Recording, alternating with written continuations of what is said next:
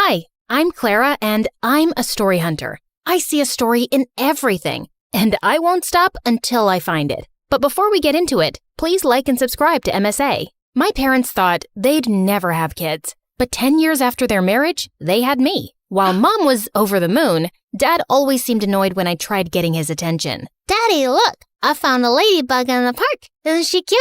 I rescued her from a parade of ants. Could you please take this girl away? I'm on a phone call. Of course, honey. Come on, Clara. Let's read some Nancy Drew. Yay! My favorite! Dad was weird, but at least I had Mom. She was a journalist before she married Dad and had the craziest stories to tell me. And growing up, I wanted to be just like her. When I turned 10, Mom got me my first recording set, and I went crazy interviewing people on the streets. Since how long have you been homeless? That's a cute dog. Did you steal it or buy it? People would pass me weird stares, but I just didn't care. I was following my passion. One evening, I was in a far end of my neighborhood when I missed a turn. The street was empty and it was getting really dark, so I started to walk quickly when a shady black car pulled up next to me. Hey, kid, are you lost? It's freezing out there. Hop in. I'll drop you off. Don't be scared. I won't harm you. See, before he could finish, I punched him hard and ran. I thought I was successful, but seconds later the car stopped again and the guy got out, and I was shocked to see he was the frickin' mayor. He wasn't hurt, but this was so embarrassing. I apologized and he dropped me back home, but someone on the street had made a video of me punching the mayor and it went viral. I was the joke of the town, and Dad was furious. You've crossed all limits. You hit the mayor. It was a reflex, Dad.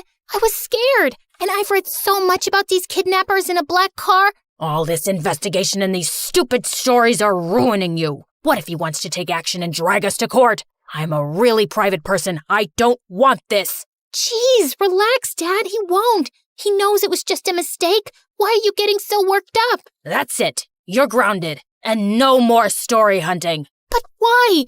Mom, say something. But as always, Mom said nothing, and I was done for. Growing up, Dad and I drifted further apart. He stayed cooped up in his office while I got busy with school and perfecting my investigation skills. On my 15th birthday, I begged Mom to get me a professional recording set with a mic, but she simply refused. We just don't have the money for it. I decided to try my luck with Dad and ask him for some money. I wouldn't tell him what it was for exactly, but he wasn't in his office. As I was leaving, suddenly my foot got caught in the carpet and I landed on some boxes full of money.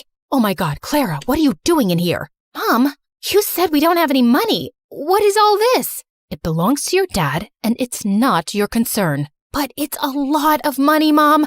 It has to come from somewhere. Is Dad a mafia guy? Oh my God, he robbed a bank, didn't he? Stop it. Please, Clara, you don't understand. You need to leave now. And don't say a word about this to anyone, least of all your dad. Promise me. Something was definitely fishy, but I'd never seen Mom so serious. So I did what she said. I wanted to know more, but I just didn't get the chance to go into Dad's study again. Soon, I got busy with school and forgot all about it. One time in 11th grade, Lena, the head cheerleader and the most popular girl, walked up to me. I heard you can uncover any truth in the world. Is that true? That depends on what kind of truth you want. Well, don't tell anyone, but I think Nick's cheating on me. Who's Nick? Do you live under a rock? Nick's my boyfriend. He's the captain of the football team. Got it. What about him? I just told you. He's cheating on me, and I want you to find out the truth. Oh, yeah. Leave this to me. Be careful. He's a very good liar. No liar can ever hide the truth from the world's greatest investigator. Go and chill, kid. I got this. I started following Nick around everywhere, but I couldn't find any dirt on him until one day I saw him sneak into the coach's office and saw him making out with another girl. I waited till he left without noticing me, and then, right in the middle of the cafeteria, I made him pay. I dropped an entire carton of milk all over his head. What the heck? What do you want, weirdo? Listen up, everyone. This jerk right here cheated on his girlfriend. No, I didn't. I knew you'd say that. Here's the proof. Nick looked at me in shock as I showed him the video of his makeout session. Lena broke up with him instantly, and he was getting a lot of backlash for cheating on the most popular girl around. soon after he left and got transferred to North High, our rival school. After that, Lena and I started hanging out and became besties. As much as I liked having her around, her band of cheerleaders annoyed me. Especially this girl, Wendy. Lena even had a YouTube channel with her where they ran gossip sessions and fashion advice. You know, I was thinking, why don't we add Clara to the channel? Why? So we lose all our followers and our popularity? I don't think having 5 followers makes you popular. But then again, what do I know? Stop it, you two. Clara is a professional. You saw what she did with Nick, and with her brains and cool stories and my beauty tips and styling, we'll be so much more popular. We'll be like Daphne and Velma. Who? Scooby-Doo? Forget it. We should totally do it. I joined the YouTube channel soon after, and we started with collecting scoops on everyone in school. Within a few months, we hit 1 million subscribers. I was happy, but Lena was on cloud 9. Her popularity was through the roof, and she loved the attention. We got invited to every party in town, and she would drag me with her even when I didn't feel like going. One day I was at her house getting ready for a party when Wendy made a snarky comment. Do you always have to dress up like a homeless person? And why's your hair such a mess? There's nothing wrong with my hair or clothes. I don't want to look all dolled up. Detectives are meant to look rugged, right, Lena? Yeah, but it won't hurt you to put on a little makeup now and then. It'll only make you look prettier. No, it'll make me look like a bimbo. So you think I'm a bimbo? I didn't mean it like that. But Lena was already walking in the other direction. Good job, Sherlock. I wanted to apologize to Lena, but she kept ignoring me at the party and at school the next day. I got that she was mad at me, but it wasn't like she supported me in front of Wendy either. I decided to give her some time and continue doing my bit for the channel. The next day after lunch, I was passing by when I saw Wendy terrorizing the school topper and making him do her assignments. But as I took my camera out, Lena walked up to me and knocked it out of my hand. What are you doing? She's our friend. Nope, she's your friend. She doesn't even like me. Why can't you guys just try to get along? For me? I know you think we're bimbos, but that's the least you can do as my best friend.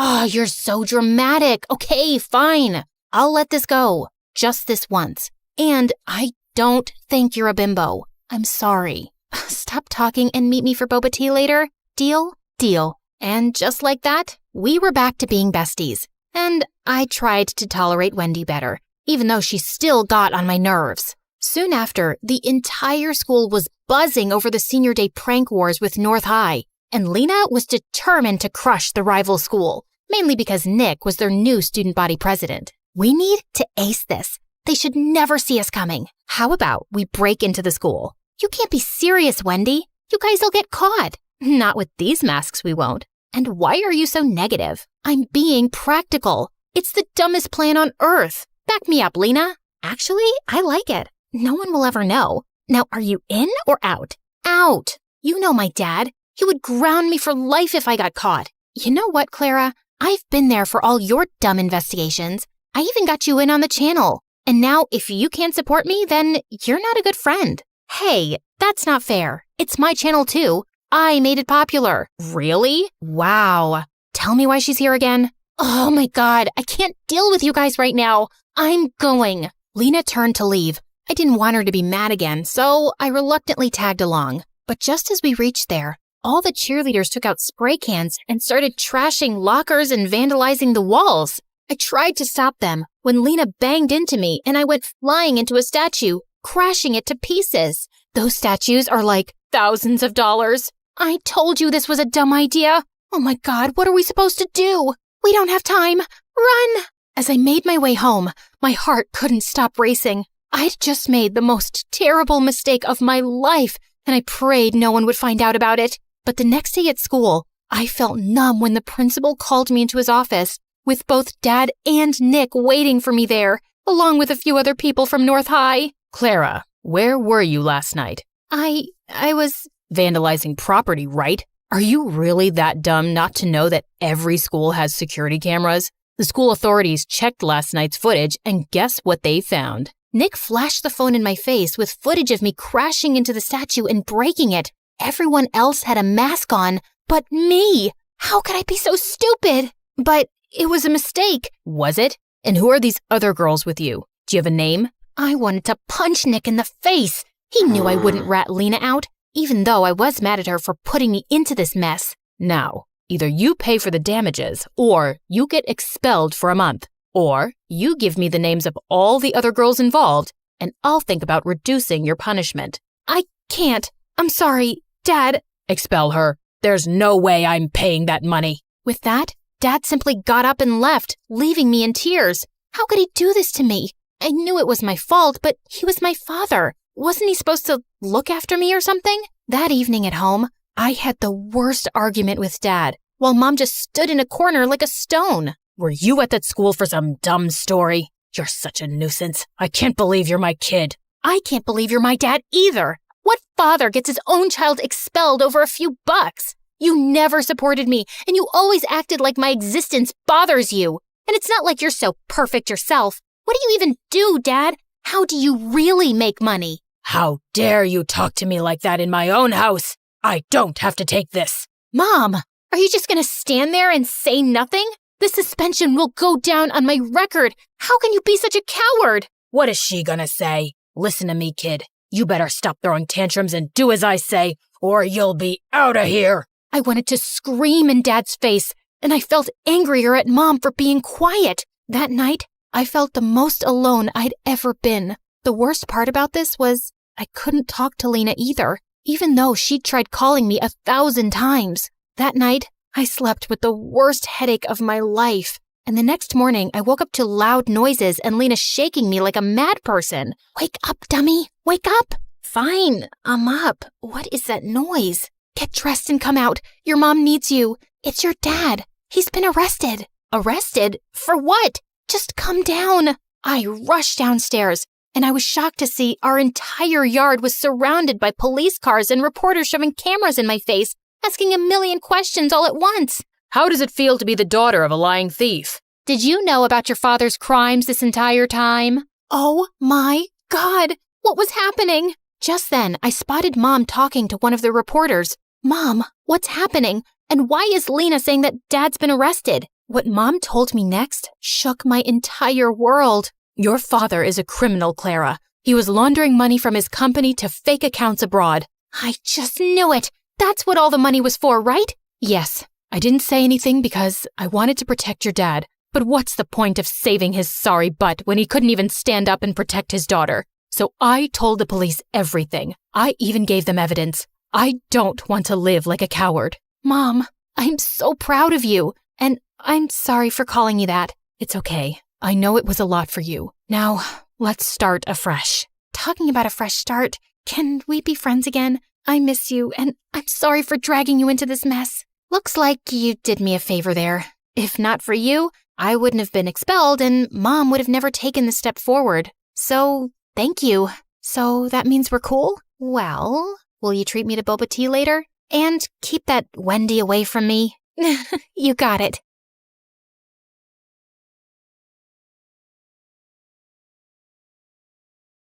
Hi, I'm Alvita from Jamaica. Please like and subscribe. My parents were the most successful members of their family. Dad was a lawyer and Mom was a doctor, and they always worked really hard and bought their dream mansion in a posh neighborhood. And then they were blessed with me. Whenever their family and friends met me, they were dazzled by my shiny dark hair and big green eyes. Wow, you guys are so lucky to be blessed with this beauty. Alvita will definitely be a model one day. As I got older, modeling never interested me much, but I did love talking. Whenever my cousin Maya came over to visit, we loved playing newscasters. In today's news, it looks like there's going to be a heavy thunderstorm. Don't forget to take your umbrellas, people. And thank you for watching Maya and Alvita News Time. Maya was the same age as me, and we were pretty close. But in the 4th grade, my parents hired a casting agent for me. And soon, I got a presenter's role for a kids' TV show. Things changed in my life after that, and I didn't have much time for Maya when she came by. You want to go roller skating today? Oh, Maya, I have to go through my script for tomorrow's show, plus homework. I know, you're very busy. Soon after I became more famous and her family grew richer, which was great. But I couldn't help noticing that people around us started acting so fake. Once in 8th grade, Maya's mom threw her a party, and when I got there, she made a huge fuss over me. Oh, Elvita, darling, thank you for coming. I know how busy you celebrities are. By the way, you looked gorgeous in this week's show. Thank you, Auntie. This is for Maya. Oh, you brought a present. You didn't have to. Your presence is a gift for us. Maya! Elvita got you a present. Come thank her. Oh, Alvita, thank you so much. Whenever Maya hugged me now, I always had this feeling like she was rolling her eyes. Aunt insisted that Maya open my present right away, and they both looked disappointed at the watch inside. It's very nice. Thanks. I don't know why I was expecting a gold bracelet. You know, like the one your mother gave you on your birthday.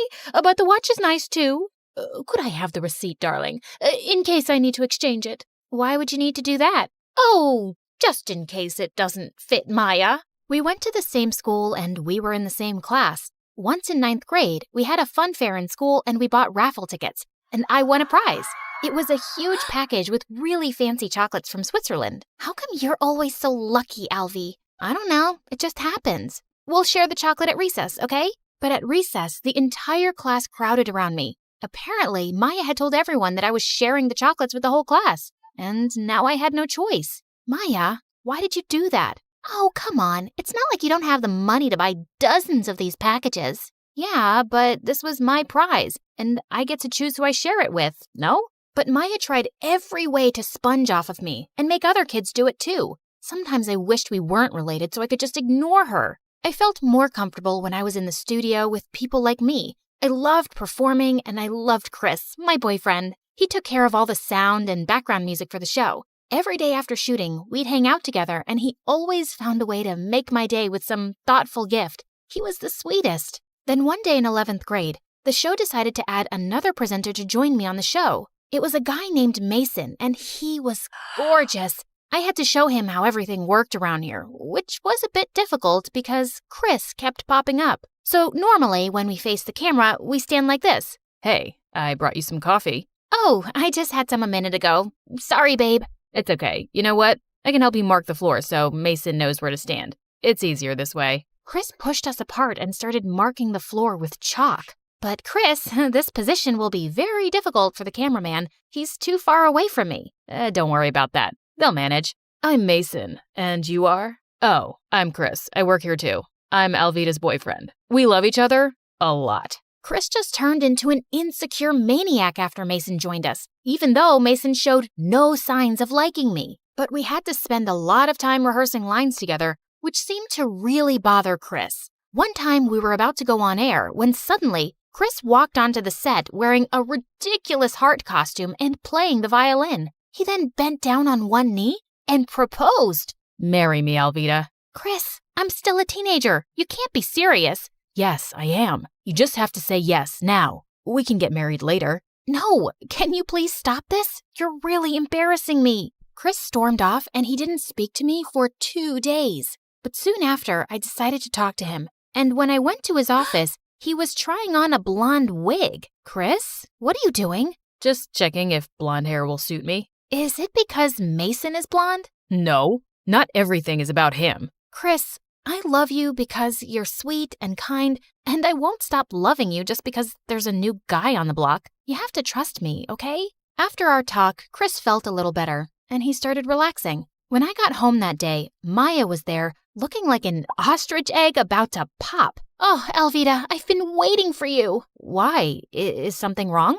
Yes, I'm in trouble, girl. I watched your show, and I immediately fell in love with your co-host. Please introduce me, please, please, please. I can't do that. It's against studio policy for me to introduce desperate fans to our cast. But I'm your cousin, not some weirdo stalker.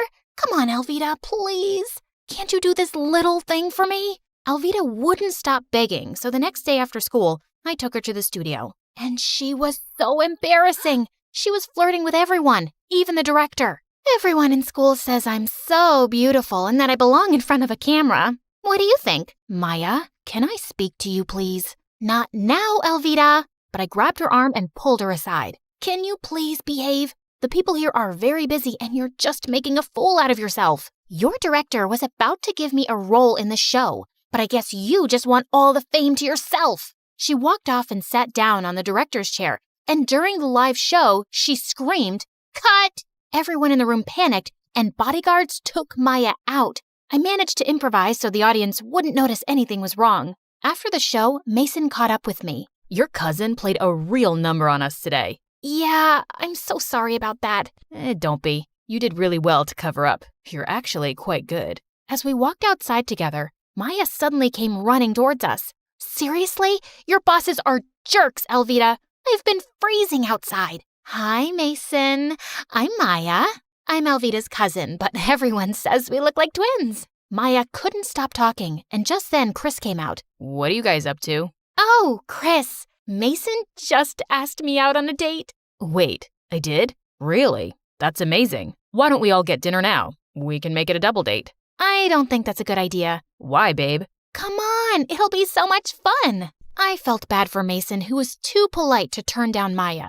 We went to a nearby pizza joint I visited all the time, and Maya excused herself for the bathroom. But she came back just in time for our food, and moments after I took my first bite, I started choking. Elvita, what's wrong?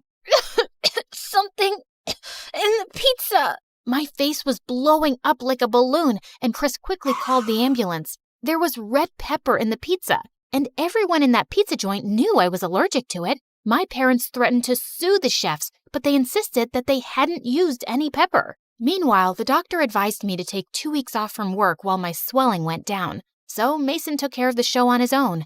I felt really upset, and when Maya came to see me, I lashed out at her. You know what, Maya? Just drop the act already. I'm tired of you pretending to care about me when you actually hate me. What are you talking about? Why did you take so long in the bathroom during dinner? How do I know you didn't leave the table to put pepper on the pizza? You really think I'd do something like that? Yes, you've been jealous of me ever since I got the presenter role. But I would never hurt you. Maya left my room crying, but I was too mad to care. I was convinced she'd tried to harm me. While I was at home recovering, Chris visited me every day. This one time he came with candles and Chinese food and set up the table, and it was so romantic. Aw, Chris, you didn't have to do all this. You mean the world to me, and I would do anything for you. He turned on the music, and as we slow danced, Maya came barging in. Elvita, I have to tell you something. I don't want to see you or talk to you ever again, Maya. Please, hear me out. Hey, we're having a romantic moment here, so please, get out. But Maya glared at Chris and just switched off the music. Elvita, you have to see this. There aren't any security cameras in the kitchen, but there is one in the restaurant's back alley. I tracked this video down from the city police's office. The video on Maya's phone showed a customer entering the kitchen from the back. Chris, why does this person have the same jacket as you? I don't know. And what are you saying? I was with you the whole time. Yeah, but I also remember you had a phone call and you went outside. Chris's expression changed, and suddenly he knocked over our table and the candles, and food landed on the floor. A rug caught on fire, and Maya rushed to throw a blanket over it. Chris, it was you! Oh my gosh! You were getting so close to Mason, so I had to do something. Aren't things so much better between us since you've been away from the show? You just needed to see how much I love you, Elvita. No! You made me so sick you could have killed me. That's not love. Well, if I can't have you, then no one can. But before Chris could do more damage, we heard police sirens. Too late. I already called the police. Chris tried to run out, but the police caught him and he was taken away. Maya, I owe you an apology. Maybe you were right, Elvita. Sometimes I have been jealous of you, but I swear I'd never hurt you. I know, and you have every reason to hate me. I don't hate you, but do you really have something going on with Mason? No, and there never will be. I know you like him. A few days after, I went back to school and my job, but a lot of things had changed in such a short period. Mason was now showing me what to do. The director really likes all my ideas. We've decided that now you only need to come in to introduce the next program. But that's just 10 seconds on the screen. Yeah, but that's what the show wants. I was so disappointed, but I went with the flow. One day after the show, I was leaving when Mason caught up with me and took my hand. Mason, what are you doing? I see the way you look at me, and I think I like you too. What? Are you... Elvita, what are you doing? I turned around to see Maya behind us, and Mason was still holding my hand. Maya, this is not what you think. But Maya ran off angrily. and I stomped hard on Mason's foot and went after her. Maya, there's nothing going on between us. Yeah, right. So you were just holding his hand because it's part of the show? No, he took my hand and just save it, Alvita. She refused to talk to me for days and ignored me in school too. And I just hated being on the show with Mason. So one day at the studio, I made a big live announcement. Hey guys, today is my last day on the show, but you'll definitely see me on screen again. Maybe with my talented cousin Maya, who was my first co-host. See you around, folks. The director was furious with me, but I didn't care. If he wanted Mason to run the show, he was welcome to have him. I was out. Later that evening, Maya came by. Hey, you want to play newscaster? We're too old to play it now, but we'll be doing it for real. Did you really mean that? I just got a call from my producer who wants to help me with my own show. She says my ratings are much higher than Mason's. And yeah, you'll be my partner. It'll be the Maya and Alvita show. Wow, this is a dream come true. Thank you, Alvita. And I'm sorry I jumped to conclusions about you and Mason. It's okay. I forgive you. I did the same thing too once before. And if you really want to see Mason, you can ask him out. Although, I think he's a jerk. I think I trust you on that one. I learned that you must never let jealousy and misunderstandings get in the way of your most important relationships. It's better to get the whole story before jumping to conclusions.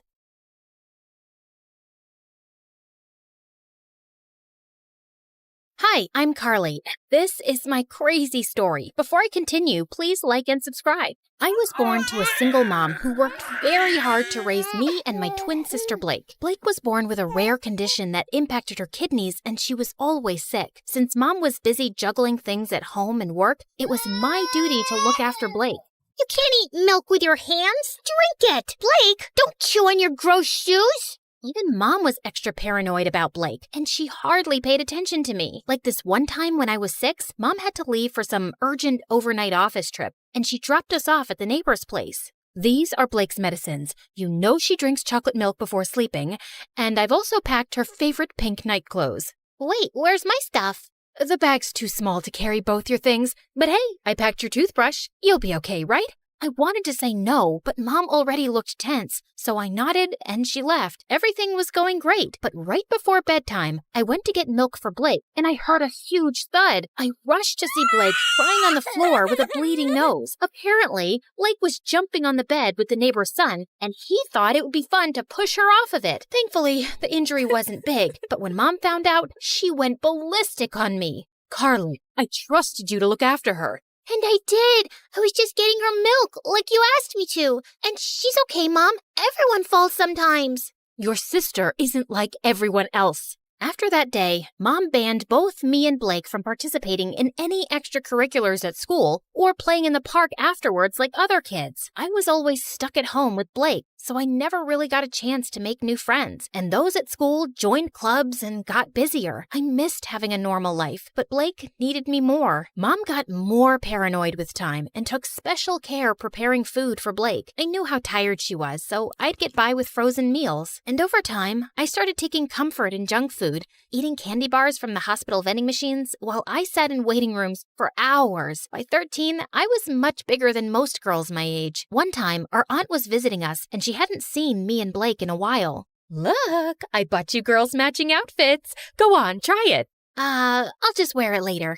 What are you saying? Come here. Aunt pulled me to her and tried her best to fit me into the dress, but it barely got past my neck. I was so embarrassed, I went to my room and didn't come out till Aunt left. Don't be so sad now. So what if you're a little bigger? Easy for you to say. You don't have to wear clothes 3 times your age. You're thinking too much. Here, I got you these. Blake's health improved as we got older, and by 16, she was much better and put on medication to manage her condition. Soon after, Mom got married, and a year later, she delivered my twin brothers, Jake and Jonah. I was happy for Mom, but I could tell Blake wasn't adjusting so well. Oh, I want to pluck out my ears, they cry so much. I know for a fact Jonah hates me. He farted and gave me the stink eye. That one's a devil. I knew Blake didn't mean that. She just missed Mom since she was busier than ever. And I tried my best to make Blake comfortable, but she was constantly throwing tantrums and hardly ever helped me take care of the boys.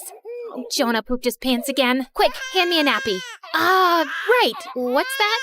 Forget it. Can you just warm up the milk? Actually, I don't feel so well. I'm getting a headache in my stomach. A stomach in my headache. Ugh, you get the point, right? And when I asked Mom to hire a babysitter, she just gave me a lecture on money and expenses. My grades were getting affected too, and I was an overall mess. I knew it had something to do with my eating habits, so I started taking care of my health. I went for runs, ate better, and over time, I could see the results. One day I was jogging when I saw someone taking my picture, hiding in a bush. I caught him by the collar and dragged him out. What do you think you're doing? I just thought you were pretty. I'm good at taking pictures. Here, have a look. Wow, that's me? Yeah, whatever. But you should be asking me first rather than acting like a creep. I get it. I'm sorry. Can I make it up to you with some coffee? Fine, but I want a copy. Deal. Eli and I went to a coffee place close by and hit it off instantly, and soon we became good friends. He was into filmmaking and would always have his camera around his neck. Watching him, I got interested and tried my hand at handling a camera too, and it was love at first sight. Okay, so that's how you focus. Now look at that sunset. Beautiful, isn't it? Yeah, you know so much about the camera. It's really fascinating. I've always wanted to make movies, and I love the ocean too. I'll tell you a secret. I'm part mermaid. Oh yeah? Prove it. Eli got up from the rock he was sitting on and started doing an awkward dance, flapping his arms like fins. Okay, I believe you. Well, good, because I was afraid I'd have to splash you with my tail. Really? That was on your mind? Well, that and something else. With that, Eli jumped down and pulled me in for the most magical kiss. Eli and I started dating soon after, and I decided to make him finally meet Blake. So the next time he invited me out, Blake tagged along, but the moment she saw him, she burst out laughing. Oh my God! Where did you get that shirt from? Your grandpa's closet? Actually, yeah, he has a really good shirt collection. Do you like it? I can get you one. Ew, no thank you. I'd rather wear a tent than slip into something so cringe. Come on, Blake, that's not very nice. What? I'm kidding. I'm sure Ebola can handle a few harmless jokes. Eli. Blake made it painfully obvious that she didn't want Eli around, and even though Eli kept his cool, I knew she made him uncomfortable. Then one time, Eli invited me and Blake to the launch of his dad's new restaurant. I appreciated the effort he was making with her, and I hoped she would too. But I was so wrong, because minutes into the event, Blake threw a massive tantrum over pickles. What do you mean you're out of pickles? Pluck them from a tree or something. Could you please keep it down, Blake? Everyone is staring. So, you care about all these fancy people, but not your sister? No one understands me. I just had a very big lobster, and I feel like throwing up. You know pickles calm me down. This is such bad customer service. Hey, you have pickles, and you, and you. And then she started taking pickles off of everyone's plate till Eli intervened and dragged us outside. What's the matter with you, Blake? What? It's not my fault your party sucks. At least I brought some entertainment to it. Blake, let me handle this. Eli, I'm really sorry for the mess, but what? Your sister's not normal. And you are? You're so boring. If someone stole your identity, they'd give it up because it sucks. You really need to watch your tongue. And you need to watch your hands around my sister. Guys, please. Before I could say another word, Blake started hyperventilating and fainted. We immediately took her to the hospital, where the doctors told me that she passed out from anxiety and high blood pressure. Thankfully, she was out of danger. I'm really sorry about Blake, but that girl's out of control. You've got to draw a line somewhere. You saw what happened, Eli. You can't just scream at her like that. She's my sister. I can't be around her, Carly. This is going to be a problem. I wanted to stop Eli, but there was nothing more I could say. Blake was my sister, and she came first. I didn't meet Eli for a few days, and a week later, he told me that one of his movies that I'd helped him with had gotten selected for a local film festival. He wanted me to come, but Blake was still recovering, and I couldn't leave her alone. But when he came back, he told me something shocking. Everyone loved the movie, Carly. One of the biggest film schools in New York wants to take us both in on full scholarship. How amazing is that? I don't know what to say, but I don't think Mom would let me go to New York, Eli.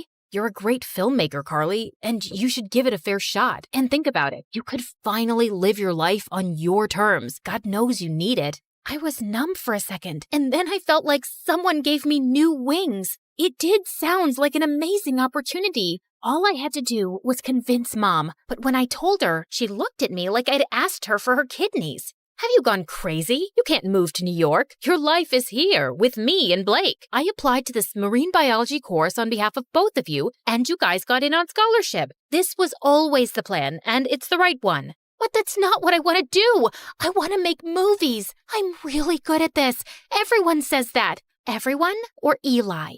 Who's Eli? Just this dumb boy she's dating. I'm sure he's the one who's filled your head with this sawdust. How can you even think about leaving me? I just want to do what I want for once. Can't you give me a few years from my own life? Oh, stop being so dramatic. And not another word about this movie business, Carly. You'll stay here with us. Is that clear? Mom left, and I turned to Blake angrily.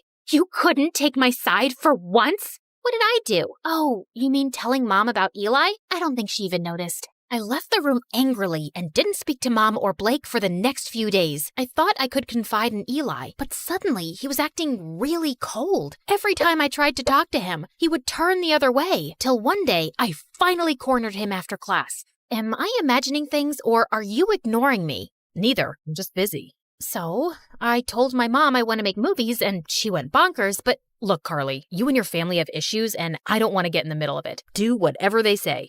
But you told me to live my life. You said... Yeah, I did. And now I'm saying I don't care. You'd choose your clown sister over everything. I've seen that. So good luck, but I don't think I can be with you anymore. Eli, wait. Tell your sister she won. I felt frozen in my place as Eli walked away, and a week later, he left for New York. I couldn't believe he'd just dumped me like that. I felt so bummed out that I didn't come out of my room for days, and Blake was the biggest pain in the butt. Come on, we need to go shopping. It's painful to watch you in those pajamas. I'm not in the mood. But I am. Also, we'll have a nice lunch, watch a movie, just like old times. I said I'm not in the mood. Back off. Jeez, why are you so snappy? Because of that stupid boy? He wasn't stupid. I loved him, Blake, and now he's gone. Because I chose you over him, like always. And you don't care about my feelings, like always. Carly, Just leave me alone. Blake left with a small face, and I felt kind of bad, but I was too mad to go after her. The next day, I calmed down a bit and was about to call Blake when her phone started buzzing like crazy. I picked it up, and I was shocked to see it was Eli. Before I could answer, the call got disconnected, and a text message appeared. I did what you wanted. Leave me alone. My mind went blank, and I opened the call logs on Blake's phone to see multiple calls to Eli. Suddenly, it all started making sense. Of course Blake must have driven Eli away. No one hated him more than her. What's this? You don't understand. Oh, I understand everything perfectly. You asked Eli to dump me so you and Mom could use me as your servant all my life, right? Before Blake could even say more, I pushed her out and slammed the door in her face. I started packing my bags and stormed downstairs, only to run into Mom. What's wrong? Is Blake okay? Yes, she's fine, but I'm not, and I haven't been fine for a while now. But you don't care, do you? Of course I do, sweetie. Why would you say that? Because you never have, not since we were kids. Carly, I knew you could take care of yourself, and you were the healthy one, and Blake... No, Mom, I was eating my feelings, and you didn't even see that. I got back to being healthy on my own, and you've stunted both my growth and Blake's. Hers by over-coddling her, and mine by always holding me back to be her guardian. And now, I'm done. I will go to New York, because I want to get away from you and Blake, and you can't stop me. I left home and booked a flight to New York. On my way, I called Eli and explained everything to him. He told me that he was proud of me for taking a stand for myself and welcomed me with open arms. We moved in together, and I was doing really well in my classes. Mom and Blake tried getting in touch with me multiple times, and even though I missed them, I needed my space. Eventually, they stopped calling. After graduation, Eli proposed to me, and I said yes. Life was going great, till one day I heard a knock on the door and opened it to see Blake and Mom. What are you guys doing here? Eli called us and told us about the engagement. Carly, I have a confession. It was me who convinced Eli to break up with you, not Blake. Wait, what? Eli never told me that it was Mom behind everything. I didn't want to stress you out more. I could see you missed your family, and this would have made you sad. But I saw the call logs and the messages on Blake's phone. I'd actually been calling him to apologize, but I guess he thought both me and Mom wanted him to dump you. And I don't blame him. I was always awful to Eli. I guess I was just terrified of being on my own without you, but I drove you further away. I'm sorry too, my baby. I'd just become used to having you around, always taking care of everything. And the thought of you going away for college crushed me. I was selfish and always burdened you with too much. I hope you can find a way to forgive me. Thank you for finally acknowledging that. It might take me a while to really forgive you, but I'll get there. I won't lie. I have missed you guys. Then let's start with a hug.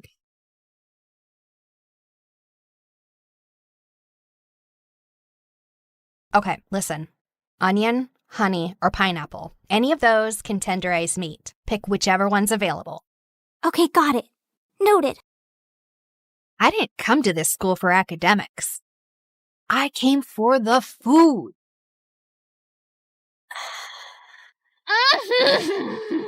The texture. Oh, the crunch. The glaze. The magic. Ah! There she freaking goes again. Her freaking scream makes me want to freaking lose my freaking appetite. Freaking! And that's exactly why you don't have friends. You treat food like it's your boyfriend. So what? I've got you. They're reopening the Culinary Society for freshmen, and they're choosing 10 new members. The announcement's tomorrow at the auditorium. I'm joining that club. You in a cooking club? Babe, you're way too lazy for that. But I have a golden tongue. What was he doing here? Don't tell me. He also cooks? Broody boy has kitchen skills? The world doesn't revolve around you and your stupid food cravings, you annoying brat. We only passed because of you. We almost failed because of me. You wasted all of this? For what? For your stupid little practice? Goodbye, Wi-Fi. Goodbye, sanity. Welcome to the life at MSU, where the story's changing and the lead is you. So carve your name in the wind, let the legacy breathe. There's a world in the pages that we're starting to weave. Not just a school, but the soul of the story. Turning our scars into stars and our grit into glow. Salty. Sweet. Cheesy. Ooh, spicy. You're clearly riding a flavor high. Did you fall in love?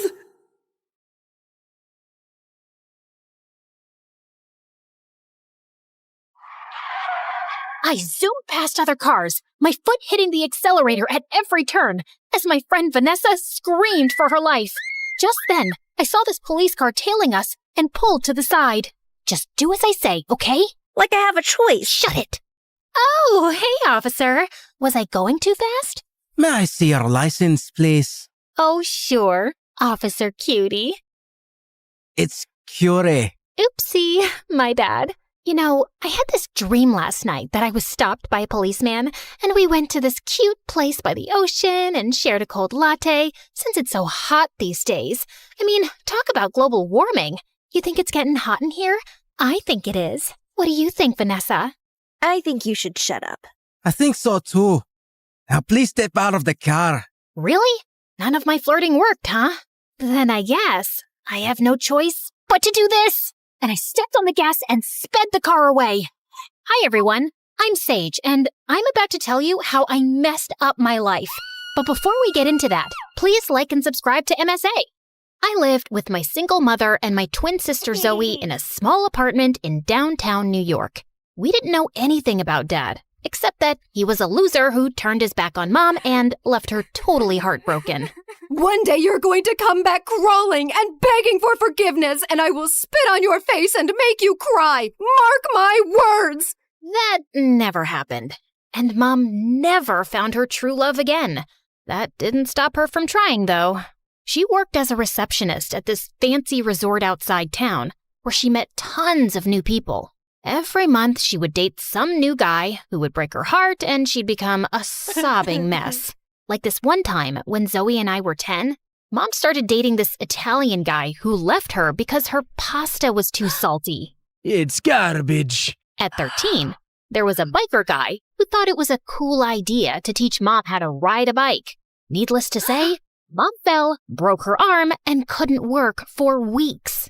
And then, a year later, Mom met this Indian guy who even moved in with us. Take a deep breath in. Now exhale. Now inhale. Now inhale and exhale at the same time. It's 5 a.m, dude. Can we speed this up? Yoga is all about patience. The more you practice it, the better you get. Now, let's try again. Ugh, so annoying. But Mom thought he was perfect and sold off her jewelry to invest in his stupid yoga retreat. But he just pocketed all the money and disappeared without a trace. How could I be so stupid? We were planning to set up this cute bakery next to the yoga retreat. He'd teach yoga and I'd bake cookies. You know yoga's a form of exercise, right? Cookies are kind of counterproductive. Ugh, why are you like that? Like what? Smart and practical? No, mean and heartless. Can't you see Mom's in pain? Maybe I was a bit heartless. Growing up poor makes you accept reality in a harsh way. But with Zoe, it was different. She was Delulu. Thanks to Mom and her awful choice in men, she grew up thinking that the only way to have a good life was to get your hooks into someone rich and successful. I was reading this fashion blog and they said if I sleep with a clothespin on my nose, I'll get the perfect upturned nose like most rich people have.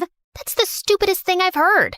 Your nose is just fine. Can't hurt to make it better. And what do you know about fashion and skincare? She even tried poking her cheeks with pencils so she'd get dimples. When that failed, she turned to stupid home remedies. It's just getting worse before it gets better, right? What do I know about fashion and skincare? So, yeah, Zoe and I were poles apart, and Mom was always weird. And things just got worse when we turned 18. Mom met some guy at her resort, fell in love, and a week later they got married and moved to Spain. She promised to stay in touch, but all we got were a few bucks and occasional phone calls. With bills piling up, Zoe and I had to pick up housekeeping jobs at the resort. The pay wasn't great, but it was enough to cover school. We even got a room to stay in, which was a huge downgrade from our apartment. Okay, we need to make this work. Zoe, you take the broom and I'll dust the shelves. I just got a manicure done, so count me out. Where did you get the money? Wait, have you been using my savings? Yeah, but think of it as an investment in our future. See, what if tomorrow I run into some rich bachelor who asks me out, then falls madly in love with me, and we get married? And when we move to our fancy new house, I'll even set up a place for you in the garage, where you can stay with your girlfriend and cats. What girlfriend? Your girlfriend, silly. You don't need to stay in the closet forever. It's 2024. I'm not gay, Zoe. I just don't have time for stupid boys. Now help me, or I'll make you sleep on the floor. The next few days were tough. I woke up extra early, worked my shift, went to school, came back, worked again, and passed out. But Zoe barely showed up at work and was more busy flirting with some guy or the other. And then, on the night of our graduation party, Zoe and I were getting ready when I spotted this huge diamond ring on her finger. Where did you get this from? I bought it? By selling your kidneys? Ugh, stop yelling. Okay, fine. I found this lying by the sink in a room I was cleaning today, so I borrowed it for the party tonight. And don't worry, the guest isn't going to be back before tomorrow morning, so I have plenty of time to put it back. And what if they come back early, realize their $1 million rock is missing, and they trace it right to you? Why would they assume it's me? Because you're a maid, and the maid is always the thief. Who else would go in the room? Oh my God, you're right. How did I not think about that? Oh, they'll catch me and throw me in jail. I'm too pretty to go to jail. Plus, no rich guy will marry an ex-convict. My life will be over before it even begins. Just shut up for 2 minutes. Zoe told me the room number, and I double-checked at the reception, and thankfully, the guest was still out. This was the perfect chance to put the ring back. So I tiptoed my way across the hall, popped out the master key, and was about to open the door, when suddenly, my eyes fell on the most perfect guy ever. His beautiful black hair matched his perfectly fitting tuxedo, and he radiated elegance and confidence with his walk. I was sure he was an important guest, but then he stopped right next to me. Almost didn't expect you to be ready on time. You're talking to me? Do you see anyone else around? Let's leave, shall we? Leave for... Our date? I'm Carter. Our dad set us up. Vanessa, I thought you had seen my picture. I wanted to see yours, but you're not on social media, and your dad said you hate getting photographed. But I have your room number, 709, so it's gotta be you. Unless you lurk around other people's rooms for some reason. No! Why would I do that? Of course it's me. I am she, Vanessa. And yes, of course, I've seen your picture, but you have one of those faces that isn't very memorable. A complete lie. Okay, we have a reservation at the pier and I don't want to lose the table. So let's go? I smiled weakly as Carter led me to his chauffeur-driven car. Had I just panicked and ended up on someone else's blind date? At one of the fanciest French restaurants in town? I quickly texted Zoe to go to the graduation party without me as we were led to our table. I was overwhelmed by the freaking number of forks on the table, and I couldn't understand anything on the menu. I just let Carter order for me, and we made awkward small talk and then fell silent. Good Lord, I'd never imagined a date with a gorgeous guy could be this painful. So, Vanessa's a lovely name. Yeah, I guess. I've never met a Vanessa. Except myself. I'm actually named after Venice. Do you like Venice? It's nice, yes, but I like skiing more. I travel a lot, actually. It's my way of taking a break. Break from what? You know, endless meetings, parties, interviews where I get asked a lot of dumb questions like what do I eat in a day, how much do I work out, how many girlfriends do I have, etc., etc. And I have to answer all that to keep up a certain image, of course. But this life can be very exhausting. You know what I mean? Frankly, no. You sound like you don't appreciate how lucky you are. What do you mean? I mean, look at that waiter, for example. He works his butt off every day trying to make just enough for his rent. You think his life is easy?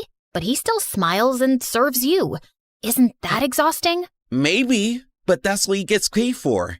It's his job. So he's not allowed to be tired because he works for a wage?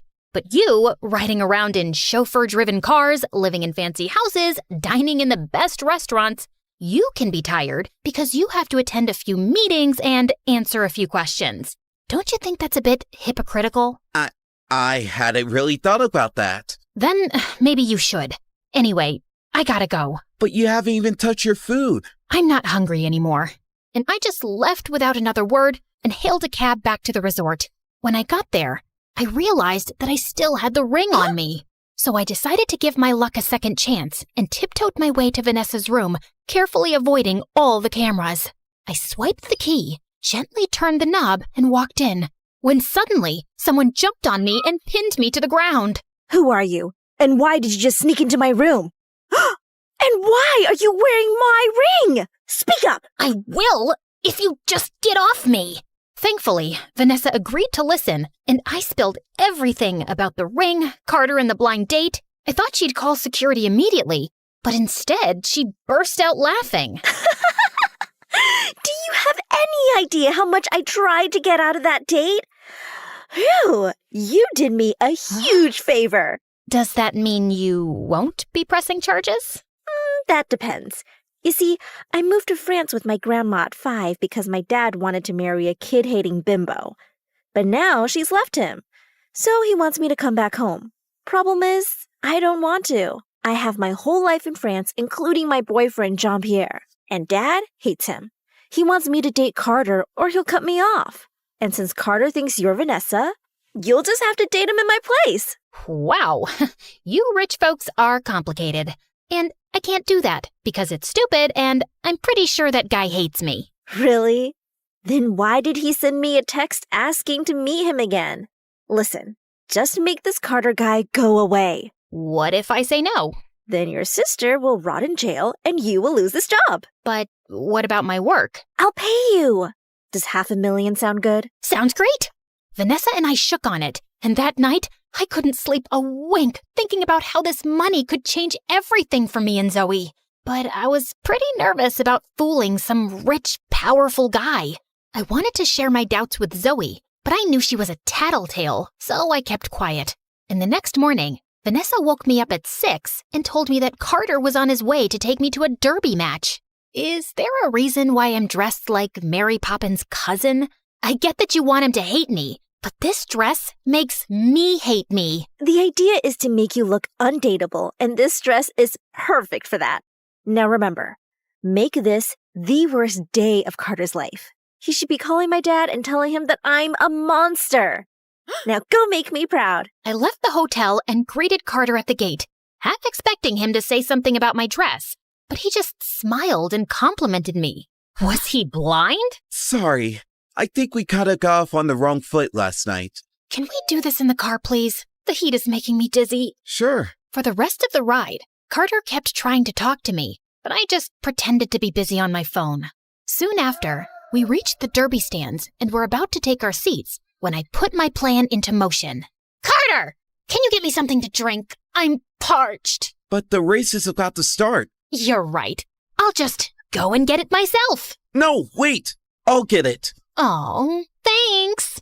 Carter pushed through the crowd and came back with a massive cup of soda. I took one look at it and screamed. It has no ice. I want ice. Carter rushed through the crowd again and came back sweating with a new cup of soda. Thanks. Oh no. What now? This isn't diet. I can't drink regular soda. It makes me feel bloated and gassy. Get me a new one. Pretty please.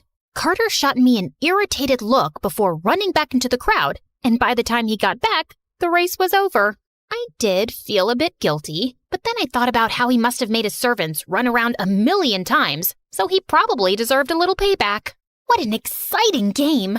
Too bad you missed it. Yeah, too bad. Are you mad at me? You are, aren't you? I made you miss the game. You must really hate me now. It's cool if you don't want to see me again. Nonsense. I love to see you again. Why? I mean, wow. I must have really left an impression. Carter inched closer, and I literally stopped breathing. I thought he was going to kiss me, but then he just opened the car door and asked the driver to drop me at the resort. I'll pick you up tomorrow, princess. Don't miss me too much. You bet. What the heck was that? Over the next few days, I did everything to make Carter go away, but nothing worked. I threw tantrums over the smallest things, and he patiently calmed me down. I made him wait for hours while I got dressed and didn't even apologize when I showed up. And he just smiled and complimented me. On Vanessa's instructions, I even took him to an amusement park and then faked a hurt ankle so he'd have to carry me around. When he sat me down to rest, I screamed in his ear to get me something to eat. He was at the stall when I pulled out my phone and texted Vanessa. The plan's not working. I've tried everything. The fake ankle, making him carry me. I even pulled his hair a little when I was on his back. He's not budging. Just as I hit send, I looked down and froze. I'd accidentally texted Carter instead of Vanessa. My heart raced as I scanned the crowd and spotted him walking towards me. He handed me the food and took out his phone, but I grabbed it before he saw anything. You're not allowed to see your phone till you feed me. It'll only be a minute. I think it's from my dad. You're always on your phone. You never pay any attention to me. I'm hurt, and all you care about is reading a stupid text from your dad. And with that, I threw his phone into a nearby fountain. Vanessa? Are you insane? What if he has something important to say? Guess I'll have to wait. Now wipe that frown and feed me. Eat it yourself. You're impossible, and I'm out of here. And he just turned around and left. I thought I'd managed to finally get rid of him when I reached the resort and saw him waiting outside with a bunch of roses. I didn't want any attention from the staff, so I dragged him to the side. What are you doing? I am so sorry, Vanessa. I was way out of line today for yelling at you like that. Please forgive me. Haven't you had enough? I mean, I'll think about it. Can you leave now? I'm not leaving till you forgive me. Fine. I forgive you. You mean it? You want me to get it tattooed? Thank you. I'll see you tomorrow. Great. And I ran inside before anyone spotted me. I had to do something before this guy drove me insane. So I asked Vanessa for help, and we sat down and stalked Carter online everywhere. One of his Instagram posts said that he hated water, so the next day when I met him, I pitched the idea of scuba diving. Scuba diving? Why would you want to do that? Because it's fun. Imagine the two of us, hand in hand, exploring the depths of the ocean. So romantic. How about we explore the depths of my swimming pool instead? We can still hold hands, and it's a lot more convenient. It's funny how you're talking, but all I can hear are chicken sounds. Bark, bark, bark. Carter's a chicken. Bark, bark, bark. I'm not a chicken. Then prove it. Carter reluctantly agreed. But the next day when we were out on the water, he said he just couldn't do it. As we stood there with me trying to persuade him, the boat suddenly lurched forward and we both fell into the water. See? It's not so deep and scary, is it? Just then, I noticed that Carter wasn't swimming. He seemed to be struggling to stay afloat. And then he started sinking. I quickly swam to him and helped him back onto the boat, but he'd passed out. I shook him, gave him CPR, and was about to give him mouth to mouth when he opened his eyes and coughed up water. Oh my God, you're okay. Wait, were you about to kiss me? I can lie back down. This isn't funny. Tell me about it. I'm the one who nearly drowned. You didn't tell me you don't know how to swim. I know how to swim. I just panicked because we're in the middle of the ocean. I told you I couldn't do it. I'm so sorry, Carter. You should be. Now, where were we? Yeah, I had my eyes closed and you're about to kiss me? Shut up. Once we were back on the main shore, we went to a cute diner and ordered burgers. Carter spotted a jukebox and played some of his favorite songs, but when I played mine, he fell silent. You don't like this song? No, I love it. It reminds me of my mom. She used to hum this to me whenever I was feeling low. I know I never say this, but I really miss her. I miss my mom too. Guess we're not that different, huh? You're way better than I'll ever be. Carter pulled me close, and as we swayed to the music, I realized he'd never looked so perfect. Under that spoiled exterior was a boy who missed his mom, and all he needed was someone to talk to. I wanted to be that person for him, but I also knew it wasn't going to last forever. So I just melted into his arms and decided not to think about it. That was until I reached my room and reality slapped me in the face. Care to explain why you have such an expensive dress in your closet? It's not mine. I borrowed it from someone at work. Uh-huh. Then why'd you hide it in your secret spot in the closet? You went through my secret spot? That's abominable. Who uses words like that? Also, I don't know what it means. And you've been acting really weird these days. Just last week I saw you sneaking into the room late at night. Where were you? I went out for a walk, Mom. Now, if you're done interrogating me, I've had a very long day. Obviously, that didn't stop Zoe from snooping around. And with time, she only got more suspicious. I had to put an end to everything soon, so I thought I'd go and talk to Vanessa. But her boyfriend was visiting, and she was always busy with him. And I decided to wait. But then one day during a date, Carter told me he wanted me to meet his dad.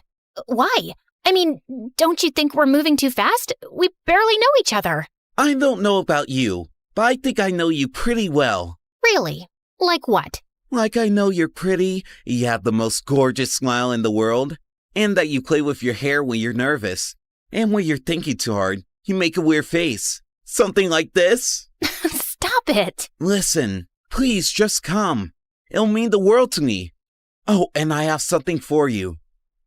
This necklace belonged to my mom, and it'll look beautiful on you. I don't think I can take this. I insist. Carter gently put the necklace around my neck, and I felt a million butterflies in my stomach. The entire ride home, I couldn't stop thinking about how I was deceiving him. I gulped down my tears as I kissed him goodnight, and then I barged into Vanessa's room. Carter wants me to meet his dad. And? What do you mean? His dad will spot my lie in a second. No, he won't. I've never met him. And even if I did, rich people have the memory of a goldfish. There's no chance he'd remember me. That's not the point. If Carter wants me to meet his dad, that means he's serious about me. It'll crush his heart when he finds out I lied. And why do you care about his heart? Listen, Carter clearly doesn't want to break up with you, but if his dad doesn't like you, he might convince him to dump you. All you have to do is make a horrible impression on the dad. I'm sure you can handle it. Handle it? I could barely walk in the ridiculous dress Vanessa picked out. I tripped getting out of the car on my way to Carter's mansion. Finally, I saw him waving at the front door, and I felt a bit relieved. But then his dad joined us, and he stared at me with an icy stare. Dad? This is... Vanessa, I know. You don't look anything like your pictures. Yeah, I'm not very photogenic. By the way, it's so good to meet you, sir. And what a wonderful house you have. These paintings and sculptures are really one of a kind. What an exquisite collection. And then I leaned onto one of the statues, and it started wobbling. The next thing I knew, it toppled over and shattered to pieces. As I backed off in horror, I accidentally bumped into a waiter carrying a tray of shrimp and landed right on my butt. Every eye in the room turned to me, and I quickly got up and bolted to the washroom. As I was cleaning up, a pretty girl walked in. It was Sophie, Carter's ex. I recognized her from my online stalking sessions. That was one heck of an entrance. I'm Sophie, by the way. Carter must have mentioned me. Actually, no, he didn't. Can I help you with something? Just wanted to see Carter's new catch. And also, there's something you should know. As Sophie talked, my heart sank, knowing that I'd probably made the biggest mistake of my life. I could barely process what she'd told me, and I ran off from the party without telling Carter. By the time I got home, I was so exhausted from all the overthinking, I immediately passed out. When I woke up the next morning, my phone was buzzing and Zoe wasn't around. I found out why immediately. The police were calling to tell me Zoe had been arrested for stealing. I took a cab to the police station, and on the way, I called Vanessa to tell her what had happened, but her phone went straight to voicemail. I even tried the phone in her hotel room, but she didn't answer that either. I rushed into the police station, only to find Carter talking to the police, with Zoe standing next to him. Oh, thank God. I was beginning to think you'd never show up. Now, before these people lie to you, let me just tell you that whatever I did it for Mom. Who's Mom? Our mom, you moron. Mom called me yesterday and told me that she wants to come visit us, but she has no money for the tickets. I thought I'd pawn your stupid necklace off to help her out a bit. But that pawn shop guy informed this rich guy's family that someone was trying to sell an heirloom with their family crest, and they dragged me here for no fault of mine. No fault? That necklace belongs to my mom, and I gave it to Vanessa. Who the heck is Vanessa? She is Vanessa, my girlfriend. No, she's Sage, my sister. What is she talking about, Vanessa? It's Sage. S-A-G-E. Dude, you're cute, but you really have your wires messed up. Shut up, Zoe! Carter, I lied to you. My name is Sage, and I am Zoe's sister. Carter looked shocked as I told him everything about the ring and how Vanessa had asked me to take her place. So you lied to me all this while? I wanted to tell you the truth, but I just couldn't. Why not? If you needed money, you could just ask me. Yeah, right. Like you'd even look twice at me if you knew I was poor. And you really have money to hand out? Because I found out you've only been dating Vanessa for her fortune. No wonder you kept putting up with me no matter how much I tested you. Were you... Don't bother, Carter. Sophie told me everything.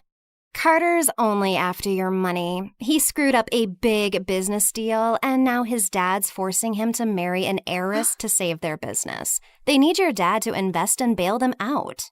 How do you know that? My dad told me. He's business partners with Carter's father. Trust me, I have no interest in Carter. I'm just helping a girl out here. And you're just going to believe her, without giving me a chance to explain myself? Well, is she lying? No, but... Then there's nothing left to say. Look, Carter, we both lied and we're both wrong. The only difference is that I lied for my family and you lied out of greed. And I agree that there were moments where I got carried away.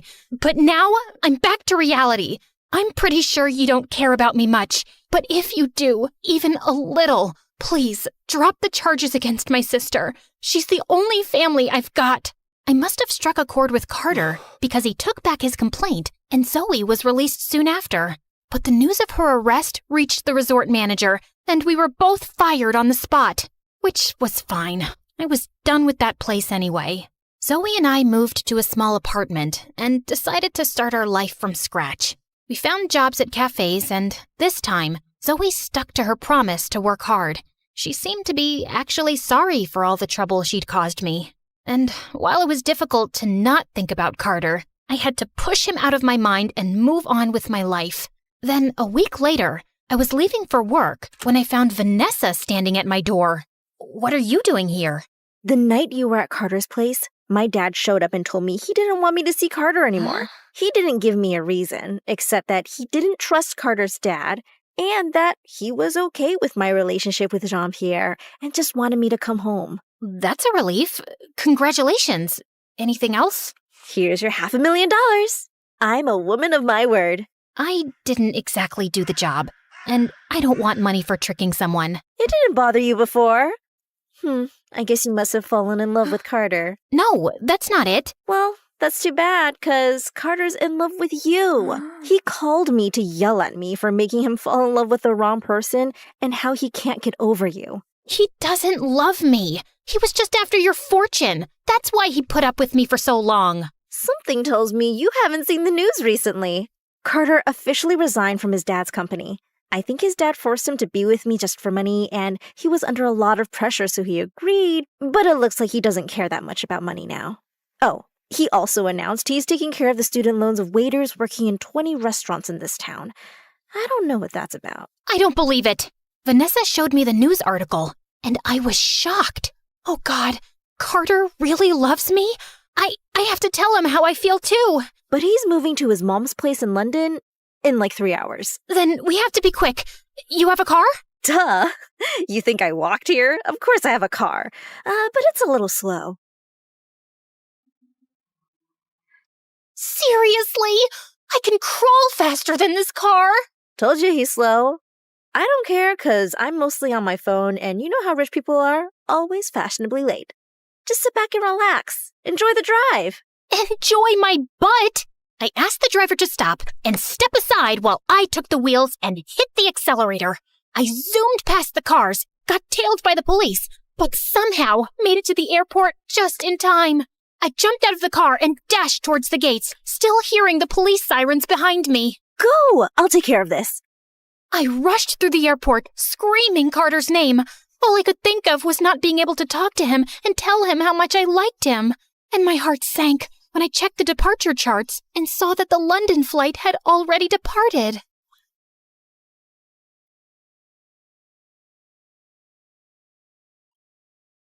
Hi. I met Vanessa. I can't believe you gave up everything and you're poor now. Well, I'm still not poor. Let's just say I have to share my helicopter with other people. And where are we going? Wherever you say.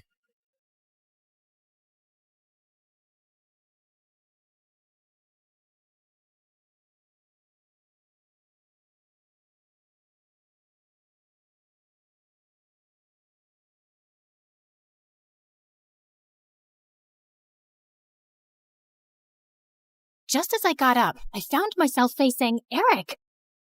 What are you doing here? Isn't the meeting going on? Nope, that's just what I told you. I sent everyone home and was now waiting for you to steal the painting and run away with it. What? After the painting was stolen from the museum, the FBI contacted me to help them catch the guy they suspected was after it. Does the name Pierre Souffle ring a bell? Nope, never heard of him. What a dumb name. They told me he would probably strike again. I really didn't suspect you until one of my brothers said something about you looking like a girl we once met in Connecticut, who had a twin. I just couldn't shake that off, and wondered if you were hiding something. I had the FBI look into you, and most of your information checked out, but then they told me that they'd seen the suspected art thief and a girl your age leave your apartment a few times. Okay, so let me get this straight. Tonight was a trap? How could you trick me? Hello? Should I get a mirror for you? You've been tricking me from the very start. That's different. Only if different means exactly the same. You'd really send me to jail? You'd really walk away with that painting? Eric, I have to do this. I don't have a choice. It's to protect everyone I love from Pierre. And I'm guessing that list doesn't include me, does it? As we stared breathlessly at each other, suddenly Pierre's van stopped beside us. Good Lord, get a room! And before I knew it, his men had grabbed both me and Eric and put some rags on our faces, and I instantly drifted into unconsciousness. When we came about, Eric and I found ourselves tied to chairs on some boat. The Sleeping Beauties are awake just in time for me to say goodbye. You're not getting away with this. Oh, yes, I am. It's not like you were smart enough to call the police to your house when you caught Claire. Yeah, that's her real name. You didn't call the police? What was your plan then? My guess is he was just going to take the painting from you and give you a chance to run away. I think he even gave his own security men the night off. Why would you do that, Eric? Because he wasn't going to send the girly labs to prison. Duh. Eric sat there poker-faced as I glanced at him. Pierre, you got what you wanted. Now keep your end of the deal. Pay up and let us go. Your sister double-crossed me first, which landed you in this mess, remember? I think I'll do the same. Why is there water coming in the boat? Oh, that's because it's got oils everywhere. It's going to sink soon. You two should make up and forgive each other because life's too short to be angry. I mean, literally, your life is really short. I'd say about another 30 minutes. Adieu. So long. Farewell. And with that, Pierre and his goons left. There has to be some way out. Don't you know how to get out of such situations after all your years as a criminal? I'm a con woman. I don't know how to trick my way out of these ropes. Great. Then I'll just die here with you of all people. Who would you rather die with? Maybe that really pretty, extra smiley waitress at the restaurant you love so much? You know what? Let's just not talk. Fine by me. We sat silently for a few minutes as the water kept seeping in. I've never had boba tea. What? You know, a few years ago when everyone really got into boba tea, and I never had boba tea. I always thought I had time to drink boba tea, and now I'll never drink boba tea. It's nothing special. You didn't miss much. You really mean it? Nah, it's amazing. Who is stopping you from trying boba tea? No one? Oh, you're the worst. Let's go back to not talking. As we sat there in silence again, I slipped my fingers through Eric's. Eric, I'm so sorry for getting you into this. I really wish I'd never crossed your path. He pushed my hand away. For the first time today, I agree with you. Just then, the door burst open, and Meredith came running in. Thank God, Em. I knew you'd come for me. You could have told me too. I would have panicked less. Hi, Eric. Remember me? We kissed once. We'll talk more later. Gotta go now. Meredith cut through our ropes quickly, and we splashed through the water, climbed onto the paddle boat outside, and rowed back to shore. I had a feeling Pierre was up to no good. I followed his van to Eric's house and saw him take you two and bring you here. I had to wait for him to leave before I could rescue you, and that jerk left without giving us a dime. We have to get that painting back. He can't get away with it. What is so special about that stupid painting? Why is it for $10 million? Apparently, it's worth much more. My grandmother bought it at some auction a few years ago, but I don't think she ever knew its real worth. The FBI told me that painting has hidden codes all over it. Sensitive government secrets and coordinates of underground facilities, and Pierre wants to sell those secrets to the highest bidder. Jeez. Trust stupid men to make everything so complicated. Who put codes in a painting? Who wants them now? What is wrong with everybody? All I ever wanted from life was to go to Bora Bora, and now we have no money. If you girls know anything about where he's going, help me catch him. I'll tell the FBI you were helping me all along, and you'll go scot-free. Free but poor? Should I offer you a reward for helping me get back a painting you stole from me? That would be polite, yeah. Meredith, do you have any idea where Pierre's going? Yeah. I've bugged everything that man owns. His phone, his coat, his shoes, that painting. I know where he's going. Oh, by the way, Mom wants us to come home. She says she has something important to tell us. And yeah, her memory is back, and she's very angry we made her marry Arthur. What? More about that later.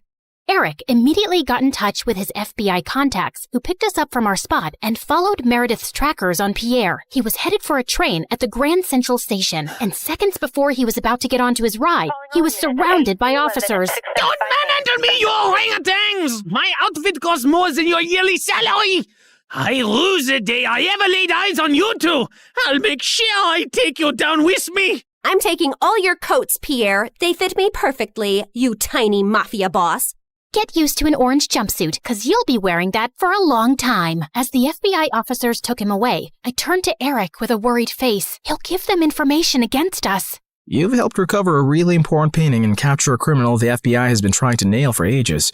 I promise, I won't let you get into any trouble. Thank you. We stood there in awkward silence. Okay, this is super uncomfortable. Do you guys need privacy to talk or something? I'll grab us some hot dogs. Do you want relish or mustard or... No, actually, I think we're done here. I have to go. Good luck and goodbye, Claire. Goodbye, Eric. Meredith and I took the next flight to Connecticut to see Mom back at her old house, and I was really happy to see her with her memory back. And then, Mom shocked us with her whole story. Many years ago, I was a government scientist in Russia, working on top secret technology. And our team later wanted to sell it to an enemy country. I refused to do that and destroyed the technology. And after that, I had to go on the run because I knew those traitors would come after me. I had a boyfriend, and he recently found out I was pregnant. So I never told him about you girls and just escaped. I settled in America and took on the identity of a helpless mom living in the suburbs. Before I left Russia, I set up this laptop as a way to communicate with my father, who sent me a little money every few months to get by. I was even afraid of working in any place for too long, as being part of any system by which I could be tracked down. Whoa! Mom, that's insane and so cool. I'm sorry we never had much, but I was glad you grew up independent and resourceful. Then I finally recovered my memory a week ago. I was able to access the laptop and get in touch with my father. He hadn't heard from me in so long, he thought I wasn't even alive anymore. He told me that the traitors working on the project are all behind bars now. It's safe for me to go home. So we're going to Russia? Man, it's so cold there. I always wanted to go to... Bora Bora, I know. That's all you said growing up. We'll visit Russia to see my family, and then we'll go anywhere you girls want. Mom, we're kinda poor, especially since you've left Arthur too. Oh, but my family isn't poor at all. I come from old money. We've been rich forever. There is a God out there. Thank you.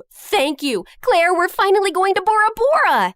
Yeah, it's everything we ever wanted. I tried to be as excited about the trip as Mom and Meredith, but my heart felt heavy. I wish things had ended with Eric on a better note. On the bright side, I got to meet Freddie, and I was so pleased when he introduced me to his lovely girlfriend. I'm so happy for you, Freddie, and I don't know if I can ever thank you for everything. You're amazing. I know. Just don't forget about me and come to visit, okay? On the day of our flight to Russia, we just reached the airport when Mom and Meredith turned to me with strange smiles on their faces. What's going on? Here's your ticket. That's a ticket for New York. Why, are we going there? No, Mom and I are going to Russia, then Bora Bora. You're going to New York. What? Why would I do that? Come on, Claire. You've been so mopey lately. I can't stand your face anymore. Just go talk to Eric, okay? You're in love with him. And even though he's way out of your league, he loves you too. And that's something you shouldn't give up on so easily. Pretty sure he hates me now. Claire, go meet him once. You'll regret not trying. And in case it doesn't work out, you know where to find us, love. Go get him, loser. Mom and Meredith hugged me, and I felt tears flowing down my face fast as I turned away. Suddenly, I got the wind knocked out of me as Meredith gave me a bear hug. I can't say this with you looking at me directly, so don't turn around, okay? I love you more than anyone in the world, sis. You're my BFF and my soulmate and my better half, so you better not stay away too long because of some stupid boy. No one's ever coming between us, Em. I love you too, and I'll see you soon. As I walked out onto the New York airport, I was feeling so nervous about visiting Eric that I accidentally bumped into a man's luggage cart and went down with the suitcases. Are you blind? You blind idiot? It was an accident, sir. You don't have to be so rude. You don't have to be so blind, you blind idiot. You're so obnoxious. I grabbed the bagel the man was holding, threw it on the floor, and started jumping on it. As I continued jumping and he kept yelling, I suddenly found Eric by my side. I'm sorry, sir. She hasn't taken her meds today. So sorry. Jeez, what's with your temper? He started it, and what are you doing here? You texted me that you were coming and wanted me to pick you up. You said it was an emergency? Oh, I'm guessing that was Meredith. Yep, but I did come to New York just to see you, Eric. So I might as well say my piece now, which I've been rehearsing on the plane and I've forgotten every single word. Dang it. Okay. I'll just spit it out. Look, I'm really sorry about the tricking and the lying and stealing and hitting your brother and endangering your life. The one thing that wasn't part of this assignment was falling for you, but I just couldn't help it right from the start. In fact, you made me fall for you years ago, and I often wondered what had happened to you. I really wish we'd met again under different circumstances, and I know I don't deserve another chance, but here I am, asking for one anyway. Well, they say third time's the charm. They do say that, whoever they are. Just as Eric pulled me closer, we suddenly found ourselves surrounded by federal agents. Did you set me up? I swear I didn't. Ma'am, there's no need to panic. We got notified about your arrival in New York when you checked in for your flight. We've also apprehended your sister before she could leave for Russia. We've been looking for you girls for a long time, actually, but you always managed to get away. Now we have a deal for you. Come work for us and help us nail some con artists, and you'll have a clean slate.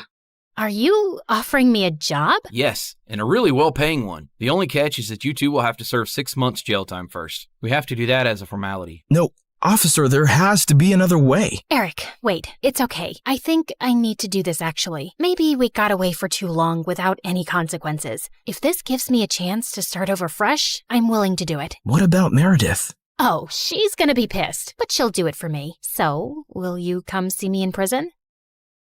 It's a date. How many weeks has it been here already? It's just been 2 days. Oh, God. I was so close to Bora Bora. And you're so ugly and orange. How am I supposed to look at you for 6 months? I think you're actually happy we're getting to spend more time together. You know, since I'm your BFF and soulmate and better half. That was so cheesy. Ow!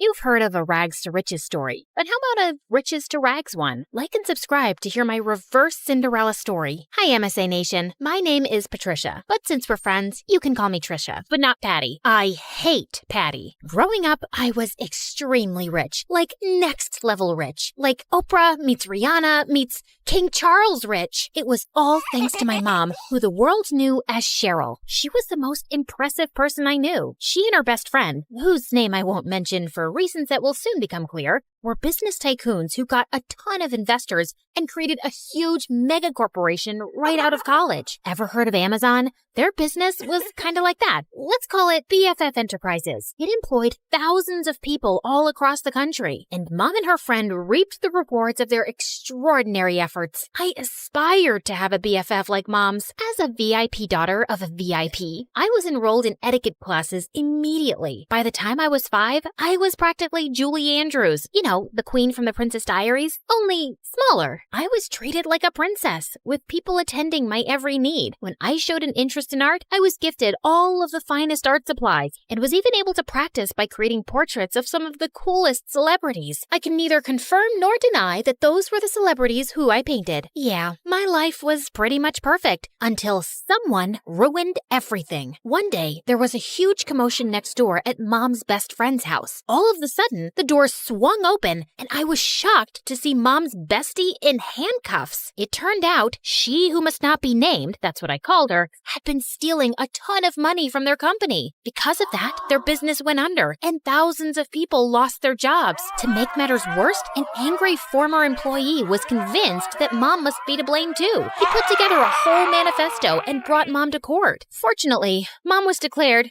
innocent. I knew she always would be, of course. She who must not be named was proven guilty and sent to jail. The employee who had lodged a case against Mom ended up behind bars for defamation too. Mom's name was cleared, and she and I lived happily ever after. That's the end of my story. Thanks for tuning in. Just kidding. It got a whole lot worse from there. Even though she was innocent, the public knew Mom as the face of the company, and they were mad. Mom and I weren't exactly well-equipped to fight off an angry mob, so the government intervened for our safety, and we were forced to join the Witness Protection Program and completely change our identities. We were given cover stories and everything. So, remember before when I said my name was Patricia? Well, that was sort of the half-truth. I had a different name before all of this mess. A gorgeous name. But that and everything else were taken from me when she who must not be named ruined my life. I was pulled from my life of glamour and ease and relocated to here. Yeah, the house was a serious downgrade from what I was used to. See what I mean about an opposite Cinderella story?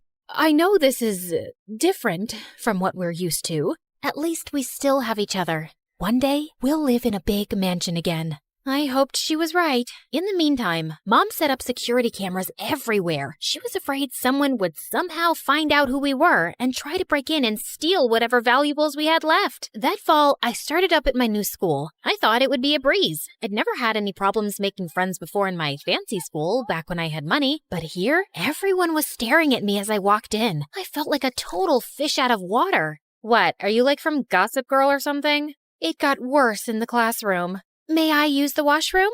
Mayhaps the princess would like a peasant to escort her. And even worse than that, in the cafeteria. Look, Gossip Girl thinks she's at a royal banquet. Here, have some slop like the rest of us, princess.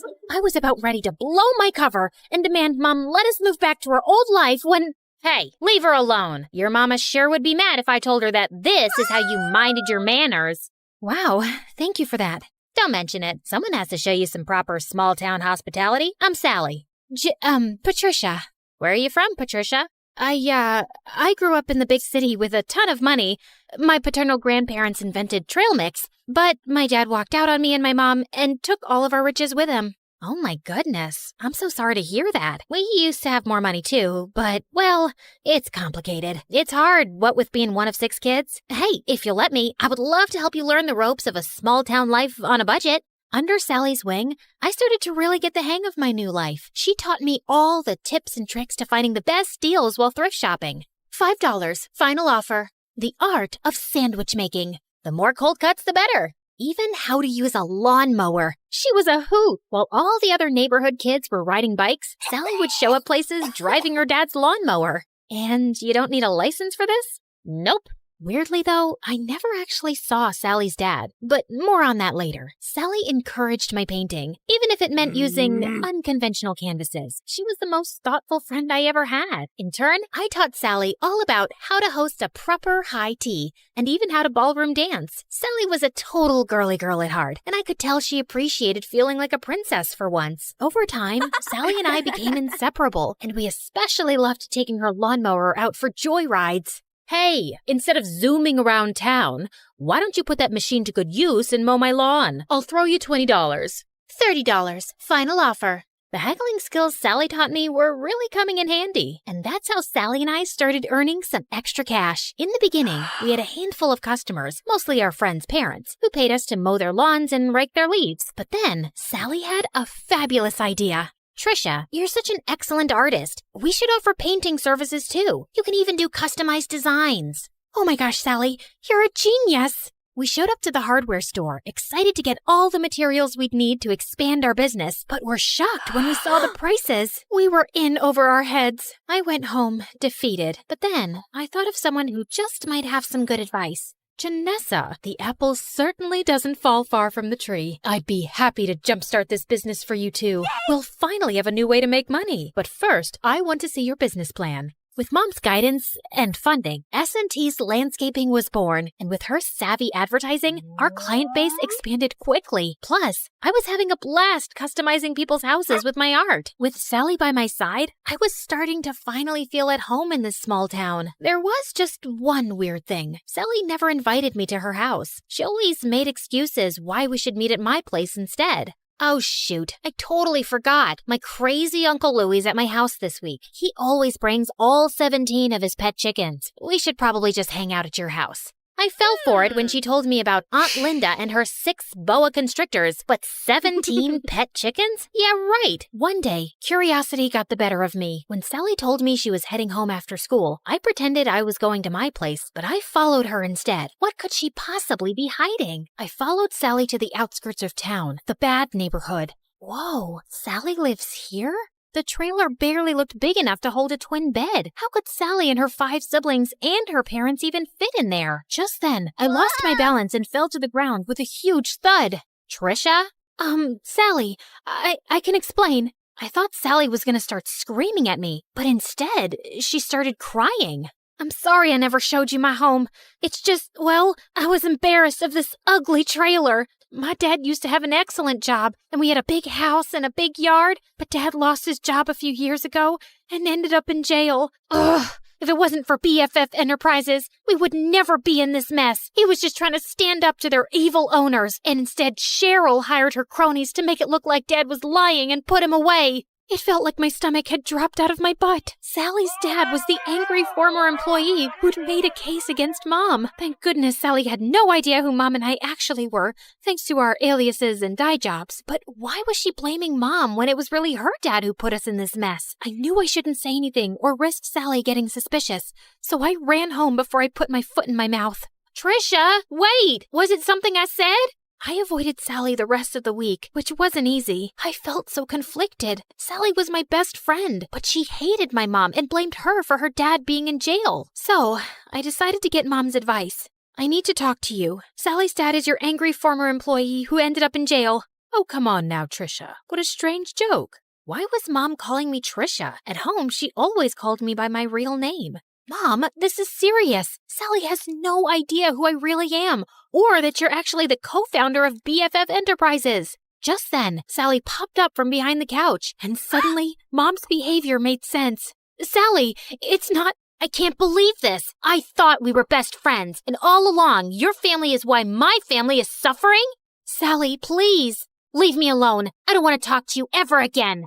I've heard of surprise birthday parties gone wrong, but never this badly. I probably lost my BFF forever. But Mom was more preoccupied that Sally would out us both. What are you doing? Follow her. Make sure she doesn't talk. Do whatever it takes. I hadn't seen Mom this stressed out since the trial. I tried texting, calling, even showing up at Sally's window, but she wouldn't even look at me. I returned home completely hopeless. Did it work? Will she keep quiet? She won't even talk to me. Just then, Mom turned into a fire-breathing dragon. Well, not literally, but I'd never seen her this angry. Then we need to move again, now. But this is her home. Sally is my friend. Some friend. As soon as she talks, I'm going to jail. Mom, what are you talking about?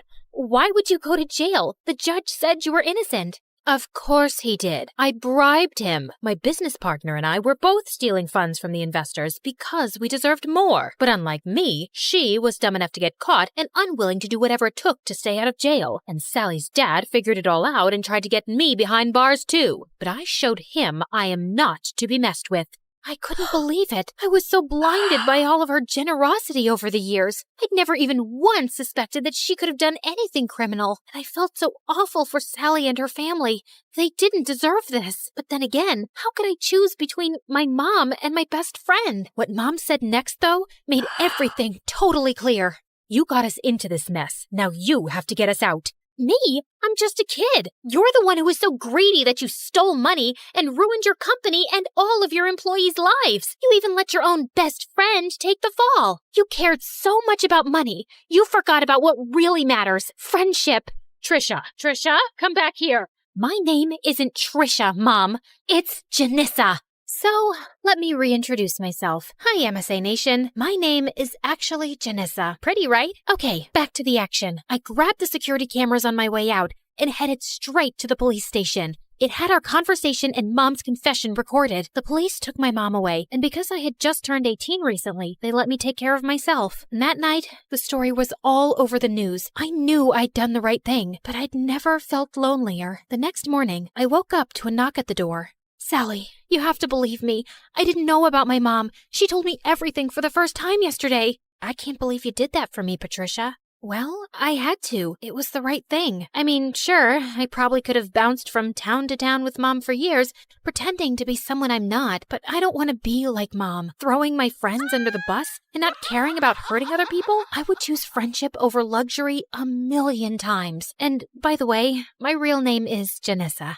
It took months, but after campaigning tirelessly, we finally got Sally's dad out of jail and back home where he belonged. With Mom behind bars, I was finally free to come out of hiding. Even though I was totally free to move back to the city, I decided to stay put in this small town. After all, this had become my home. I even asked Sally's family to move in with me. Plus, Sally's dad was able to take over the landscaping business. With him in charge, business is booming. Everyone is just so thrilled that he's back home where he belongs. We did have a company name change, though. I'm just so happy to have my best friend by my side.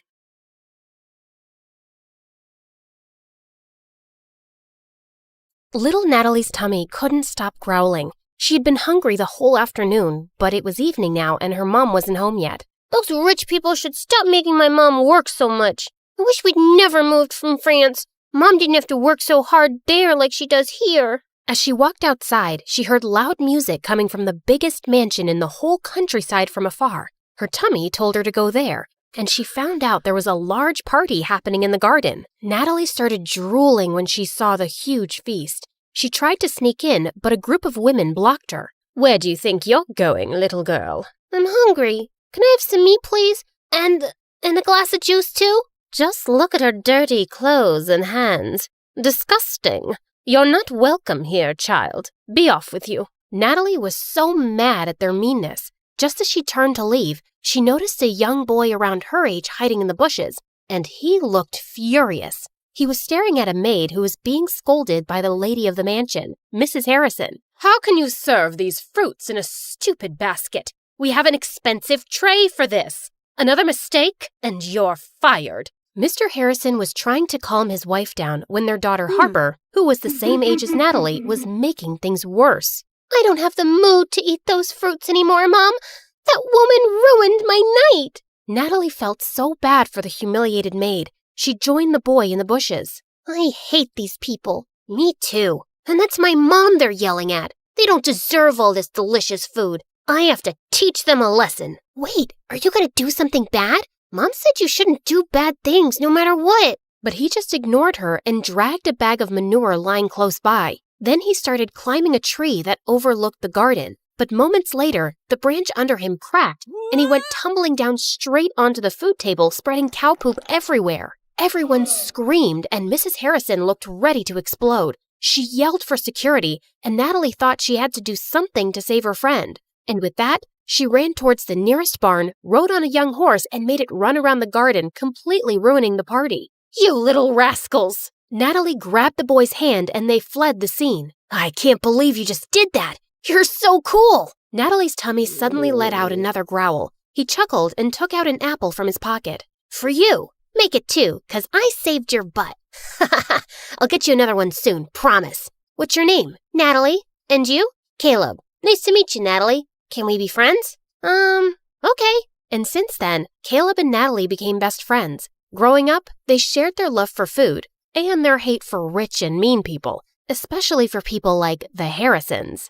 Caleb was 11 years old when his mom met a guy, Mr. Cross, a gardener for the Harrisons. His mom said that from now on, Mr. Cross would be taking care of them. Hello, Caleb. Your mom told me you like apples. And reading? Not long after, Mr. Cross and Caleb's mom got married, and he became the hero in Caleb's eyes. He was so amazed by his stepdad, how smart and strong he was, and how good he was to both him and his mom. When I grow up, I want to be just like you, Dad. I'm sure you'll be better than me and every wealthy man in this land, my child. He would help Caleb understand his math homework, give him tips on how to build a dove house, and he also gave him really good life lessons. My dad told me something. I want to share it with you too, 'cause you're my best friend. Really? Tell me. He said, sometimes we need to stand up for ourselves and fight back, whatever it takes. Yes, we fight back the right way. Mom said we shouldn't do bad things no matter what. I know, you told me. But is it bad to defend ourselves? Do we just let other people do bad things to us and say nothing? You always speak about how unfair the system is in this town for poor people. Yeah, I do think that. Like, if someone hurts you, I'll hurt them too. Natalie was surprised by how firmly Caleb said it. Suddenly, as she changed her position, she lost her balance and fell. Caleb laughed and helped her up. Now, I don't know how to hurt the fence or the ground, but... Caleb then kicked the fence and stomped his foot on the ground. Natalie found it funny. She liked the thought of Caleb as her protector. and felt really lucky to have a best friend like him. And over the years, she grew to like him as much more, but she was too scared to admit it, too scared to ruin their friendship. One day in high school, she decided to cook his favorite food and surprise him at lunch, but her heart ached with jealousy when she saw him laughing with some girls in the canteen. She was leaving when Caleb called her name and walked up to her. "Is that for me?" Before she could reply, the girls jumped in and glared at Natalie. "Why are you friends with that dumbhead, Caleb?" "Same question.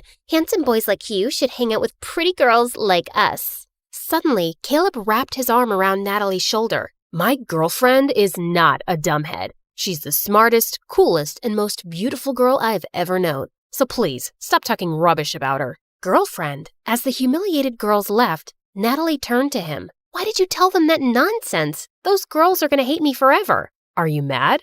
"Yes, I'm mad because you lied. We're not dating. We're just friends." "Fine, I'm sorry. But what if I wanted to be more than that?" What do you mean?" "Can I hold your hand?" No. "I love you, Natalie. I've loved you since we were kids. Do you love me too?" Caleb's sincere gaze made her melt.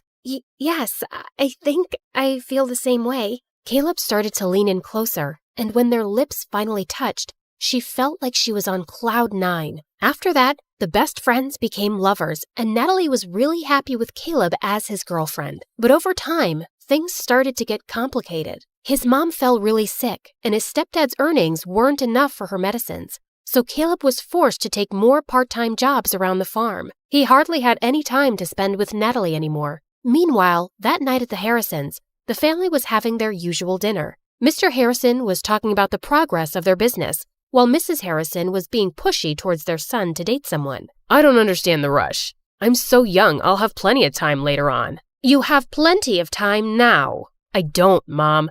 I'd rather focus on school than date. Love is nothing but a stupid distraction." "All work and no play makes people really dull, darling. Remember Sheila? Benjamin's daughter. I think she's a nice girl." "Mom, I don't like her. She's weirdly obsessed with me." "Duke, she cares about you." Let him be for now. Don't push him so hard. He'll eventually find someone." "But Sheila might not be around till he decides he's ready. And I think she would be so good for him. She's a smart young woman. They're perfect for each other." "I have no interest in wasting my time on girls right now." "Oh, brother, how about boys? Do you want to share something?"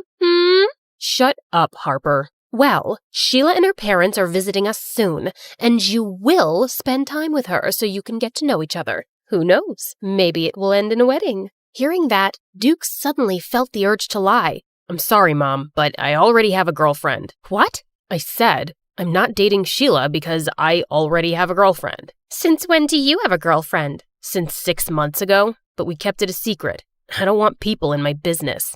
Duke left the table and decided to take a walk in the gardens to cool off. Suddenly, he heard someone behind him and turned around to see it was just Mr. Cross. "Oh, sorry, Master Duke. I didn't mean to disturb your walk. You look a little upset." "I'm not. It's really nothing. Just sometimes parents can be too much." Do you have kids, Mr. Cross?" "A son, the same age as you. Maybe I'll introduce you sometime." Duke was feeling too preoccupied, so he just smiled at their gardener and walked off. That weekend, Natalie's mom caught a serious flu, so later that day she went to town with Caleb to buy some medicine. While they were in the pharmacy, his stepdad called him. "I need to stop by a dad's friend's place to pick up a package.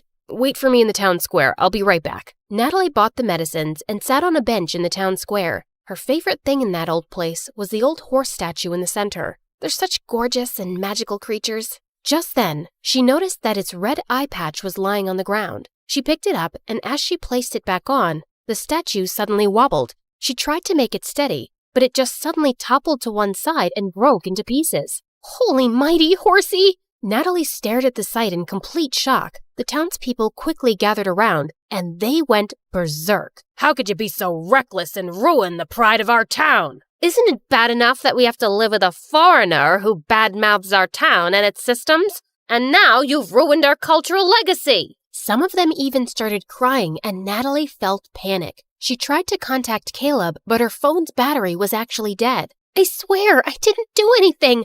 It was already unsteady. Please, forgive me." But the townspeople were blazing mad.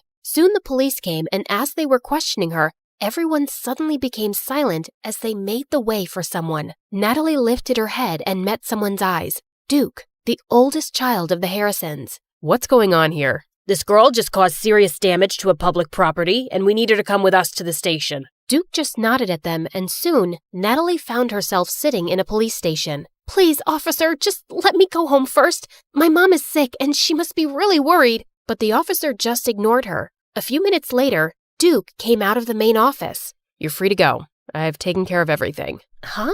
What do you mean? I paid $50,000 for the fine and damages, so you won't go to prison. What? Why are you doing this? You don't even know me. Because I need you. What? What do you mean? Duke then dragged her outside the station to talk. Listen, I need you to work for me as my fake girlfriend for a month, and I'm going to pay you for it. I'm sorry, but can you repeat what you just said? I'm not sure if I heard it right. I think you did. You don't look like you have any hearing problems. Is that how you joke? Because it's super lame. Even hyenas won't laugh at it. Do I look like a clown to you? How can you offer me a ridiculous job when you don't even know if I have a boyfriend or not? Look, I don't care whether you're single or whatever. I'm not interested. I just need you to pretend to be my girlfriend and convince everyone that we're in love, especially my family. But why would you need a fake girlfriend anyway? You can just have a real one. Just choose any girl but me. You rich people are used to getting whatever you want anyway. I asked you to be my fake girlfriend, not to become an interviewer. In private, we'll be practically strangers minding each other's business. I can prepare a contract tomorrow. What makes you think I'll accept your offer? I don't want this weird job. Don't worry, I'll think about another way of repaying you. There is no other way. Accept my job, or return my money immediately. It should be the exact amount that I spent to save your sorry little butt. Natalie wanted to yell at him for blackmailing her, but she knew she couldn't pay him back. Let me think about it. I don't have much time. I'll give you a day. Let's meet at the cafe tomorrow, same time as this. Before Natalie could say anything more, he turned around and left. When she got home, she found Caleb's messages saying that he'd be staying at his stepdad's friend's house for the night. Natalie really needed to talk to him, but she was also worried about how he would react. She also didn't want to tell her mom about this yet and stress her out. So later that night, she went to her favorite spot on the farm to think it over alone. Suddenly, Caleb appeared beside her. Hey, what are you doing here? Wait, Nat, are you crying? Tell me what's wrong. She didn't have a choice but to tell him everything. Are you serious? You shouldn't have let him help you. He took care of it himself, and I could never pay $50,000 on my own. But of all the girls, why does he want you? This is stupid. I thought Harper was evil. I didn't expect that her brother would be worse. Look, if he didn't help me, I'd be cold and miserable in jail right now. But he obviously helped you just to force you into this stupid job. What am I gonna do? He left me with no choice. Seeing my girlfriend dating another guy is torture, Nat. It doesn't matter if it's fake or not. Caleb got up and furiously kicked some rocks. Okay, fine. I won't do it. I'll have to think of another solution then. As Natalie's tears poured, Caleb sighed and sat down. Okay, I'm sorry. Don't cry, please. Let's talk this over. You'll just be acting, and it's only for a month, right? And are you sure he's paying you a huge amount for it? Yes, I'll just be a fake girlfriend. I'll never fall in love with that jerk, ever. Okay, I'll agree to it, but on one condition. What is it?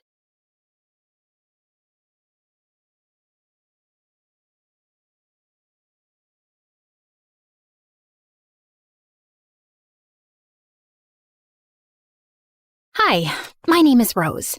When I was 10, I found out that the woman I called Mom was actually my aunt. My biological mother had given me to her as an act of charity, since my aunt couldn't have children and my mom already had 3. Ever since then, I haven't stopped wondering, was I an act of kindness or just an act of neglect? People always said I had a unique look, olive skin, this odd shade of green eyes. I started wearing glasses at 6, so maybe that ruined the effect. Doesn't matter. Let me just tell you up front. My life wasn't some wild adventure. Just me, drifting through school with a weirdly decent sense of humor, and a family situation no one could explain in one sentence. Now, my dad, God bless his midlife crisis, decided he wanted to be the next Steve Irwin.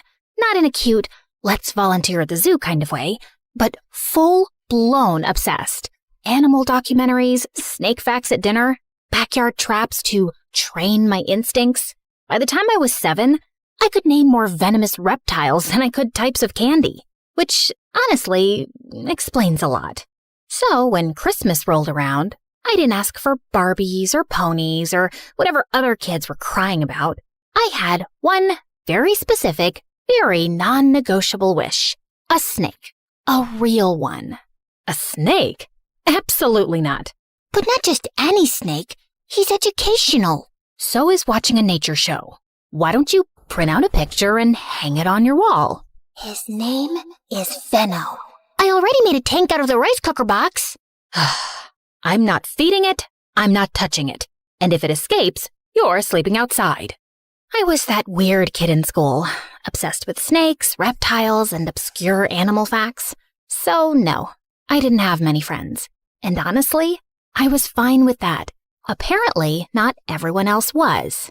So, as you both know, Rose is different, and I think we should work together to help her make some friends. Well, you're saying it like there's something wrong with my daughter. Maybe all her classmates are just weird and stupid, and she doesn't want to be their friend. Honey. Mrs. McGill, I understand your frustration, but your daughter brought a snake to school, and she threw it at another student. Do you understand how dangerous that is? She threw it at Jessica, the little bully brat you should have suspended years ago? But no, let's go after the quiet, weird kid who minds her business and likes snakes. Look, I get what you're saying. I do. But this is our daughter. She'll stay like this until she grows out of it, hopefully. So please, don't call us in for these Dr. Phil meetings again. Come on, honey. That night, I did the only logical thing a lonely, misunderstood 11-year-old could do. I sneaked out to get a tattoo of Venno. But the guy at the shop called my parents before the needle even touched my skin. And yes, I got an earful the entire way home. Things stayed the same until I turned 17. And then, everything changed. I stumbled across this online ad for something called the Reptile Lovers Retreat. It was this once-a-year, deep-in-the-jungle kind of event, a snake nerd paradise where people from all over the world camped out and swapped stories about their pet snakes and lizards. Next thing I knew, I was on a private jet for the first time in my life. Turns out, the whole retreat was organized by Matthew, a teenage billionaire with a thing for snakes, drama, and 5-star everything. He was the kind of guy who could throw a party mid-air like it was just another Saturday, and somehow make everyone feel like they belonged there. Nice tattoo. Thanks, bro. Got it last week. Finally. Been trying to get it for years. You look familiar. Have we met before? Oh, come on. Are guys still using that line? Is that, still a thing? What? You've been eyeing me since the party started. Well, yeah. You looked familiar. Haha, see? Classic move. Old but gold. Babe, what's so funny? Jessica? What the heck are you doing here? Existing? I'm here on a trip with my boyfriend. I'm not some weirdo snake girl who flies across the world just to hang out with reptiles. Take it easy, babe. Anyway, nice to meet you. Sir. Roser? She means loser. But yeah, that's me. I barely had time to process what was happening before the world tilted sideways. Literally. We were falling fast. Then crash. Everything went black. Where am I? The world around me was buzzing, but somehow we all survived. We were bruised, shaken, and freaked out for sure, but no one was seriously hurt. Just a lot of stunned faces and a growing sense that we were officially in the middle of nowhere. My vision was a blur without my glasses, but I tried to keep my head in the game. Come on! Where's the signal? I don't think there's any service out here. What do you mean no service, you stupid losers? How are we supposed to? All right. First things first. We need water. I'll look for a stream or anything nearby. Just stay here, don't panic, and for the love of snakes, don't wander off. We need to keep track of everyone and conserve energy until we know what we're dealing with. I'll come with you. Babe, it's so humid out here. You mean dangerous, yeah? Fine. I'll come with you. No way I'm letting you wander off alone with that ogre. I rolled my eyes, and the three of us started walking. My eyes started itching, and Matthew told me they looked red. For hours, Jessica kept making snide comments whenever she could squeeze them in, but I was too focused to give her the reaction she wanted. It's so humid.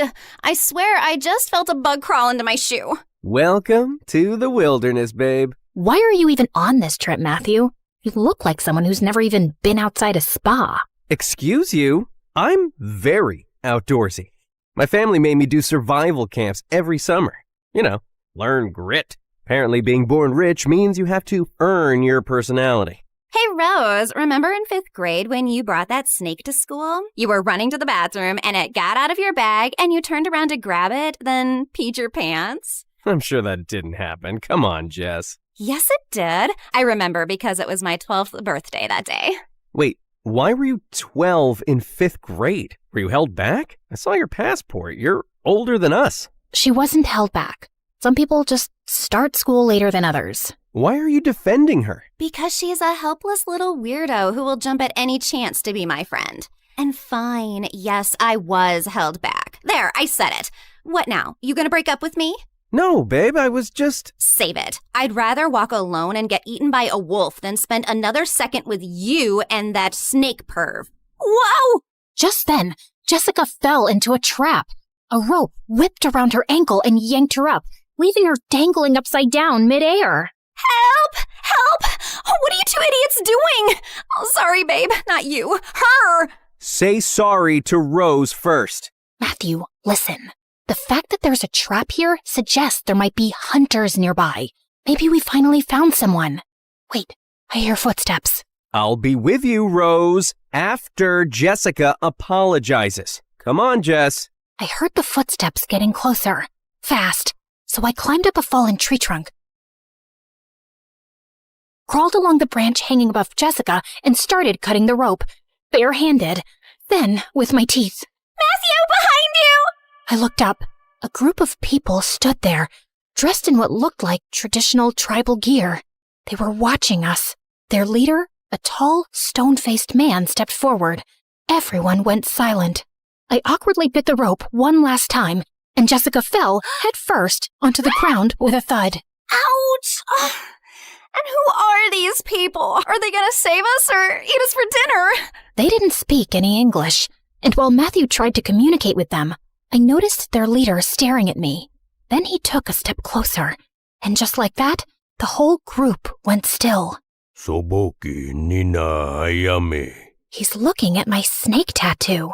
Then he turned to his people and said something in a language I didn't recognize. Suddenly, they bowed to me, like full-on prostrated. The leader gave a signal. 2 of them came over, lifted me onto their shoulders, and started chanting something as they carried me away. Matthew and Jessica followed in shocked silence. What are they saying? Shikboko mayon koslaki fi. I think he said, I like the cut of your jib, kid. You got guts. We were taken to the center of the tribe, where dozens of teepees circled around in open space. The leader climbed onto a rock and gave what felt like a heartwarming speech. I mean, it sounded heartwarming. Then again, I had no idea what he was actually saying. Once again, the entire tribe bowed down. A few of them stepped forward carrying a wooden chair, decorated with ribbons and colorful fabrics. They set it down, motioned for me to sit, and then lifted it up, carrying me like I was royalty. Why are they treating her like she's their god? They do think she's their god, Jessie. All hail our goddess Rose. I looked down at all these people, delighted to have me, at Matthew's proud smile and Jessica's jealous glare. And for the first time, I didn't see myself as an act of kindness or neglect or charity. I saw myself as a gift to humanity, or maybe a god. For starters, they placed me in a decorated teepee with round-the-clock security and women assigned to care for me. They bathed me in milk, washed my hair with oils that smelled like heaven, and fed me their best food. Every evening before sunset, they paraded me through the village on my chair and set me down at the center, where people lined up to kiss my hand and touch my feet, hoping for my blessings. Matthew and Jessica were given a separate teepee, way out on the edge of the tribe. I didn't speak to them for days. I only saw them from afar, where Jessica looked visibly annoyed. I knew they wanted to be saved, to go home, to call someone, but I figured that could wait. Besides, it's not like I could communicate with the tribe very clearly anyway. The tribe leader had a habit of presenting people to me during these blessing sessions, one person each day, so I could examine them and decide if they were worthy or pure. Naturally, I said yes to everyone. Who was I to judge? But one day, he brought me a young man, maybe in his early 20s. As he got closer, I caught a whiff of something unpleasant. Let's just say he didn't wipe well. I winced. Just for a second. It wasn't dramatic, just a face. The leader's eyes widened immediately. He turned to his men and made a gesture, sharp and fast. Before I could say anything, they rushed in, grabbed the guy, and started dragging him away. He burst into tears, trying to crawl back, begging, looking right at me. He reached for my feet and cried harder. I stood up, trying to stop them. I stepped forward, blocking his path, trying to say something, anything. But the leader suddenly turned toward me and placed his hand on my shoulder. His eyes were cold, wide, steady. I froze and just stood there, watching them drag the crying men out of the clearing. And there was nothing I could do. For the next few days, I pretended to be sick so I wouldn't have to leave my bed. I just wanted to avoid those blessing sessions altogether. There was this girl, Huna. I eventually learned her name. She was assigned to be my personal assistant, but really, she was more like a babysitter. She barely left my side, day and night. Over time, I managed to learn a few words from her and teach her a few English ones too. Of course, I had to keep up the I'm sick act the whole time. You've been staring at the necklace for a while now, Huna. Do you like it? I wish I could give it to you. It's from my mom. My biological mom, actually. She gave it to me when I was 6, and even though I was too young to understand it back then, I remember thinking it was strange that my aunt would give me something so expensive. Oh, sorry. That's confusing. She was my aunt back then. When I turned 10, I found out she was actually my biological mother. She'd given me to her sister, my aunt, because she was poor and already had 3 kids, and her sister couldn't have any. I was angry and confused that day, but somehow I ended up pulling this necklace out of the drawer and putting it on. And ever since then, I haven't taken it off. Una didn't respond. She just kept staring at the necklace. Sorry, girl, I can't give you this one. But here, take this bracelet. It's from Target, but it's cute. I'll give you the other bracelet if you like and subscribe and interact with this video so more people can see it and I become more famous. Huna gave me a side eye, but took the bracelet anyway.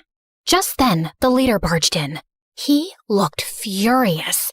Without saying a word, he grabbed Huna and pulled her to her feet. He started scolding her and pointing at me. My guess was that he figured out I was faking being sick and that Huna was covering for me. He tried to drag her out. I panicked. I didn't want her to get in trouble, especially not for me. I jumped up to stop him. The moment he saw me on my feet, his eyes widened. He shouted even louder at Huna. And I don't know what came over me, but I slapped him. He froze, stunned. For a few seconds, no one moved. Then he just turned around and walked out. Huna, I'll give you the necklace, but you've got to help me with something. Eventually, I managed to explain, at least partly, that I needed her to sneak Matthew and Jessica over to me. She looked hesitant, but after I gave her the necklace and pleaded for what felt like hours, she finally reluctantly agreed. That night, just before dawn, she stuffed them into the giant bags they usually use to carry firewood and placed the cart near my teepee's entrance. Matthew and Jessica snuck in quietly, You better get us out of here before I kick your butt, you little miserable smackhead. I wouldn't use miserable here, Jess. In case you haven't noticed, she's literally a god here. She's still a stupid loser to me, and don't you ever defend her again. You did it before, and you're doing it now. I'm warning you, Matthew. What are you gonna do, Jessica? We're stuck in the middle of some weird cult tribe, and this is what you're focused on? Belittling Rose? What has she ever actually done to you? It's okay, Matthew. Thanks, but let's just focus. We need to figure out how we're getting out of here. Oh, now you care about us? Do you have any idea what we've been through?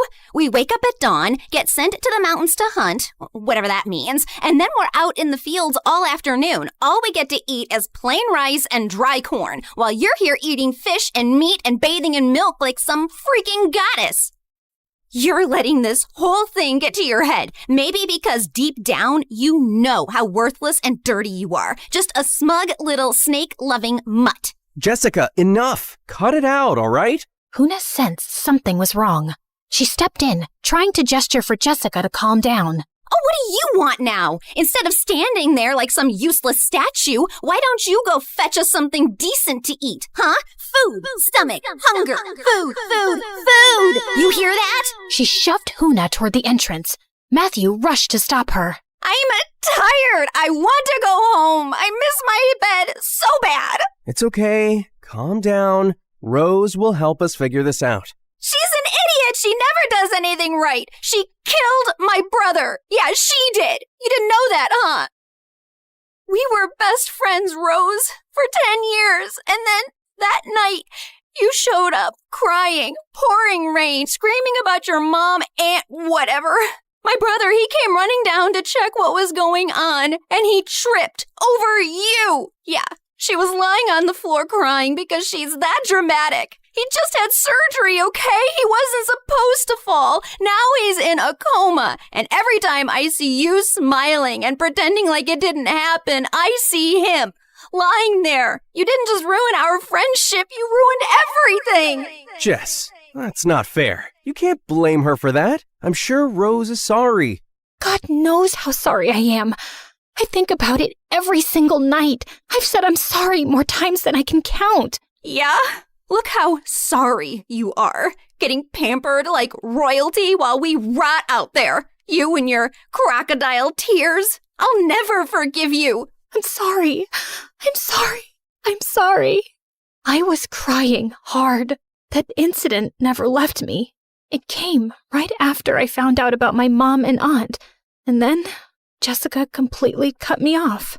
She hated me. Made sure everyone else did too. That's when I started isolating. When I got more into snakes. They didn't judge. I took a shaky step forward, trying to reach out, maybe just to plead.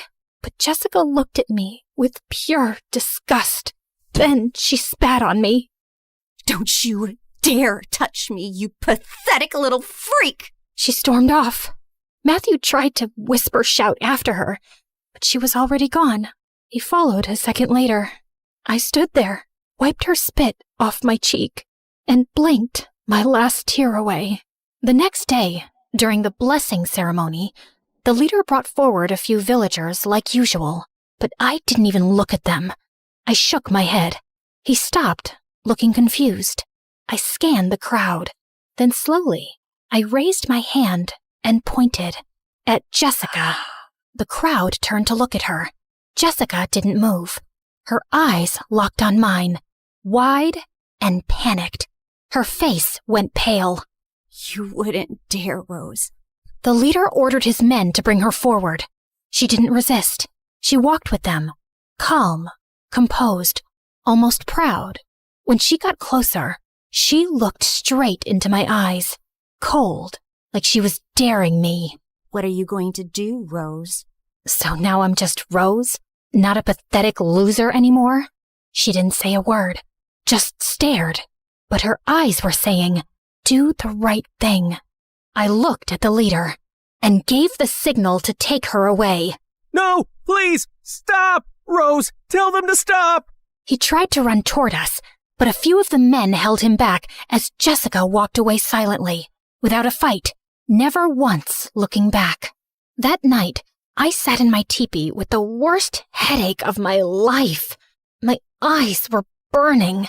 I'd already kicked Huna out because I needed a break. Some rest without someone hovering around me like I was prey. Just then, Huna tiptoed back in, dragging Matthew by the ear. Matthew, why were you outside walking around my teepee? Do you know how dangerous that is? Good evening, Rose. Couldn't have a bad one if I tried. I needed to talk to you, and I didn't know how. Ow! Seriously, tell her to let go of my ear. If you're here to talk about Jessica, save it. She got what she deserved. I've been silent enough. I get your pain, I really do, but she's been through a lot too. I mean, I wanted to break up with her, but ow! What is her hand made of, metal? It's okay, Huna. You can let go of his ear now.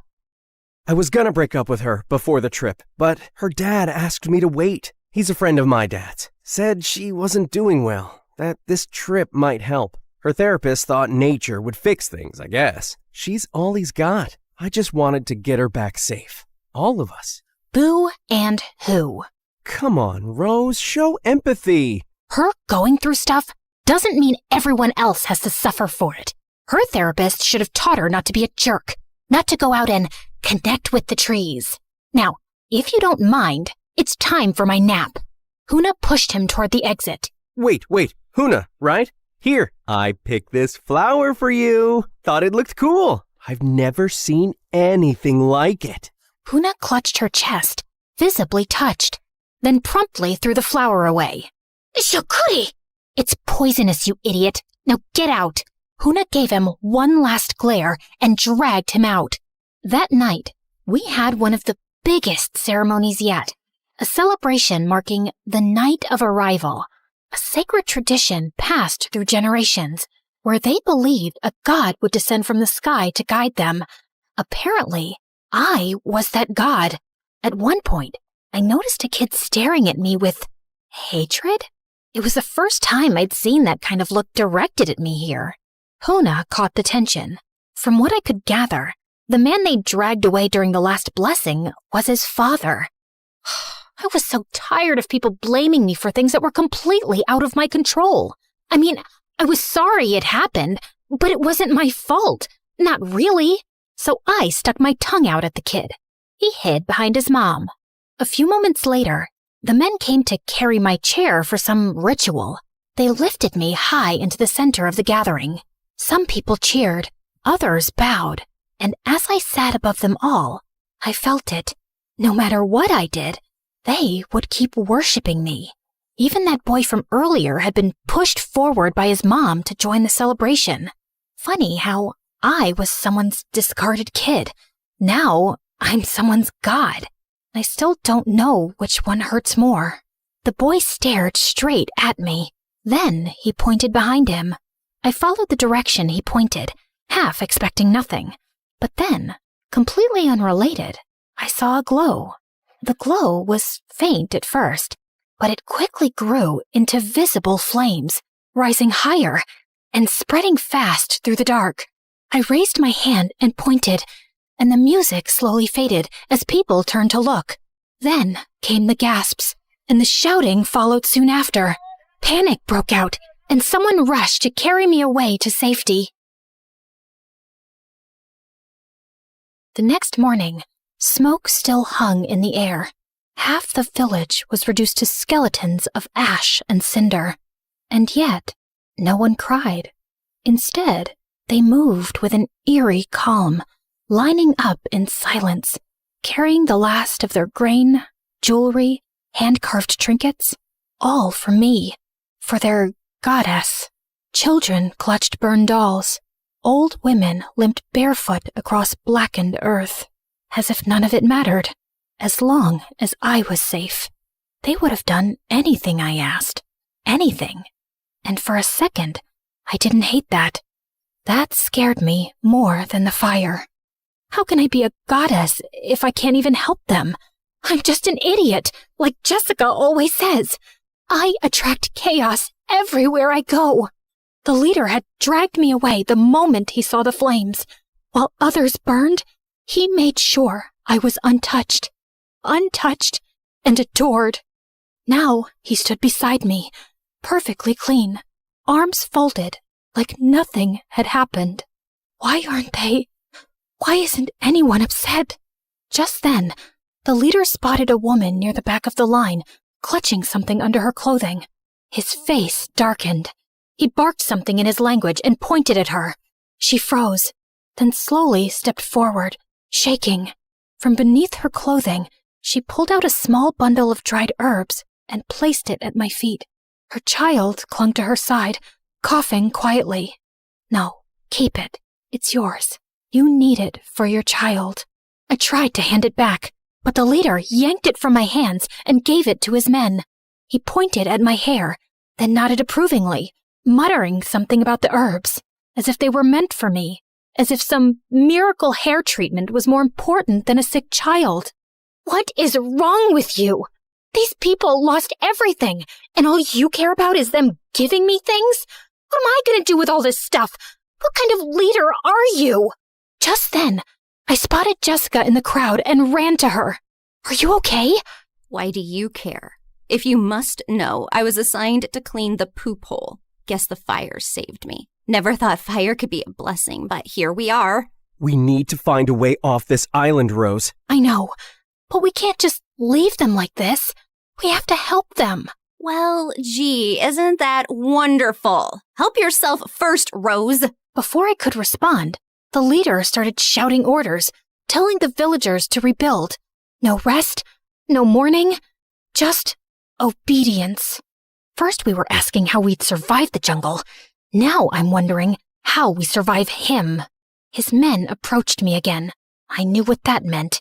Back to the teepee. Back to playing goddess. I didn't resist. I just walked silently, trying to figure out how the heck we were going to get out of here. That night, I sat in my teepee, waiting for Huna to sneak in Matthew and Jessica. But just then, I heard voices outside. I peeked through the fabric and saw the leader and several villagers gathered, tense and angry. In the center was Huna. The leader was holding my mom's necklace. They must have found out she had it and assumed she stole it. But why wouldn't they ask me first? Why jump to punishment? That was it. I stormed out and pushed through the crowd. I grabbed the leader by the horned band on his head and stared down at him. Everyone, he's not pure. I don't give him my blessing. Take him away. Why are you looking at me like that? I said, take him. But no one moved. They all looked down. And then, quietly, so did he. His chin dipping just slightly, like he'd expected this. Like he knew they would choose him over me, even now. So who do you fear now? God or man? I walked over to Huna and helped her to her feet. And for a second, everyone just watched, waiting for me to lead, to fix it. The weight of it hit me all at once, and it made me realize something. Maybe my biological mom didn't give me away because she didn't love me. Maybe she was just overwhelmed, trying to survive with more than she could carry. I used to hate her for that. But now, faced with such a big responsibility to help Huna and the others, I finally understood how overwhelming it could be. And I was going to make a different choice. I wasn't walking away. Inside, Matthew and Jessica were already waiting. Hey, Huna. Looking lovely today. Anyway, Rose, we found a boat on the shore. It looks solid, newly built. Since everyone's busy rebuilding the village, we figured we could take it. Tonight, get ready. And leave everyone? With that jerk still in charge? You didn't seem to mind when he was pampering you. Yeah, and you're really making it hard for me to regret punishing you. She rolled her eyes. Anyway, you guys can go. Try to get help. Sounds like I'm the only one who can stop that man from hurting more people. I'm their god, remember? I'm safe. Just then, Huna reached over and squeezed my hand. Father, leader. Wait, he's your father? Wow, this man just keeps giving. Huna gestured for us to wait and slipped outside. 5 minutes later, she returned with folded clothes, disguises, We changed quickly and followed her out. We walked through the woods in silence for about 20 minutes. Remind me again, why are we following this primitive girl deep into the jungle? What if she's leading us to be sacrificed? Let's go back, guys. I mean, this place is messed up enough, even for you, Rose. They think I'm something sacred, like a spirit their ancestors waited for. The tattoo, the crash, the timing, it all fits some old legend, I guess. Yeah, plus those weird red-green eyes and your olive skin. I mean, you're also like goddess-level beautiful. Whoa, look at that! We had arrived. In front of us was a hidden stash. Crates of food, piles of fruit, and even gold. Not a few coins, but full chunks and trinkets. All hoarded by the leader, probably taken from the people or gathered during raids. I wasn't even sure if he knew what gold was, or just kept it because it looked shiny. We need to leave tonight. If we make it to the mainland, maybe we can bring help, especially if we tell them about this. Smart thinking showing us this spot, Huna. Huna blushed, smiling shyly. Jessica rolled her eyes and ran toward the pile, stuffing gold into her pockets. If I'm gonna die in the ocean, I might as well die rich. I'm staying. I'll help these people. Or die trying. Just then, I spotted something. Movement. A snake slithering behind Jessica. I lunged, grabbed it, and flung it into the woods. It was right behind you. Are you okay? Yeah, I'm okay. Thanks, Rose. I gave her a small, tired nod. Come on, let's move. We've got some escaping to do. Why are you so excited about this? You do realize it's not one of your yacht trips, right? Yeah, and I was sent to jungle camps before I even learned how to shave. My dad called it character building. Character and mosquito bites. We get it. You're rich but humble. Very Disney Prince of you. The three of us laughed, and we kept walking toward the shore. Are you guys sure about this? More than ever. And I want to say something. I think I'm sorry for blaming you all these years. Look at me now, facing death and holding on to the thing that kept me bitter. Great speech. Now let's move on, babe. Don't babe me. I know you've been planning to leave me since forever. Just waited because you felt sorry for me. Pray I don't kill you on the way. Or maybe I will. Therapy is all about release, right? Hey, Huna, take care, all right? And then, to everyone's surprise, Huna hugged him. What was that? Seriously, what was that? What can I say? Everyone loves me, tribal or not. The next morning, I didn't wait for anyone to carry me out. I stepped out of my teepee on my own, hair tied up, eyes tired, but clear. The sky was still gray with ash, but the smell of smoke had dulled overnight. All around me, people were back to working, repairing what they could with what little they had. They didn't look up when I passed. No one bowed. Maybe they were tired of pretending. Maybe I was too. I walked up to the group building a new shelter frame and rolled up my sleeves. Where do I start? Before anyone could answer, the leader stormed over, his expression tight. Tako mohana, biki hana so. He pointed toward my teepee. It was clear. He wanted me to go back, to sit on my chair, to play the part again. No, I'm not going back. He stepped closer, his eyes narrowing. You want a goddess? Fine. But what good is a goddess who sits around while her people rebuild the world? I'm not above them. I'm one of them. And if I stay, I help. He didn't answer, just stared for a long time. Then, without a word, he turned and walked away. That was the last time he tried to stop me. Over the next few days, I did everything I could. I carried water buckets on my back, helped tie wooden beams with vine rope, sat with the old women, and learned how they cooked with next to nothing. Huna showed me how to sharpen sticks into tools, and even taught me the word for thank you in their language. I said it a lot. Some of the villagers still looked at me with confusion, others with quiet surprise. But a few started nodding back, offering me fruit, smiling, just a little. It was a slow shift, but it was real. This is how freedom is made. Working together, sharing what we have, Don't you want to live in a place where we smile at each other as we pass, instead of hurrying away worried you might be punished? Where you get to choose your leaders, not fear them? I took Huna's hand and spun her around into a playful dance. She laughed, shy at first, then let herself enjoy it. Freedom doesn't mean chaos. It means you get to choose when to work, what to believe, who to follow. You don't have to give your food or your herbs or your memories to a god just to feel safe. You're already worthy. You're already free. You just forgot how to be. And then, on the 5th morning, I heard the sound. A low hum at first, then louder, unmistakable. A helicopter. I dropped the woven basket I was holding and ran. Others followed behind me, some hopeful, some scared. We burst out of the trees just in time to see it land in the open field beyond the village. Doors swung open. Medic stepped out first. Then 2 people ran past them. My dad and my mom. And behind him, her, my biological mother. I froze. She ran to me first, arms wide, eyes brimming. Rose! Oh my God, Rose! I let her hold me. She was shaking. I didn't know what to say, so I said nothing. I just let her cry into my shoulder. Eventually, the rescue crew tried to approach the villagers.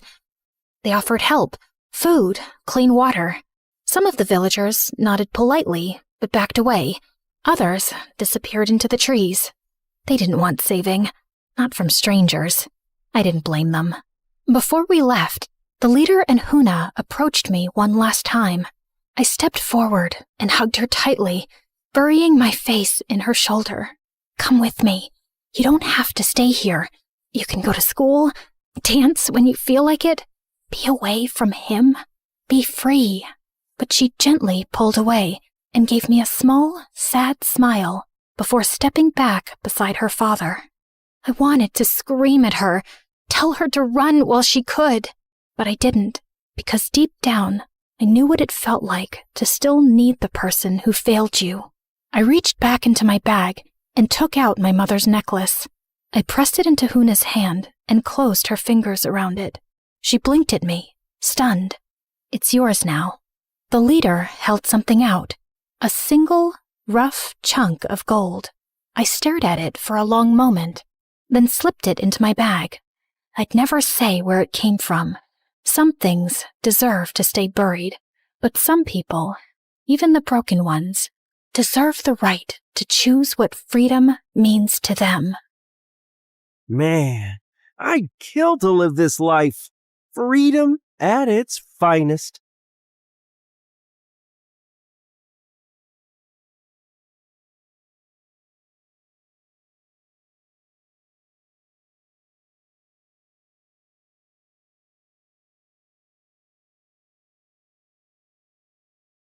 I was standing in the grocery section examining an apple when my eyes shifted to a man nervously eyeing the cereal boxes. I casually dropped a sack of flour into my shopping cart, then hid behind a rack and scanned the man's face on my watch. Suspect identified. Tobias Steele, known for industrial espionage and diamond heists. Approach with caution. Slowly, I moved my cart closer to Tobias. Hey, could you pass me 10 boxes of Fruit Loops, please? I'm too short. Don't you just love Fruit Loops? They're the best. I don't like anything sweet. Everyone likes Fruit Loops, dude. That's just criminal. Tobias looked at me nervously, then suddenly started running in the opposite direction. I flung the sack of flour at his head and he fell. Then I pinned him to the ground. Who are you? Your worst nightmare. Hi, my name is Jane, and I'm a secret agent with the CIA. Please like and subscribe to MSA. I grew up with my scientist dad and identical twin sister Camilla. Mom left us when we were babies, and Dad was always busy in his science lab in our basement, so we weren't too close. Having a twin sister wasn't the greatest thing either, because Camilla and I had nothing in common. She was much more girly and a social butterfly, and we never got along even as kids. We further drifted apart in middle school when she made friends with the school bully Kira, and I got into boxing. Soon, I was acing every competition in town. I was good. So good that at 15, the CIA secretly approached me and recruited me. 3 years later, I'm their smartest agent ever. Of course, my family didn't know. They thought I was a weird, introverted tomboy with a thing for flannel shirts and books. After pinning down another criminal, I was sitting in the school cafeteria when suddenly Kira started sniffing me. Ew, you smell like trash. When was the last time you washed your hair? Or shaved your armpits? About the same time you two said something worth paying attention to? Oh wait, that was never. OMG, shut up.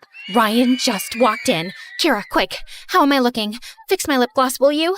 Camilla was a popular girl, but Ryan was the star of the school. Football team captain, really handsome, totally dumb.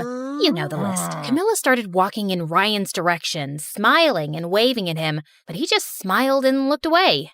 Ouch, that was painful.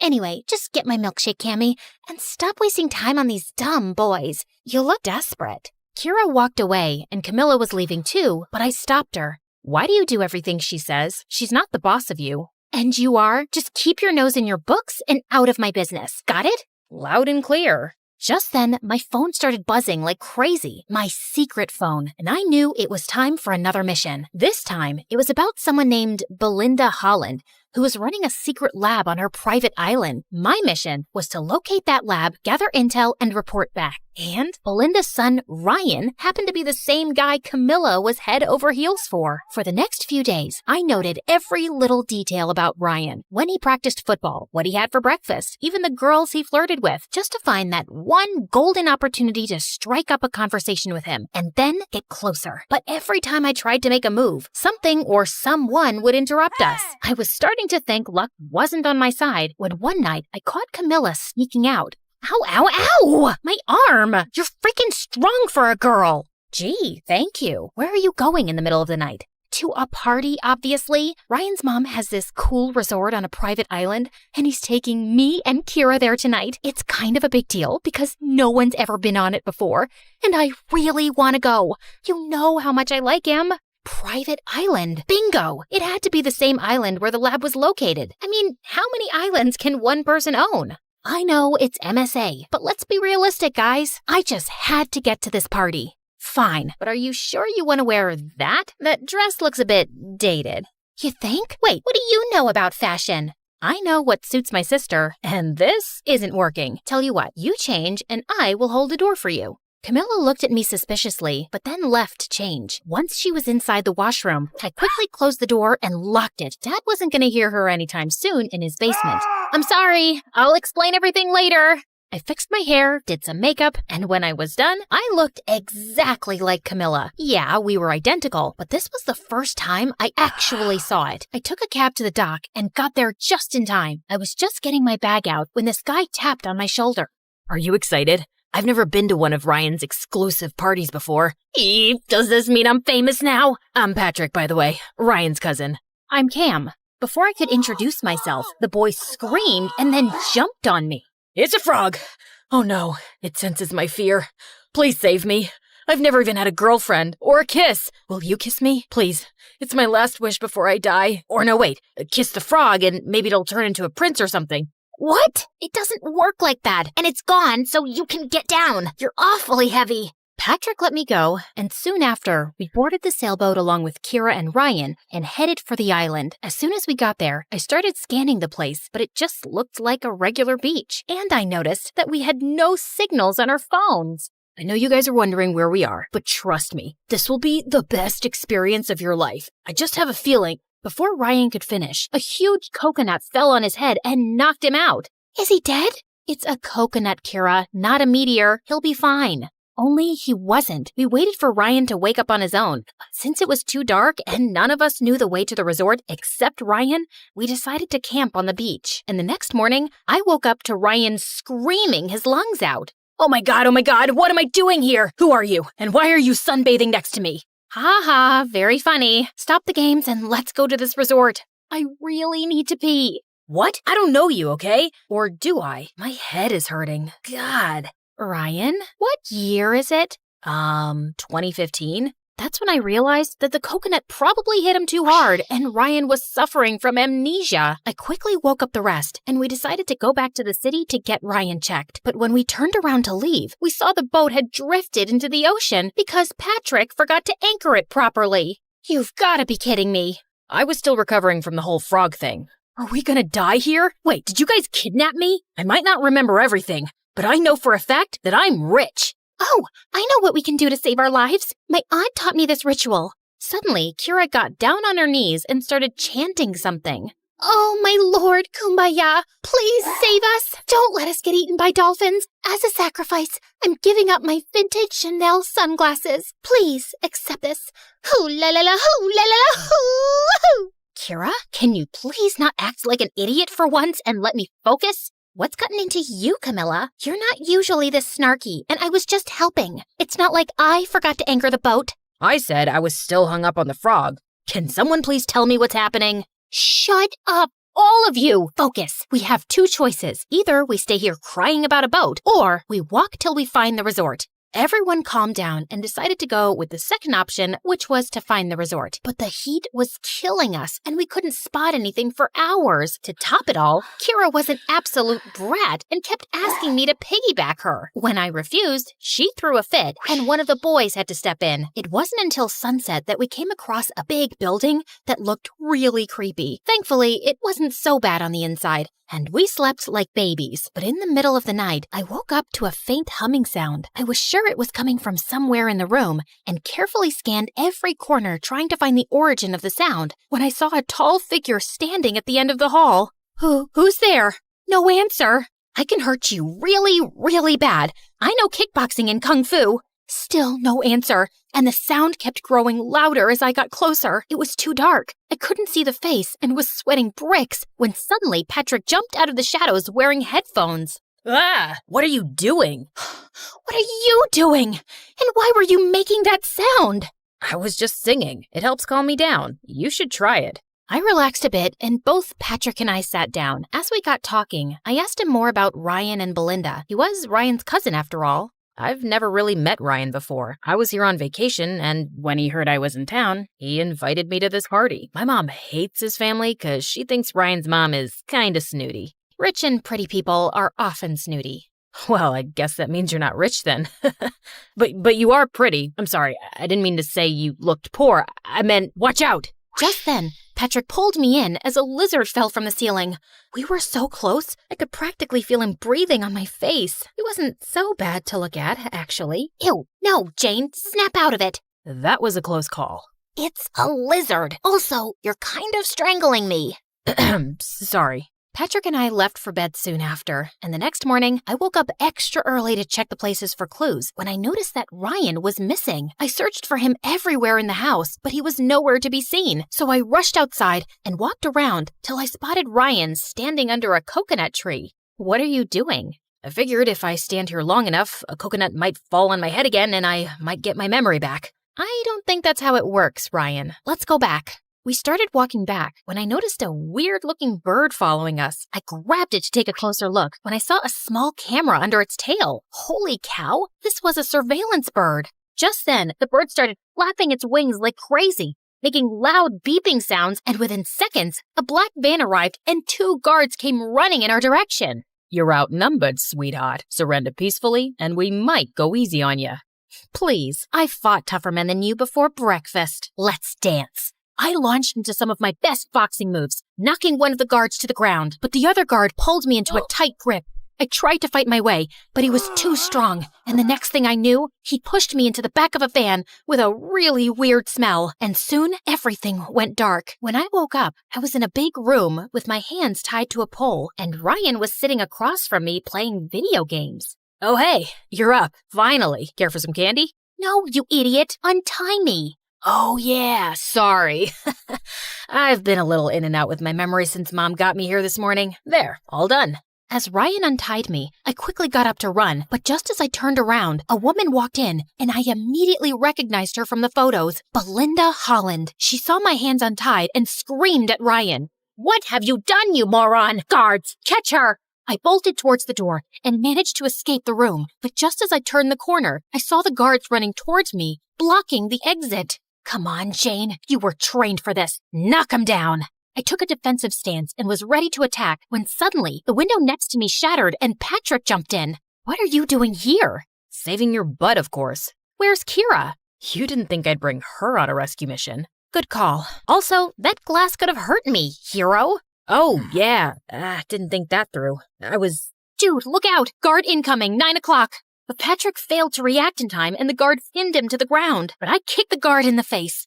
Next time, just say duck or dodge or something. I'm bad with directions. Got it. We started throwing punches and kicks left and right, and we were surprisingly well synchronized. I didn't know Patrick could fight like that, and he looked so hot doing it. After knocking the guards down, Patrick and I ran like crazy up some stairs. We must have climbed over 7 floors before stopping in front of a door with a passcode. Maybe it's Ryan's birthday. It's his mom's place after all. Patrick started punching numbers like crazy. Okay, it didn't work. Maybe it's his parents' anniversary, could be his jersey number or locker combination, his blood report number. Are you in love with Ryan or something? How do you know so much about him? Because I did my homework. Special Agent Patrick Yapper, NSA. You're an agent? So am I. CIA. So you're not Ryan's cousin? I am, but I'm also an agent. It was my mission to stay close to the family and get information about some secret lab. And can you stop talking? I'm trying to concentrate. Yeah, sure. Dude, you're like the clumsiest agent ever. That was just my cover. I'm not that clumsy, okay? Sure, whatever you say. How did you find me? I heard some loud beeping sounds, ran out, saw you get abducted, and followed you here. Also, I maneuvered through a laser maze, fought almost 1,000 guards, and came here to save you.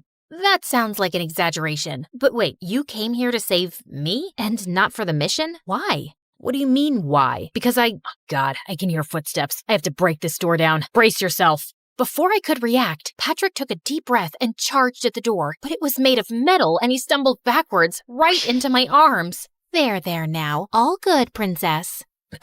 Happens to the best of us. I looked around and saw a fire extinguisher, which I used to smash open the lock. When the door flew open, we saw something that blew our minds. There was a huge machine in the middle of the room that looked like some kind of weapon. We were inspecting it when Belinda walked in with her guards and Kira. What are you doing here? I told you to stay back in the room.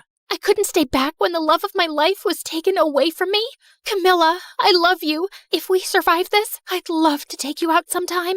What? I thought it was obvious. I have always loved you. I was just jealous that you liked that idiot Ryan. No offense, ma'am.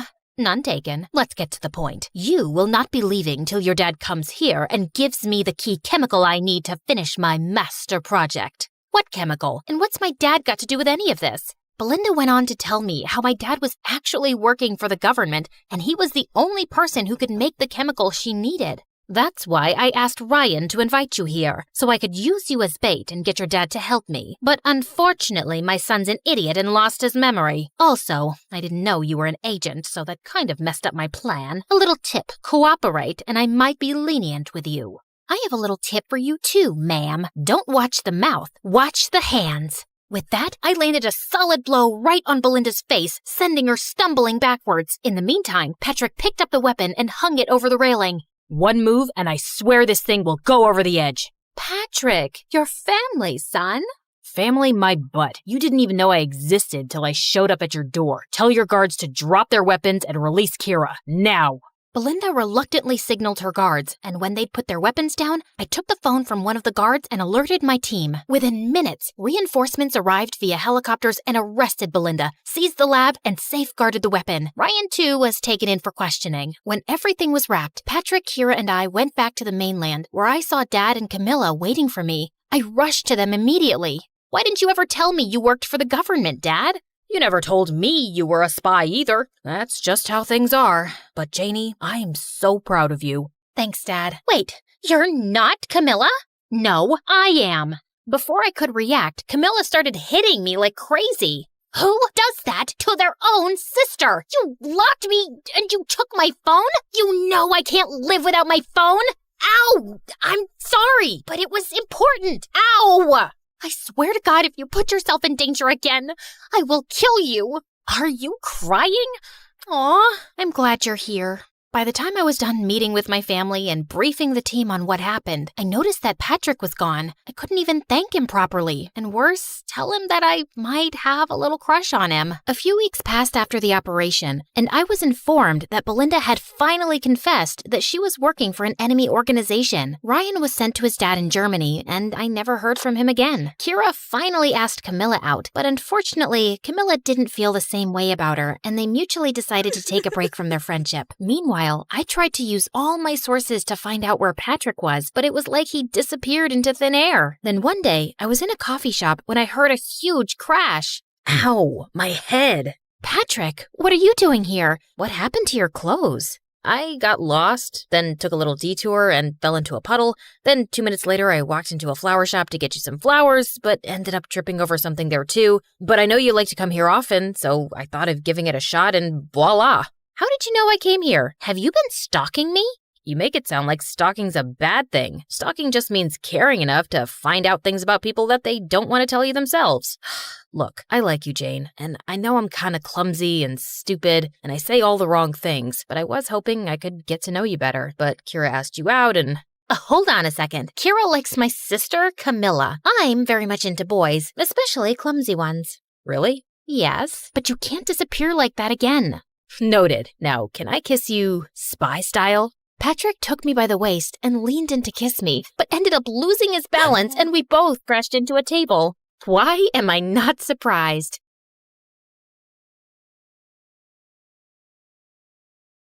Hi, I'm Luna. I'm 16, and while most people see me as just another shy girl, my life is anything but ordinary. I keep to myself, lost in books and daydreams, trying to navigate a world that doesn't quite seem to fit me. But my life is a delicate balance of hiding and longing, and a secret I guard with everything I have. My family and I recently moved to a small town called Whispering Pines, nestled in a deep forest. My mom, Celine, said it was for a fresh start, but I knew better. She was always anxious, her eyes darting around as if expecting something to jump out at her. She constantly reminded me to stay hidden and keep your secret. Okay, back to my secret. Each night as the moon rose, I slipped into the woods and transformed into a unicorn. It's a magnificent form with a shimmering white coat and a horn that glowed like moonlight. In the forest, under the cover of night, I was free, a creature of magic, running wild and unbound. But by day, I was Luna, the girl who avoided mirrors and hid under a hood.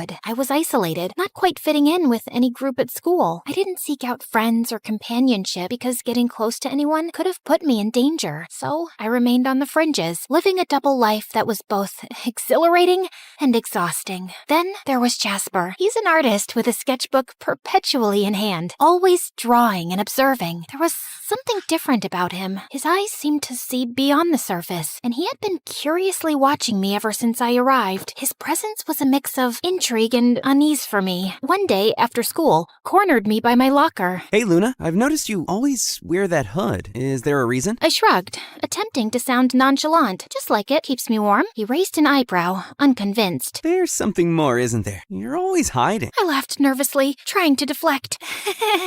What about you? Always drawing? Jasper flipped open his sketchbook to reveal a detailed drawing of a unicorn. My heart skipped a beat. The other night, while I was walking through the woods, I found these strange tracks in the snow. So I did a little research, and maybe, just maybe, there are unicorns out there. I tried to maintain a casual demeanor, though anxiety bubbled beneath the surface. Unicorns aren't real, Jasper. He looked at me, his eyes sparkled with curiosity. What if they are? What if there's something magical out there that we don't know about? I forced a smile, feeling a sense of dread. Maybe.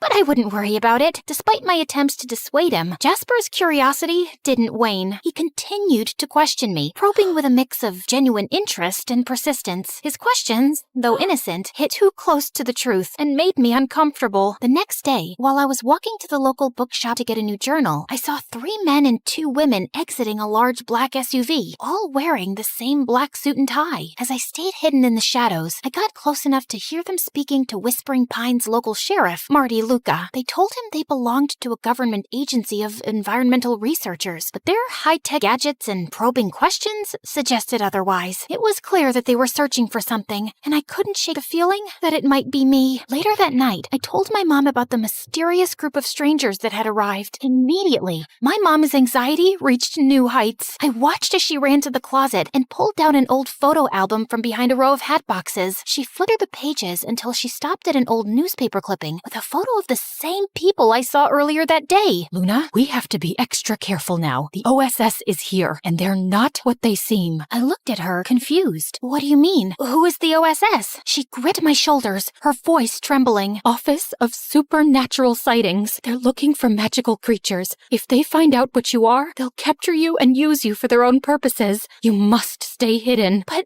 I need to go out at night. It's the only time I truly feel alive. My mom's eyes filled with tears. I know, sweetheart, but it's too dangerous. Please, promise me you'll be careful. I nodded, but in my heart, I knew it was a promise I may not be able to keep. The allure of the forest and the freedom it represented was too strong. That night, I snuck out as usual, but the OSS's presence was palpable. Their advanced sensors and patrols made it clear they were on the lookout for something. My heart raced as I navigated the forest. I was careful to stay out of sight, but in my panic, I accidentally left behind a few strands of my magical mane caught on a branch. The next day, Jasper found the strands while sketching in the woods. He was intrigued, examining them closely. Later, he approached me in the school hallway, holding the strands out with a mixture of curiosity and excitement. Luna, look what I found! He held them up to the light. They sparkled with cosmic energy. They're different, almost magical. I tried to dismiss his concerns with a laugh, but Jasper's gaze was unwavering.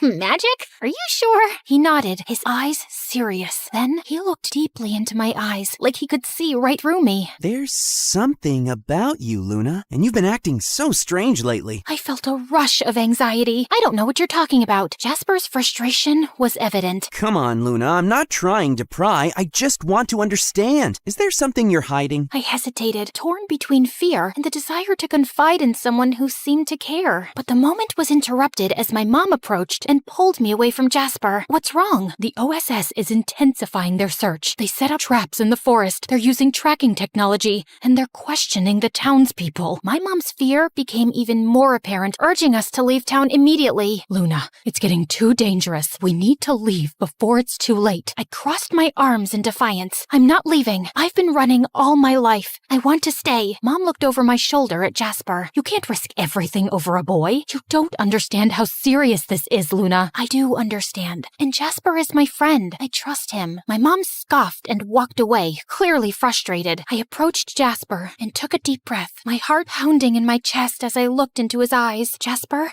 there's something I've been hiding from you. Something I thought you could never understand. My hands twisted nervously. I took Jasper into an empty classroom so we could talk in private. I'm not like everyone else. I'm a unicorn. As the words left my lips, a soft, ethereal glow surrounded me, and a single shimmering horn slowly appeared on my forehead, illuminating the night with a radiant, magical light. I watched his face, waiting for his reaction, fearing he would turn away, but hoping beyond hope that he would stay. Jasper's face softened, and a smile slowly spread across his lips. He reached out and gently touched the glowing horn, his fingers trembling with awe. I always knew there was something magical about you. Thank you for trusting me enough to share this. He let out a soft laugh, his eyes bright. You're beautiful, Luna. All of you. In the following days, Jasper and I spent countless hours together, working on a plan to outsmart the OSS. His artistic talents became crucial. We created detailed maps and tracks to mislead them, and in the hours we spent together, the bond between us grew stronger. Jasper's presence was a source of comfort. For the first time, I felt that I wasn't alone, that there was someone who truly understood and cared for me. One afternoon, Jasper voiced a troubling thought. What if they catch you, despite our efforts? What if they find out everything? I took a deep breath, trying to stay calm. They want to control me, to use me for their own gain. But having you help me is everything. I've never had someone stand by me like this before. Jasper reached out and gently touched my arm. I won't let them catch you. I'll do everything I can to keep you safe. His words brought me a sense of relief and hope, but also a growing fear. The OSS's search was becoming more relentless, and time was running out. The night of the final confrontation arrived. The OSS OSS's search had become more intense, with advanced tracking technology and sophisticated traps. My mom was even more frantic, and her anxiety made it difficult for her to focus. Jasper arrived with a determined expression. We have one last chance. If we can make them believe the unicorn has left town, they'll stop searching. We worked tirelessly through the night, setting up a series of diversions and false evidence. Jasper used his artistic skills to create elaborate fake tracks, leading the OSS in circles. I used my unicorn magic to add an extra layer of deception, making it appear as though I had been everywhere at once. The process was exhausting. We were both drained, but driven by hope and the desire to protect my secret. As dawn approached, the OSS's frustration was evident. They started to back up, convinced they were following a false trail. Jasper turned to me, his eyes filled with concern. Are you okay? I nodded as tears welled up in my eyes. I'm just grateful. Thank you, Jasper, for everything. He smiled, though there was a hint of sadness in his eyes. I'd do it again, in a heartbeat. You deserve to be free. As the OSS retreated, I felt a sense of peace I hadn't known in a long time. The weight of my secret was lighter, and I was comforted by the knowledge that I wasn't alone. Jasper had been a beacon of hope in my darkest moments. With the OSS gone, my mom's fear slowly subsided, though the threat of their return lingered in the air. As the weeks passed, the town returned to a semblance of normalcy. I continued my life as Luna during the day, but the nights were still mine. Jasper and I maintained our secret meetings, and our friendship grew deeper with each passing day. He became a confidant, someone who understood both my human and unicorn sides. Then, one evening, as we walked through the forest together, Jasper turned to me. Luna, what do you want for the future? I thought for a moment, the weight of my dual existence heavy on my shoulders. I want to find a place where I can be both Luna and the unicorn, a place where I don't have to hide. Jasper smiled, his eyes shining with determination. We'll find it together. We continued our walk in companionable silence as the moon cast a gentle glow on the path ahead. There was still uncertainty, but there was also hope. Jasper's presence was a reminder that I wasn't alone, that there was someone who cared about me and believed in my future. In the days that followed, Jasper and I continued to navigate the challenges of keeping my secret while building a life in a small town. We shared our dreams, fears, and hopes, and our friendship deepened. Jasper's sketches were a chronicle of our journey, capturing the magic and struggles of our shared experiences. One night, as we sat together by a small stream in the forest, Jasper asked, Luna, what's the most important thing you've learned through all of this? I reflected on the journey, the challenges, and the moments of connection. I've learned that even in the darkest times, there's always a light. It might come from unexpected places, like a friend who believes in you, and sometimes the magic we seek is within ourselves. Jasper nodded, his gaze thoughtful. I think you're right, and I believe that with your strength and our friendship, we can face whatever comes our way. We sat together in the moonlight, the stream's gentle murmur, a soothing backdrop to our conversation. The future remained uncertain, but with Jasper by my side, I was ready to face whatever challenges lay ahead.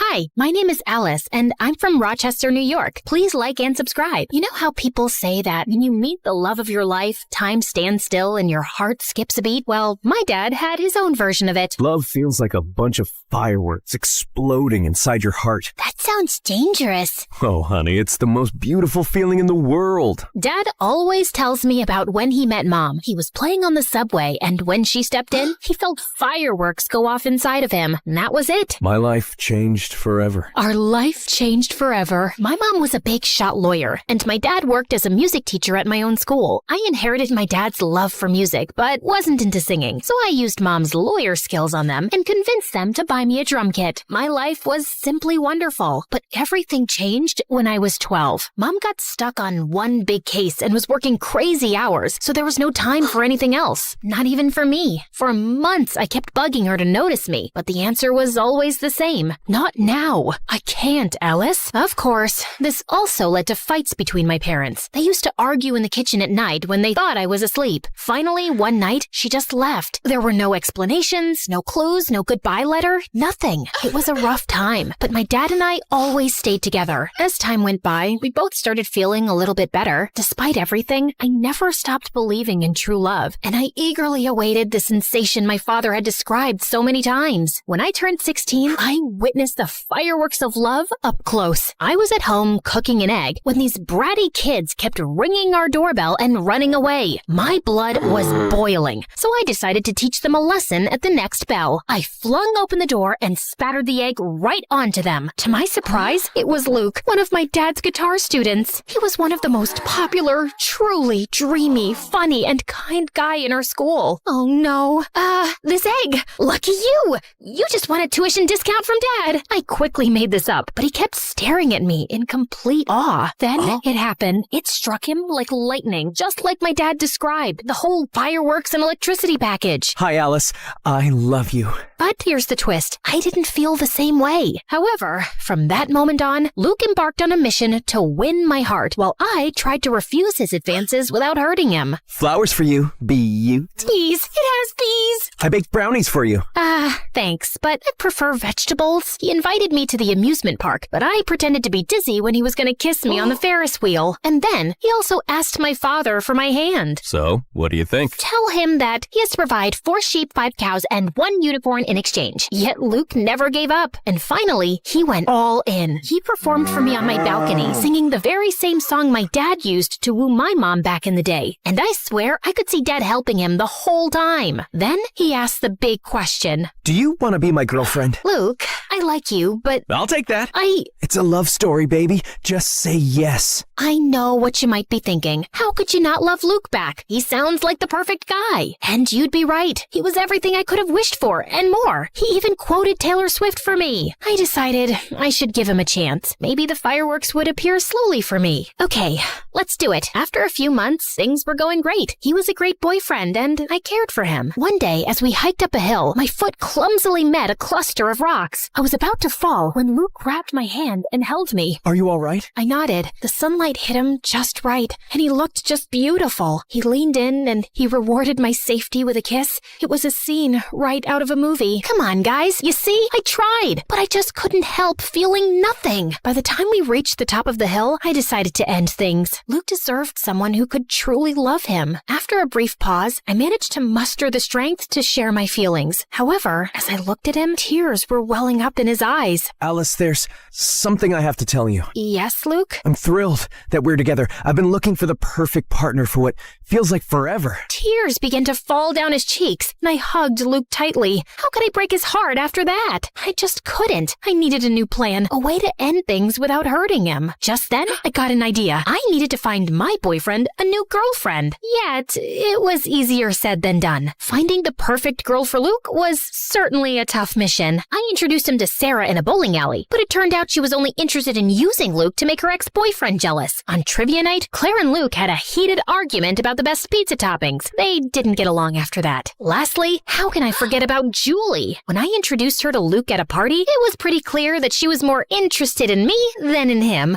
much to Luke's amusement. Of course, he knew nothing of my plan. I introduced so many girls to him, pretending they were my friends, but none of them sparked even the slightest explosion. Luke only seemed to have eyes for me. Darn him! After a few weeks of failures, I was about to give up hope. But then, right in my dad's class, the solution seemed to fall from the sky, almost literally. Boys and girls, we have a new exchange student from South Korea. This is Moon. That new girl seemed quiet, but she was a total stunner. We have a little welcome tradition here. You've got to sing us your favorite song while standing upside down. What? You could actually see Moon's soul leaving her body.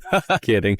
But come on, it'll be a blast. So, which song are we going with? For a brief moment, Moon seemed to be torn between making a mad dash for the exit, pretending to faint, or fighting my dad to ignore his request. Love Story by Taylor Swift. Bingo! That was the girl who was gonna sweep my boyfriend off his feet. I couldn't have been more thrilled. Above all, she had a beautiful voice. She was perfect for Luke. As soon as the class ended, I walked up to Moon. Hi, I'm Alice. That was amazing. Thank you. I just hope I don't have to do that to introduce myself in math class. Don't worry about it. The gym teacher might make you do some push-ups in front of the whole school, but apart from that, well, that's it. I'm going back to South Korea. She even had a great sense of humor. By the way, the music teacher who just made you sing in front of everyone is my dad. But don't hold that against me. I won't. He seems cool. He is, in his own unique way. Surprisingly, considering that if my plan worked, Moon would steal my boyfriend from me, the two of us immediately hit it off. I was happy to make a new friend, but the most important thing was that I had an inkling right from the start that she and Luke were a match made in heaven. I had to rush to my plan. By the way, I'm in a band. Ever considered becoming a rock star? A rock star? Sure, but only if we get to wear sunglasses indoors. Of course. You can't make great music if you don't look cool. With my master plan in motion, I organized a rehearsal in my garage for that same night. As usual, Luke and I began a friendly battle over which song to play next. But just as the tension was mounting, Moon made her grand entrance. Hi there. When Luke turned to meet her gaze, something magical unfolded between them. Their fireworks were so intense that, for a moment, I thought the neighbors were bombing my house. Hi, I'm Alice's Luke. Nice to meet you, Alice, Luke.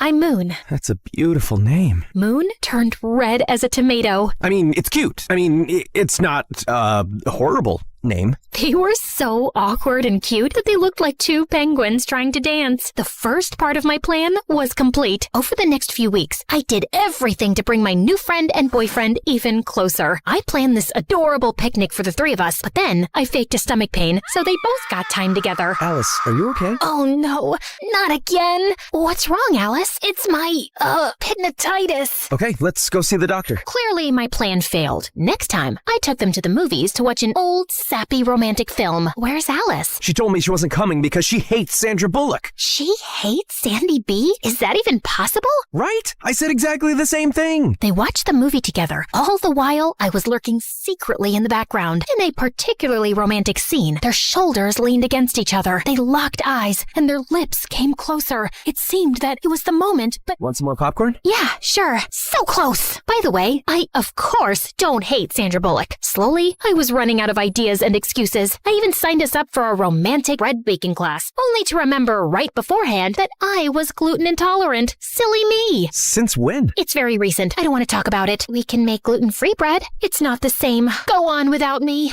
Tragically, I had to keep up that lie and not eat a sandwich in front of them for way too long. Oh, the lengths I went to. But despite all my efforts, nothing was happening. They clearly had feelings for each other, but neither was making the first move. I was determined to give it one final shot, so I orchestrated an irresistibly romantic date at Rochester High Falls, Luke's cherished spot. I prepared the scene, and it looked spectacular. I stood there, admiring my masterpiece. This must have been how Billie Eilish felt when she composed Bad Guy. My plan wasn't complete without the final touch. Two mysterious and alluring letters, one for Luke and one for Moon. That evening, they both arrived thinking the other had organized the date. I should have respected their privacy and left, but I sneaked a peek at the date and sat in a nearby grove with popcorn and soda. It seemed like they were still too shy to make the big move. Just as I was about to fall asleep, Moon slowly moved nearer to Luke's lips. The excitement was so intense that I could feel it moving through my body,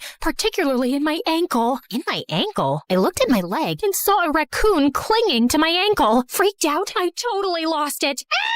I sprang from the bushes just in time to disrupt their big moment. Alice, what are you doing here? Oh, hi! Just taking a walk. Around the falls? Alone? At night? Well, you know what they say, when nature calls. Don't judge me. That's the best I could come up with. Alice, this isn't what it seems. We were just... Their embarrassment and guilt were clear. I'm sorry. They clearly felt terrible, and I felt even worse. It was entirely my fault. It was time to tell the truth. You don't have to feel guilty. I orchestrated the entire thing. What? You? Yeah. I couldn't help but notice the magic connection between you two.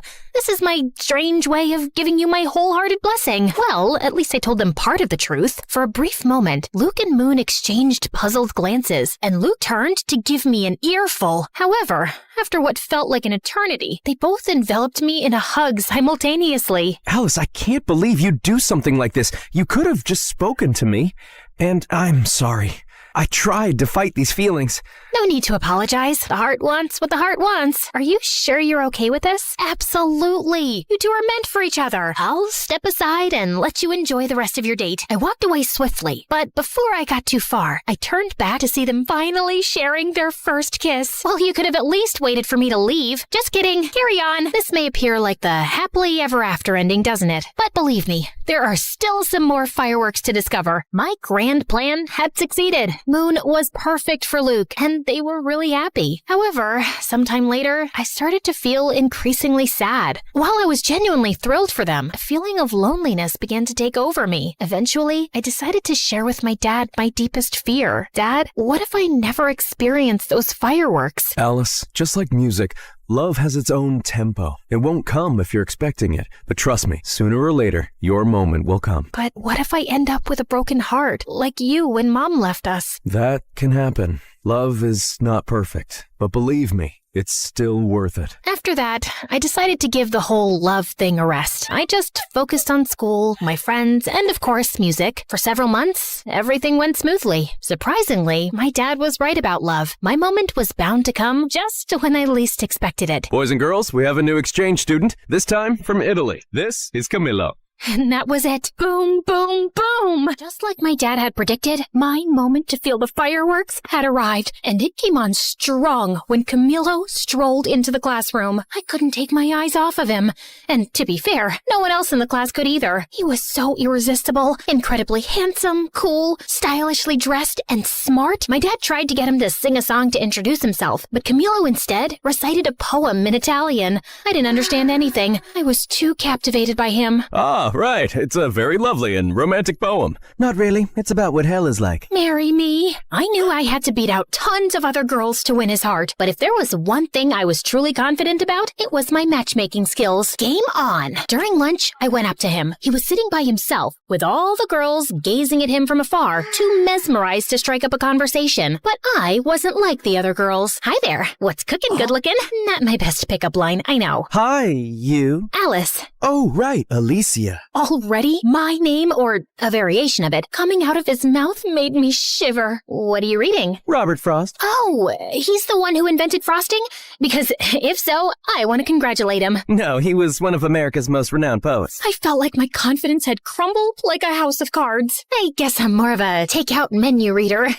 Camilo shot me this weird smile and went back to his book. I left feeling defeated and humiliated, all while the surrounding girls erupted into laughter. Still, I wasn't going to give up so easily. You guys know I can be very stubborn. Over the next few days, I did everything I could to get Camilo's attention and interest. So, you're a photographer? Yeah. Me too. I love selfies. And when I thought I couldn't get any lower, Camilo, I wrote you a poem. Oh, okay. Twinkle, twinkle in your eyes, like the stars in moonlit skies. In your arms, I feel so right, like a star that's shining bright. He rested his hand on my shoulder with second-hand embarrassment. That was very sweet. What was I thinking? Are we going or not? The most stunning gothic girl was walking towards Camilo. Sure thing, Bella. They just walked away while my hope lay shattered on the floor. After the humiliation of a lifetime, I crawled home and locked myself in my own room for days. Is this karma for not loving Luke back? Unwelcome love is horrible. Why didn't anyone tell me? I decided to never leave my room again.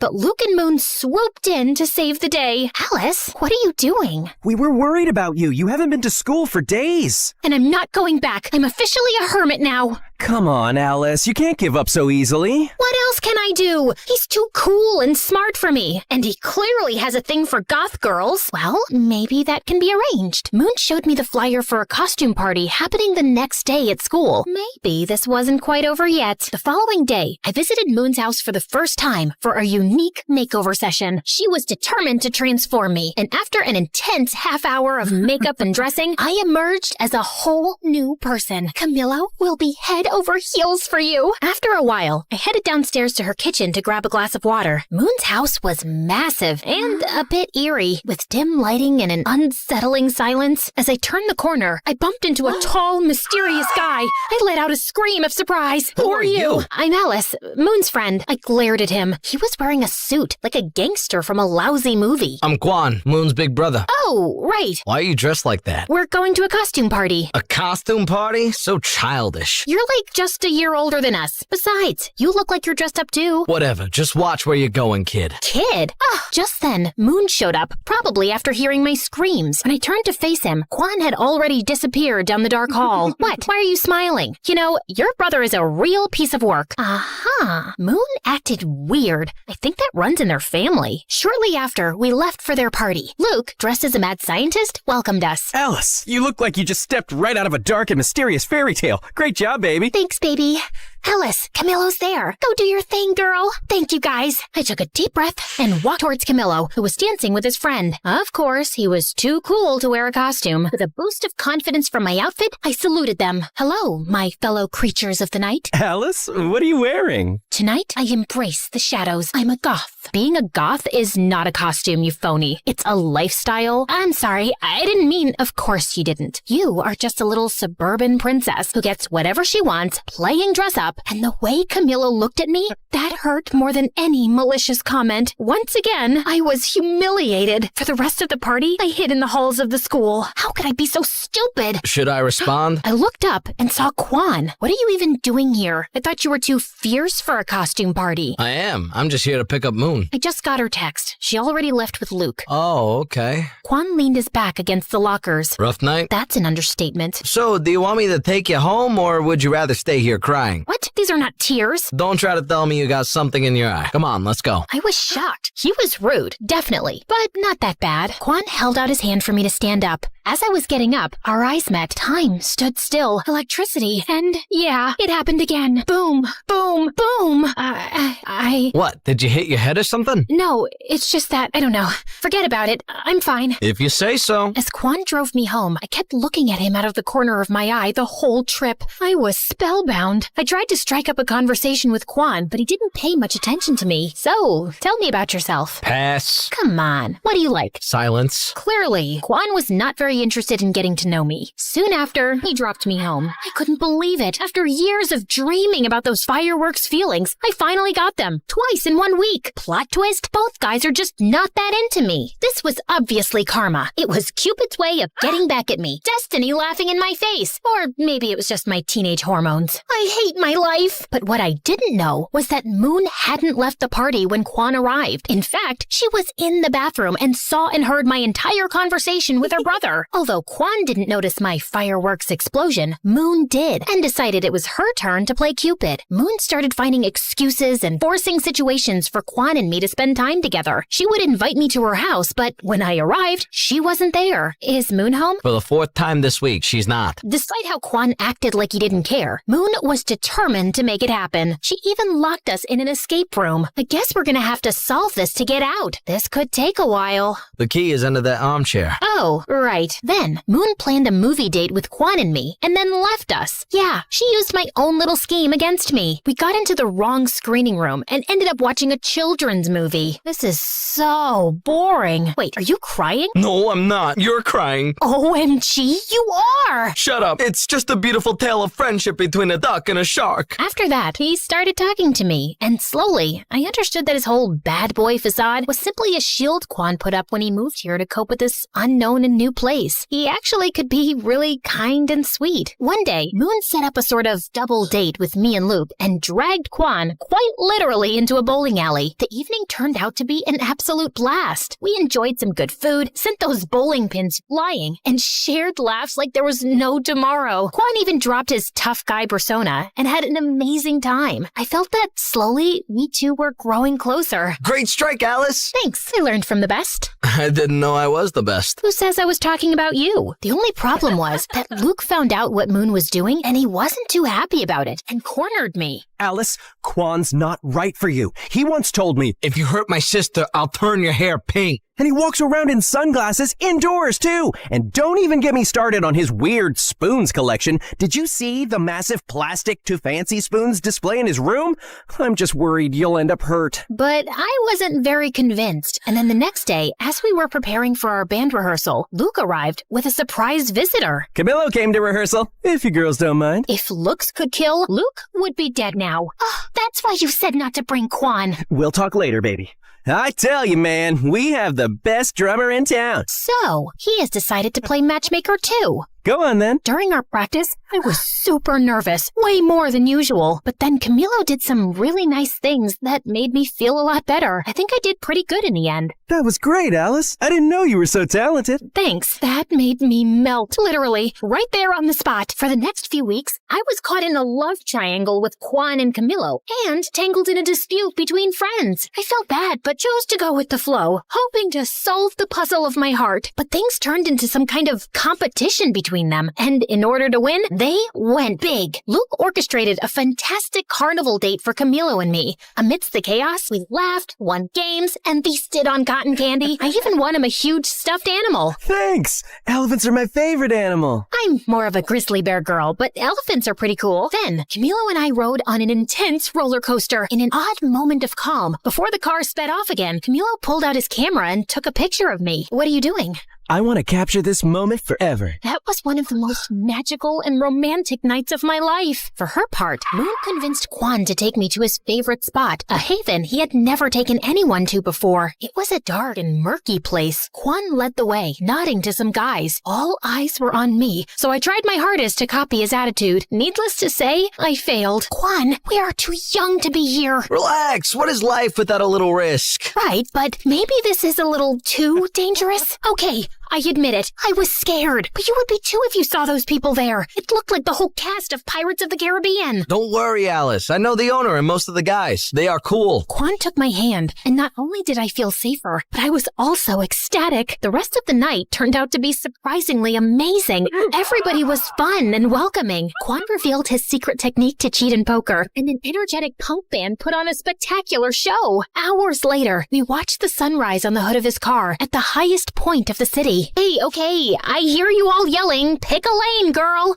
But come on, deciding between Camilo and Quan is like choosing between chocolate and vanilla when you love both. It's driving me nuts too. It was impossible. Like Camilo wrote and recited to me in an open reading the most beautiful poem I had ever heard. But then Quan got us the chance to play our first gig in the same place he took me. Clueless of what to do, I turned to the greatest source of wisdom I knew, my dad. Okay, yes, I was truly desperate. Dad, is it possible to be in love with two people at the same time? My dad took a deep breath before answering. Alice, time has taught me not to put any limits on love. Love can be many different things. It constantly mutates, so maybe it is possible. And what should I do? I can't date two people at the same time. No, you have to be mature and thoughtful. Take care of your feelings, but also those of others. But I don't know how to decide this. If you are stuck in this situation, you might not be ready for love. Maybe the best thing to do now is to focus on yourself. And it wasn't very helpful. Maybe my dad wasn't the fountain of wisdom I thought he was. Before you guys go off in the comments, I know this is like the best kind of problem any girl my age could have. For days, I ignored both Camilo and Quan, but finally, the day of the concert arrived. Surprisingly, I was pretty calm. Well, that was until I saw both Quan and Camilo in the audience.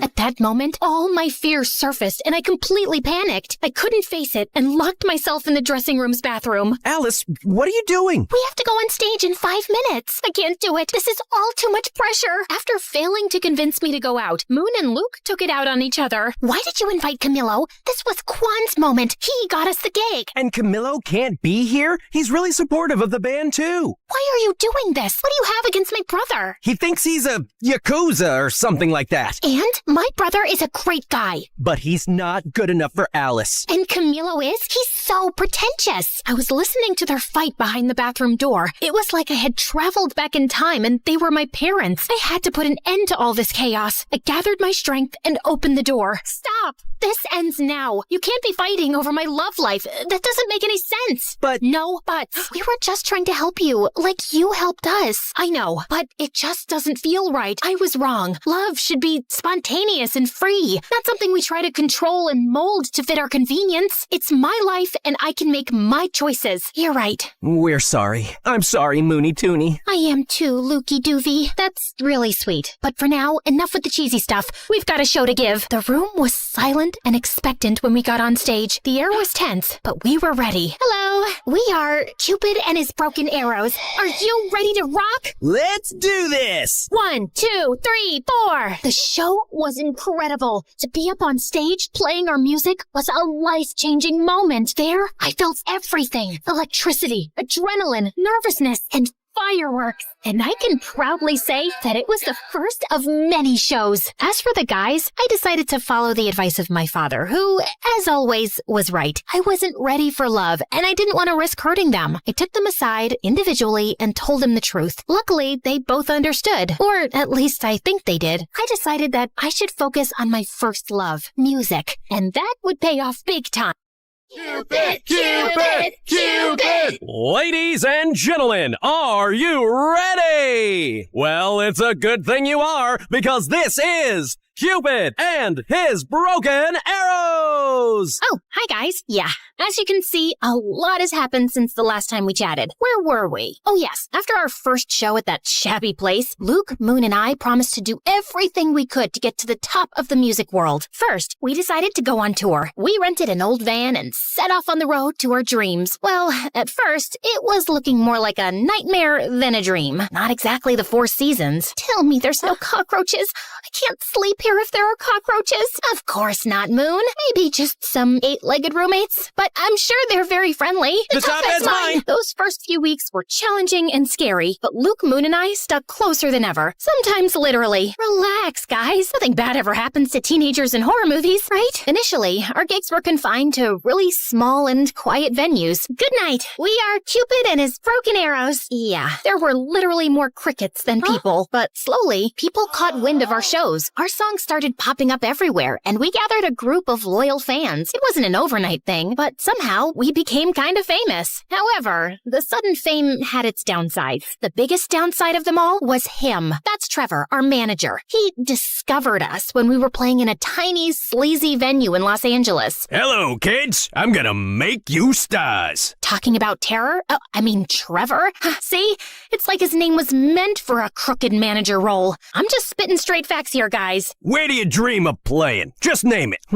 In the forum? That's a little too ambitious. I'll make it happen. Sky's the limit for us. Despite Moon and Luke's excitement, something didn't smell right to me, so I decided to keep an eye on Trevor. Follow that car! I always wanted to say that. I tailed him to the forum offices. Oh, tailed is what spies say when they follow someone. Too many spy novels, I guess. So, Trevor got out of his car, but returned as if he'd forgotten something. What could it be, you might ask? His briefcase? His parking permit? Maybe his wallet? Well, not exactly. A gun? Who brings a gun to a business meeting? It's like bringing a gun to a business meeting. I figured he was a little shady, but he was actually dangerous. After a while, he walked out of the meeting with a big smile and put his gun back in his suit. Oh my God! That night, after Trevor gave us the news that he got us a slot at the forum, I revealed what my fierce investigation had unmasked. It's over, Trevor. I saw your gun and how you used it to get us this concert. We can't be involved in something as dark as that. Oh, you mean this? Trevor pulled out his gun and pointed it directly at me. My life flashed before my eyes. Moon, Luke, and I screamed in terror as he pulled the trigger. To find out what happened next, join part 4 of this story. Now relax, I'm just kidding. Trevor fired, but all that came out of the gun was water. Phew, that was a close call. Well, maybe not really. Are you crazy? Why are you carrying this with you? For protection, in case, a small cat attacks me. And why did you use it in the meeting? Oh, that! Those guys never water their plants. They were so dry, poor things. Maybe I had misjudged him. Still, if you don't want to be involved in something as dark as me, I understand. Maybe it's for the best. No, Trevor, please don't take this personally. Alice is just like that. Excuse me? Yes, we really want to work with you. Great then. Are you in, Alice? Outvoted, I had no choice but to accept Trevor. His impact was soon felt. He devised everything for us, from trying on silly, smelly costumes, which I'm sure he had stolen from the thrift store to keep the extra money for himself, to making us do some bizarre and really embarrassing publicity stunts. Yet, while I hated to admit it, he did take us to the next level. He even got us a record deal. Maybe he isn't all that bad. He certainly wasn't the worst thing that came with fame. Paparazzi were a real headache. Hey, Alice, aren't you dating someone? People want to know about your love life. Oh, it's a full-blown love triangle. Me, my couch, and my Apple.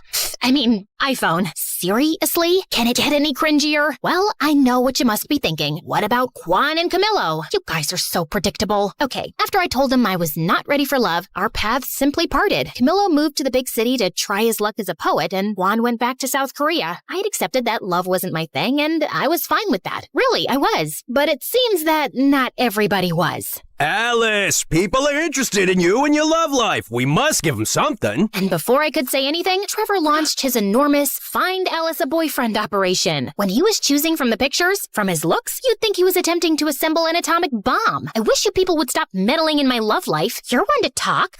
Fair point. Must I suffer all my life for that one time I played Cupid? Besides, you two are practically soulmates. I only intervened in the name of true love. Maybe Trevor will find you your soulmate. If he does, he deserves a Nobel Prize in matchmaking. Haha, very funny. Bingo! We found our man. Get ready, Alice. Trevor orchestrated a date with one of the buzziest actors in town. Naturally, he gave the paparazzi a heads up, turning the dinner into a spectacle that rivaled the Super Bowl coverage. I won't deny that he was good looking. The man could make any Greek god jealous, but he seemed to be already in a committed and very toxic relationship with his phone. It was like they were stuck in a never-ending staring contest. If a UFO landed on the table, he'd probably just assume it was dessert. So, tell me something about yourself. I have 5 million followers. Wow, I'd be concerned if that many people were following me. That's next level stalking. Huh? Alice, when's the wedding? This was beyond ridiculous. I needed a bulletproof escape plan. Something as sophisticated and brilliant as my mastermind can scheme. Hey, isn't that one of the Kardashians? A Kardashian? Where? I took advantage of the commotion to sneak out, but just as I was about to fulfill my genius escape, I bumped into a waiter sending his tray flying in the air. It landed on the head of my date. Oh my god, I'm so... Camillo? Is that you? Alicia, hi. What are you doing here? I was super surprised to see Camillo, but I had to move fast. I'm actually in the midst of an escape. Care to help me? Absolutely. Camillo wheeled over a waiter's cart covered with a tablecloth. Your chariot awaits, Your Majesty. I hopped in the cart, and Camillo carried me unnoticed out of the restaurant. After we were in the clear, we two went for a walk. By the way, I must confess, I'm a massive fan. Oh, thank you so much. People don't believe me when I tell them we used to date. Do you tell people that? Well, I know we didn't exactly date, but I don't know, maybe I'm just expressing my wishes out loud. Are you flirting with me right now? I am. Who knows when I'll cross paths again with another star,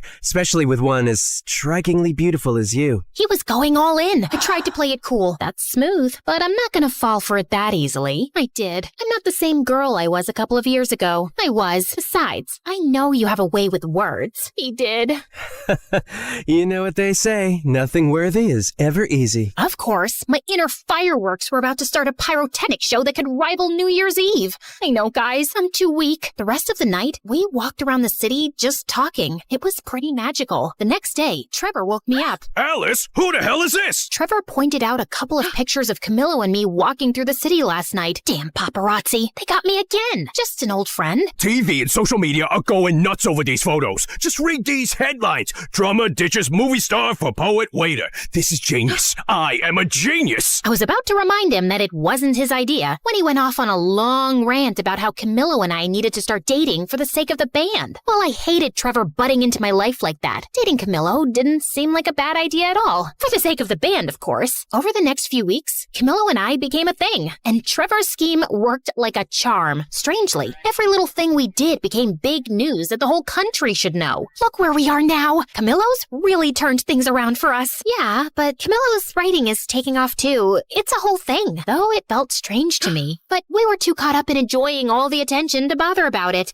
Guys, you guys are breaking the internet right now. Any advice for your followers? Just be great. Be as incredible as we are. We know that's a pretty high bar. Yeah, I know. I wanted to pinch myself too. But dealing with fame was hard. Everyone wanted a piece of you. And soon, all this glitz and glamour also got between Moon, Luke, and me. You're late again. Sorry, loves. We play in Rochester in a few days. We need to rehearse. I'm here, aren't I? Try to relax a little bit, kid. Kid? We've done hundreds of shows. It's a walk in the park. It isn't just another show. It's our first home show since we left. Quan is even coming back from Korea with his new girlfriend for this. It has to be perfect. The mention of Quan and a girlfriend struck a chord with me. He had a girlfriend now? Who was she? Why didn't Moon tell me this earlier? Why wasn't he thinking of me? I was beyond angry. What the hell, Moon? Why are you throwing Quan and his girlfriend in my face? She was not throwing This is clearly not about the show. Of course it is. What else would it be about? This is about you two being jealous of me and Camillo. This is about you not bearing to be under my shadow. Oh my God, you're completely delusional. Oh yeah? You two are completely... I couldn't think of a good enough adjective, so I simply stormed out. What I didn't realize was that Trevor was standing on the side, just watching the drama unfold. Don't stress. You don't need anyone. I think you could even go solo. What? I mean, everybody knows you're the heart of the band. You're gonna do great things by yourself. I just know it. Oh, shut up. I knew Trevor was trying to manipulate me, but he wasn't all wrong. The band thing was not working. We were always fighting, and I had Camillo. What was the point of continuing? Okay, let's do it. We decided it was best to keep it a secret until after the show in Rochester, which would be our last. I had fears, doubts, and a lot of anxiety, but Camillo managed to calm me down. I'll be right there at your side. Finally, the day of the show had arrived. My relationship with Luke and Moon was more strained than ever. To avoid them, I went to the side of the stage. The arena was packed. Everybody we knew was there. Luke's family, Moon's dad, even the goth girl was present. Wait, where's Dad? I tried to locate my father in the VIP and the crowd, but it was like finding Waldo. When even Camillo, who was supposed to bring Dad, didn't answer my calls, I started freaking out. Something felt really off. Soon after, Camillo called me from the hospital and told me there had been an accident. What? How? I was late. Then I saw your dad's accident on the way, so I followed him to the hospital. But your dad is fine. He's resting now. Why did nobody call me? They said they called his emergency contact. I'm on my way. I ran to the dressing room to grab my things. Guys, I have to go. My dad is in the hospital. Your dad? What happened? I explained everything, and despite our fight, Moon and Luke hugged me tightly. Alice, I'll drive you. Due to my shock, I hadn't noticed that Quan was there. He looked even more attractive than before. Quan, Snap out of it, girl. Let's go. Whoa, Alice, stop. The show's about to start. She needs to be at the hospital. Family comes first, always. As she said that, I felt horrible. They were my family, and I was backstabbing them. I don't care about your family. This is the most important show ever. We're gonna tape it for a movie. It's the farewell concert. Do you know how much money we're gonna lose? After saying it, Trevor closed his mouth so tightly that his lips seemed to have magnets on them. Farewell concert? Oh, it's not a big deal. Breakups sell well, and we'll have 3 products instead of 1. Both Luke and Moon looked at me. If looks could kill, I'd be 6 feet under right now. Dad, oh my God, are you okay? What happened? Oh, it's just a silly accident, but I'm okay. I'm coming to see you. What? All those people are there to see you. You're gonna play and rock that gig. But... No buts, Missy. Afterward, you can come see me. Not like I'm going anywhere. Rock it for your old man. Okay, Dad. I love you. You heard Dad, kids. Let's do it. It's showtime. We went on stage, and the tension was crazy. I could feel Luke and Moon's hateful glares. It was as if Cyclops from the X-Men was looking at me without his glasses. The show was about to start, but I refused to be like those old dinosaur rock bands where everyone hated each other. So I did something I never did. I stepped up to the microphone. No, don't freak out. I'm not gonna sing. Hi, Rochester. I want to dedicate this show to my family. To my dad, who needs to stop riding his bike at night, and to my siblings, Luke and Moon. No one has taught me as much about love and friendship as you two have. I love you, and I'm sorry, guys. Luke and Moon smiled at me. Now that we got that out of the way, it's time to rock. Then the show finally started, and it was simply incredible. Luke, Moon, and I played like it was the first time in my garage. The show was, without a shadow of a doubt, our best. After that, we 3 reconciled in a big embrace. While they were still angry, at least now it didn't look like they were going to scheme to murder me. Shortly after, Trevor joined us. Oh, Trevor, just the man we were looking for. What? Should we share the honors, guys? At the count of 3. 3, 2, 1. You are fired, kid. Trevor tried to manipulate and scare us with threats, but when we were together, that didn't work. That's why he wanted to split the band. He knew he could control us if we were divided. You're making a huge mistake. This is not over. Can you close the door on your way out? Thanks. We went to see my dad, and apart from a few scratches and a large cast on his leg, he was fine. You'd think I now had everything, and you'd be right. I had my band and friends back, my dad was okay, and I had my boyfriend. It was finally time for my lived happily ever after moment. Well, that lasted for about 2 seconds. Literally. Someone suddenly burst into the hospital room. Babe, are you all right? Mom? Babe? What are you doing? Alice. Well, I guess now I know who his emergency contact was. My mom looked at me smiling, but when she saw Camillo, her face completely transformed. Alice, get away from him. I was beyond confused. I looked at Camillo. His face revealed that he had something to confess. I imagine your faces right now are exactly like mine at that moment. Once again, fate had a curveball for me. But this is running too long. I know no one likes cliffhangers, but you know what they say? Nothing worthy is ever easy.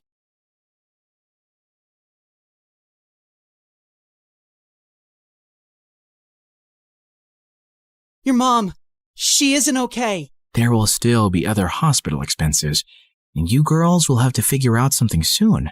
Do you have any relatives? Of course. I'd do anything for you, Claire.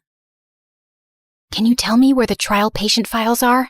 When we visited Mom next at the hospital, I was able to slip away and retrieve Mom's file and another patient's who was receiving the drug. That night, Meredith and I used every Photoshop skill we had to make duplicate copies, complete with the hospital seal and everyone's signatures to ensure that Mom was the patient chosen for the treatment. And the next day, I slipped the files back in. I knew what I'd done was wrong, and I'd broken at least 5 different laws. But as I walked away, I didn't feel like a criminal at all.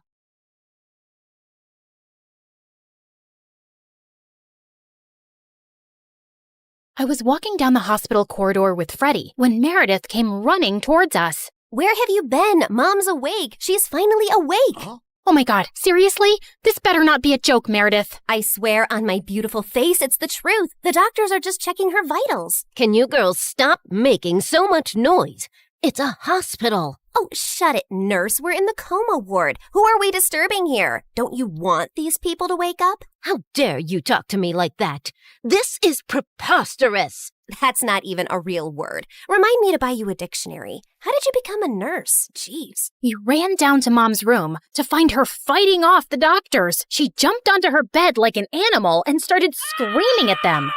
Where am I? Are you doing a science experiment on me? You will not touch the daughter of Vladimir. I learned how to catch fish with my bare hands when I was 3 and tackled a bear when I was 5. You think you are any match for me? Ma'am, we mean no harm. We're your doctors. How are you old enough to be a doctor? You have a pimples like a teenager. I'm fully qualified. Shut up, little boy. Tell me where I am before I take your eyeballs out and play bubbles with them. Mom? Mom turned and stared at me with wild eyes. Let's get out of here before she attacks us. For once, I agree with Meredith. Who are you? And what did you just call me? Hey guys, the last time you saw me, I was walking down a hospital corridor after switching the clinical trial files. That was 2 years ago, so let me get you up to speed on everything that's happened since then. Mom entered the clinical trial, and her tests started showing signs of progress, but she didn't come out of her coma anytime soon. Freddie tried to help us, but Meredith and I had to learn to manage on our own, and it turns out there's a lot you can steal from a hospital. We never had to buy toilet paper or cleaning supplies again, and we always had endless cups of pudding and Jell-O. Meredith, is that diaper cream you're putting on your face? A girl's gotta moisturize. It's very hydrating. My face is as soft as a baby's butt. What did you score today? More useful things like new bed sheets, pads, towels, and batteries for our TV remote.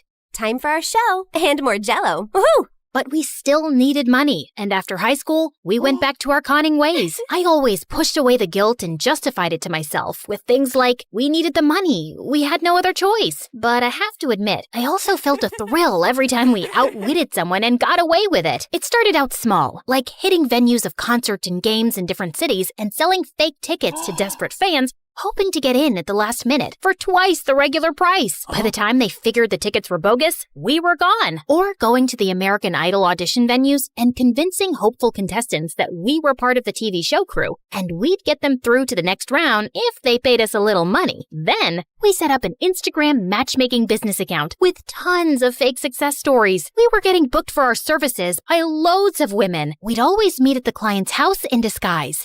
What is this exquisite dessert? It's like a cloud melting in my mouth. It's a Japanese cheesecake, delivered fresh every day from Japan. You are just the kind of people I like. Ow! Let's get down to business, shall we? Wow, I mean, this cake. Yes, business. This is your daughter?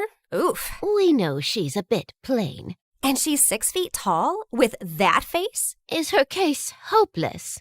Oh no, we've dealt with a lot of uggos before. Believe me. Ow! What my partner means is there's someone for everyone out there, and we're experts at making those two people meet. We'll need a small advance, and we'll bring you a portfolio of suitable bachelors in a week. You'll be the mother of the bride soon, watching your little giraffe walk down the aisle. Sounds good, right? Make that check to cash, please. Can you also pack the rest of this cake? We'd take the advance, keep in touch for a few weeks saying we were gathering options, and then disappear. Of course, people soon started commenting on our page, calling us frauds and reporting our account, but we made a good amount while it lasted. We tried out a wedding planner service next. That's a gorgeous cake, but it's so expensive.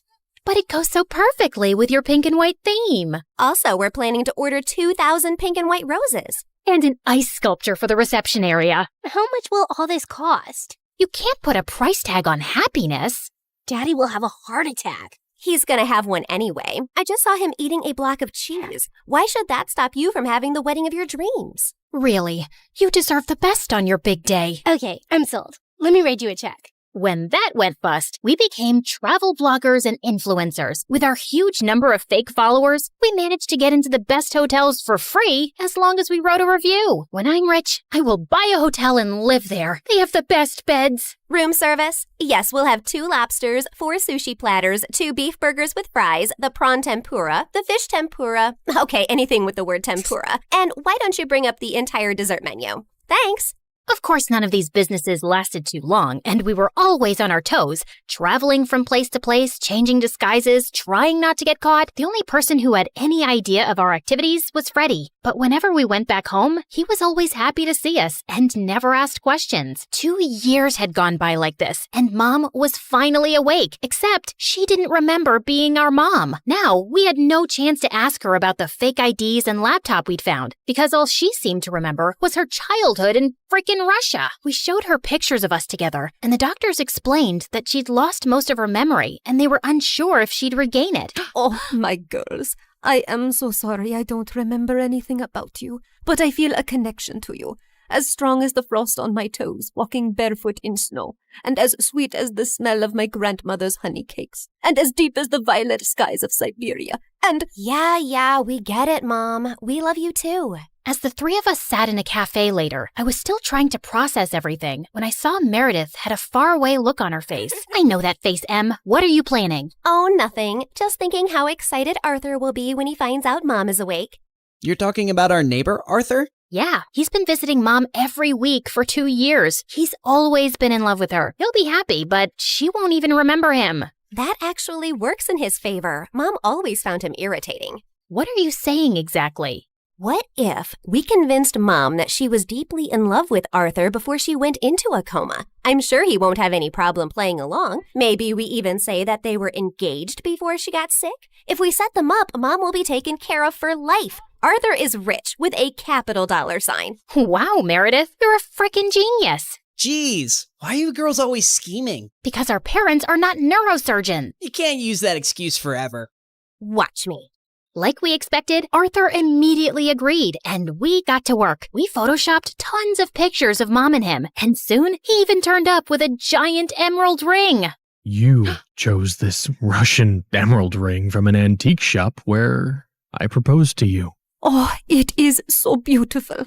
I wish I remembered all of these moments. But I do feel a connection to you, as strong as the smell of lavender on a Russian summer breeze, and as warm as Papa's fur coat, and as comforting as a bowl of kidney pickle soup, and— Kiss her, now! As Arthur and Mom kissed, Meredith and I walked out of the room and burst out laughing.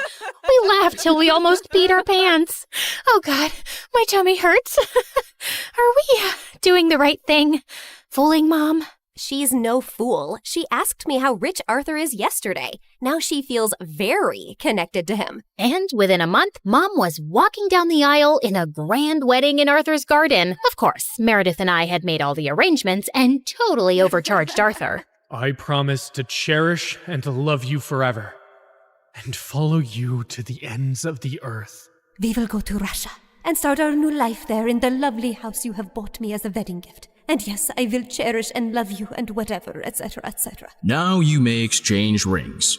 Did you just hear what I just heard? Are they moving to Russia? That can't happen. Is it too late to object to this wedding? Shh. You guys are ruining the ceremony. What's wrong with you? Are you a moron? You know she can't go to Russia? Why not? She's Russian. Isn't she? Oh, yeah, she shouldn't go to Russia. Hold it, everyone. Sorry, Mom, but you can't go to Russia. Oh, sweetie, I will take you girls with me, don't worry. We're taking them with us? No one's going to Russia. Can we, discuss this later? You're ruining the moment. Arthur, shh. Listen, Mom, we need to talk. As I got up to talk to Mom, I tripped on my dress and crashed into this big cage holding 100 pigeons, and they all started flying off. This was supposed to be for after the ceremony! But suddenly, those pigeons turned vicious and came back to attack everyone. They clawed at people's hair, poked them with their beaks, and pooped everywhere. As the guests ran around in chaos, someone slammed straight into the wedding cake. Meredith and I grabbed Mom's arms and dragged her home.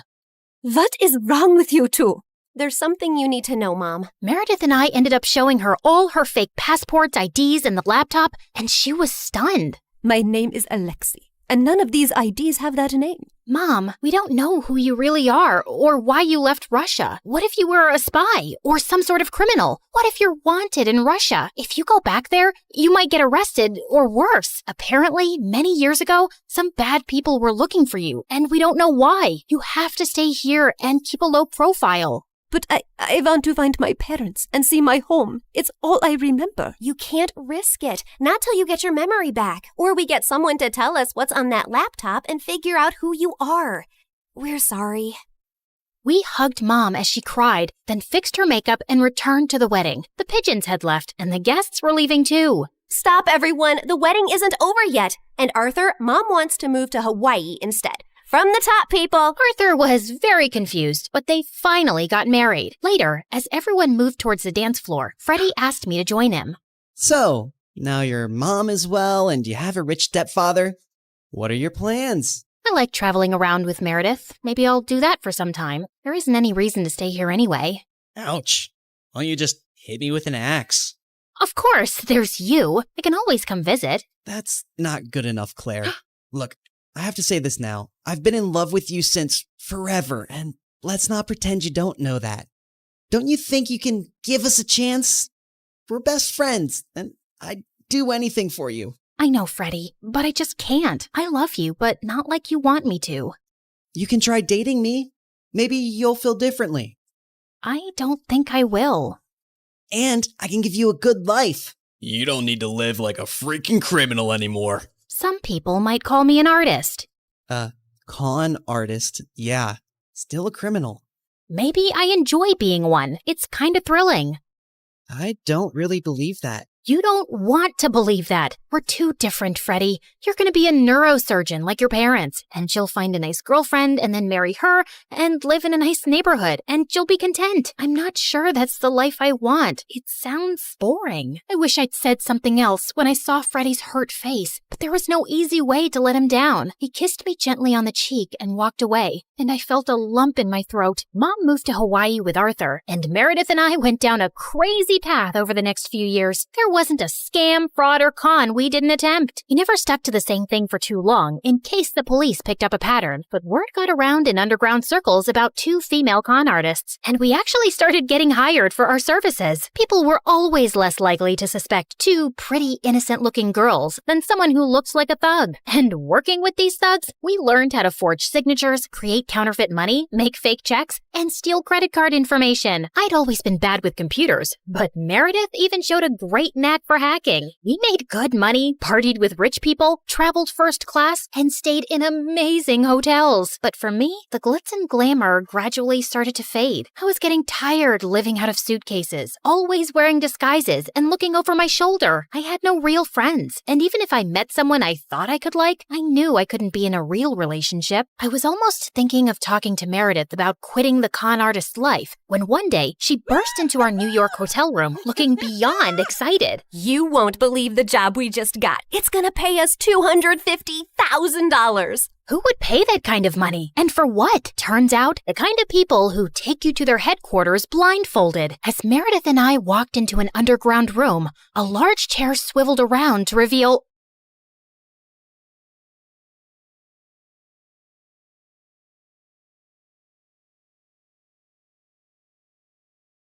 Brianna waited impatiently in the cinema parking lot. Her date was 40 minutes late. Just as she was about to leave, the car door pulled open without warning. Whoa, gotcha! Are you a clumsy dummy, or did you plan this to fall into my arms? How would I plan?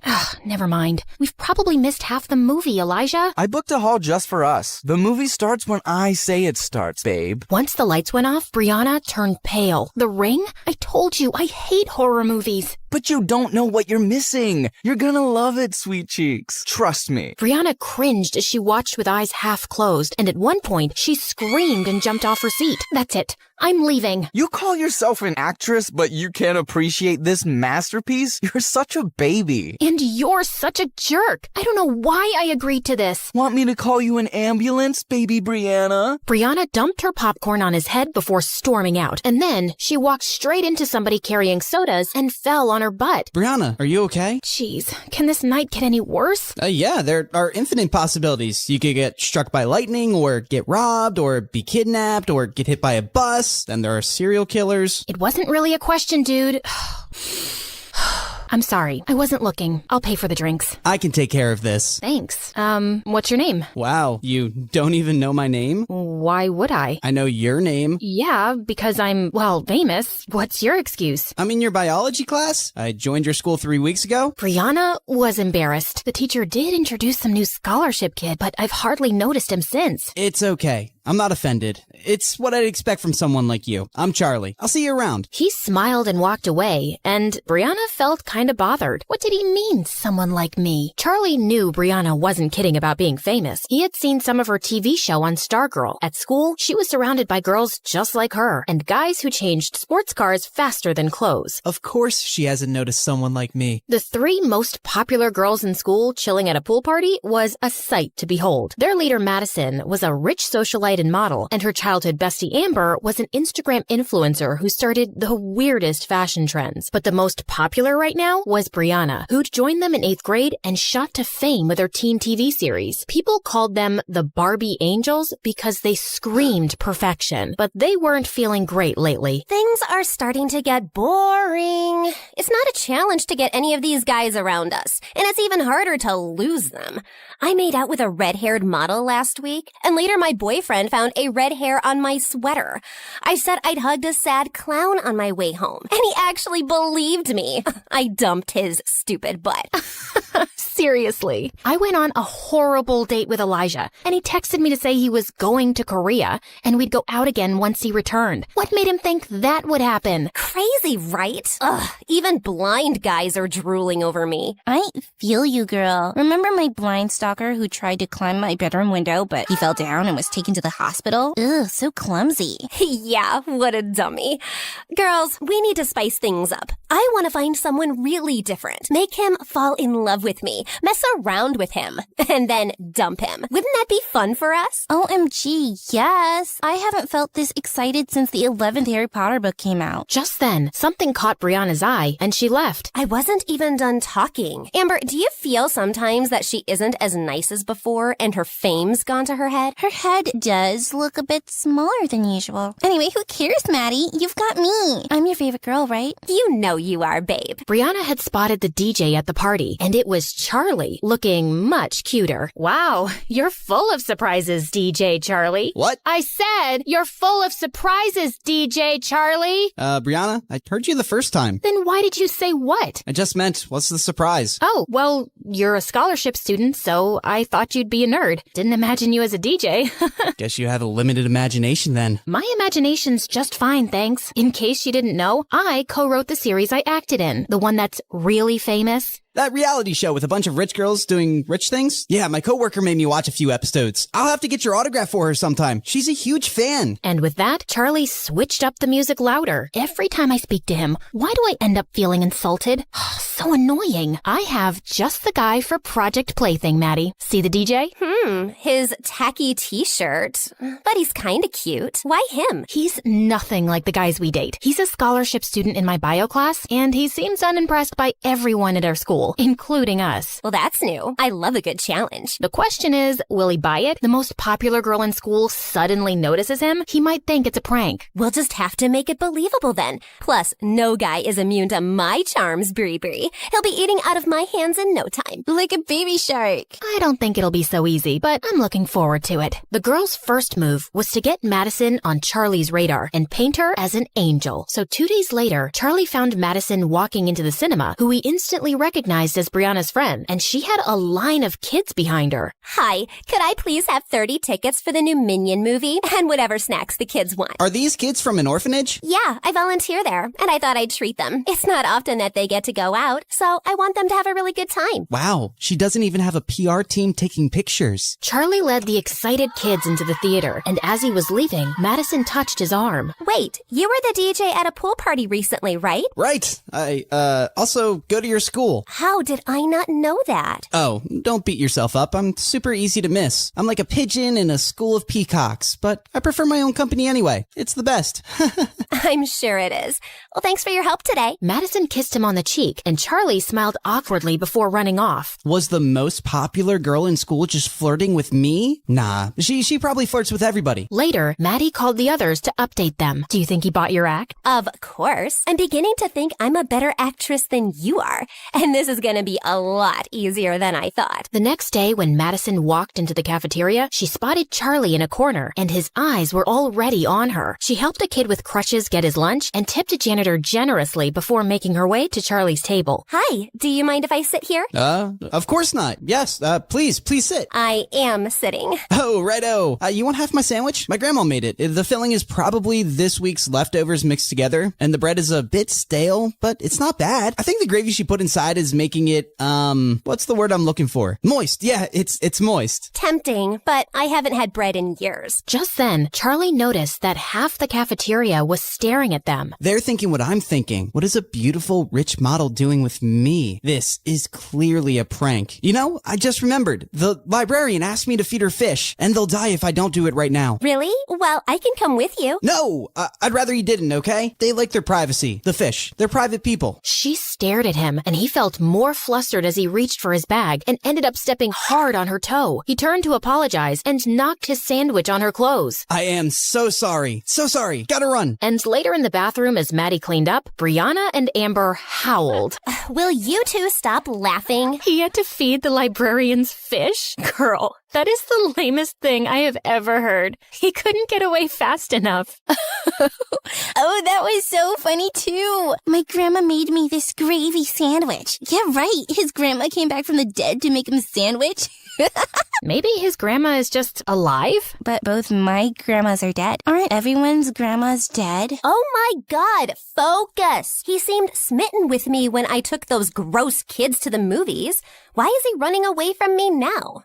Maybe I just make him really nervous. Or maybe he isn't stupid and he's not buying your sudden interest in him. Well, you're in the same class with him. Do something. I'll get the teacher to make me his lab partner tomorrow. Let's see what I can pull off. Charlie just wanted some peace, but the universe literally said no when he got paired up in the lab with Brianna. Are we really gonna open up that frog? There's no way I'm touching that thing. Charlie ignored her and started doing it himself. Oh my God, look at those intestines. Ew, I'm gonna throw up. Why don't you just stop looking at the frog? It's not like you're helping me. Yeah, that sounds good. Anyway, I have to talk to you about something. I think Madison's really into you. Don't ask me why. The heart wants what it wants. So, I was wondering, what do you think about her? Brianna, I don't know what you girls are up to, but I don't have time for this. I'm just here to study hard so I can get into a good college, and Madison can literally have any guy. What do girls like you want with a poor nobody like me? Wow, you just made us sound so arrogant and judgmental, but you've basically written us off without even knowing us. Look, I didn't mean... Yeah, you did. You think girls like us wouldn't like a poor guy since we're shallow, right? And yeah, Maddie could have any guy, but maybe she saw something different in you. Trust me, if it was fancy things we wanted, we don't need a guy for that. Charlie felt unsure. Maddie is beautiful, and she seemed sweet. Maybe I misjudged her. So, how'd it go? Brilliantly. I think I've convinced him a bit that you're genuinely into him. We've got to keep the ball rolling. Let's find out more about Charlie's personal life. Madison hired a private investigator and found out that Charlie lived with his grandma. She also found out that he worked in a small club as a DJ on weekends. We know where we're going tonight. Oh, please say Tokyo. I've been craving sushi for weeks. No, to this nightclub, silly. But I'll take you for sushi anywhere after the success of Project Plaything. Later, when the Barbie angels walked into the small club, all eyes turned to them, and Charlie was just as surprised. This really wasn't their kind of place. Once he sees my heart-stopping dance moves, he'll be following me around like a lovesick puppy. The girls moved to the dance floor and had everyone's attention. As the song ended, Madison walked over to Charlie. The music here is amazing. You're really talented. Gee, thanks. Listen, Madison, I've been avoiding you, but I want to say I'm sorry. For that day in the cafeteria, I was such an idiot. I'll forgive you if you dance with me. Oh no, there's a reason why I'm in charge of the music. Those who can't do, teach. Those who can't dance, DJ.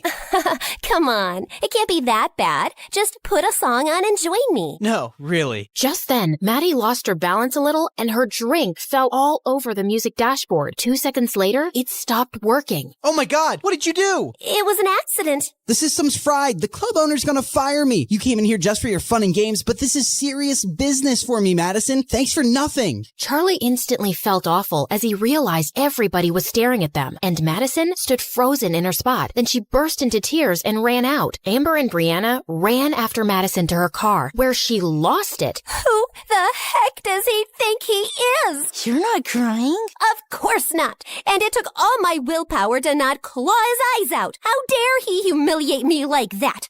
Oh, once he falls in love with me, I'm gonna squish him like a bug. That was brilliant. Now he's gonna feel terrible because you didn't even lash out at him. And he'll think you're the sweetest angel on earth. Oh, I underestimated you, Maddie. You're the worst. I am the worst. And when I'm done with him, he's gonna wish he was dead. Charlie just couldn't face Madison in school the next day. And after a lot of begging, he finally managed to get her number from Brianna. Little did he know, the girls had decided that Brianna would be the one to talk to him, pretending to be Maddie, because she was the smoothest talker. Charlie felt super nervous as he called her that night. Hello? Hello? Hi. Hello.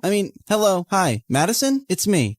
Charlie. What do you want? Listen, before you hang up, please don't hang up. I'm really, really sorry. I just lost it and you didn't deserve that. And you didn't even scream at me or hit me, which you should have. You still can. Charlie, I get it. You freaked out. I hope you didn't get fired. I did. But it's okay. I'll find another gig. I'm sorry. Are you for real? Don't say sorry to me. Do you think we could just start over? Yeah, I'd like that. Hi, I'm Charlie. Nerd by day, DJ by night, and I get free popcorn once a month at the cinema. You go. I'm Madison, and I'm a famous model. Also, I've been on a diet since forever, so I don't remember what popcorn tastes like anymore. That's the saddest thing I've ever heard. The two ended up talking and laughing for hours, and she kept surprising him. She was funny, well-read, and had great taste in music. It was 4 a.m. when they finally said goodnight. I can't remember the last time I had such a good conversation with someone. The next day, Brianna updated Maddie on everything they'd talked about, but she didn't see Charlie in her biology class. The girls hadn't seen him at recess either. So Brianna sent him a text as Maddie, and he replied, Grandma broke her hip this morning. I'm at the hospital. If you really want to seal the deal with Charlie, you should go see his grandma. Ew, I hate old people with their wrinkly skins and their weird smell. Come on, they're cute. Just be nice to her. Charlie will love it. Should I really interact with her? I don't think I could be nice to an old woman. Brianna then thought of a better idea. After 3 days, Charlie's grandma was discharged, but he had one problem, the hospital bill. He decided to talk to the hospital staff about paying in installments, but then they told him that someone had already settled it. What? Who? The person had chosen to be anonymous, but Charlie insisted so much that the staff revealed the sender's identity, Madison. Why did you do it, Madison? What do you mean? You paid my grandmom's hospital bill and tried to hide it. Why? Because I knew you wouldn't accept the money if I offered it to you, and I made you lose your gig. It's the least I could do. I care about you, Charlie. You can have any guy you want, Maddie. Why me? Well, I've dated enough guys from my circle to know they're not very nice people. They're mostly after my money or fame or my parents' influence, and you don't care about any of that. You're like a breath of fresh air. But if you don't feel the same way, I won't hold it against you. Charlie was about to reply when his grandma called called him, but he couldn't stop thinking about Maddie. What she did for me is amazing, but I feel scared about falling for someone like her. Charlie hadn't come back to school for a week, but he and Brianna had been exchanging texts, as Maddie, of course. She was laughing at a meme he'd just sent when she found Elijah by her locker. Ugh, why is he back? Just read something funny? Tell me, babe. I love a good joke. Excuse me? You were just laughing at your phone? I hope it's a joke and not a boy whose butt I have to kick. What are you, my dad? Because you're definitely not my boyfriend. Stay out of my business and don't call me babe again. I've forgiven you for the last tantrum, Bree. Now tell me where you'd like to have our next date. How do I spell this out for you? There won't be a next... Brianna, is this guy bothering you? Charlie, you're back. No. We're done here. Who's this loser? Did you wander here by mistake from some homeless shelter? Just leave him alone, Elijah. Charlie turned around to see Maddie, and his heart skipped a beat. What happened while I was gone? Since when did you girls start mingling with nobodies like him? Suddenly, Charlie walked over to Maddie, and he pulled her close. There you are. I've been looking for you everywhere. I've missed you. And then he kissed her on the lips, and Brianna was even more surprised than Maddie at Charlie's move. Elijah gritted his teeth and walked away. Wow. What was that about? I've been wanting to say it the whole week, but not on the phone. I do feel the same way. I care about you too, Maddie, a lot. Madison hugged him and smirked at Brianna. Once everyone knew that Maddie and Charlie were dating, his life in school took a 360-degree turn. People stopped to smile at him, say hello, crack jokes. Why does it feel like even the teachers are nicer to me? The other two Barbie angels welcomed him into their gang, and being with Madison was a dream. They went on long walks, watched sunset, ate ice cream, and kissed on top of a Ferris wheel. But later that night, Brianna and Amber cringed hearing Maddie throw up. Is Charlie trying to kill me? That gross ice cream at the amusement park made me sick, and my feet hurt from the long walks. And what is so fascinating about freaking sunsets? I think it's sweet. Yeah, 'cause you're not the one suffering. But there is one thing about Charlie. He sure can kiss. Makes you feel like you're the only girl in the world. Ugh, please, spare us the makeout details. Okay. Listen, Brianna, try giving him a hint about planning fancier dates for me. I know he's poor, but come on, he's dating me. The next day, while Charlie was watching football practice, the ball suddenly came in his direction, and he gave it a strong kick back. Hey, kid. You play football? I used to, but I don't have time now. Come on, grab some shoes and join for a game. Just then, Charlie caught Elijah looking at him like he was a buck, and that motivated him. Elijah was coming at him aggressively, but Charlie dodged him and kicked the ball straight into the goalpost. Charlie, you're a natural. You have to join the team. Sir, I really don't think I can commit to practice. Kid, just try it out for a month and see if it works, okay? Elijah, you better watch out. He's gonna give you a run for your money. Charlie ran off to the locker room to put back the cleat, but when he walked out, someone had pushed him to the ground. What the heck, dude? I just don't understand why a low-class idiot like you is in this school. I'm here on scholarship, which means I earned my spot here. But that doesn't mean you belong here. Well, Maddie doesn't think so, and the coach. Don't let the coach's stupid words get to your head. And as for Maddie,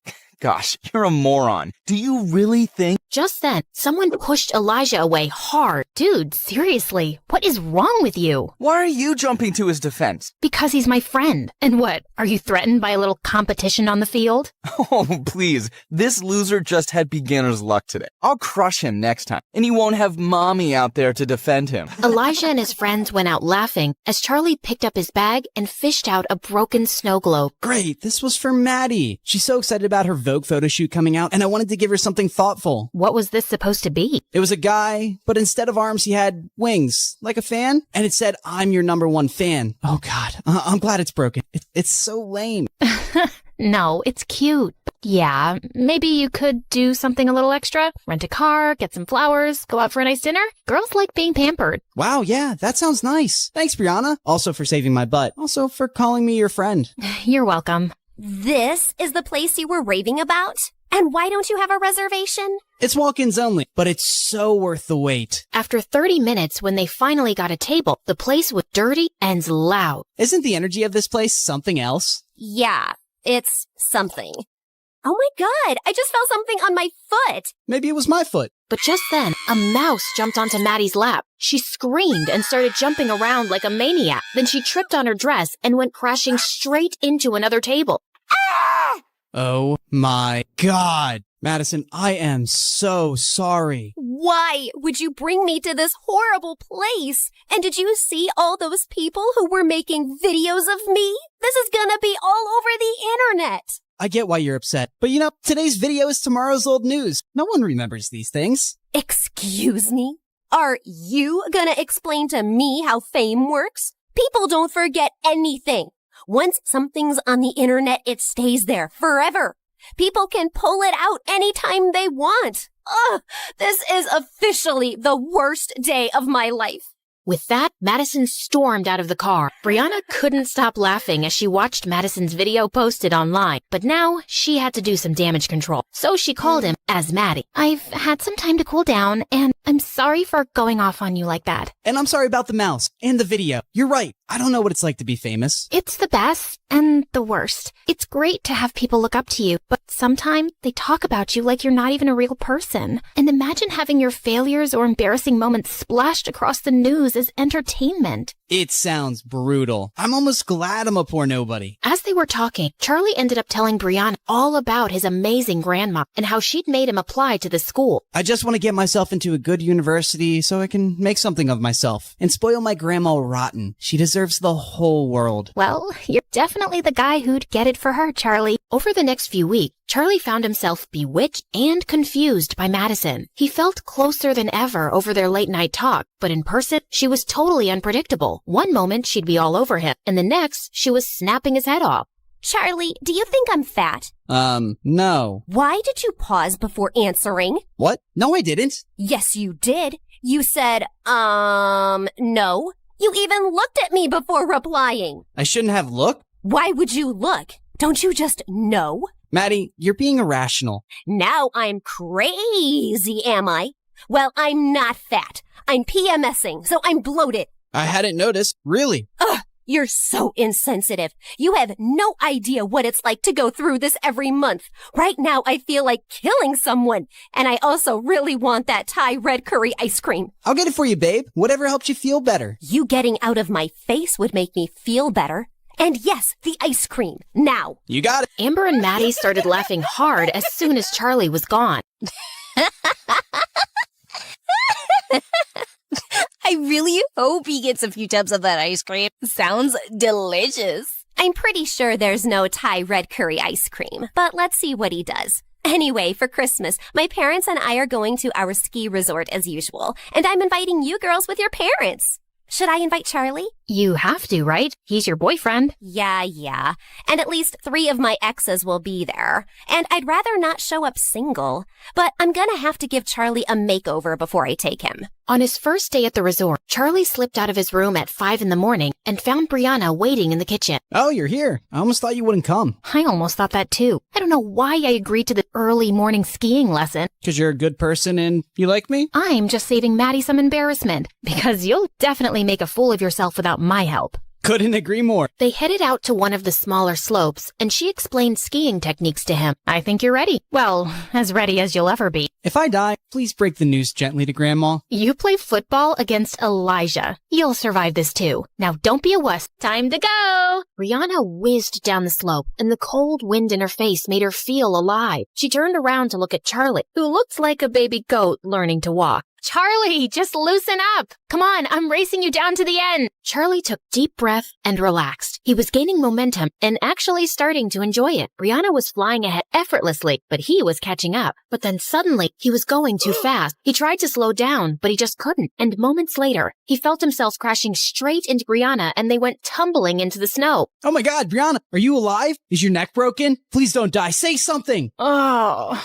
can you shut up for just 1 second? Yes, of course. Oh, I thought I'd killed you. Charlie pulled her into a bear hug. You're really okay? Yeah, I just got the wind knocked out of me. Imagine the headlines if something had happened to you. Stupid, worthless nobody injures beautiful teen goddess. You think I'm beautiful? Well, duh. It's not even opinion. It's just a scientific fact. The sun rises in the east, water boils at 100 degrees, Brianna's beautiful. You got some snow on your face. As they started making their way back, Brianna felt her heart racing. Oh, shake it off, Brianna. You cannot be attracted to your best friend's fake boyfriend. After an exhausting day of skiing, Charlie wanted to crash, but he had to dress up for a fancy dinner instead. The seats next to Maddie were taken, so we quickly took one next to Brianna. Please tell me, why are there 6 forks in front of me, and which one can I use to stab myself in the eye? Oh, definitely the meat fork for a quick death. Madison watched the two laughing, and she didn't like it. I don't want her getting more attention than me, even if it's from stupid Charlie.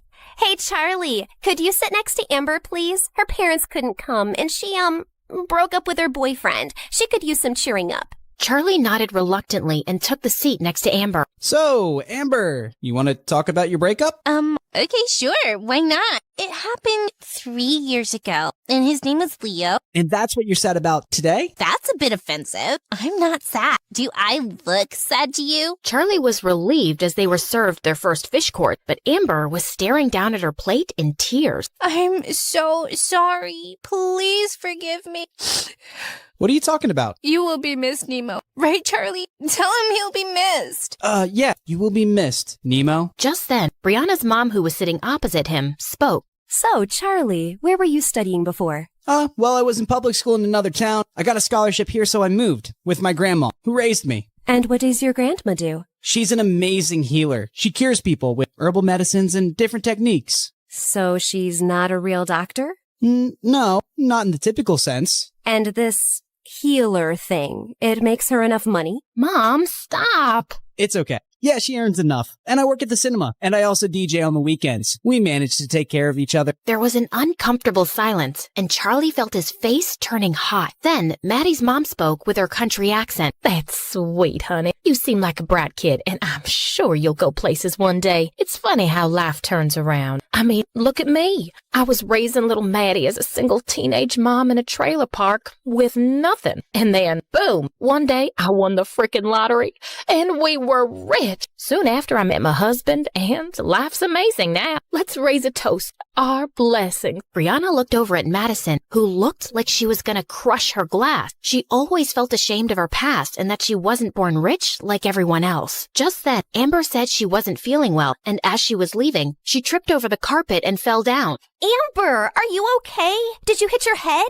No, didn't. But it hurts so bad lately. And even my eyes. Like, sometimes I wake up and it takes me like 2 seconds to see the light. And I swear the lights are on. You know, I'm a scared cute mouse, right? I don't sleep in the dark.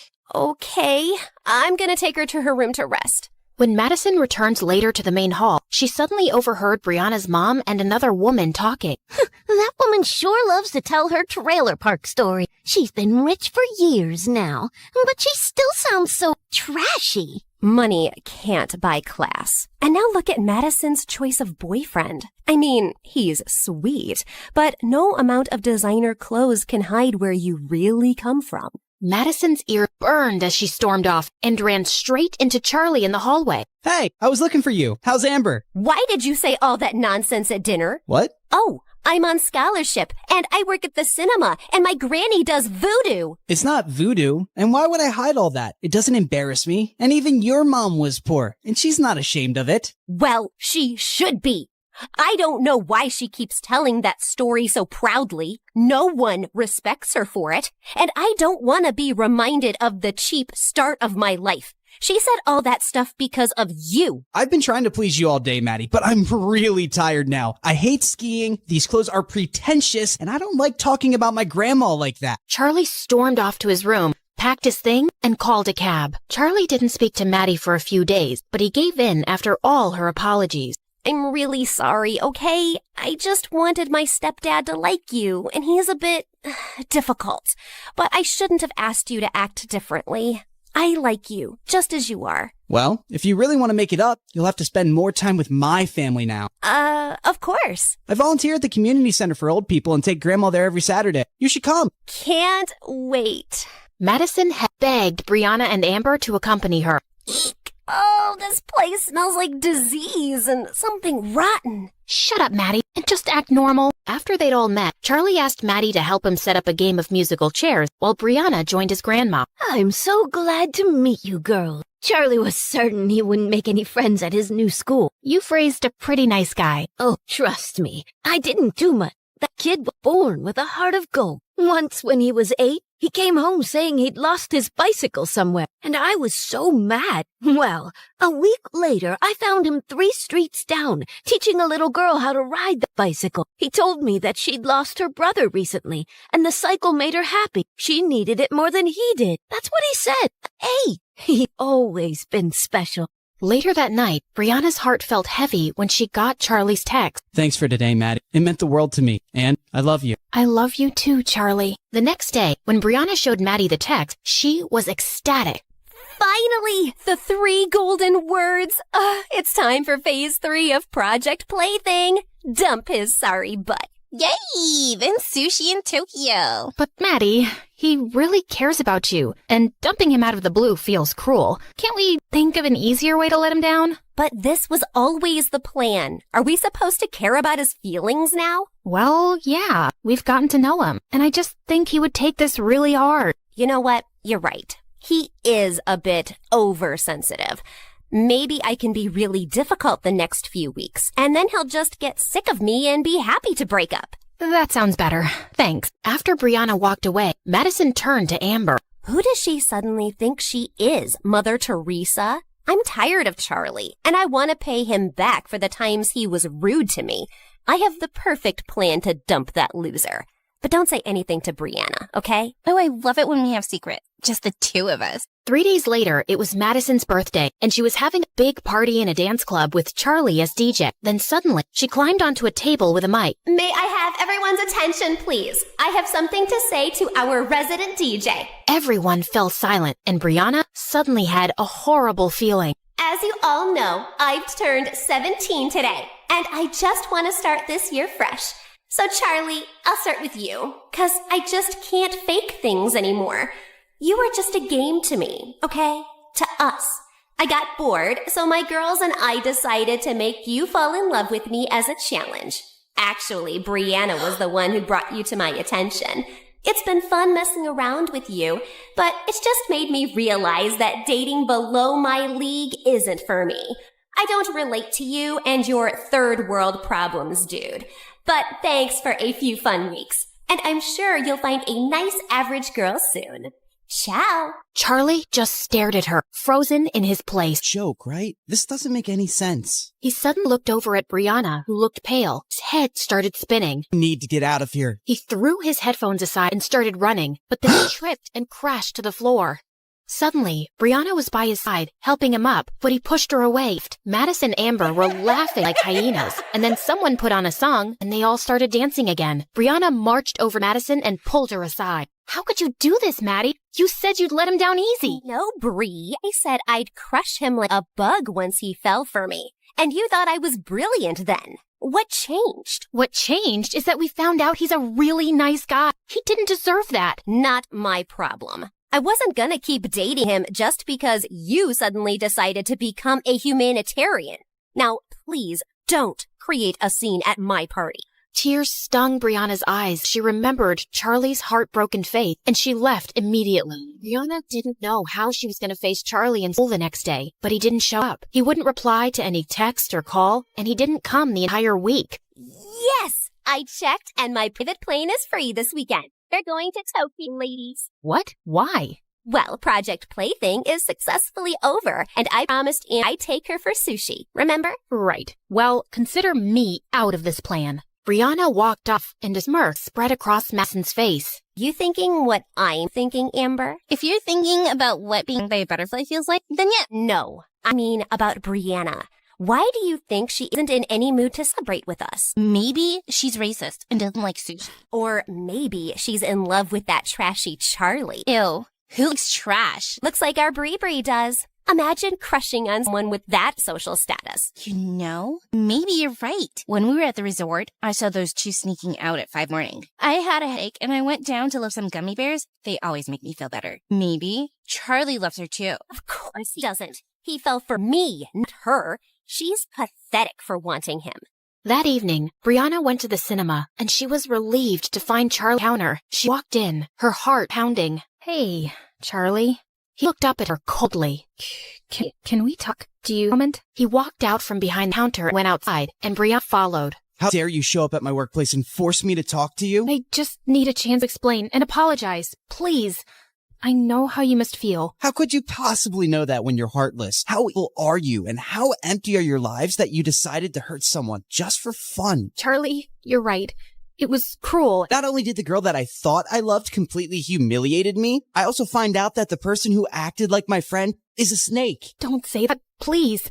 I thought you'd listen. Why? Because I'm a nice guy, so you thought I'd feel better after treating me like dirt? And why are you here apologizing now? I know I was a part of the whole thing, but then I got to know you, and I didn't want to do it anymore, especially after all those late-night calls. That was you? So I never talked to Madison on the phone? No, that was all me. And you and I, we have some connection. What are you talking about?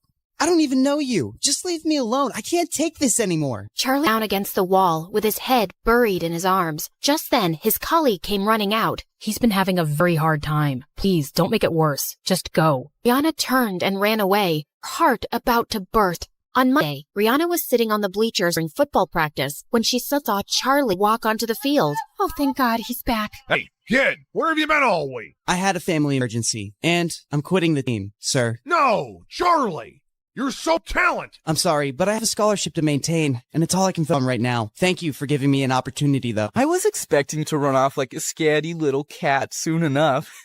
No trash talk, Elijah. All right, let's take a break, everyone. Just then, Madison and Amber came and sat on the bleachers, and Charlie made eye contact with Maddie for a few seconds, then walked off. Wow, he really looks heartbroken over me. And to me, or does Charlie look kinda hot with that broody cold face? He was just too nice before, like a puppy. Looked like a loser before, looks like a loser now. I just knew you couldn't be dating him for real. He's twice the guy you'll ever be. You said something, Brianna? Yeah, I said he's twice the guy you'll ever be. Oh, really? How'd you reach the conclusion? Well, firstly, he's clearly better than you at football. Secondly, he's definitely smarter than you. Thirdly, he's a pretty cool DA. And fourth, and most importantly, he's not some arrogant, self-absorbed jerk like you who makes me cringe every time I look at him. There was a stunned silence as everyone stared at Brianna. Elijah forced a grin. Feisty. I like that. So how about we go on a third date and you can continue talking about there? Not even in your dreams. As Brianna started walking off, Elijah blocked her way to tease her, but she suddenly pushed him with unexpected force. He fell down a couple of steps and his knee hit the ground hard. What is wrong with you? Brianna looked just as shocked by what she'd done. At the dinner table, Brianna's dad was cheerfully trying to make conversation, but Brianna seemed lost. Just then, her mom walked in, looking mad. Brianna, do you just enjoy making my life difficult? Look, if this is about Elijah, you pushed him down the bleachers? He was pestering me, so I just pushed him away. I didn't mean for him to fall. He's hurt his knee seriously, and he's on bed rest for 2 months. His mother, my new business partner, is furious if she pulls out her investment. She said it was an accident. Surely his mom would understand. Well, it's not like Brianna hasn't rejected Elijah or been rude to him before. I don't expect his mom to understand anything. I don't care what his mom thinks. Because you don't care about me. I've built everything for you. But no, you'd rather be an actress. And now you're upon ruining. Oh, God, I can't have this conversation again. Just because I don't want your company doesn't mean I don't care about you. And stop trying to make me feel bad. If it's any consolation, I feel terrible already. Brianna stormed off with her mom staring after her. She's always been difficult, but something extra's been going on with her lately. I never thought she'd be violent. That's an exaggeration. And you never try to actually talk to her. She doesn't talk to me. I'm going to ask her friends what's up with her. Charlie had returned to school, but he just kept his head down, talked to no one, and pretended Brianna didn't exist. She kept her distance from him, but she also found excuses to stay away from Amber and Maddie. One day, she was reading in the empty gym during recess when Madison snatched her book. Come on, Bree, this is getting ridiculous. It's time for an intervention. What? We know you're going through something. Even your mom is so worried. I told her you've been avoiding us too. And well, I think I know what the problem is. You lied to me about your breakup with Charlie, and I'm mad. But it's not just that, right? I think you have feelings for him. Yes, I have feelings, 'cause I'm not a robot. And I'm also mad at myself for being a part of this horrible plan. It's making me think about the kind of people we are. Kind who like to have fun. We have everything, Maddie. And we decided to pick on the poor orphan who's working hard to support his grandma for fun? Who the heck cares? I care. I don't want to be this person, and I don't want to have friends like that either. So, are you saying you don't want to be a Barbie angel anymore? Yeah, I don't. And for the record, that's a really stupid name. Wow, you're so ungrateful. When you came to school as a nobody, I made you one of the most popular girls. And in case you've forgotten, I got you your first audition. How could I forget? You never let me. Yes, you got me the audition, but I got the role because of my talent. And it's not a good enough reason for me to follow you and do whatever you say anymore. We're done. Oh, if you think. Just then, Amber fell to the floor with a thud. Amber, get up. That's not funny. But Amber was unresponsive. She'd actually fainted. They immediately rushed her to the hospital, where she regained consciousness, and the doctors ordered some tests. Oh, my head. It feels like there are 1,000 cactuses inside. You're gonna be okay. Just go, Brianna. It's not like you care. You made her faint by stressing her out. You were the one shouting at me. Please, both of you, shut up. All of Amber's tests turned out clear. Her parents even sent her reports to the best doctors around the world, but no one could figure out her problem. Meanwhile, her headaches and fainting spells continued. But one day, Brianna's mom brought up something unexpected while visiting Amber. Someone at work had a back problem, and she swears this healer fixed her after the doctors gave up. I know it sounds a bit ridiculous, but maybe you could try it? At this point, we'll try anything. Who's this healer? Well, these girls know her grandson. It's Charlie's grandma. Amber's parents went over to Charlie's house, and they were told she can't see them. What did you expect? She hates us, of course. Why is she making this personal? Why won't she help someone if she can? Look, maybe if we go in there and convince her how sorry we are, she might listen. Fine. The three girls went over to Charlie's place one evening, and to their dismay, Charlie opened the door. What are you doing here? Don't flatter yourself. We're not here for you. We want to talk to your grandma. She doesn't have time for people like you. I made that clear before. Charlie, please, I need your grandma to take a look at me. Something's really wrong with my head. You got that right. We're not messing around, really. Amber is suffering, and the doctors can't figure out what's wrong. Not my problem. You people are rich enough to find someone else. Just leave me and my grandma alone. Wait, I'll see her. No, you don't have to do that, Grandma. Step aside, Charlie. Charlie stormed off angrily, while Grandma led the girls to her healing room. After Amber described all her symptoms, Grandma made her lie down and prepared her healing herbs, then started a strange ritual on her as the others watched. Once she was done, Grandma made Amber drink some tea. How do you feel, dear? I feel good. My head feels lighter, like there was a whale sitting on it before and now it's jumped off. I haven't felt like this in weeks. Thank you. Grandma told her to come for 2 more sessions, and the girls got ready to leave. I need to apologize to you for what we did. Maybe you think I'm lying, but I really am sorry. I wish I could take it back. I don't think you're lying, Brianna. I'll see you girls soon. After they left, Grandma found Charlie sulking in his room. You turned away Amber before, too. I wasn't expecting this from you, Charlie. Why does everyone keep expecting me to be an angel? You know what they did. They're awful. But it's my duty to heal people, whether they're awful or not. And what they did was wrong. But you have to let go of the anger and move on. I'm trying, Grandma. I really am. I just feel so stupid. How could I let someone treat me so badly and humiliate me? It's because you see the good in people. Yeah, it's called being an idiot. Don't lose that heart of gold, kid.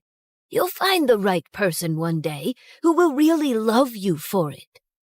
Charlie decided not to let the spoiled brats get to him anymore. He worked really hard for the midterms, and when the results came, he was at the top of his class. What are you grinning about, Charlie? Found a golden ticket in a chocolate bar?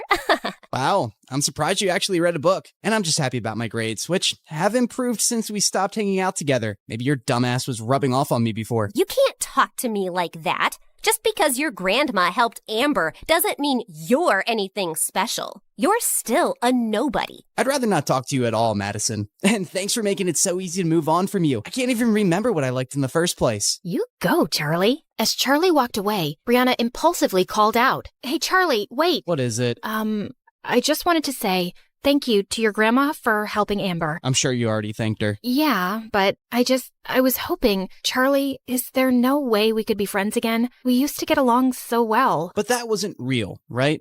And now I'd never be able to trust a word you say. So yeah, not gonna happen. But really, that was an Oscar-worthy performance. I'm sure you'll have an amazing career as an actress. After Amber's last session, Brianna wanted to thank Charlie's grandma, so she dropped by his place with some gifts when she knew he'd be working. She was surprised to find the front door already open. And then she gasped when she saw Grandma on the kitchen floor. Oh my God, are you okay? Brianna, what are you doing here? What happened? Shh, not so loud.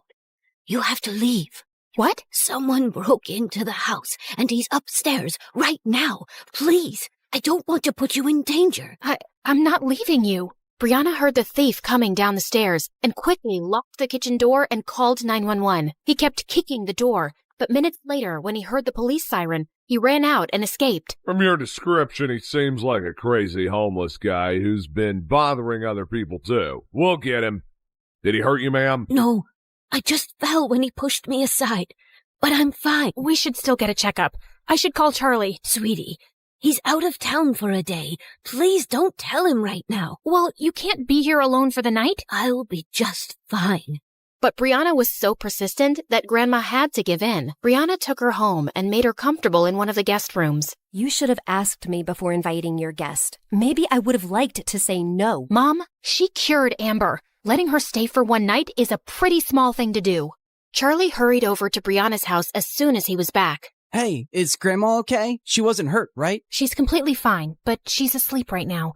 You can come in and wait. I'm fine right here. Charlie sat down on the porch seat, and Brianna turned to go back in. Wait, I'm sorry. I just want to thank you. Grandma told me on the phone how brave you were, and you didn't leave her, and then you brought her here, and you didn't have to, but I'm so grateful. What? Why are you smiling at me like that? You sound like the old Charlie today, the one who talks too much. I missed him. Brianna, this doesn't fix everything. I appreciate what you did, but I'm wondering even now why you helped Grandma. Why do you want to be friends with me? Why are you trying all the time to make up for what you did? Brianna gulped and walked closer to him. There's something I need to get off my chest, so just hear me out, okay? Somehow, getting to know you has changed me, Charlie. You're the sweetest, kindest guy I've ever met, and nothing has ever hurt me more than hurting you. But you know what? It started feeling really bad even when you were still dating Maddie, because I realized that I was falling for you. I know I don't have the right to say that, but I just had to, or I'd explode. And I know you don't feel the same way, and it's okay, but I'm in love with you. That's all. Brianna turned to leave, but suddenly, Charlie took her hand. And then, to her shock, he kissed her. Brianna's mom spotted the two kissing on the porch and stormed off angrily. I knew these beggars were going to be a nuisance. Everyone in school was shocked to see Brianna and Charlie walking into the hallway holding hands, and all anyone could talk about at recess was the brand new couple, and Madison and Elijah were pissed. I always knew Brianna wasn't really one of us, and she's proved how low class she is. To think that she had a chance with someone like me, and she chose that gutter rat. Trash likes garbage. But later in the hallway, Amber caught up with Charlie and Brianna and gave them a hug. You guys are so cute together, and I'm so happy for you. Really? I'm pretty sure I heard you call us trash and garbage. That's just an act from Maddie. You know how she gets? But I always knew you'd end up together. I have an eighth sense about these things, like an octopus. Just then, Elijah and Maddie walked into the hallway, and Amber jumped back. Ew, it hurts my face to look at you two. When I become president one day, I will ban scholarships for poor people in rich schools. She winked at them as she walked off, and Charlie and Brianna couldn't help laughing. A few days later, Brianna and Charlie were hanging out in their favorite park, and Charlie could see Brianna seemed distracted. Brianna, don't freak out, but there's a giant tarantula next to your head. Yeah, sounds cool. Wait, what did you say? I was kidding. Where are you lost today? It's nothing. Well, it's not nothing. Ugh. Here, read this critic's review on the latest Stargirl episodes. It's awful. You can't be taking this seriously. You don't sound like you have a half a brain, and your acting isn't underwhelming. Come on, this guy doesn't know what he's talking about. Yes, he does. And I know the show isn't the best, but I had to start somewhere, right? Of course. And people love it. Except that the show's ratings are tanking, and the next season might be canceled. Maybe Mom was right all along, and I'm just kidding myself with this acting business. No, you're brave to pursue your dream, and you're lucky you get to do that without worrying about money. Don't give up on it. Well, there is something I've been thinking about to boost ratings. Don't judge me, okay? I have this doctor who I could pay to make fake medical records and say I have a serious disease. People would feel a lot of sympathy for a young, suffering actress, and it would jump up the views. It's a reality show, so you'd act like you're sick? Yeah, just to spice things up. All reality shows do stuff like that. How much would this cost? Like $200,000? Wow, okay, so you'd really just spend so much money on that? You're judging me, aren't you? I didn't say anything. He lay back down and fell quiet, and Brianna looked over at him. If you had $200,000 right now, what would you do with it? You know, when I was away some weeks ago, I went back to my hometown to meet an old friend. Well, we've been working on an app together. I think we have a really good idea, so yeah, I'd invest in that. Then that's what I'll be doing with my $200,000. What? No, I wasn't asking for money, Brianna. I don't want charity. It's a loan. You said the app is promising. I'm sure you'll be able to pay me back. Do you really mean that? Please, you're saving me from spending it on something stupid. I really mean it. Charlie stared at her, then let out an excited whoop and hugged her as she laughed. A few days later, Charlie walked into the boys' locker room to find the coach and Elijah sitting on a bench looking pale. Coach, you called me? Charlie, I know this is a lot to ask, but we have the season's biggest game next week, and Elijah still can't play. He's hurt himself in practice, and we need a captain. It'd be a huge favor to the team. Otherwise, we're out. Elijah was seething with rage, but Charlie just couldn't turn down the coach. Of course, sir. I'll see you at practice. On the day of the match, Charlie played his heart out as team captain, and when he scored the winning goal against the school's biggest rivals, the whole crowd erupted into cheers. He ran over to Brianna in the stands and kissed her in front of everybody. Then his teammates carried him away on their shoulders while he waved the trophy happily. After celebrating with the team, Charlie headed out of school. He was just a couple of blocks away when someone pushed him into an alley. He looked up to see a couple of thugs, and behind them was Elijah. What are you doing? No, Charlie, what are you doing? You've really picked the wrong guy to mess with, haven't you? I'm not messing with you, man. I helped your team because you couldn't play. Now you want to beat me up for that? I couldn't play because your girlfriend caused my injury, and you're to blame. She rejected me and insulted me because of you. She rejected you before she even met me, because you're a jerk. You little weasel. You might be flying high right now, but I've been trying to warn you, you don't belong here. What makes you think Brianna is so different suddenly? How can you be sure she isn't making a fool of you again? I'm sure. Now back off. I'm the school's hero right now. I don't think you want to mess with me. Elijah looked ready to punch him, but some kids passed by the alley just then, and he stepped away. This isn't over. 2 days later, the school was holding its annual spring dance, and Brianna walked into the gym looking for Charlie, who had said he'd meet her there. She saw Maddie, Amber, and Elijah glaring at her from a corner, then turned away to spot Charlie talking to someone. Hey, there you are. You look good. She leaned in to kiss him, but he gently pushed her away. We need to talk. I can't delay it any longer. Okay, you sound serious. What is it? Brianna, I'm breaking up with you. What? Haha, very funny. Do I look like I'm joking? Charlie, come on, what are you doing? I said I'm breaking up with you. I don't understand. Can we please? Are you really as dumb as everyone says? I thought you were the smartest of the Barbie angels. Did you really think I was in love with you? No, Brianna, I was just playing your game. When you told me how you were desperately in love with me, I saw it as the perfect chance to take revenge. I decided to make you believe I loved you too, and then dump you publicly just like you girls did. Brianna stared at him speechlessly as everyone stared at them. Then Charlie walked closer and leaned in. How does that feel? Being fooled and humiliated. I thought you should experience it. Oh, also one more thing. I won't be returning the $200,000 I borrowed from you. I've spent it already, treating myself to some nice things. I figured it's fair compensation for everything you've put me through. With that, Charlie left while Brianna stood frozen in her spot. Suddenly, she found Amber by her side. Come on, let's get out of here. As they walked out into the hallway, they heard Madison cackling loudly behind them. Wow, that was epic! I've never respected Charlie more in my life. He really played a number on you, Bree. And Amber, get away from her. She's not your friend anymore. Brianna didn't respond and continued walking away. We really broke him, didn't we, Brianna? Turned a perfectly nice guy into a heartless jerk. Now that's a high school project I'll always remember. Suddenly, Brianna turned around and lunged at her. Madison screamed as she tried to fight Brianna off. A few kids, including Amber, finally managed to pull them apart. God knows I've been wanting to hit you since the day I met you, and that's a memory I will cherish for years.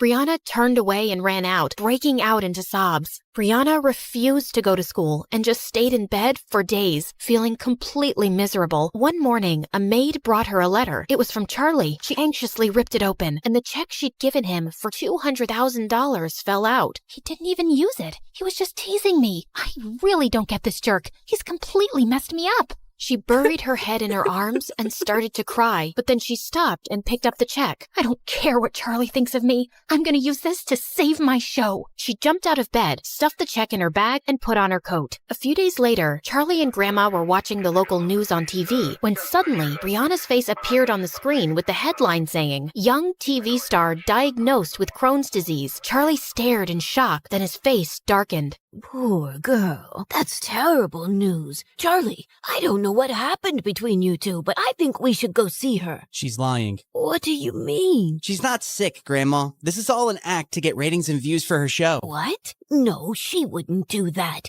Why do you have to assume the worst about people lately? Because they are the worst. She told me of her plan to do this herself. Well, she must have some reason. Brianna isn't like that. Yes, she is. Why do you need to see the good in everyone, Grandma? Least of all these people. They're awful and shallow, and they think people like us are more worthless than the gum stuck to their shoes. I made a huge mistake convincing you to attend this school. I thought nothing could ever change you, but I was wrong. I hardly recognize you these days, Charlie.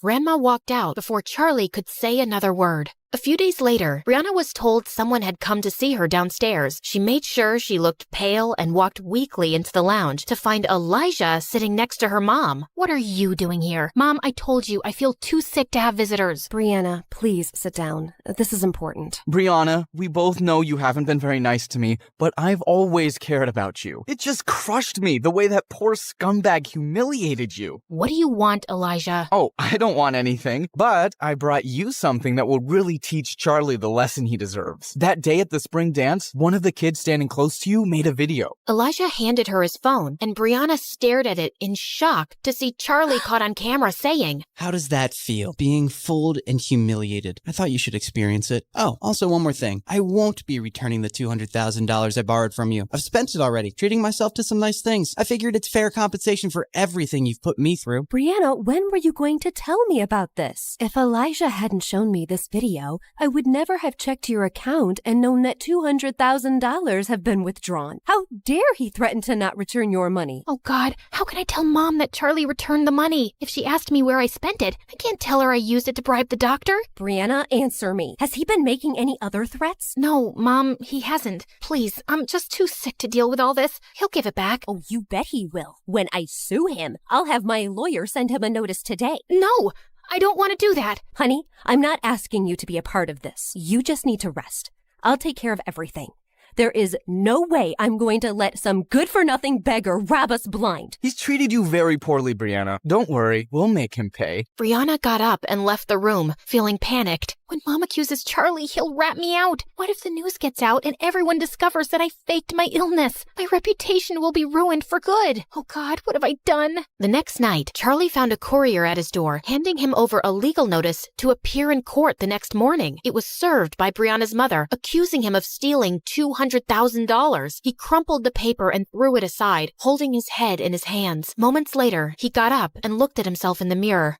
I gave her back the money, and she used that to bribe the doctor. But of course she didn't tell her mom, and now she's too scared to tell the truth. So her mom thinks I still have the money and I'm some thief. If I said the truth, Brianna's reputation would be ruined. I won't stand a chance against people like them in court. Why should I suffer anymore because of Brianna? I shouldn't even go. But I will, because I'm in love with her.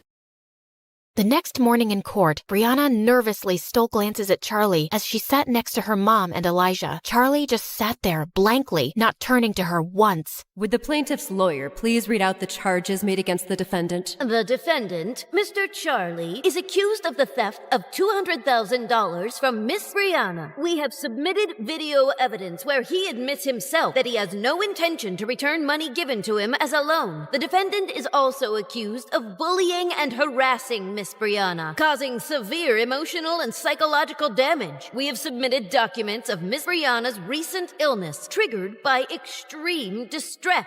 Objection, Your Honor. Is there any medical evidence to prove that? Your Honor, I know it's not my place to speak, but as a mother, I simply cannot stay silent.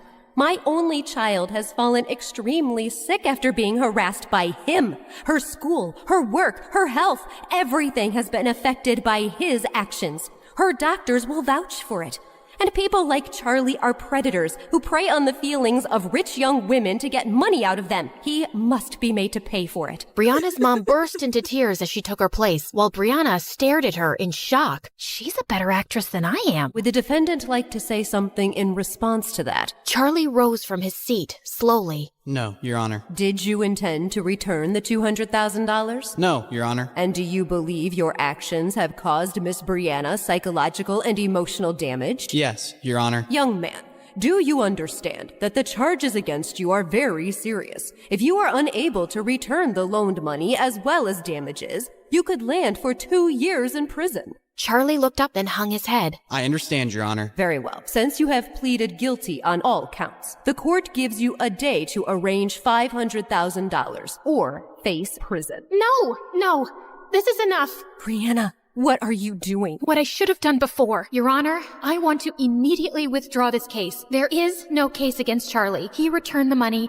and I spent it on bribing a doctor to say that I'm sick. I did it to increase ratings and views for my stupid show. Everyone stared at Brianna in shock. How could you lie to me like this? Because you've made me feel like I'm a failure as an actress, and I just wanted to fix things on my own. I was feeling down, and I wasn't thinking clearly. It was desperate and stupid, and I would have never told you, but this has gone too far. Young lady, you will be fined for wasting the court's time. I understand, Your Honor, and I will pay it, and I am so sorry. Case dismissed. The judge walked out of the courtroom, and Brianna held up a hand to her mom. We'll talk, but not now. Please, just leave me alone, Mom. Just go. Brianna's mom and Elijah stormed off, and soon it was just Charlie and Brianna in the room, and suddenly Brianna pushed him really hard. Oh my God, what is your problem? You! I swear, Charlie, I don't understand you one bit. Yeah, I wouldn't expect someone like you to. If you hate me so much, why were you about to go to freaking jail for me instead of telling the truth? You answered your question yourself, but I'll give you a few minutes to figure it out. I know you're slow. What are you saying?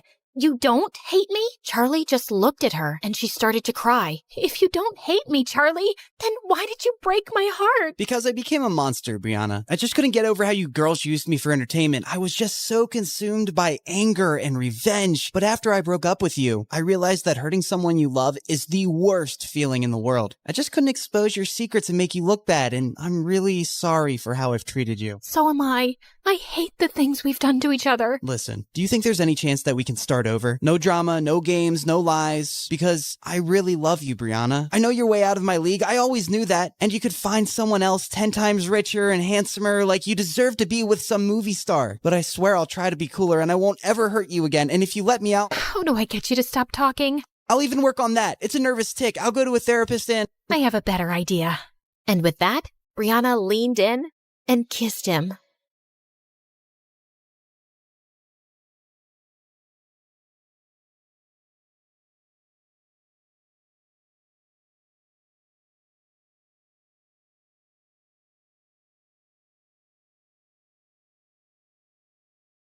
Hi, I'm Sunny, and I have a curse to live with. I'm too nice, and I can't say no. Whenever I try, I'm hit by a tsunami of guilt. I feel nauseous, my butt starts sweating, and I have to fix the situation. I just can't stand someone being displeased with me. I know what you're thinking. She's a people pleaser, a pushover. And of course, you're right, but it took me some time to realize that. But before I continue, like and subscribe. Sorry, it's not an order, it's just a request. Please, I never disobeyed my mother. together. I always shared my lunch at school. I always gave up the swing at the park, and I could never turn down a poor person's request. Like this one time in 10th grade, I was running back home after school when the homeless guy around the corner asked me for a favor. Hey, Sonny, could you hold this shovel for a few minutes? It's really heavy, and I need to run to the soup kitchen before it closes. Sure, no problem. I kept standing there for 2 hours, and he didn't return. Finally, I left the shovel in the homeless guy's corner with an apology note, but later that night, the police turned up at my door to arrest me. Apparently, they'd found my fingerprints all over a murder weapon, a freaking shovel. It took a while to get my name cleared. Or this one time, I had to go to the bathroom in the mall when I accidentally went into the disabled people stall. When I came out, I was met by a furious woman in a wheelchair. I've been holding my pee for 10 minutes. People like you are what's wrong with society. What? Oh no, this was a mistake. I'm so sorry. I followed her all over the mall, begging for forgiveness, till she called security and told them I was harassing her. Well, naturally, I followed her home and started showing up at her door every day. Her servants wouldn't let me in, so one day, I broke into her house through a window. Please, please, just say you'll forgive me. I can't live like this anymore. She filed a restraining order that day. I still pay for a plane to go over her house every week and skywrite my apology. In addition to being nice, I'm also a teen model. I know, I'm breaking stereotypes. I've been on the cover of a dozen fashion magazines, and I've walked on many big runways. My career was amazing, till my mom convinced me to fire my agent and hire her instead. Trust me, honey, I'll make you a star. That's nice, Mom, but you have no experience. What does that matter? I'm your mother, and no one will ever have your interest at heart like I do. I was in labor with you for the worst 23 minutes of my life, remember? Right, of course. You can be my agent. I already knew it was a horrible idea. Mom hated people and rubbed everyone the wrong way. She screamed at the photographers and made a makeup artist cry. She even yelled at a famous designer and started mopping the floor with his dress to show him what she really thought of it. Soon, Mom started complaining about our small house in our dingy neighborhood and started making trouble with the loud, ugly neighbors. Her words, not mine. So, I bought a chic new apartment in a posh area. But then, Mom started complaining about her privacy. Sonny, you really are getting in the way. My new boyfriend and I need our space. But you're standing in my room. Maybe you should move. Yeah, I know. It didn't make any sense. I bought the place. I was bringing in the money. I shouldn't be the one to move out. But as always, I gave in. After buying the apartment, money was a bit tight. Luckily, I found a room in a beautiful beach house that I had to share with 3 other models, Sasha, Tracy, and Mika. And I soon discovered that living with models, the drama was always out of control. I mean, what would you expect from girls who eat a cube of cheese, 1 grape, and 2 almonds a day? They're always hangry. That's my seat, you stupid cow. Is your name written on this seat? OMG, are you wearing my shirt? Is your name written on the shirt? Show me where it is. Can you idiots shut up? If I don't get enough sleep, I look like a raccoon, and then I'll bite like one too. I had to break up almost a dozen cat fights. One day, I cooked us all dinner so we could try to get to know each other. Sasha dreamed of being a pop star. Tracy loved to work out, and Mika was insanely pretty and loved rubbing that in everyone's face. I asked Sasha to sing us one of her songs, and I'd never heard something so horrible in my life. Of course, I still clapped for her, but Mika and Tracy fell off their seats laughing. What's so funny? You sound like a constipated pig. I'd rather put my head up a cow's butt than listen to you. Yeah, stick to modeling.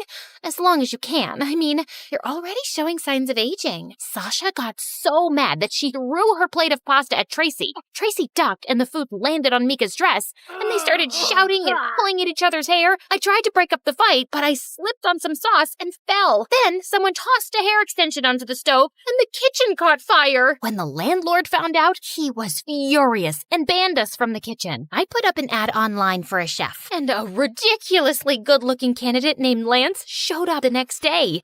So Lance, you can cook, huh? Yeah, that's why I applied for the job. Lance, your cologne is to die for. I'm not wearing any cologne. Lance, did you just fix our sink? You're such a genius. It wasn't broken, you just left the faucet on. Your biceps look like boulders. Can I touch them? I'd prefer it if you didn't. Lance was an amazing chef, a handyman, and even a gardener. One day, all of us were drooling at his abs as he he pulled out weeds, when suddenly some crazy paparazzi climbed over our garden wall. Lance ran towards them like Tom Cruise, broke their cameras, kicked their butts, and sent them running. Oh my God. I can't take it anymore. I have to ask him out. No, he's mine. What? I saw him first. I don't think he's interested in dating any of us. Shut up. Who asked you? The girls cornered Lance in the hallway to get his attention. Sasha sang Lance an awful love song. Tracy did a cheerleading routine. Then Mika walked up in a bathing suit. Hey, Lance, you want to go for a swim? No thanks. I gotta get back to work. But the girls' constant flirting and fawning over Lance got so out of hand that he couldn't do his job properly since he was always trying to hide from them. One of the toilets got clogged, the shower stopped working, and the front yard was starting to look like a jungle. I can't live like this! How are we supposed to share one bathroom? I haven't taken a shower in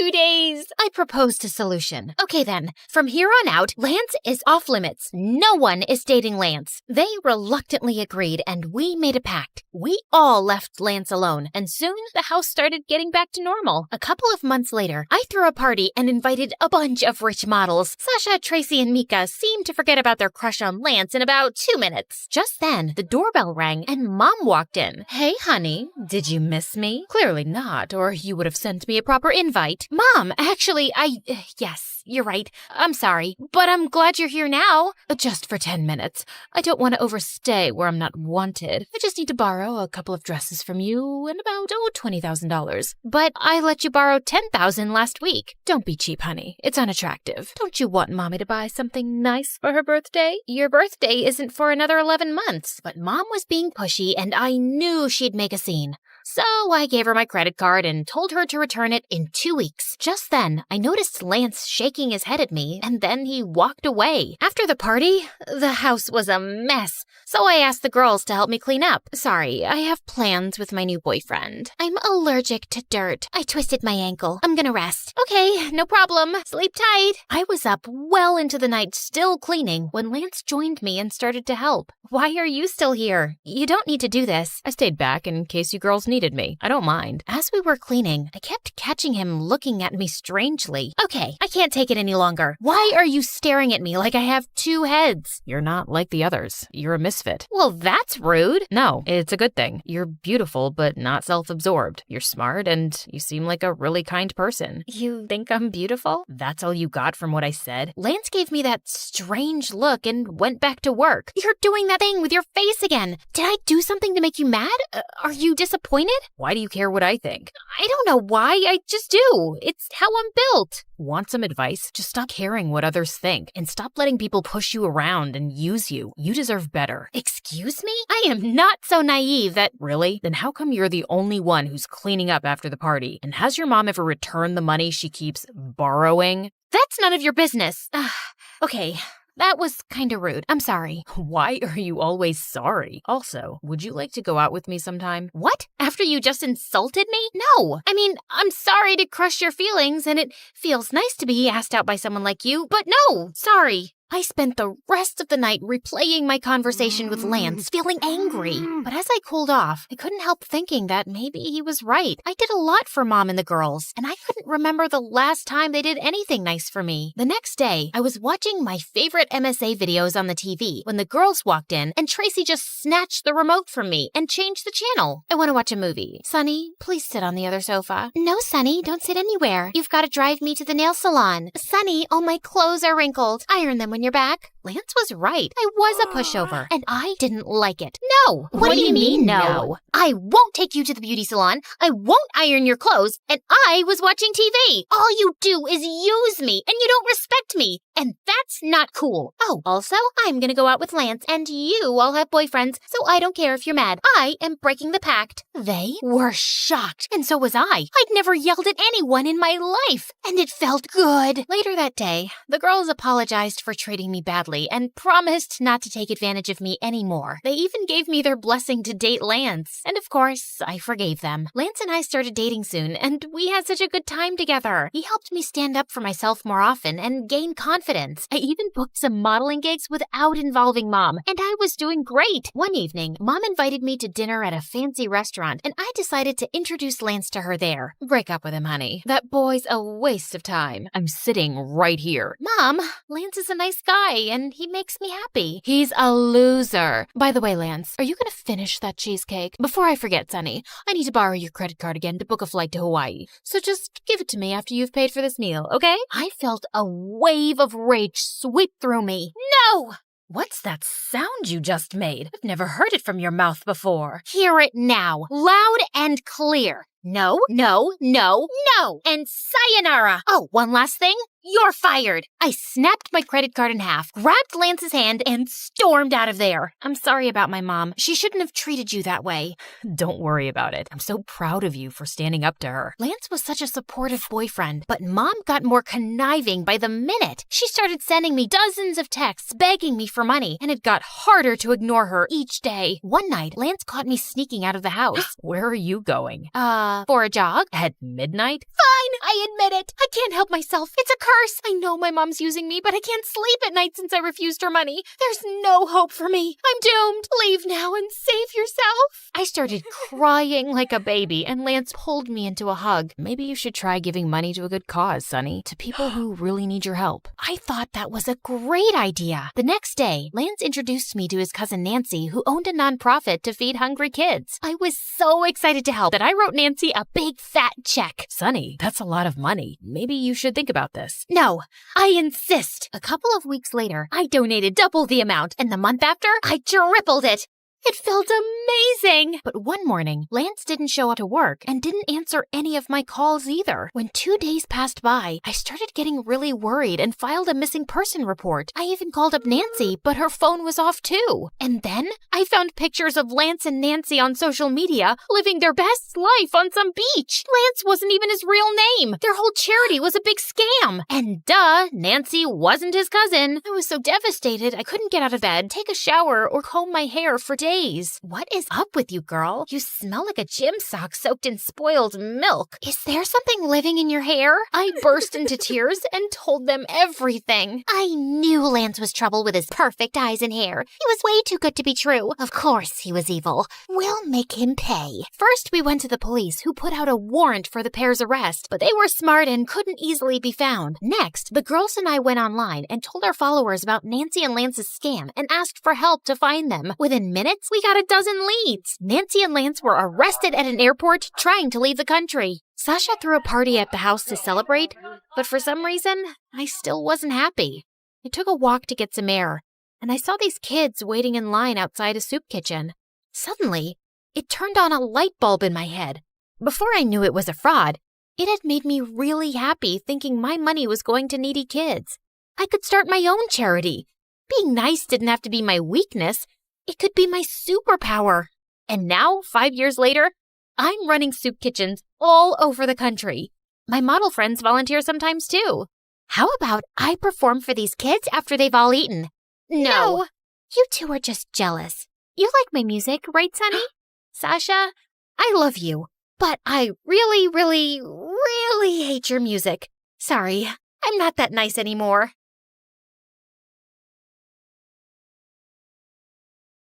Hello, my name is Charlie. I'm a famous filmmaker and director. But you know me already, don't you?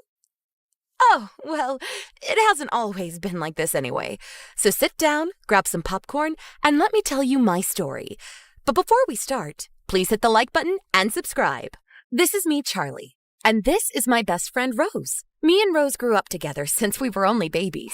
We played together, we went to school together, we did everything together. We were like autumn and colds, unavoidable. Like rain and thunder, indivisible. Rose was the sister I never had. I was to her the brother she never...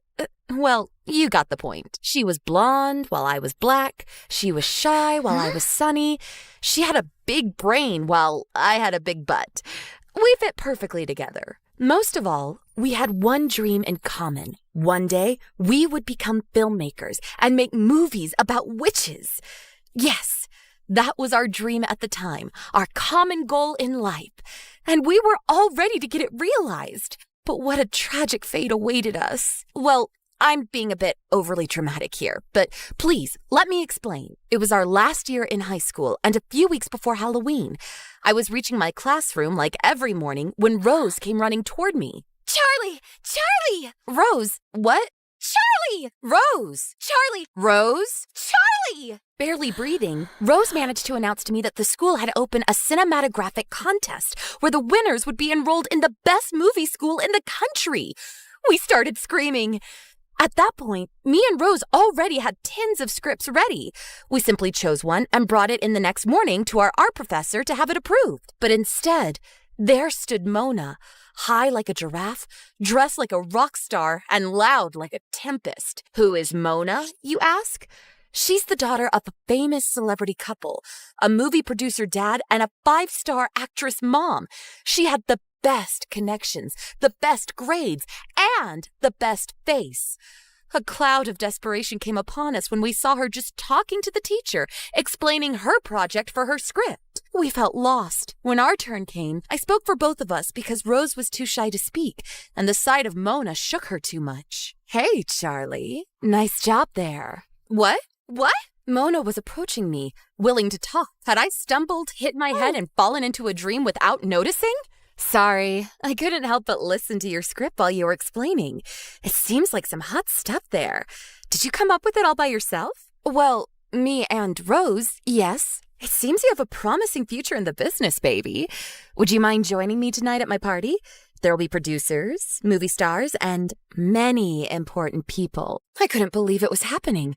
It was too much for me, and all at once. Of course, me and Rose will be there for sure. Rose? I'm sorry.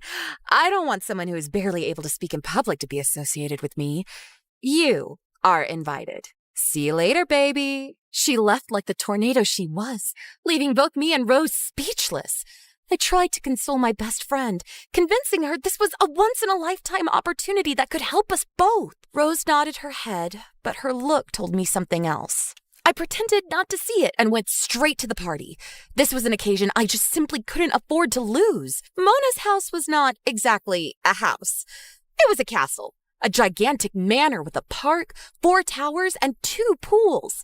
All over the place, men in elegant suits and shiny-looking women talked to each other cheerfully. Oh dear, you've arrived. Sir, lady, nice to meet you. I'm so glad you invited me. That man and woman were Mona's parents. They look amazing together. A perfect couple in a perfect house. Everything was perfect in Mona's life. Shiny and bright, like herself. Please, enough with the pleasantries. You're part of the family now. Mona told us all about the project you're working on together. The project? Of course. I told Mom and Dad we are working on an amazing movie. We will win the contest for sure. I didn't know what to say. I was totally caught unprepared. So I just smiled and said nothing. Mona's parents left us soon, and I immediately reached after her. Mona, what did you tell them? Well, that we work together. Isn't that true? But I already work with Rose. Didn't you know that? She's my best friend. I can't just leave her like this. Mona just smiled and washed the problem away with a swing of her hand. You create too many problems, baby. Can't you just work with us both? Come on, let's have fun. I'm ashamed to admit, but the truth is that I forgot Rose for some time, and quite easily. I just loved to be asked about my history and my interests by all these interesting people there. The future was winking at me, and I just couldn't resist. Then I saw him. How to describe the finch that came to perch on my branch? He was like a god in a garden on Olympus. He was like a breeze on a hot summer day. He was like well, that horse was hot, girls. You can bet about it. That angel had dark eyes like enchantment and such a fine, elegant beard. I was totally captured. He must have noticed my dumb expression because he started smiling at me as if trying to help me retrieve some of my dignity. Too late. And Charlie, let me introduce you to my brother Tom. So you are the famous Charlie. A handsome lady, that's for sure. Nice to meet you. Is he really going to kiss my hand? Is he really? Oh, God, I'm fainting. Am I famous? How? Of course. Mona has talked about you all afternoon. Mona, can I steal this lady from you for some time? Do as you please, brother. But be a good boy. I always am. Mona, don't scare our host like this. The walk with Tom around the garden felt like a dream. He was not only handsome in sight, but also elegant, charming, and kind. His fierce appearance was balanced by such a quiet temper that it made him look like the perfect man in every single way imaginable. Hours passed in a flash, like seconds. Come back soon, baby. We're here for you anytime you want. Couldn't wait to be invited again. The image of Tom was still in my eyes when I woke up, and even if I don't remember it with certainty, I can bet I dreamed about him. How did it go? Rose's soft voice reached me as if coming from far, far away when she met me in the corridors at school. I felt happy to see her, but not so happy as I should have been. I think she noticed, but I kept it a secret. I explained to her all that happened the night before and promised to meet her within a few days in order to complete our script. The plot was there, but so much work had yet to be done. Fine then. See you soon. See ya. Those were busy times for me. In the daytime, I met Mona to work on our script for the contest. At night, I often saw Tom. Mona's script was completely different from mine. Her subject was Barbie. Barbie! Can you believe it? What's wrong with that? Barbie was a paradigm of freedom for girls, don't you know? Mona's fantasy was wild. She had a lot of ideas, but none of them were connected to each other. Her thoughts were as chaotic and impulsive as she was. Without me, she would have been lost. But what about Rose? Without me, she would have been lost too. She was smart and nerdy, but she didn't have the creativity I had. Rose had always been my best friend and sister, and even if Mona's spell and Tom's charm were still upon me like magic crows, I started to feel bad about how easily I abandoned my lifelong friend in order to get a quick ticket to success. The moment of the contest was approximating, and I had to speak with Mona about this. I would have helped her with her project, but I had to participate in a team with Rose, and if Mona didn't want Rose, I would leave the Barbies in order to go back to the witches. I found the courage and spoke to Mona. Roar! Can you imagine a dragon's reaction to someone trying to steal his gold from under his throne? The same was Mona's reaction to my words, if not worse. Out of my house! Never come back again! I will eat you! Do you think I'm being overly dramatic again? You weren't there, my friend. I think I barely saved my own life. I'm lucky to be here to tell the story. Yet I felt happy after arriving home. I felt I had done the right thing. Now there was only Tom to speak to. Even if I liked him, our time had to wait until after the contest was finished. I couldn't subtract any more energy from Rose and our witchy project. I mean, there can be only one Dua Lipa in the world, right? Enough with Barbie. Hey, Angel. Tom's words were honey poured all over me. I melted. But hey, not this time. I had serious work to do. Listen, Tom, there's something we must talk about. Something like what? Did I do something wrong? No, it's not about you. It's about Mona. My sister, huh? She always was more like a Shrek than a Barbie. She's not that bad, but I can't be her teammate for the contest. Rose is my teammate. You and Mona are wonderful. You live in an amazing house. Your life is perfect, but... Tom's eyes went big and sad at those words of mine. Maybe it was the wrong thing to say, but how could I know? From what I had seen up to that moment, their lives were like pink molasses. Disgustingly sugary. Do you really think our life is wonderful, honey? You know so little about us. What do you mean? While walking, Tom told me how he and Mona had lived since they were children, how harsh their parents had been on them since their youngest age. They do that for us. They push us towards obtaining the best grades and the best results in every field. But you know, sometimes the best is not the best. Sometimes you would just like to live a normal life. This is why Mona loves Barbie so much, maybe? It's a way for her to remain a child. Tom's eyes were not lying. I took his hand and kept it between mine for some time. Still, a wrong behavior remains a wrong behavior. Mona will have to grow up sooner or later. You were a strong girl and made the right choice today. I'm proud of you, Charlie. At that point, I was melting again. The perfect features of Tom's figure were silhouetted against the moon, like a character from some gothic tale. I felt Tom's body pressing against mine while he brought my head gently against his chest. He's going to kiss me finally. He's going to kiss me. Instead, he simply kept my head there for some time, caressing my neck. No more. Nothing more. WTH? Listen, Charlie, there's something I must say to you, too. Was eager to listen to his confession, but my phone rang at that exact moment. Rose! I totally forgot about our appointment. Rose would be furious. She was. For several days, every attempt of mine to make peace with her went in vain. The contest was lost at that point. There was no chance to win against Mona and her Barbie-stuffed stuff. The days up to the contest flew by fast and dull. We knew we had lost. Now, you really can't imagine my surprise when Rose and I found that on the notice board of the school, there was a list of the winning projects. And the first one was about witches. As authors, it had 3 names: Rose, Charlie, and Mona. A coincidence? Of course not. It was our project.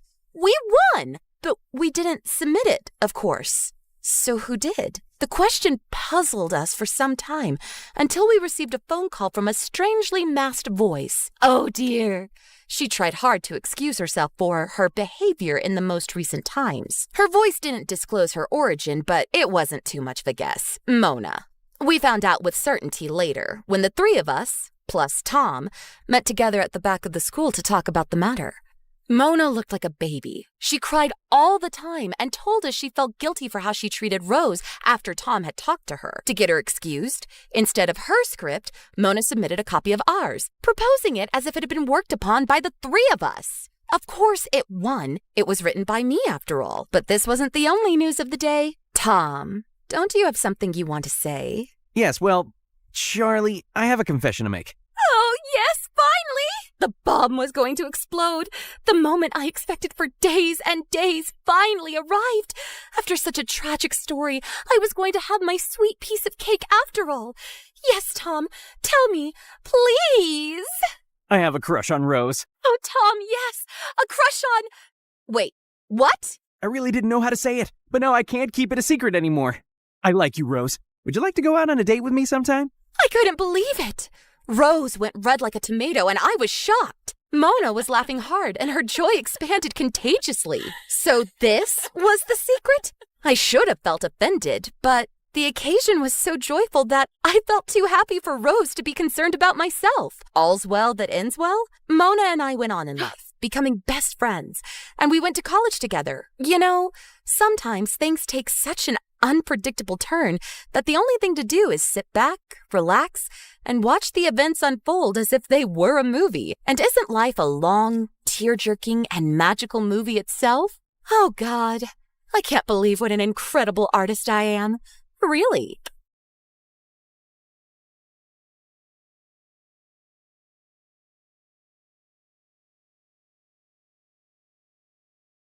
People call me the queen of entertainment, a famous pop icon, a musical superstar. You can take your pick. As for me, I like to be called the queen of hearts. Hi, I'm Ariana Grande. I was born in 1993 in Florida to overachiever parents who were super successful in their careers. Right since I was a toddler, I loved to sing. Mom would sing me lullabies and I'd sing along with her. You have a beautiful voice, my baby. Just like an angel. I'm not so sure. I didn't get selected for the school choir. Don't let that dishearten you, sweetheart, and have confidence in your talent. I'm sure you're meant for greater things. Although I loved singing, I was also fascinated by theater and acting. I performed on stage for the first time when I was 8 in a musical named Annie. Are you nervous, Ari? No, not at all. In fact, I can't wait to set the stage on fire. And I did just that. That musical was a great success, and it marked the beginning of my musical theater journey. After that, I performed in so many other local productions like Beauty and the Beast and The Wizard of Oz. Life was going smoothly, but then my parents got separated. I felt devastated for a while. But thank God I had my pet dogs to keep me going through that tough phase. Just so you know, I have 10 rescue pups. One of them is named Sirius Black. Yeah, I'm quite obsessed with Harry Potter. But then, aren't we all? So by the time I turned 14, I decided I'd acted enough and now wanted to make a career in singing. I packed my bags and moved to Los Angeles to meet my managers. Guys, I think I want to make an R&B album. That's a hell of a goal, but who do you think's gonna buy a 14-year-old's R&B album? Well, that kind of made sense. So I went back to Florida and decided to focus on theater for the time being. Then when I was 15, I got chosen from among thousands of girls to play one of the main characters in a Broadway musical called 13, for which I later bagged a prestigious award. By this time, I had moved to New York, so I was missing school a lot. Mom, I want to continue performing, but what about studies? I want to finish high school at least. Don't worry, sweetheart. Your school has agreed to send study materials so you don't miss out on your studies. That was pretty cool. I was studying and focusing on my career, even though I was miles away from home. Then in 2009, I bagged the role of an adorable goofball goofball named Kat Valentine in the famous Nickelodeon TV show named Victorious. Since the show was set in a performing arts school, it gave me an opportunity to showcase my acting as well as my singing abilities on a national platform. Thanks to the show, I was suddenly a teen idol. So, Ariana, what's next? Are you looking at a career in Hollywood? To be honest, acting is fun, but music has always been first and foremost with me. I was determined to give singing a shot, so I kept uploading my videos on YouTube where I sang covers of songs by Adele, Mariah Carey, and Whitney Houston. Meanwhile, the second season of Victorious premiered in 2011 to 6.2 million viewers, becoming the highest-rated episode of the show. Victorious ran for 3 seasons until it was finally wrapped up in 2013. Then one day, I got the most unexpected call. Hello, Ariana. I'm Monte Lipman, CEO of Republic Records. I saw your YouTube videos and I want to sign you up for the label. Are you interested? Yeah, of course. I'd love that. I put down my phone and did a little happy dance. My music career was finally taking off. The next 3 years, I focused completely on my vocals and singing and collaborated with many contemporary artists. The result was my first album, Yours Truly, that debuted at #1 on the US Billboard 200 albums chart, and it sold 138,000 copies in its first week. After that, there was no looking back for me. Today, I've sold over 85 million records worldwide, broke 27 Guinness World Records as a singer, bagged 2 Grammys, and was listed among the 100 most influential persons in the world by Time magazine. So friends, I hope my story inspires you to never give up on your dreams, since miracles do happen. Just believe in yourself, because if you don't, who else will?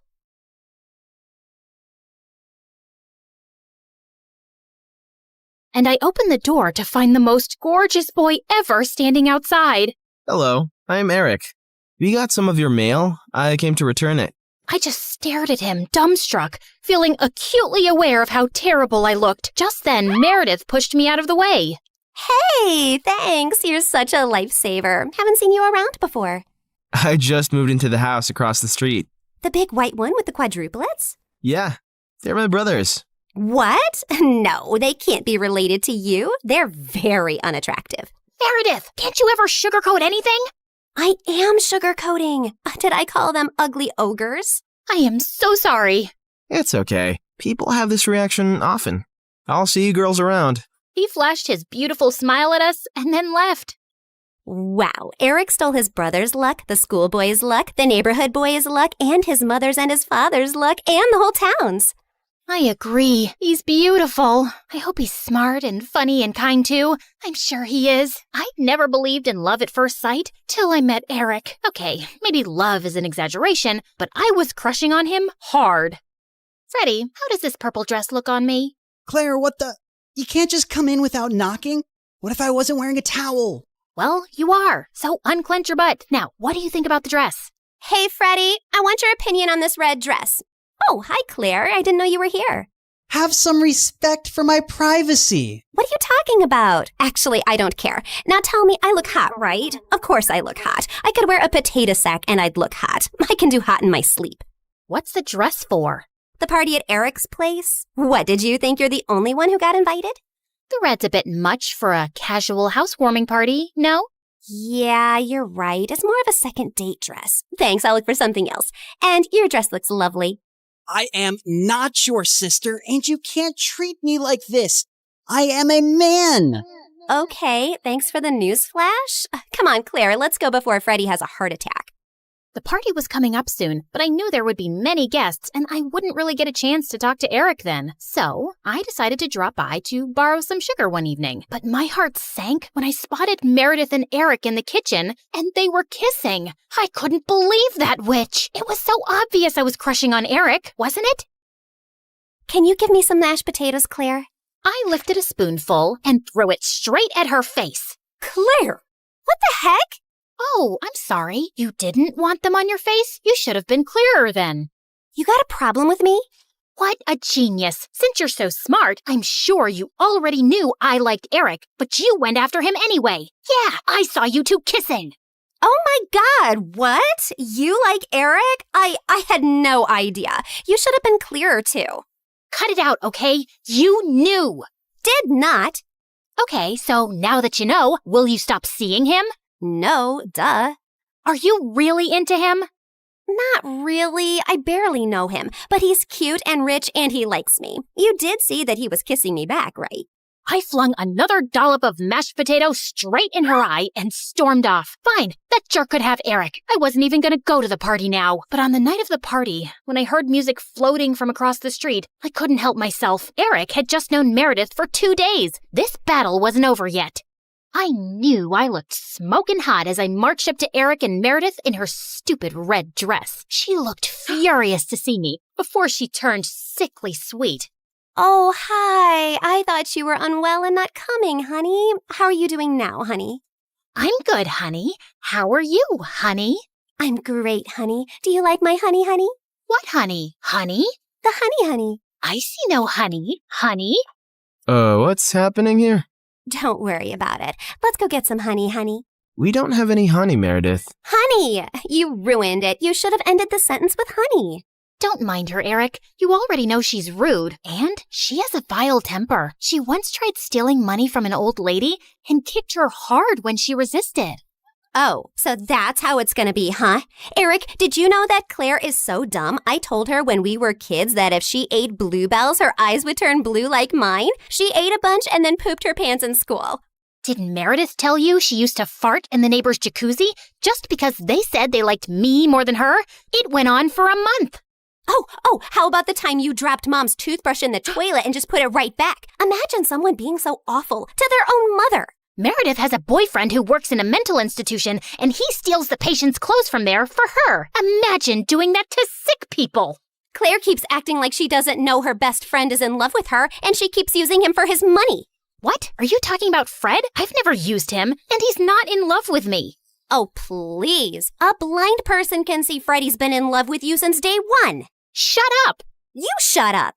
How about you shut the heck up? Not till you shut up first! I pushed Meredith out of my way, but I ended up pushing a little too hard and she crashed straight into the punch bowl. She got up and charged me, and we landed straight on the food table. As Eric was trying to pull us apart, Freddie suddenly ran in. Claire, Meredith, stop! Your mom, she isn't okay. You gotta come now.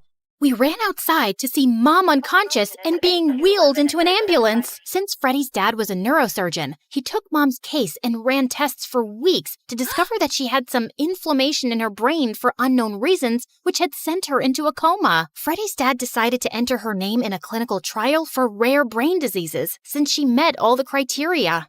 But what's it going to cost us? We take one pro bono case for the trial, but there will still be other hospital expenses. And you girls will have to figure out something soon. Do you have any relatives? We had to contact our grandparents, but to our surprise, Mom didn't even have their numbers saved in her phone. All we had was a framed picture with their names signed at the back. Freddie offered to hire a private investigator, and within a week, he said they'd been found and were flying over to see us. But I couldn't help noticing as they got out of the cab that they didn't look rich at all. Those paupers are our grandparents? They're definitely the people from the picture. Why do Grandma's shoes look like something out of a museum? And Grandpa's coat is missing 3 buttons.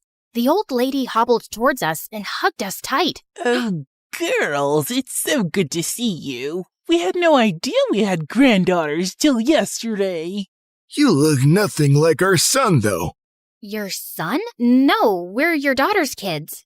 Oh, honey, we don't have a daughter. The private investigator who tracked us down did say our daughter was looking for us, but we just assumed that was our son who ran away from home 18 years ago. He was always saying he'd change into a woman one day. What? Our mom used to be a man? No, this is crazy. Look at this picture. Does this woman look anything like your son? Our son is ugly, and I remember this woman. Alfred, you remember this beautiful lady came to stay at our motel many years ago?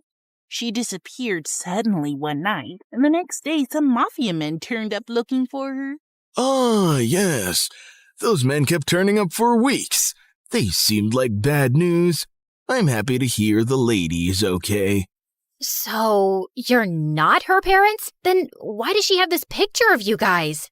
She took it from the motel. I don't know why. I'm so tired, dear. Can I rest for a little while? No, if you're not our rich grandparents, you gotta go. Taxi! Meredith sent them packing immediately, and we just stood staring at each other. When was Mom in a motel? And why were there bad men after her? She told us all our lives these random people are our grandparents. What else has she been lying about? Apparently, a lot of things. When we checked out if she had any health insurance, she couldn't be found in the system. I went to the diner where she'd been working for years to see if the manager could help, only to find out that no one there had ever seen her. We had no clue where she'd been going all this time while she was pretending to work, or where she got her salary from. Meredith and I tore up Mom's room looking for more clues. We didn't find anything in the closets or under the bed, but I pulled the rug away and came across a loose floorboard. We pried it open to find a laptop and so many fake IDs and passports, all belonging to Mom. Oh my God. Mom? As a French redhead? Her hair is black here, and she's Swedish. We opened the laptop, but we couldn't get past the security code. We asked Freddie to come over and told him everything. And when he went over the laptop, he let out a low whistle. Whoa, this is heavy encryption and insane firewalls. Is your mom from the CIA or something? Have you ever seen her using this laptop? Yeah, I have once, but she told me she borrowed it from a friend to watch Keeping Up with the Kardashians. Who is this woman? We really had no idea, except that her hair dye started fading soon, and we discovered she was a natural blonde. We still desperately needed the money and contemplated selling the house, but we couldn't even find any documents for it. For the first time in my life, I felt overwhelmed and completely out of ideas. Then one night, as Meredith and I were sitting on the porch, Freddie joined us, looking grim. I need to tell you guys something about the clinical trial. There's only a 50% chance that your mom will get the drug that could make her well. What do you mean? Doesn't everyone get the drug? No, half the patients get a placebo drug. Oh God, I did something really wrong. I checked the files of everyone on the clinical trial, and your mom has been assigned the placebo drug. She's not going to get the treatment. So that's it? We're just gonna sit back and watch, knowing there's no chance of her getting better? Make your dad give her the drug! I can't. Dad would lose his medical license if anyone thought he interfered with the trial. Then why did you even tell us, Freddie? Freddie looked at me silently. He told us because he and his dad can't do anything, but we can. Whatever you plan, I can't be part of it, but you have to do it soon. The trial starts next week. Thank you, Freddie. You don't know what this means to us. Of course. I'd do anything for you, Claire. For the first time, I saw what had maybe been so obvious all along. Freddie was in love with me, and I was about to use it to my advantage.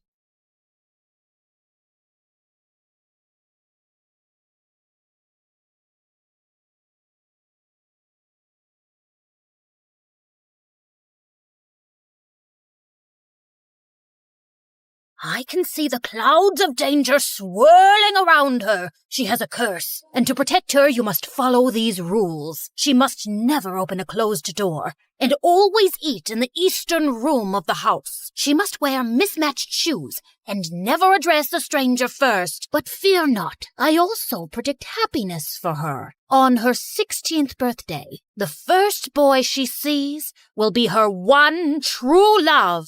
Hey guys, it's T from Oregon. A little weird, yeah, but it's all thanks to this fortune teller who said I should have a name starting with T. I mean, why not Tina, Tyler, or Talia? Anyway, don't forget to like and subscribe if you want to know my crazy story and ramblings. You guessed it right. My parents were believers in superstitions and horoscopes, and that's the short of it. But Mom was the worst. Like once I asked her to buy me a toy, and it said on her horoscope that she shouldn't invest that day. No toys.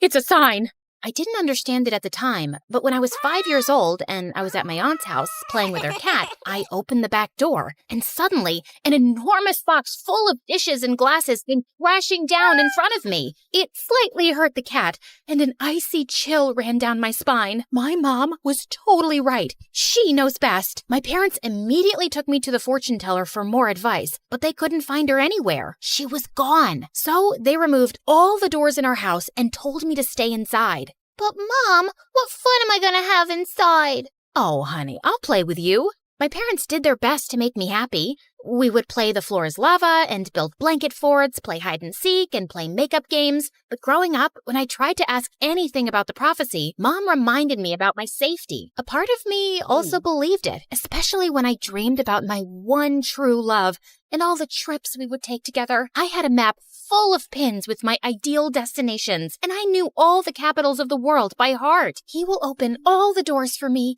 and greet every stranger first. Only 2,017 days left. The summer I turned 13, many good things happened at once. I got a new phone for my birthday, and a new next-door neighbor moved in. I spied on him from my window, and he was super dreamy.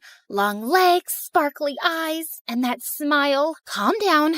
Maybe he's just cute from a distance. Since his room was just across from mine, I used to zoom in with the camera of my phone, but all I could see was the spider crawling down the wall and a poster for a video game he liked. Bingo! I downloaded the game on my phone, and only 2 players in my area. That must be him. Yeah, we girls make the best detectives, right? I went from fighting imaginary potatoes to defeating trolls and orcs online, and it was so much fun, and he noticed me. Hey, you're pretty great at this. Want to team up? Sure, you're pretty good too. Thank you. I saw from your profile that you're local. There's a gathering of players this weekend. Want to come? All those new people? What if I slipped and talked to someone by mistake? Sorry, I can't. You see, Can I tell him the truth? What if he thinks I'm a weirdo or a liar? But I was a weirdo. I asked him for his number and started texting him. Shh, I hit up his Insta and Facebook, but we all do that, right? And soon, I poured my heart out and told him everything. Wow, that must be tough. Are you sure the fortune teller was right? I never met her, but my parents are absolutely convinced she was, and I want to trust that they know what's best for me. I don't know if there's a fate worse than staying locked in all the time. When I went to bed that night, Sebastian's words kept ringing in my ears. I dreamed that I was going to school and traveling everywhere. So when I woke up, the disappointment was too much. I think you're right, but now I need to convince my parents too. And so, my campaign for free tea began. I stuck my forehead closer to the radiator to fake a high fever, but I just got a red forehead for my trouble. Then, I turned on the water tap in the kitchen to flood the floors and send my parents outside. But my mom just got out the mop, and I ended up having to help her clean. I wrote letters pretending to be a long-lost cousin needing help, and even snuck out at night. But I was caught by the traps my dad had set up. Nothing worked. Oh dear, she's gotten to the rebellious age, right? Nothing I do seems to work. And just then, there was a tap-tap sound. Someone was knocking at my window? Could it be burglars? Should I scream now? I got my hair straightener and my perfume spray. Hi, it's Sebastian. Hi. I'm T. Yeah, I know. My teammate and my friend. I can hear you cheering from my room. You talk to yourself a lot, you know. How embarrassing. Was I that obvious? And I'm about to slip. I opened the window and he climbed in. I was too nervous. I had a boy in my room, and he smelled so good. I thought boys were all smelly, but he smelled like rainbow cake with sprinkles. My brain short-circuited, and I could only look at him like a fish. I apologize for scaring you. I've tried to visit you before, but your parents always sent me away. RT is very frail. She can't have visitors. I'm here to help you. Is there something your parents believe in more than a curse? No, they're obsessed with it. And just to make extra sure, my mom checks the horoscopes too. The horoscope. That was the answer. Sebastian printed a free daily horoscope and put it every morning under our front door. Then we set out to make its predictions true. On the first day, I had him hide out of the window with the water hose. Look, this horoscope says it'll rain with a clear sky. And look outside. It's raining, but the sun is also shining. The next day, he put a super smelly fish under the hood of our car. And the day after, he threw a ball at our window, which landed in my mom's soup. All of it was predicted by the horoscope. This went on for a few months, and Sebastian even asked some of his friends to set up predictions for my mom. She believed in it so much, she wouldn't leave the house without checking it. It's time to make our move. Look, Mom, it says that girls named after a drink will have good fortune all year. I'm sure this counteracts the fortune teller's warning. This horoscope is never wrong. I really want to go to school. I'm not sure. But T's all grown up now. She knows she must not open any doors, right? Yes, of course, Dad. I finally enrolled in school. The evening before my first day, I was super nervous. Am I doing the right thing? What if the fortune teller was right? What if something terrible happens? I tried a million outfits, and Sebastian stood at his window, giving the outfits votes with a paddle like in a fashion competition. It doesn't count if you give me all tens. My first day was fantastic. I asked Sebastian not to tell anyone about my curse because I knew no one would believe me. He agreed and didn't laugh when I opened my backpack, and instead of books, all of the good luck charms my mom had stashed in it fell out. Here, you can read mine. I still had to eat alone in the supply closet because it was the room to the east, and I became a pro at never opening doors. If one was about to close, I'd just throw my books at it to stop it. At once, I couldn't get out of the bathroom because no one was there to open the door for me, and fortunately, Sebastian came to my rescue. Oh, thank you.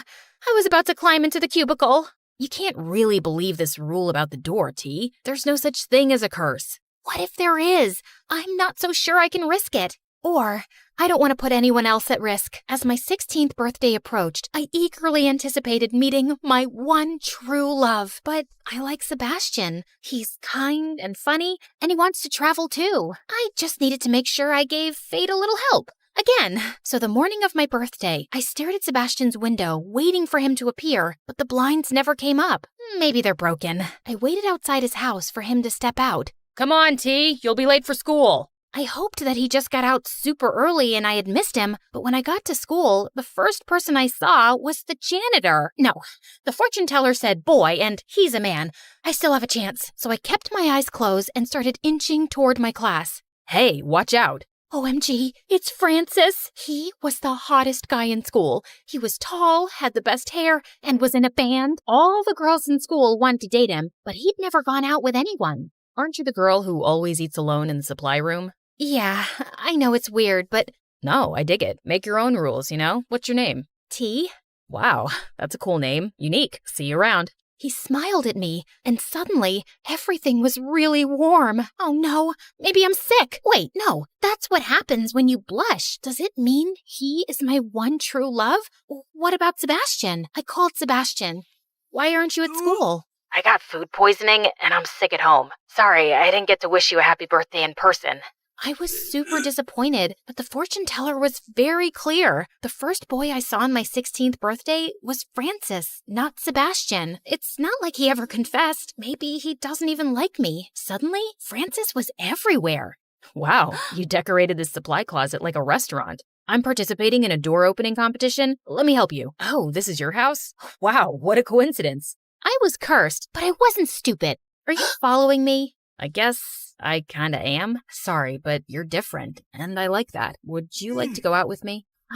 Crash! I turned around and saw Sebastian looking at me from his garden. He seemed super angry, but before I could say anything, he stormed back inside. Remember, T, he's not your one true love. You don't have to feel bad. He's my friend, and he'll understand. I started going out with Francis, and I became super popular. Everyone wanted to be like me, and the supply closet became so crowded that there was a line outside to eat. The only one who avoided me was Sebastian. He even stopped playing our video game. Now he was always angry, and one day he snapped at the teacher and he was told to sit in her office. This is my chance. If I also get detention, we'll be sitting together and he'll have to talk to me. So I stepped on my desk and danced as if I was at a party. Why aren't you talking to me? I thought we were friends. I thought we were more than friends. Can you imagine how crushing it felt to see you going out with Francis? Can't you see he's using you to make himself look better? Like he's a lion tamer at a zoo and you're a weird animal. Wow, you're calling me a weird animal? I'm saying he treats you like one. I think you're great and cute, but I can't stand that you've let the word of a stranger rule your life. But the fortune teller, she's a fraud. Here, look. He showed me his phone and there was a video of a woman in prison. It's not my fault if people are so gullible. I told parents their child was cursed, and to get rid of the curse, I gave them 2 options. Either follow some impossible made-up rule, or buy one of my magic charms. And yeah, most parents went for the charm. But there was this one couple who decided to do both. They named their kid something like soda or latte or cappuccino. I mean, come on, guys, you're just asking for trouble with a name like that. I was so shocked, I almost dropped the phone, but Sebastian had left the room and closed the door behind him. I was trapped. Open the door. Nothing will happen. Trust me. This was the hardest thing I'd ever done in my life, but Sebastian is on the other side, and I trust him more than I trust anyone else. I closed my eyes, pushed, and I fell on the other side, right into Sebastian's arms. You caught me. I will always catch you. Everything was good so far, and I looked into Sebastian's eyes, but Francis appeared, ruining the moment. Hey, I made a "My Girlfriend is Cursed" t-shirt. Wait, what's going on here? What are you doing with him? I finally see reason. I'm not cursed. What? So you're like normal now? As normal and boring as it gets. Let's break up, okay? Not even a teeny tiny curse? Bye, Francis. I had done the right thing with Francis, but I still had to talk with my parents. I ran straight home and showed them the video, but they wouldn't believe it was her, especially my mom. I love you guys, and you can believe what you want, but I can no longer follow your rules. I want to be free, and I don't want to believe in some silly superstition. I tried to convince them, but I knew it wasn't easy for them to change. But at least they understood that they wouldn't control me anymore. I went to school, I ate in the cafeteria, and I opened every closed door there was. Now, I have 18 ways to open doors. And yes, my parents get mad when I do it with my foot. And of course, I took Sebastian's face and kissed him in front of everyone, because you should always follow what your heart tells you. The heart is always right.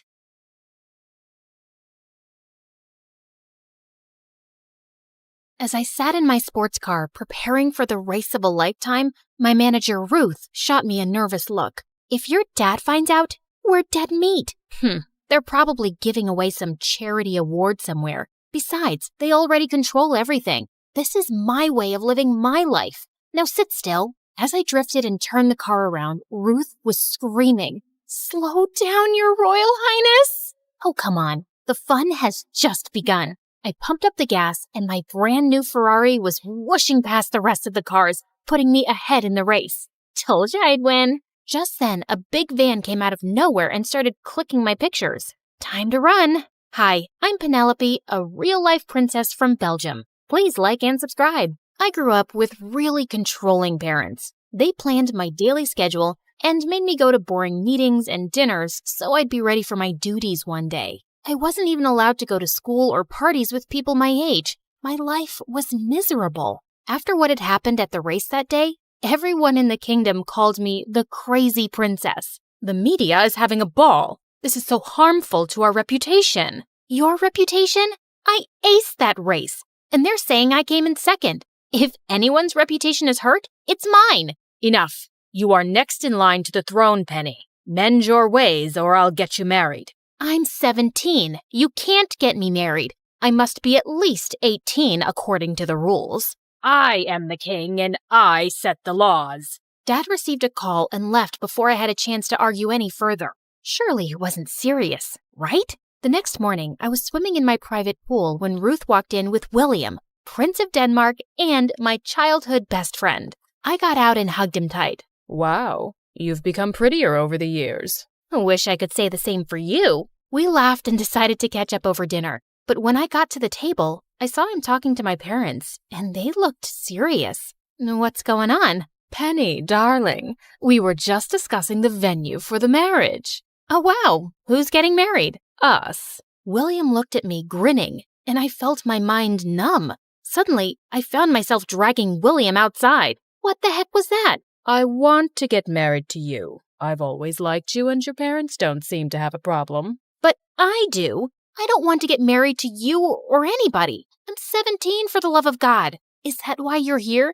Did my parents put you up to this? Wait, don't answer that. I already know. I turned around and walked off, leaving William alone. And after that day, things just weren't the same. I avoided William all day long, and it came to a point where I couldn't step out of the house. It was insane. Just as I was trying to figure out a way out of this, Ruth told me she was leaving for New York on official duty for a year. You can't leave me. You're the only one on my side. Then join me. Nobody knows you there. You'd be free to do what you like. That did sound like a brilliant idea, but I knew Mom and Dad would never allow that. That didn't mean I couldn't try. So the next day, I went to their chambers to have a one-on-one. I want to finish my last year of school in New York. No one, least of all William, should know where I am. And why should we listen to you? You have to if you want me to get married. If this is the last year of my single life, I'd rather spend it away from all this drama. After hours of arguing, they finally caved and agreed to enroll me in one of the best schools in New York under a different name, Mia. Within a week, I was on a plane to my new life. But New York was busier than I'd imagined. If not for Ruth, I would have totally lost my way. Tired and exhausted, I hit the shower as soon as I reached the hotel. but just as I entered the bathroom, I saw someone under the sink. If you're a thief, let me warn you, I know karate. Really? I'd love to see that, Jackie Chan. Don't come up. I will legit punch you. I quickly left and grabbed myself a robe. Come out. The guy slowly dragged himself out, and when I saw his face, I almost passed out. He had to be the most handsome guy I'd ever seen. If you're done staring, can I leave? I have another job to get to. Not so soon, mister. Do you know what would have happened if I didn't see you? This is a strict violation of human rights. I'm late. Call a protest, light a candle, I don't care. My job's done. And he turned around and left. What a jerk. That night, I couldn't get a wink of sleep and woke up feeling annoyed and exhausted. I would have skipped my first day if Ruth hadn't boosted my confidence. As I entered the classroom, I immediately noticed a familiar face, the hot plumber guy. And unfortunately, he was the only one with an empty seat next to his. I'm Asher. What? If you're stalking me, you might as well know my name. You wish. I joined recently. It's my first day. Explains why you're wearing your skirt inside out. I looked down and he was right. How embarrassing. As if that wasn't awkward enough, Asher was also my lab partner and just the weirdest guy ever. I'd never seen him talk to anyone, and he was always either with his books or playing football. If I tried talking to him, he would awkwardly turn in the other direction. What was up with this guy? A few days later after school, I was happily relaxing in my hotel when someone knocked on my door. Asher. You forgot your list of lab supplies. Thanks. You could have given these to me tomorrow in school. I don't know about you, but this class is really important to me, so don't screw up on these. It's important for me too. Clearly. Anyway, I'd love to stop and chat, but I'm late for my night job. Unlike you, I have work to do. Did he just call me useless? Asher turned to leave, but I ran behind him. Hey, jerk. I know you think all the world's weight is on your shoulders, but it's not. Everyone has their battles, so don't you dare talk down to me again. I turned around and left, slamming the door in anger. What an absolute piece of work this guy was. When I told Ruth about him, she had the weirdest thing to say. Maybe he has a crush on you. What? No. The guy hates me for some reason, and he's such a prude. Gosh, he gets on my nerves. And yet, somehow all we've done is speak about him. Whatever. A few days later, we had a surprise literature test, and I aced it. But I saw Asher sulking in the corner. And later, during an experiment, he screwed up badly and spilled everything on the counter. His mind was clearly somewhere else. Are you okay? Yeah, I'm fine. Just do your thing. Fine, dude. I was just asking. I'm sorry. I didn't mean that. It's just that I've scored miserably on my literature paper. If I don't get this right, I'll lose my chances of ever getting a scholarship. What's a scholarship? Asher gave me a confused look before explaining it to me. I had no idea that people struggled so much to get a good education. For the first time ever, I felt lucky to be born rich. Fine, I'll help you. You will? Yeah, but you'll owe me one, and you'll stop pissing me off. Deal? Deal. Soon after, Asher and I started with his classes in my hotel room, and he was worse than I thought. My love is like a red, red rose. It blooms in June. Who talks like that? Ahem. Now take my hand, look into my eyes, and say it again. And try not to sound like a robot. Asher took a deep breath and did exactly what I asked. But just when he took my hand, I felt a weird rush in my body. My love is like a red, red rose that's newly sprung in June, that's sweetly played in tune. How was that? Wow, that was brilliant. Yeah, cool. That was, good. Pretty awesome, actually. My heart was racing faster than ever. What was this heart-pounding rush? I'd never felt anything like that before. Asher and I were still holding hands when the door flung open and I saw William standing there. I leave you for a month and I already have competition? But why this peasant? William, what the heck are you doing here? I came to check up on my girl. Oh, shut up. I thought we were over this. Just leave me alone. I won't let you go this easy, love. William tried to take my hand, but Asher interrupted him. I don't think Mia needs you here. Now, if you don't want your butt kicked, I suggest you leave.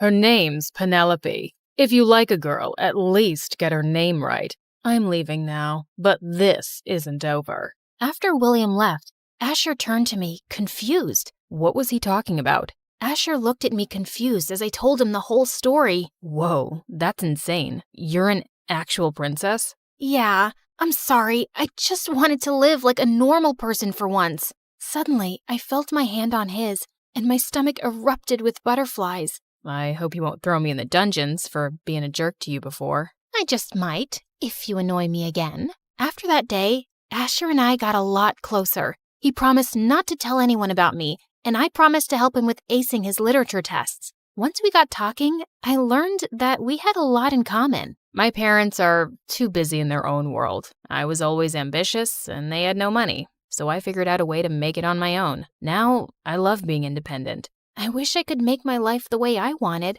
You can. All you gotta do is be brave. From here. As he laid my hands on his chest, I could feel his heart pounding, fast and hard. I was falling for him, and I knew he felt the same way when he asked me to be his date for the Halloween party. Life was good, except William was always around me, and that was kind of annoying. When I told my parents about him, they were actually supportive of his behavior. You should be happy he loves you so much. I suggest you come back and let go of this foolish adventure. Why did they hate me so much? One day before the party, when I walked into school, I saw William waiting for me on his knees and a life-size bouquet. Beautiful flowers for my beautiful date. I'll pick you up at 8 tomorrow. No need. I already have a date. Who? That peasant from the hotel? Come on. You deserve a prince like me. Only royalty can match royalty, and you know that. That's enough, William. You were my childhood friend, and I respected that for as long as I could, but I'm done. Teach your lessons on royalty to my parents who love you so much, but leave me out of it. You'll regret this. Yeah, whatever. That evening, as I got dressed, I got a text from William that he was leaving, and I couldn't be happier. Good riddance. When Asher came to pick me up, I was shocked to see him stepping out of his car, looking like an absolute dream. We entered the party dressed as Cinderella and Prince Charming, and people couldn't stop gushing over how amazing we looked together. The mood became better when the song shifted to a slow number. You look beautiful tonight. Just tonight? I fell for you the day I saw you, and I never stopped liking you. Is that why you were so rude to me? It was a way of keeping my feelings under control. I thought you'd distract me from my goals, but I was so wrong. Asher pulled me closer till our faces were inches apart, and he gently kissed me on my cheek. And suddenly the song changed again, and we lost our moment. Let's get out of here. I'd like that. Asher took my hand and took me to the school rooftop, overlooking the entire city of New York.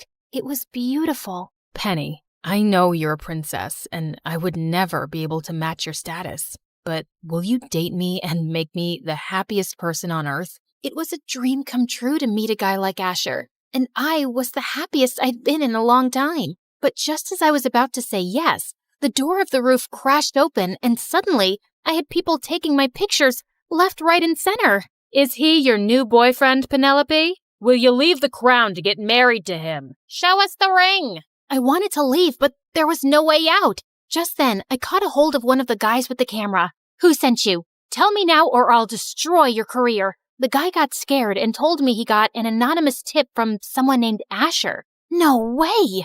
I immediately started looking for Asher when I saw him taking money from one of the media people. How could you betray me? Penny, listen to me. This isn't what it looks like. I'm not blind. I just saw you taking money from him. If you needed money, you could have just asked. You're worse than William. At least he didn't lie. Asher tried to stop me, but I was too heartbroken to stop.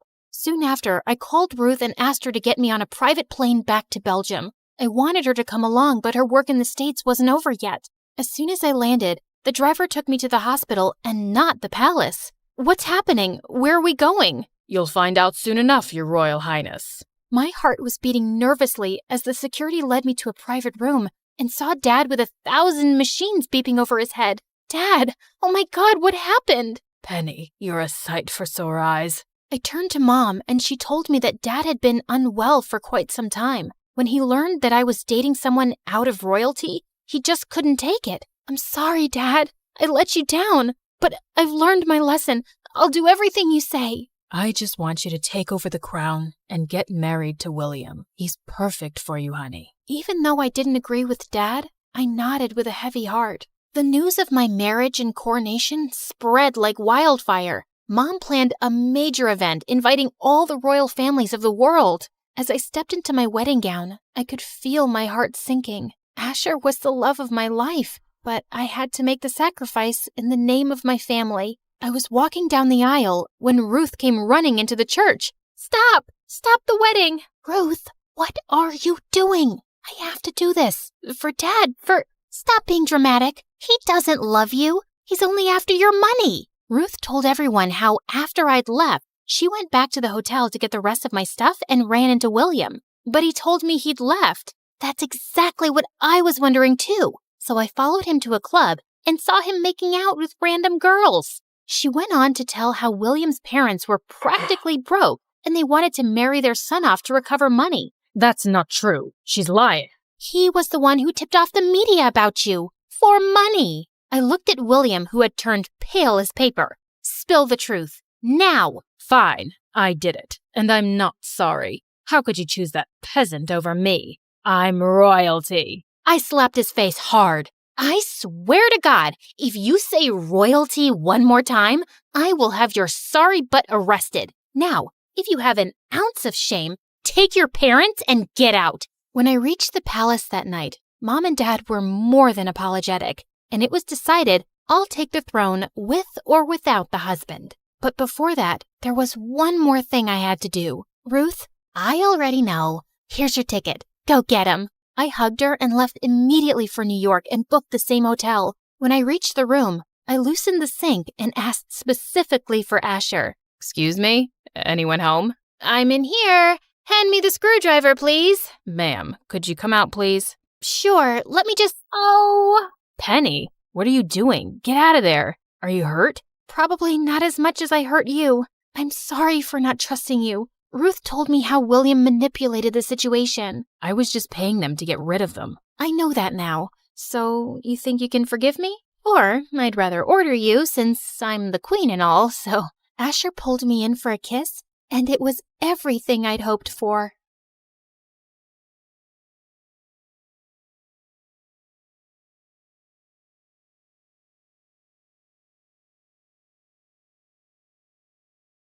You could say that I was born with a brush and an eyeshadow palette in my hand. I was always obsessed with makeup, and I even sneaked into my mom and dad's room at night to practice on them. A little pink eyeshadow, some red lipstick, and glitter.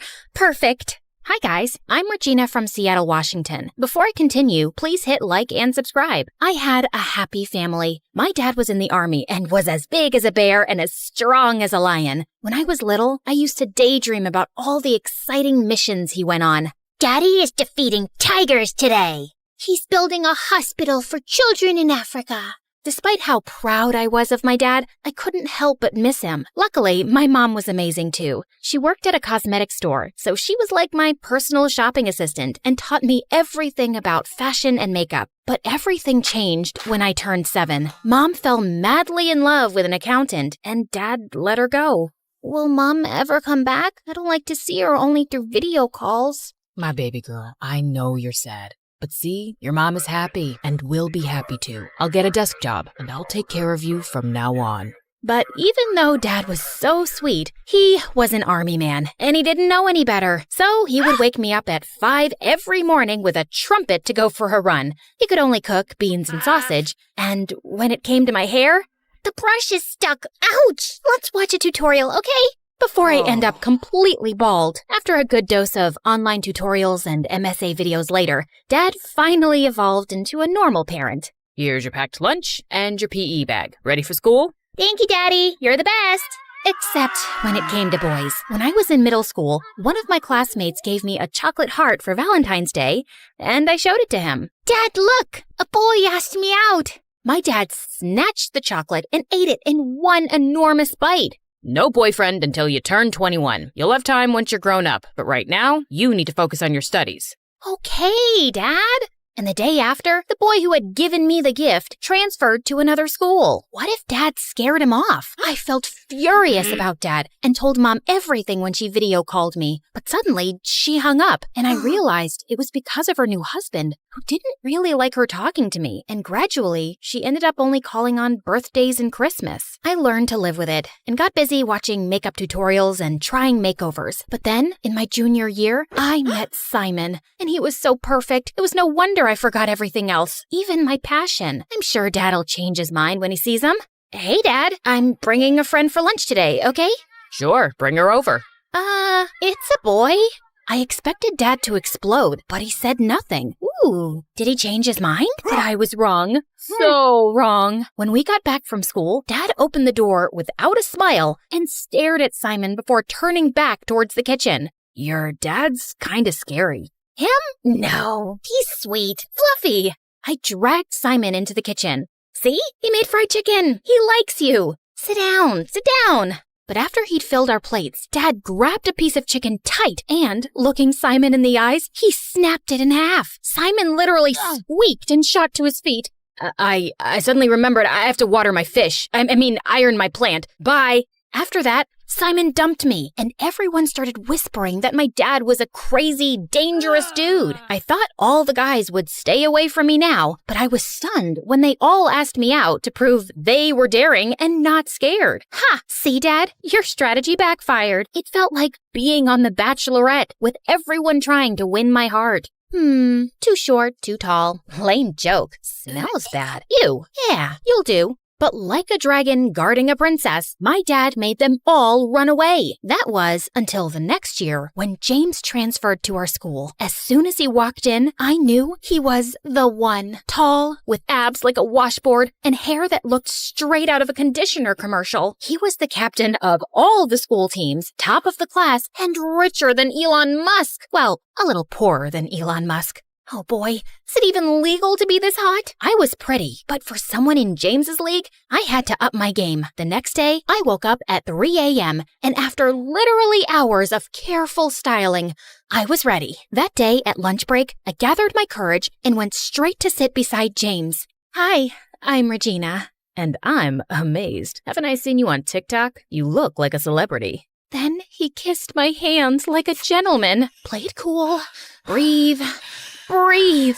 James asked me out a few weeks later, so I brought him home. There's no point in dating him if he can't get past Dad. Just so you know, my dad can be a bit hyperprotective.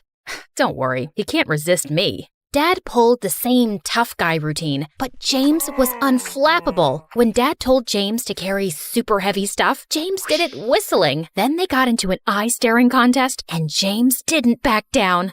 Okay, I'm going to bed. Have fun, you two. Eventually, Dad ran out of ideas. Now that he's survived my dad's trials, we can start dating for real. We had so much fun, but then James started to get a little bit too enthusiastic. Every time we were alone, he tried to kiss me, and I wasn't ready. But I didn't know how to tell him, so every time he got closer, I dodged. During the movie, I spilled soda on myself. Oh, I'm so clumsy. In the library, I sneezed. Oh, allergies.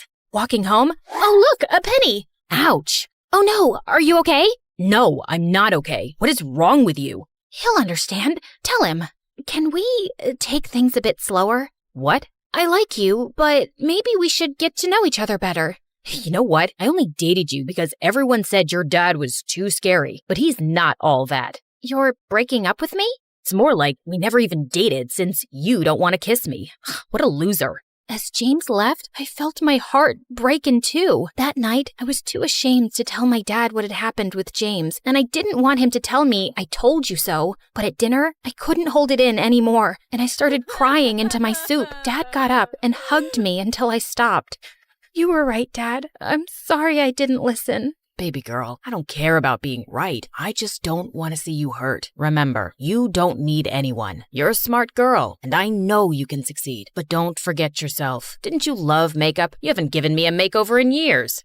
Oh, Dad, you're the best. And then I vowed to myself, no more boys. From that day on, I only focused on my life and school. I made friends with a few awesome girls, and I started to go back to my passion, which was makeup and fashion. Once, when our teacher invited the whole class to her wedding, my friend couldn't believe I didn't hire a professional stylist. Your makeup is flawless. Maybe you could give me a little touch-up? Of course. Let me ask my dad to bring my beauty case. When my other classmates saw my friend's new look, they all wanted a makeover too, including my teacher. After that moment, word went around that I would give the best makeovers, and I became the school's unofficial fashion guru. Girls and boys lined up after class to talk to me. Have you tried an autumn palette? Ironic bow ties are for clowns only. You cut these bangs by yourself, didn't you?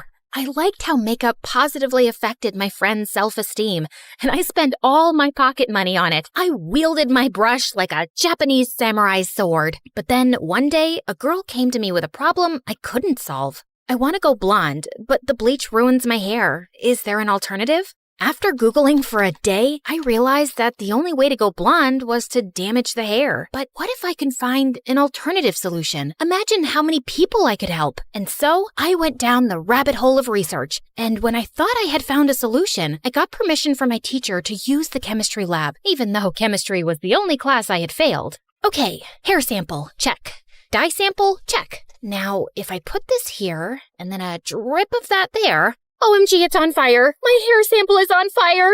A boy in the lab came to help me. Oh, thank you. You saved me. I'm Regina, the girl who has a scary dad. I'm Tyrell, and I'd love to know why you were setting fire to my lab. Your lab?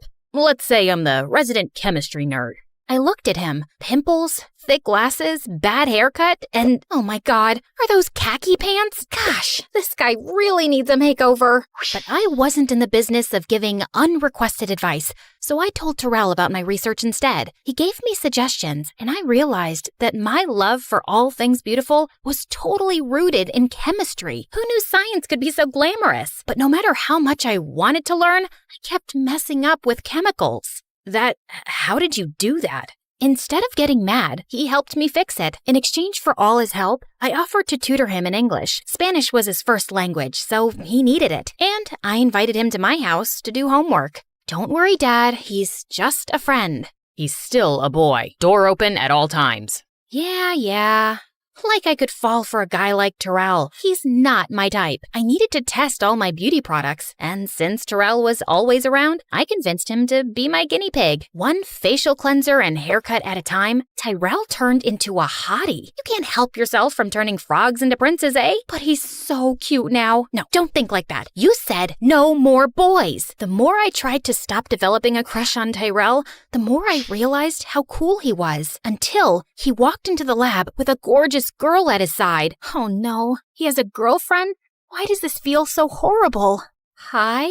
Hey, Regina, this is my older sister, and she's an angel investor for women's startups. I told her about your ideas, and she'd like to invest in them. I was so relieved to hear that she wasn't his girlfriend that it took me a moment to register the rest of the sentence. An investor? You deserve a lot of success. But you helped me out a lot. It's hard to say no to a beautiful and smart girl like you. Tyrell blushed to the tip of his ears, and I couldn't resist. So I kissed him, and he kissed me back. I thought I was just a friend. You can be my friend and my boyfriend. Really? But your dad. I'll talk to him. Tyrell was nothing like the boys I had been with before, and I hoped that he could see it too. But when I explained, he refused. If he really likes you that much, he can wait a few years. No, that's not fair. It doesn't have to be fair. Now, didn't I promise to take you to the mall? If you think you'll mollify me with some shopping, you're mistaken. Dad really seemed determined to make me forget, and he said yes to everything I wanted. But I had other plans. I texted Tyrell to meet us in the garage where we had parked. If I can't convince him by myself, maybe Tyrell will. But when we were in the elevator to get to the car, it suddenly stopped, and the lights went off. I switched on the torch on my phone and pressed all the buttons, but nothing changed. It looks like we'll be stuck here for a bit. Dad didn't reply. He was staring at the floor. Dad? He doesn't look so good. I'm sorry, baby girl. Dark, small spaces bring back bad memories. My chest. I feel like I can't breathe.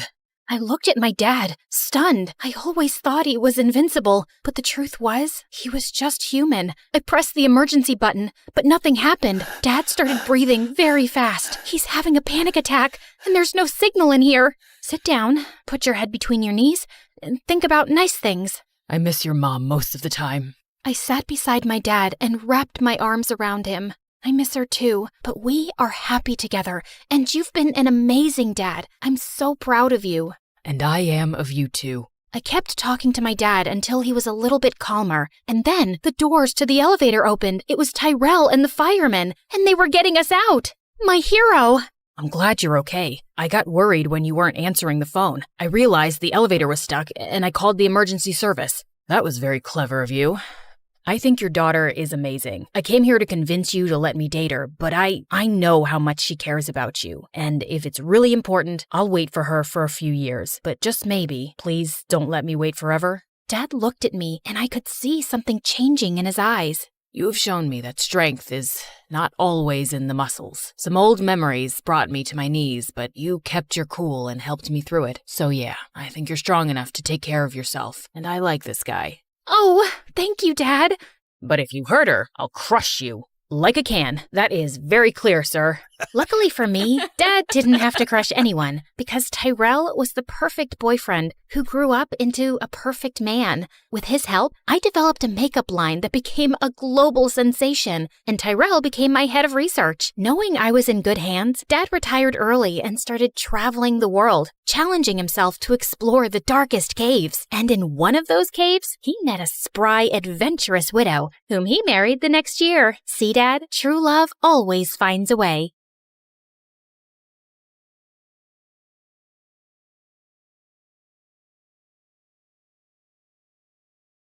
As Hermes, messenger of the gods, I've borne witness to countless tales spun across the tapestry of Olympus. With my winged sandals, I have traveled across the realms of the universe, carrying tidings that have altered fates.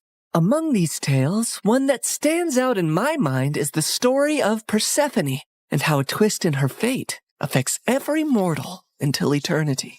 You see, Demeter is the goddess of harvest, and she could turn the earth green with her touch. She made countless flowers bloom and coaxed bountiful crops from the soil. With her presiding over the planet, no living creature ever went hungry. She took great joy in her role, but her heart belonged entirely to her daughter Persephone, the maiden of spring.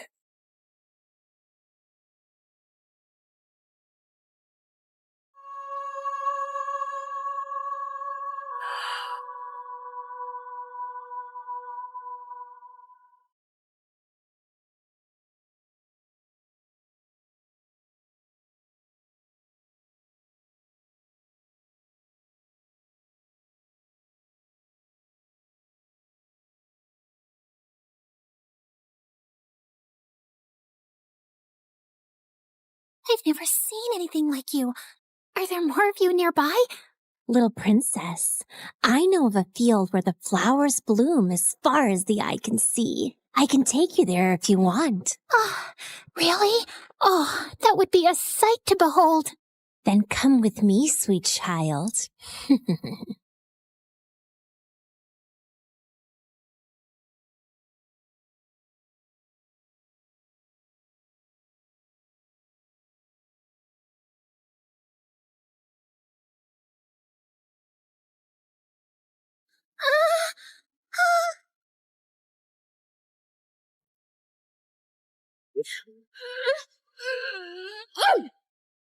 Enough, spirit of mischief! I have given you plenty of chances to change, but it seems all you want to be is a troublemaker. Did you think you could lure my daughter away and I would be unaware? Curse you, Demeter! Why should you and your child receive all praise and adoration when we, the spirits of nature, fade into the background? A heart that is as poisoned with envy as yours cannot be cured. You are banished forevermore from these woods.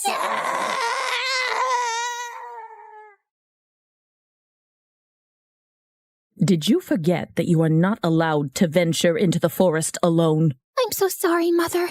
I only wished to see the magical flowers. And you shall see many wonders, my child, but always within the safety of my reach. The world holds great beauty, but also grave danger. Come now, it's almost dawn. Let us go out into the meadows and make our own magical flowers bloom. That sounds perfect, Mother.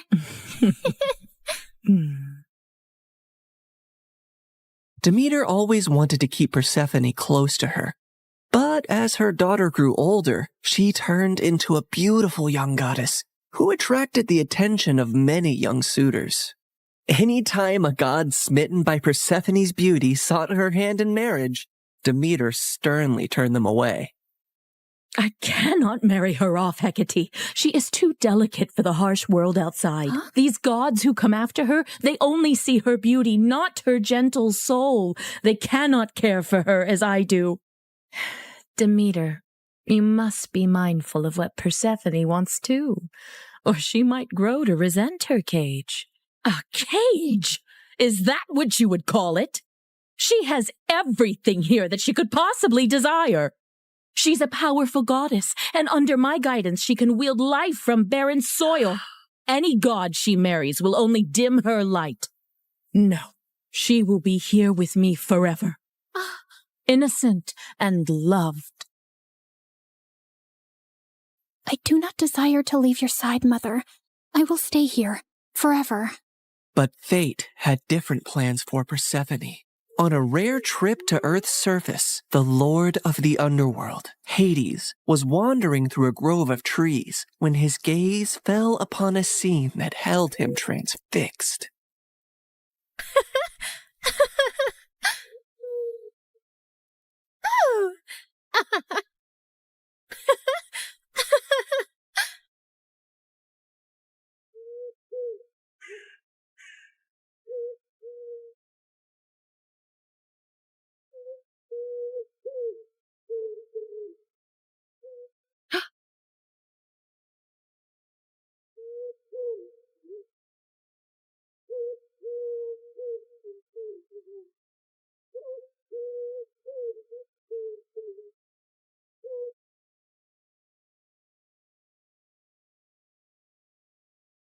Hades, my lord, you seem to be troubled. What weighs on your soul? As you well know, when my brothers and I overthrew our father, the kingdom was divided among us. Zeus received the sky, Poseidon the sea, and I the underworld. I've never complained about my lonely lot, and do my duties justice. I don't frolic or play like the other gods, and work hard in my solitude.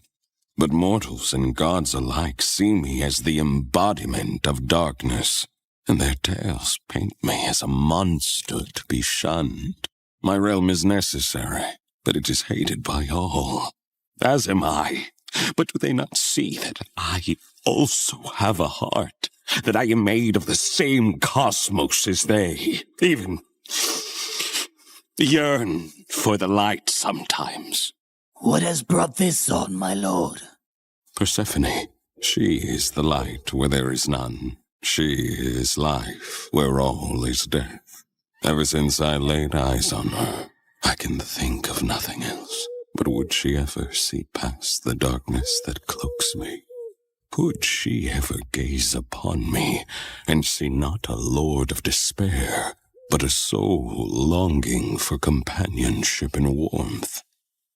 Persephone, Demeter's daughter. Indeed, her radiance rivals the dawn, but she is of the upper world. I must have her as my queen, as my wife. Her presence would bring joy and life to a realm that only echoes with loneliness and sorrow. And I must believe that even in the underworld, love can find a place to blossom. My lord, her mother would never allow it. Perhaps there is a rightful path to this union. I will go to her father Zeus with a proposal of marriage. I only need his permission according to our customs. Get my chariot ready and prepare for my departure. Today, either I win a queen for my empty halls, or I resign myself to an eternity of despair.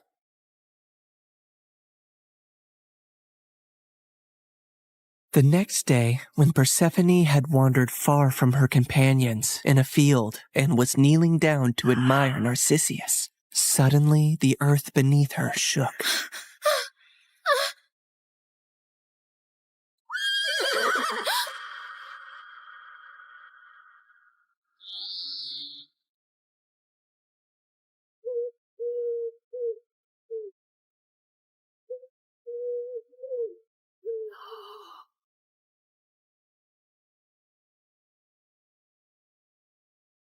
Fair Persephone, be not afraid. I am Hades, lord of the underworld. My kingdom is vast and rich, but it lacks the radiance of your presence.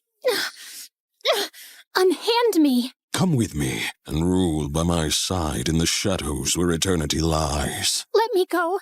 My mother will tear the world apart to find me, and there will be no place dark enough to hide.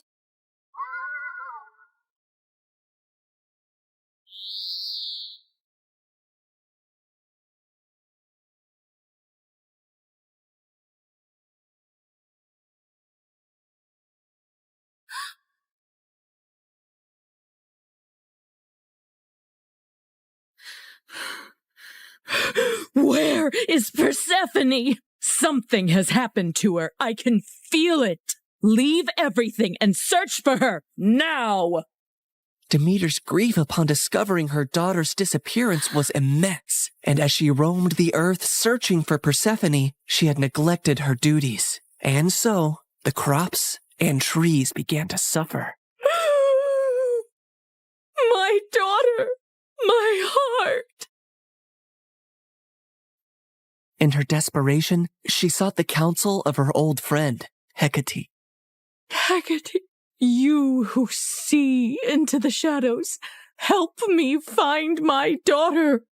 You must seek Helios, Demeter. His all-seeing gaze pierces through deceit and darkness. Taking the advice to heart, Demeter ascended to the chariot of the sun, where Helios guided the day. Helios, please, you must tell me where my Persephone has gone. You see everything from your throne. Surely you must know. I can't bear this pain any longer. Helios the sun god had indeed seen everything that fateful day, but had chosen not to interfere. However, he was moved by Demeter's grief. Demeter, your daughter has been taken by Hades to the underworld. He desires her as his queen. That cannot be. My daughter, queen of that cold, dead realm? I won't allow it. Perhaps it is not as dire as you fear. Persephone's grace could bring life even to the underworld. Also, he is one of the most powerful, wealthiest gods in the universe, and she would rule by his side. Is that so terrible? This is an outrage! How dare he take my daughter? Did Zeus know about this too? Zeus allowed it. In her fury, Demeter descended back to earth. Return my daughter to me, or I will let the earth perish in my sorrow. I will let this world turn into ice and ash. I will plunge it into eternal winter.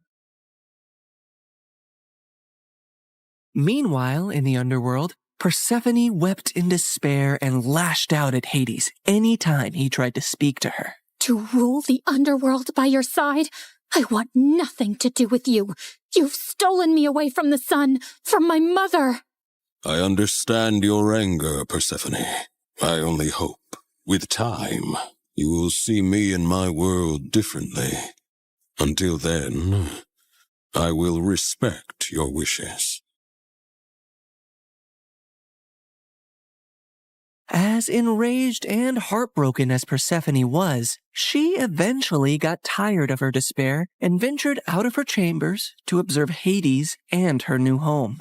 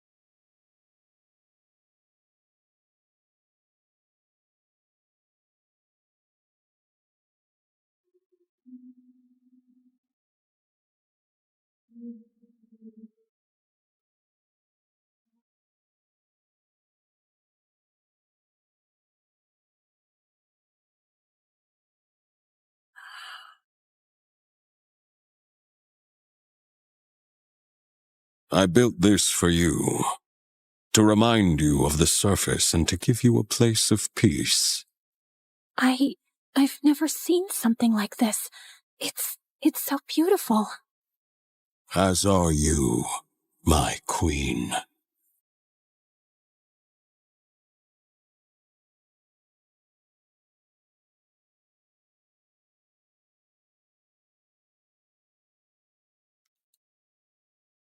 Each realm has its supreme ruler, Persephone. But here, you and I will rule together as equals. You will never be beneath me, but always near me. Meanwhile, on the surface, Demeter's grief and rage was a storm that screamed across the lands. Where she walked, earth cracked, rivers ceased their babble, and crops withered to dust under her shadow. As she withdrew her blessings from the world, famine began to spread far and wide. The cries of suffering mortals eventually reached the ears of Zeus on high Olympus, who could no longer ignore the matter. So he convened a meeting of the gods. Demeter's wrath endangers all. We must find a solution that honors both her demands and the laws of gods. If my daughter wishes to leave the underworld, let her return to me, or I shall never again let the earth bear fruit. Very well, Demeter. If Persephone wishes to return, she shall, if she chooses to stay with Hades. So be it.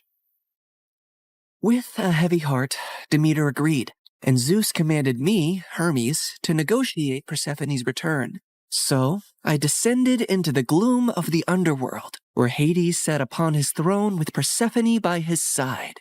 Her face was as pale as the ghosts around her. Hermes, why does Olympus disrupt the quiet of my realm? Mighty Hades, Zeus commands you to release Persephone, lest the earth die with Demeter's heart.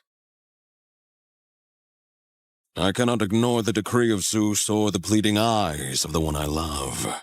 But know this, the ties that bind us are not easily broken. What do you mean, Hades? Just then, Persephone looked down at something she was clutching in her hand, and I saw it was a pomegranate. Suddenly, the realization of what had happened dawned on me. Fair Persephone, did you eat from that fruit? I couldn't help it. 6 seeds, to be exact. Each of them has sealed her fate and has bound her to the underworld. I knew I had to think quickly and come up with a deal that Hades would accept. Otherwise, Demeter would let the earth starve forever. She only ate a small portion of the fruit, so she should only stay with you for part of the year. She will spend 2/3 of the year with her mother on earth, and 1/3 with you in the underworld.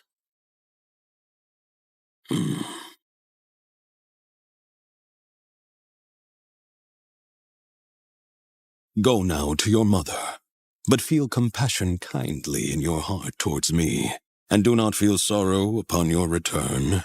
For while you are here, you shall rule as my equal, and have the greatest rights and honor among the gods, as well as my undying devotion. Persephone assured him she would return on the agreed time, and he arranged his chariot for her to depart.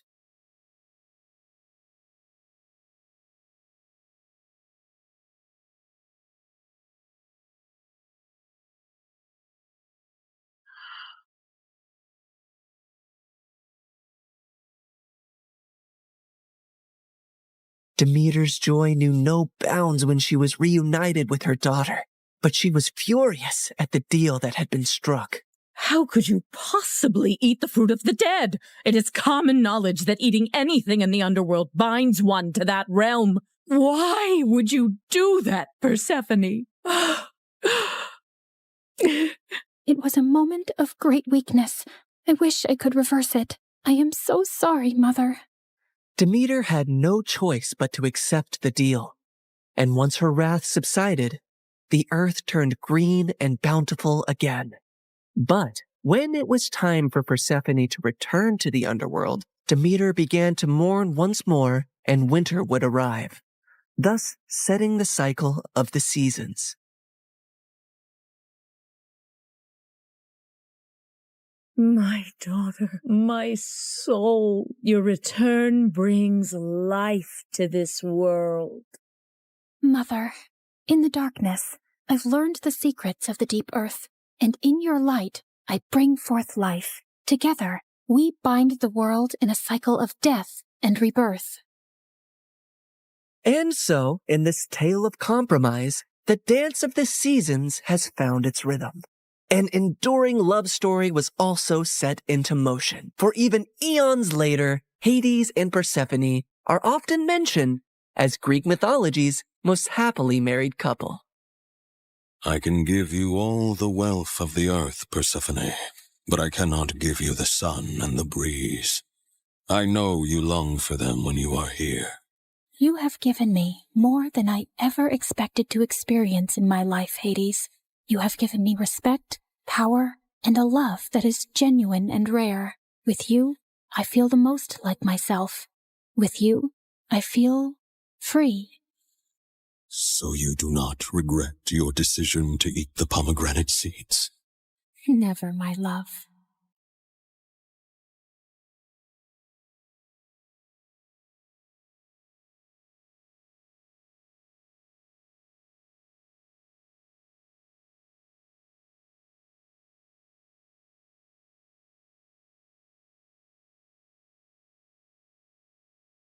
Hi, I'm Alicia, and I'm about to tell you how I met the love of my life. But before we get into that, please like and subscribe to MSA. If there's one thing you have to know about me, it's that I wasn't an ordinary little girl. Being raised by a single father who was an ex-army officer does that to you. I had rules, discipline, and responsibility drilled into me since I was very young. And growing up, I found other kids my age really immature. I don't know why he'd break up with me. I wore the clothes he liked, woke up at 5 every morning to do my hair because he liked them curly, and pretended to love watching wrestling. Excuse me, but I need to get that muffin. Can't you see that I'm crying? My boyfriend just broke up with me. Aw, I'm so sorry. You know, it reminds me of the time my dad took me for this obstacle course, and I twisted my ankle so badly, the doctors told me I'd never be able to walk again. But I didn't lose hope, and here I am. How is that the same thing? It's not, because that was an actual problem, but yours is just a bunch of high school nonsense. Now move your butt, please. Needless to say, I didn't have a lot of friends, and I didn't care either. My life was all sorted out. Graduate school, get into a good college, work, and retire. But then I turned 18 and met Arthur. He was a transfer student from Greece, and boy, was he dreamy. The first time I met him was in gym class. We were playing catch, and I was so lost in looking at him. I totally missed the ball, and it hit me right in the face. I fell on my butt, and Arthur came running. Are you okay? You're bleeding. It's nothing. I'm used to much worse. On second thoughts, I might need a doctor. Arthur smiled and carried me to the nurse's office. The entire time I was there, he sat next to me, and later he dropped me home. We became friends after that, and slowly I fell for him. He was smart, mature, and sweet. If there was one guy I wanted to date, it was him. So I decided to ask him out, except I didn't know how. So I turned to MSA for help, and it did not disappoint. Rule number 1, never let your crush know you're interested in him. Avoid eye contact and do not speak at all. The next day, when Arthur waved at me in the hallway, I wrinkled my nose and turned away. He sat next to me in class, but I didn't pay any attention. But then in the cafeteria, he caught up with me. Are you avoiding me? Me? Avoiding you? Oh, don't be silly. I was just really busy thinking about global warming and how it's impacting the fish population. station. Oh, that reminds me. I have to water my fish. My plants. I'll see you around. And I just ran before I embarrassed myself further. After that epic failure, I turned to step number 2. Dress up nice and behave like a total diva. I went shopping, picked up a bunch of dresses, and the next morning, it took me 2 hours to get ready. I thought I looked great, except the moment I entered, everyone started pointing at me and laughing. Oh my God, why is she dressed like a peacock? What is that on her face? Did someone finally punch her for being a know-it-all? I was so embarrassed. I immediately turned around and ran for the bleachers. I was still sulking when Arthur walked up to me. If you rub your lips anymore, they're gonna fall off. This lipstick won't come off. Ugh, it's so annoying. Let me help you. Also, I'm not saying you don't look good with makeup, but you actually look way prettier without it. Really? Does that mean you'll go out with me? Are you serious? I wanted to ask you out for the longest time, but everyone in school told me you're a cold-hearted cold-hearted girl who hates people. That's not true. I hate dumb people. There's a difference. So, you and I, dinner tomorrow? I'd love to. My first date with Arthur was perfect, and he told me that his parents were divorced like mine, and he lived with his mom and 9-year-old brother Charlie. We started dating soon after, and spent all our time together. People in school were also nicer to me, since I was Arthur's girlfriend, and even Dad liked him a lot. Life was just better with him in it, until things started getting weird. Some days he would come to school looking like a half-dead zombie, and other days he would skip school altogether. His grades were slipping, we were barely seeing each other, and I knew something was wrong. So one day when he canceled our date, I went to his place with his favorite ice cream. But when I knocked on the door, some kid opened up. Hi, you must be Charlie. Is your brother around? Is that ice cream? Give me it. Hey, that's not very nice. Say, ma'am, could I please have that tub of ice cream? Repeat after me. Sure. Ma'am, give me the ice cream or I'll kick you. And Charlie kicked me on my shin, snatched the tub, and ran away. As I yelled out in pain, Arthur came running downstairs. Alicia, why didn't you tell me you were coming? When would I tell you? You hardly talk to me these days. I know. I'm sorry. It's just that Mom's getting married again. The guy doesn't want Charlie in his life, and Mom loves her stupid boyfriend so much that she decided to move out, leaving me in charge. Why wouldn't you tell me that before? Because it's embarrassing, and I didn't want to drag you in my mess. I'm already a part of your mess, and we'll get through it together. Okay, I know that was a bit cheesy, but Arthur looked like he was gonna break in a million pieces, and I really wanted to help him. Besides, how bad could a 9-year-old be? Turns out a lot, because Charlie was a total devil. He would cry over the smallest things, throw tantrums if he didn't get his way, and would constantly butt into my dates with Arthur. We hardly spent any time alone. I was pretty sure he just hated me. Like one time, I was waiting for Arthur in his living room, and Charlie kept giving me death stares. Something on my face? I was just trying to figure out how someone can look like a horse and a camel at the same time. That's kind of mean, Charlie. And you're kind of ugly. Anyway, have fun on the date. It won't last long. And 10 minutes into the date, Arthur got a call from the babysitter that Charlie had locked himself in the washroom and we had to run back. Then another time, it was Dad's birthday and I had planned a really cool surprise for him. I'd invited all his old friends from the army. Arthur helped me deck up the place and I was arranging the cake when Charlie walked up to me. Oh, wow. This cake looks yummy. Give me a piece. Only after my dad cuts it. But I'm hungry now. Then eat something else. There's a whole pizza on the counter. Are you stupid? I said I want the cake. Charlie tried to get the cake, but I got in his way. He shoved me away, and I accidentally knocked into the cake, which crashed to the floor. Whoopsie. Guess no one gets to eat it. What happened? I heard some noise. Your brother ruined my surprise. I just asked her to give me some cake. And I asked you to wait. Relax, Alicia. We'll get a new cake. I'm sure your dad won't know. That's not the point, Arthur. Your brother is a spoiled brat. He needs some discipline. You put that kid on a leash, or I swear I will. He's my brother, not some dog I can put a leash on. I know he made a mistake, but he's just a kid. You know what? We'll just leave. We wouldn't want to ruin your evening any more than we have. Perfect. Arthur took Charlie's hand and they left. I wanted to stop them, but I was too mad. Later that night, when I calmed down, I realized I might have been too rude and called Arthur up, but he didn't answer. He didn't even show up to school the next day, and neither did Charlie. So I went to his place to talk to him and saw Charlie crying on the porch. What's wrong? Arthur wasn't here when I woke up this morning, and I don't know where he went. Did you call him? He left his phone behind. Then why didn't you answer when I called? Anyway, don't worry. We'll find him. But till then, you're coming home with me. No, I don't like you. You don't have to like me, but I'm not leaving you alone till Arthur gets back. So annoying. We waited the whole day for Arthur to show up or get in touch, but he didn't. By nightfall, I decided to sleep in the lounge and offered Charlie my room. If you need anything. The next morning, Arthur was still a no-show. I couldn't reach his mom either, and then remembered he told me she was out of the country on her honeymoon. Next, I asked his friends and colleagues, but none of them knew where he was. Eventually, I contacted the police, but even a week later, they had no news of him, and I was worried sick. What could have possibly happened to him? Meanwhile, Charlie refused to go to school or shower. He mostly kept himself locked in my room and reacted rudely to any nice gesture I made. I was losing my mind. So I turned to Dad for help, and he promised he'd get a word out to his colleagues in the army to track Arthur down. I still don't know what to do with Charlie. He shuts me down every time I try to talk to him. He's been through a lot, Alicia. What he needs is some distraction to keep his mind off things. After your mom left, you were all over the place. That's why I built such a strict routine for you, so you wouldn't have time to think about her. Maybe you should do something similar. I decided to give Dad's advice a shot, and the next morning, I walked to Charlie's room and woke him up. Get up.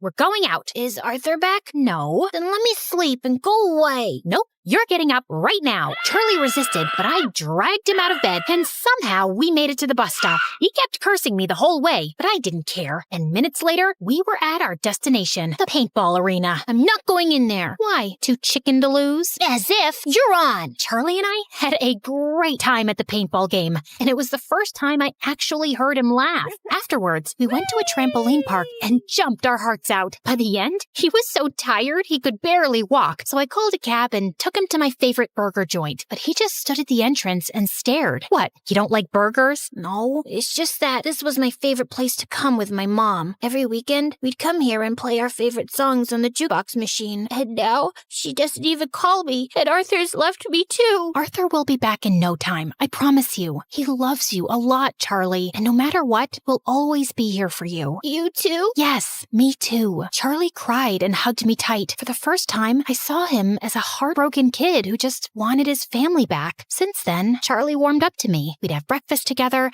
and he would always make my bed when I got home from school. He was a lot calmer and hardly threw a tantrum. I couldn't wait for Arthur to come back and see how much progress Charlie had made, but we still had no leads on him. I wanted to be strong, but with each passing day, my hopes of ever seeing him again were getting dimmer, and it broke my heart. Finally, one night, I broke down in front of Dad. I don't think Arthur's coming back, Dad. It's been weeks, and no one knows where he is. If he was in town, we would have found him by now. And Charlie, he's lost his mom and might lose his brother too. What can I even say to him? What? I turned around and saw Charlie standing at the door. You've been telling me all along the police will find him. You said you were sure. No, I'm sure he's fine, Charlie. I was just... Stop lying. Why do all grown-ups lie so much? I hate you. All of you. And Charlie just ran out of the house. Dad said he'd go after him. And as I was sitting in the kitchen in despair, the phone suddenly rang. It was the police, saying they'd found Arthur in a hospital close to town. I rushed to the location and texted Dad on the way. The doctors at the hospital told me that Arthur was brought in a few days back by the forest rangers. Apparently, he went on a hike and got injured, and since then, he'd been in a coma. I was sitting next to him when Charlie walked in with Dad. How is he? He hit his head, but he's out of danger. Doctors say there's a very good chance he'll be just fine. Charlie, promise me, no matter what happens, you and I will never fight again. I promise. I will never scream again, and I will always be a good brother. He will wake up, right? What do you think?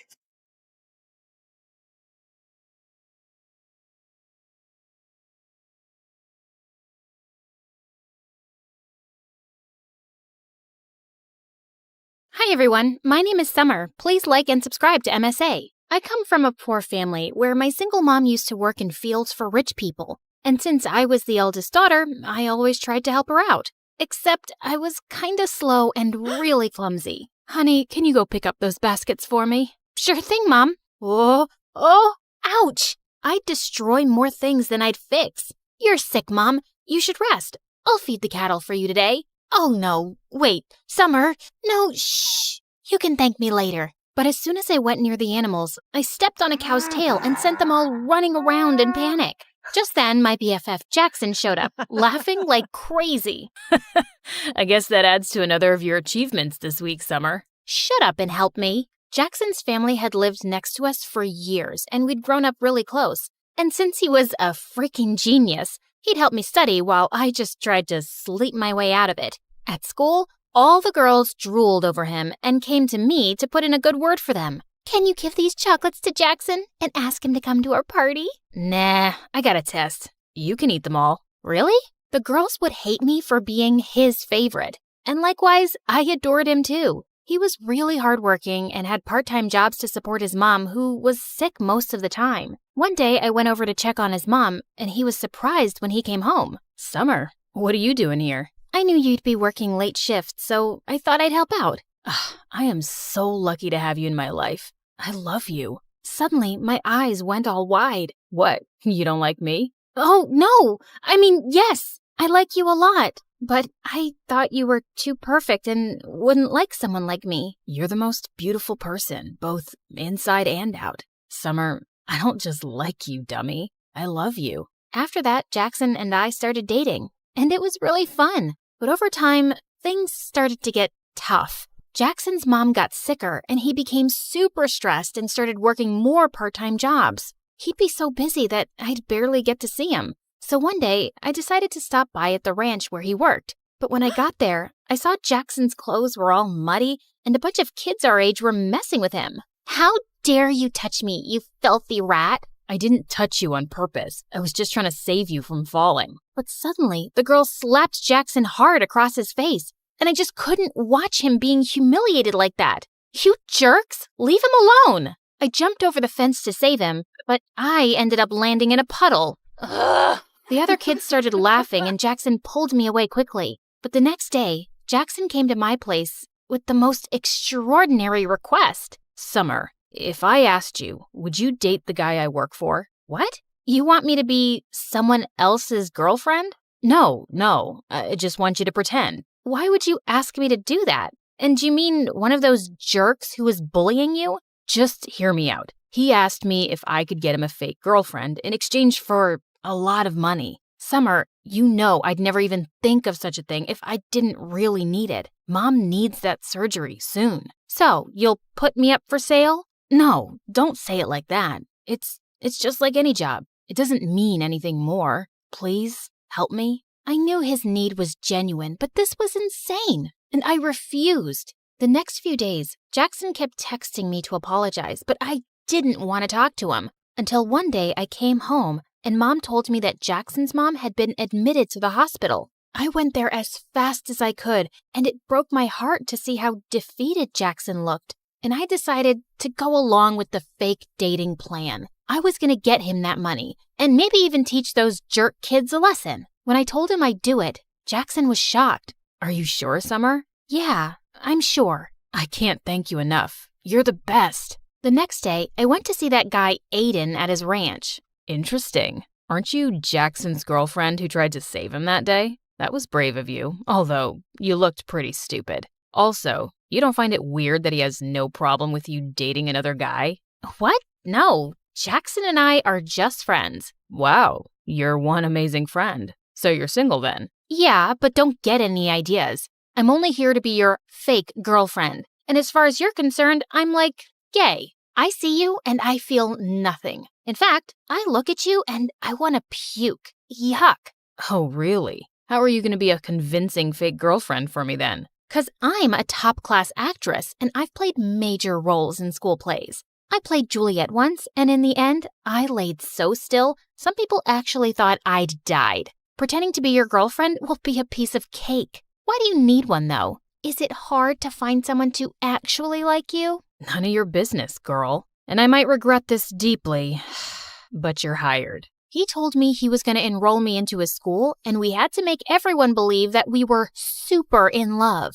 But I wasn't going to make this easy for him, especially after the way he and that girl had treated Jackson. I was going to be the most annoying girlfriend ever. On the first day, I put on a hideous outfit to embarrass him. God, who is that clown with you, Aiden? What is she even wearing? Ew, she smells like cattle. But my plan failed because Aiden shut everyone up and told them I was his girlfriend, with pride. Just then, the same girl who slapped Jackson at the ranch came catwalking towards us.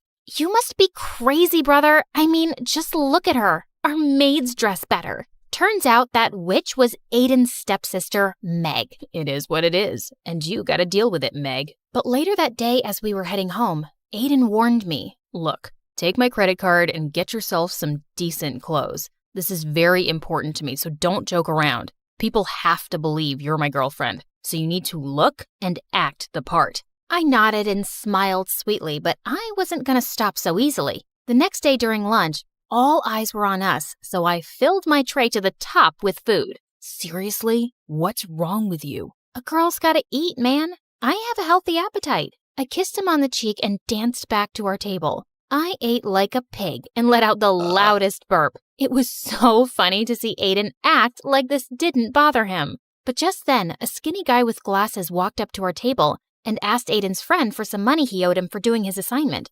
You want money? Here you go. And he threw some of his loose change at the poor guy's face. I suddenly lost my temper and flung my orange juice at him. What the heck? Aiden, control this ill-mannered girl you got from some jungle. Aiden suddenly leapt up and grabbed that guy's collar, but the rest of them quickly separated them and the jerk stormed off, fuming. But then Aiden pulled me away angrily. Ah, stop! What are you doing? What is wrong with you, huh? Why are you acting like this? Those people are my friends. They're jerks, and so are you. But I already knew that. And I hate rich, entitled brats like you. And I hate poverty. And I hate that I have to pretend to be your girlfriend and— Oh, shut up. I don't care about your whole poverty speech. You agreed to do a job, and whether you like it or not, you'll act like my girlfriend who's dying to make me happy. And I know you're doing this because your friend's mom is sick, and the treatment is super expensive. It's nothing he can afford, even if he works his butt off for the next 5 to 6 years. You better behave or I'll fire you. Gosh, I hated him even more now. I even stayed late at school so I could avoid going back with that jerk. But then Meg and her friends caught me and locked me up in the janitor's closet. Hey, open up! I kept banging on the door for a while, but it was no use. I tried calling Jackson and left him some messages, but he wouldn't reply. And then suddenly, the door flew open, and I was so startled that I lost my balance and fell to the ground, hurting my ankle. Ouch! Are you okay? Aiden lifted me up in his arms and took me to his car. How did you find me? I heard my sister talking on the phone with her friends, and I ran here immediately. Also, I'm sorry. What? It's because of me that they're treating you like this. Also, I'm sorry about what I said to you earlier. I acted like a jerk. It's just that my life will fall apart if this plan doesn't work. What do you mean? My dad wants me to get engaged to his business partner's daughter, but I don't want to do that. I want to become a musician and be with someone I love, not be part of some business deal. So I lied, and I told him I already love someone else. But now he wants to meet that person. That's why I hired you. I could tell that he was having a really hard time, and I decided not to make things worse for him anymore and play my part properly. Later, when we reached home, Aiden even dropped me to the doorstep in his arms. But as I limped in, I saw Jackson waiting for me. What do you think you're doing, Summer? You're supposed to pretend and not actually jump into his arms like his girlfriend. Huh? I hurt my ankle and he just helped me. You could have just walked. What? I'm doing all of this because of you in the first place, and you're being so— Okay. Don't get mad at me, please. It's just that I love you and I got kind of jealous, and I'm sorry, okay? It felt kind of weird, but I could understand his jealousy. And now I just wanted to get this job done as soon as possible. My weird and clumsy habits would come in my way often, but Aiden didn't make me feel bad about it. And I discovered that he was actually a nice and kind person. Once when he was dropping me off at home, he suddenly dialed someone's number and wished them a happy birthday, warmly. That was my old nanny. I adored her when I was a kid, and we've stayed in touch. That was actually really sweet. I couldn't remember the last time I'd even called my favorite aunt on her birthday. And it was things like this that made me warm up to him. And we slowly became good friends. A few days later, it was my birthday, but Aiden told me he had a party at his place and wanted to introduce me to his parents. When he picked me up that evening, I saw him in a suit looking so handsome. Whoa, you look so pretty. You don't have to pretend. No one's watching us here, Aiden. Suddenly, I lost my balance, but thankfully, Aiden caught me in his arms. For seconds, he kept staring into my eyes, and my heart raced like crazy. It's a shame we aren't dating for real. Somehow I pulled myself back up and stomped on his feet. I would never have dated you for real. You're not my type. Later at the party, Aiden was about to introduce me to his parents, but on the way, Meg stepped on my dress and I ended up crashing into the party cake, which went flying into Aiden's parents' face. Holy freaking cake monsters! It was such a disaster and I just ran out of there. But on my way out, I crashed into Jackson. I hadn't seen him in days. Jack, what are you doing here? And where have you been lately? I came to work here for the night so I could make some extra cash. And I've been busy, but I'm surprised you even noticed or cared. Why wouldn't I? You're my boyfriend. And do you know what day it is today?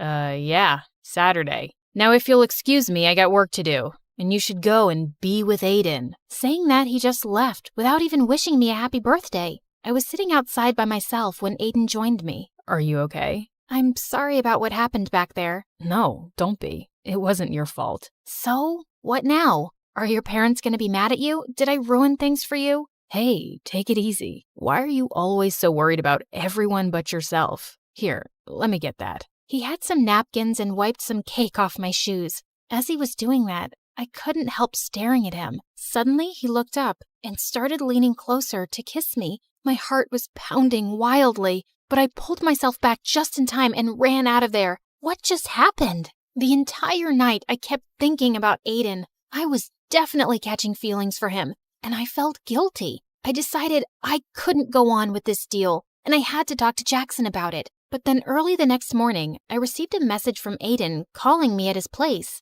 When I got there, I didn't see Aiden, but his parents and Meg were there. And so was Jackson. Look who's here. The famous gold digger who's trying to rip my brother off. I have no idea what you're talking about. Your brother and I love each other. Oh, really? Then who is this? Meg told us she heard you calling him your boyfriend last night. So, you've just been playing with my son's heart because he's rich? That's why rich people like us can't trust you filthy lowlives. You're all liars and frauds. I looked at Jackson, but he just stood there. But Aiden suddenly appeared and stepped in front of me. Leave her alone. I told you, I love her, Meg, and if you hurt her again, it's not going to end well for you. Then it's not going to end well for you either, son. If you're going to be with this girl, you can just leave with her as well. I already felt so humiliated, and I didn't want Aiden to get in any more trouble. So I ran out of there, and Jackson followed me. I'm really sorry, Summer, but it would have messed up our plan if I'd jumped in to save Aiden's girlfriend.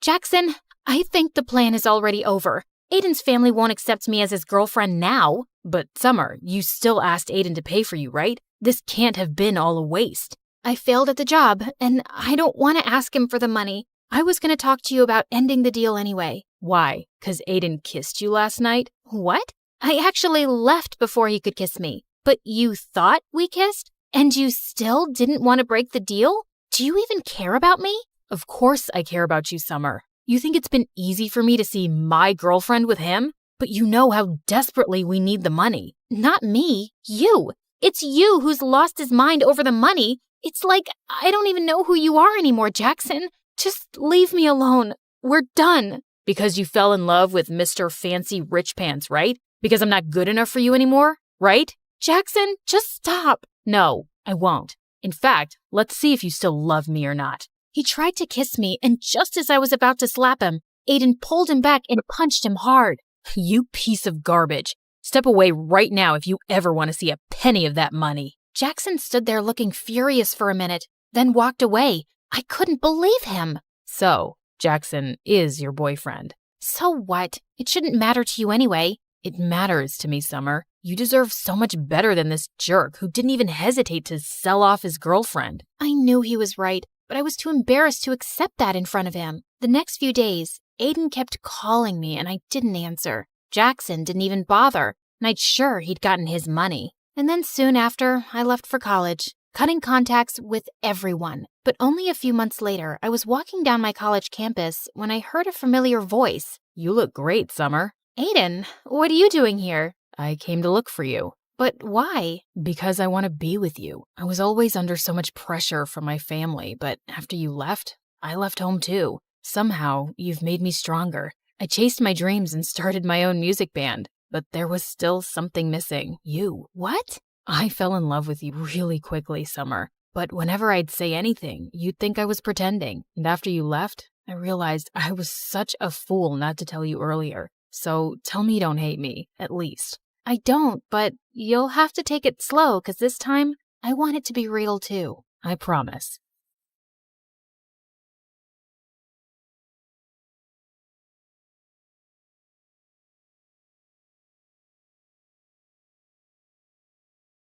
Hi, I'm Mona. I'm one of the smartest girls you'll ever meet. Please like and subscribe. I was 5 years old when I was playing hide and seek with the neighbor's kids, and I got stung by some bees. My skin immediately started to swell, and moments later, I fainted. When I woke up, I found myself in the hospital. Your daughter has anaphylaxis, which is an extreme allergic reaction to bee stings, but that may not be all she's allergic to. You'll have to monitor her closely. After that, Mom was terrified and she wouldn't let me play outside. She also decided to homeschool me. During our lessons together, she always told me I was a genius.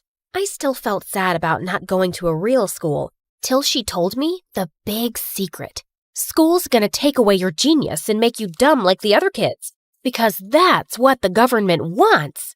I wasn't sure why the government wanted that, but I didn't want it happening to me. While Mom was away working, I started making videos on YouTube to stay busy, and soon had some subscribers. Hello, guys. It's your stay-at-home genius. Today, let's talk about the amazing periodic table. Who knew there were so many elements? Sometimes the comments on my video were quite mean. Literally, every 11-year-old knows about the periodic table. Do us a favor and go to school. When I told Mom about the comments, she always said those kids were just jealous. Once when I was 14, I saw a really pretty bird on my window frame, and I tried to touch it, but I ended up falling out the window into a bush. Oh my God, I was outside! Just as I was about to run back in, my arms and face started to itch like crazy. I called out to Mom, who rushed me to the hospital. After the medicine, I was half asleep when I heard the doctor and Mom talking. Your daughter's reaction happened because she's been indoors so much. Her immune system didn't develop properly. You have to let her join a school. But what about her condition? I've told you before, that's not how this works. What? The doctor told you to put me in school before, Mom? Honey, I did it to protect you. All these doctors, what do they really know? I was so upset. All these years, I'd been living like Rapunzel when I didn't need to. On the drive home, she continued to rant about the government. Mom, just stop it with your lies already. And guess what? I'm going to school. For days, Mom tried to apologize, but I completely ignored her. Then she gave up and put me in school. On my first day, I struggled to hide my excitement. Just as I was about to jump out of the car, Mom stopped me. You have every right to be angry, but you still have to be careful. Please, you need to wear this. It was a box of masks. Ugh, I didn't want to be some masked weirdo on my first day, but I also didn't want to get some bad reaction again. So I put one on. When I walked into my class, the teacher hadn't arrived yet, and I had the perfect opportunity to introduce myself. I climbed onto one of the tables. Greetings, my fellow classmates. I'm Mona, but some of you may know me as the stay-at-home genius. They all stopped talking. Great, I had their attention. As I start this new journey with you, I hope that you do not feel intimidated by my intelligence, and I look forward to helping you all. Shut up, weirdo. The entire class burst into laughter. Everyone was still snickering when the teacher walked in. They were all jerks, but I was going to show them. Who can tell me how many planets we have in the solar system? Me, sir. 9. 8, actually. Pluto isn't a planet anymore. What? Since when? Since forever, Miss Genius.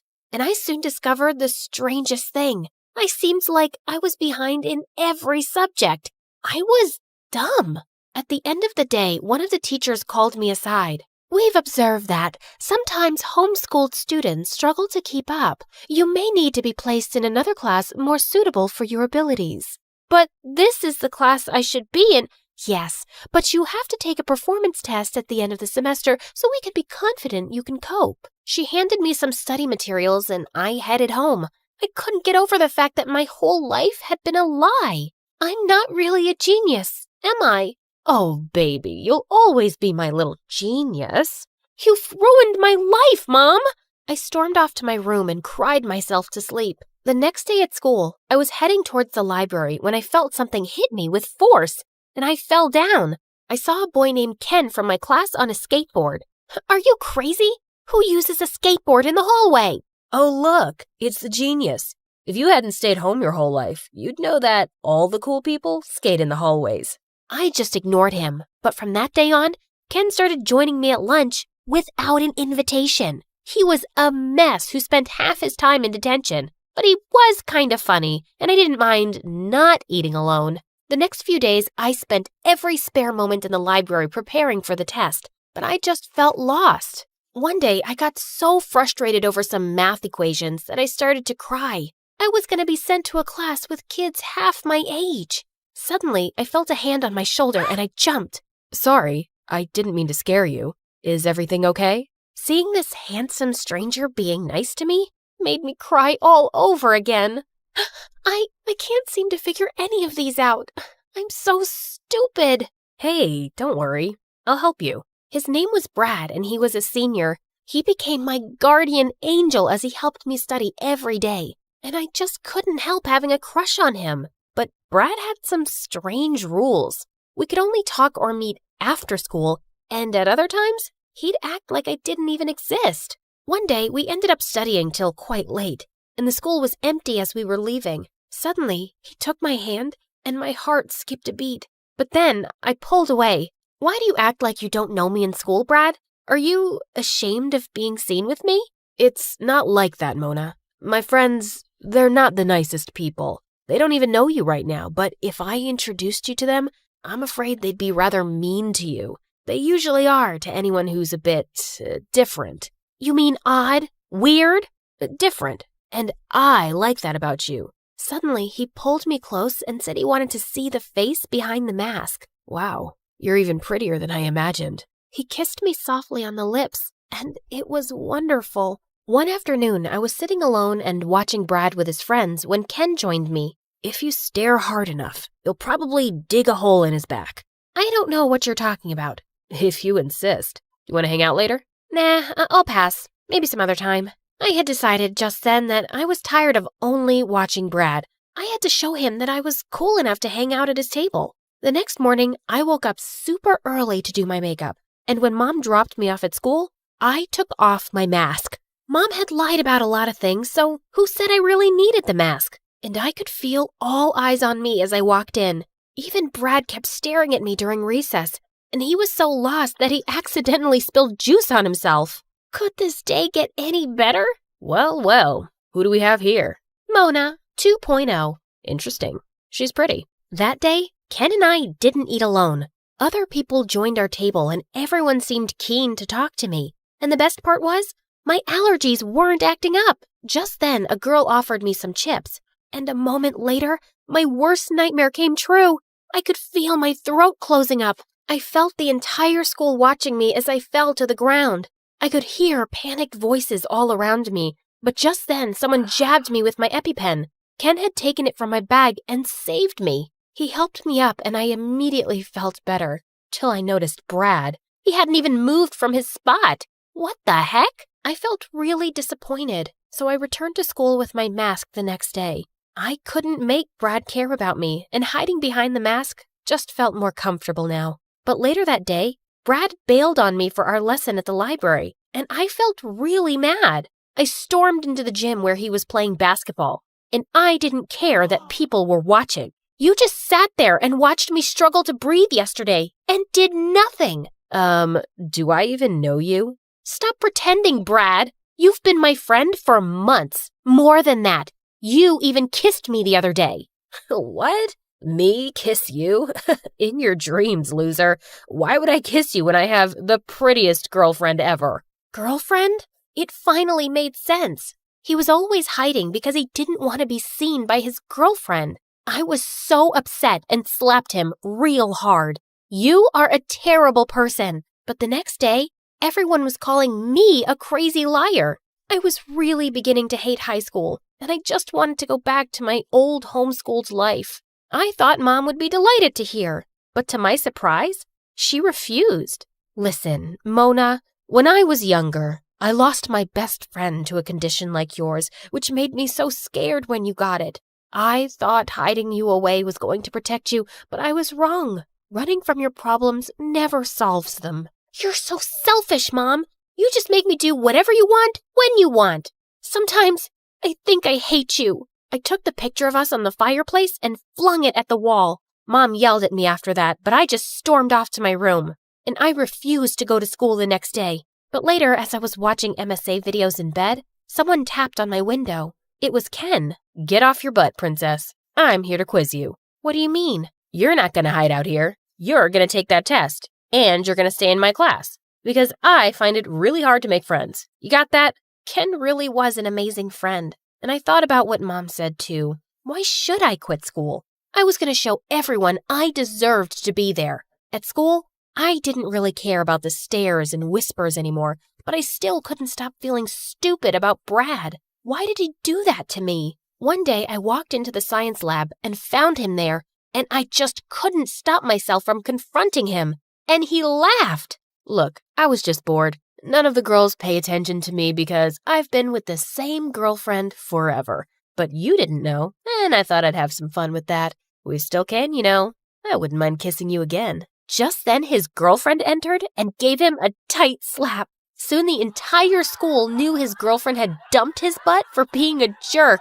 I was totally focused on my tests now, and studying with Ken became a routine. One day when he was over, I asked him, "What would you do if you had the chance to be anything?" "Join the Rikers skateboard competition. I don't care if I win. I just want to be there. It's so cool." "Then go for it." My dad won't let me. He says it's a pathetic waste of time. The day of the test finally came, and after completing it, I nervously watched as the teacher graded it. Wow, this is impressive, Mona. Congratulations. You passed. I gave the teacher a big hug and ran to find Ken. I had a special thank you gift for him, but when I found him, the principal was yelling at him in the hallway. "Your continued disregard for the rules has brought nothing but disgrace to me." "Yeah, no kidding, Dad." "Dad?" I followed him outside and found him sitting under a tree. "So, the principal is your dad?" "Yup, and you just saw for yourself what a disappointment I am to him." "Listen, I gotta tell you something.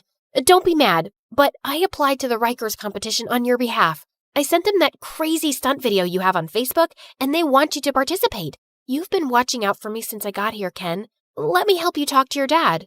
Can we try, please?" I could see tears in his eyes as I spoke, and then suddenly, he held my face and kissed me. I felt a million butterflies erupt in my tummy. That day when I got home, I found Mom sitting in the kitchen, and I hugged her from behind. "I owe you an apology, Mom. I was a jerk. Thank you for not letting me quit." "I'm just trying to make things right, honey." "You're on the right track."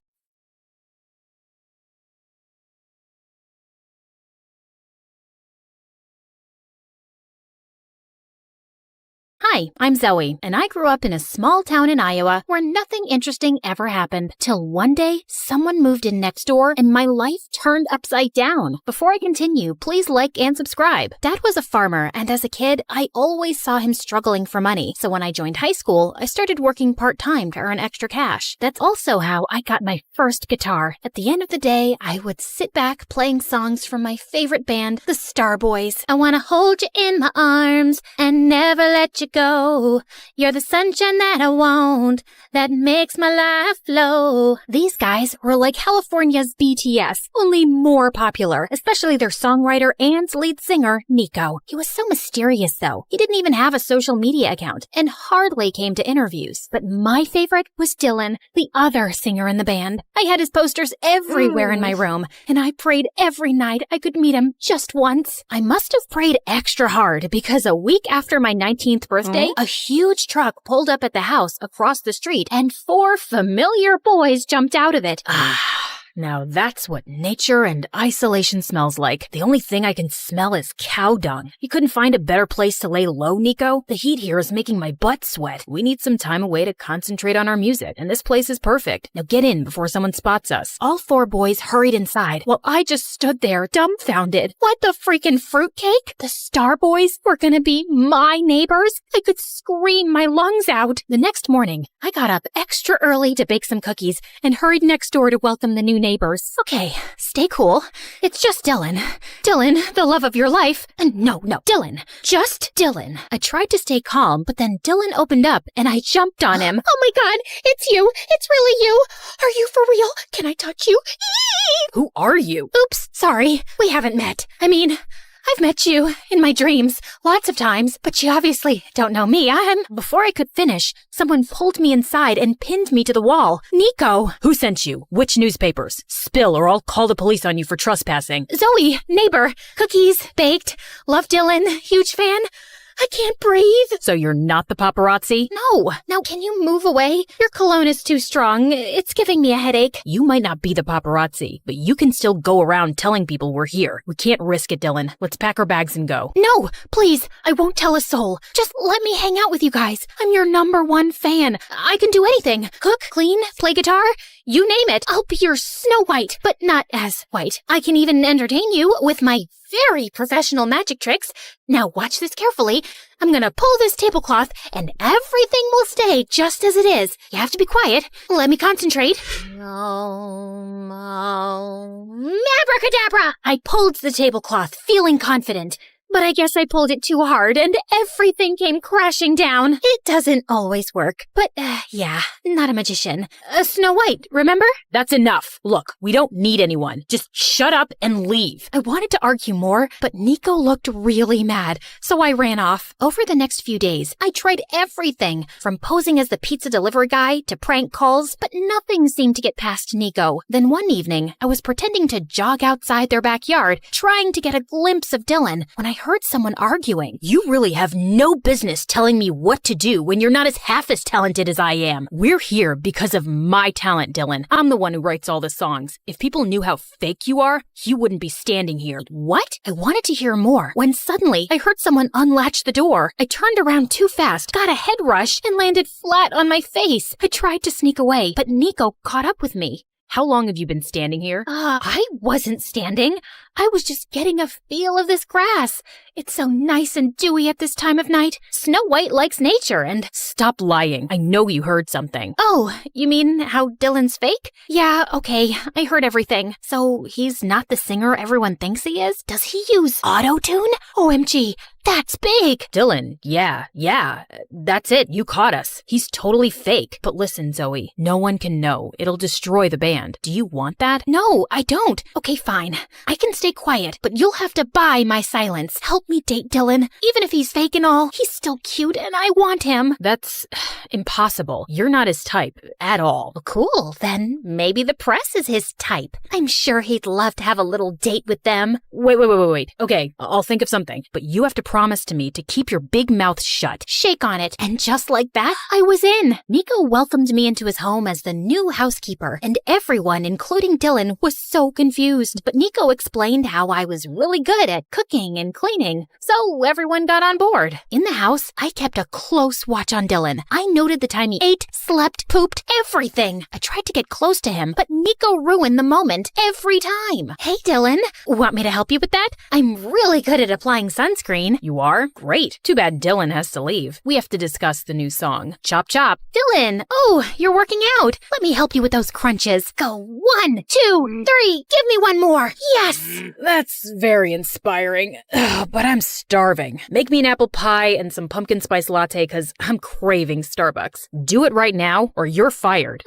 So annoying. I pulled Nico aside the next time I saw him. What's wrong with you? You're supposed to help me date Dylan, but you keep pulling me away from him. Relax. You need to play hard to get. Boys like that. Have patience and stop drooling all over him. But I was anything but patient. Then one evening, I was leaving for home when I saw Dylan swimming. And holy cow, he looked so hot. I was just admiring his perfect body when suddenly I saw a strange guy in a hoodie tiptoeing his way around the pool. He was definitely some intruder. So before he could harm Dylan, I sprang into action, but he dashed inside the house. I was running after him when I slipped and landed in into the pool instead, right on top of Dylan. I tried to get out using Dylan's shoulders as a makeshift ladder, without realizing that I was pushing him into the water. What do you think you're doing? Stop drowning me. There's an intruder. He just went inside the house. Help me get out. Put your hand under my butt and lift me out, now! What? You're crazy. Dylan got out of the pool and stormed inside, and I followed. Fire this stupid girl or I will. What's wrong? I saw an intruder run in just now. I'm sure he's hiding here somewhere. We need a game plan. You two go that way. Nico, you go to the right, and Dylan and I can search the bedrooms. Zoe, we've been here the whole evening, and if there was an intruder, we would have seen him. But I just saw him come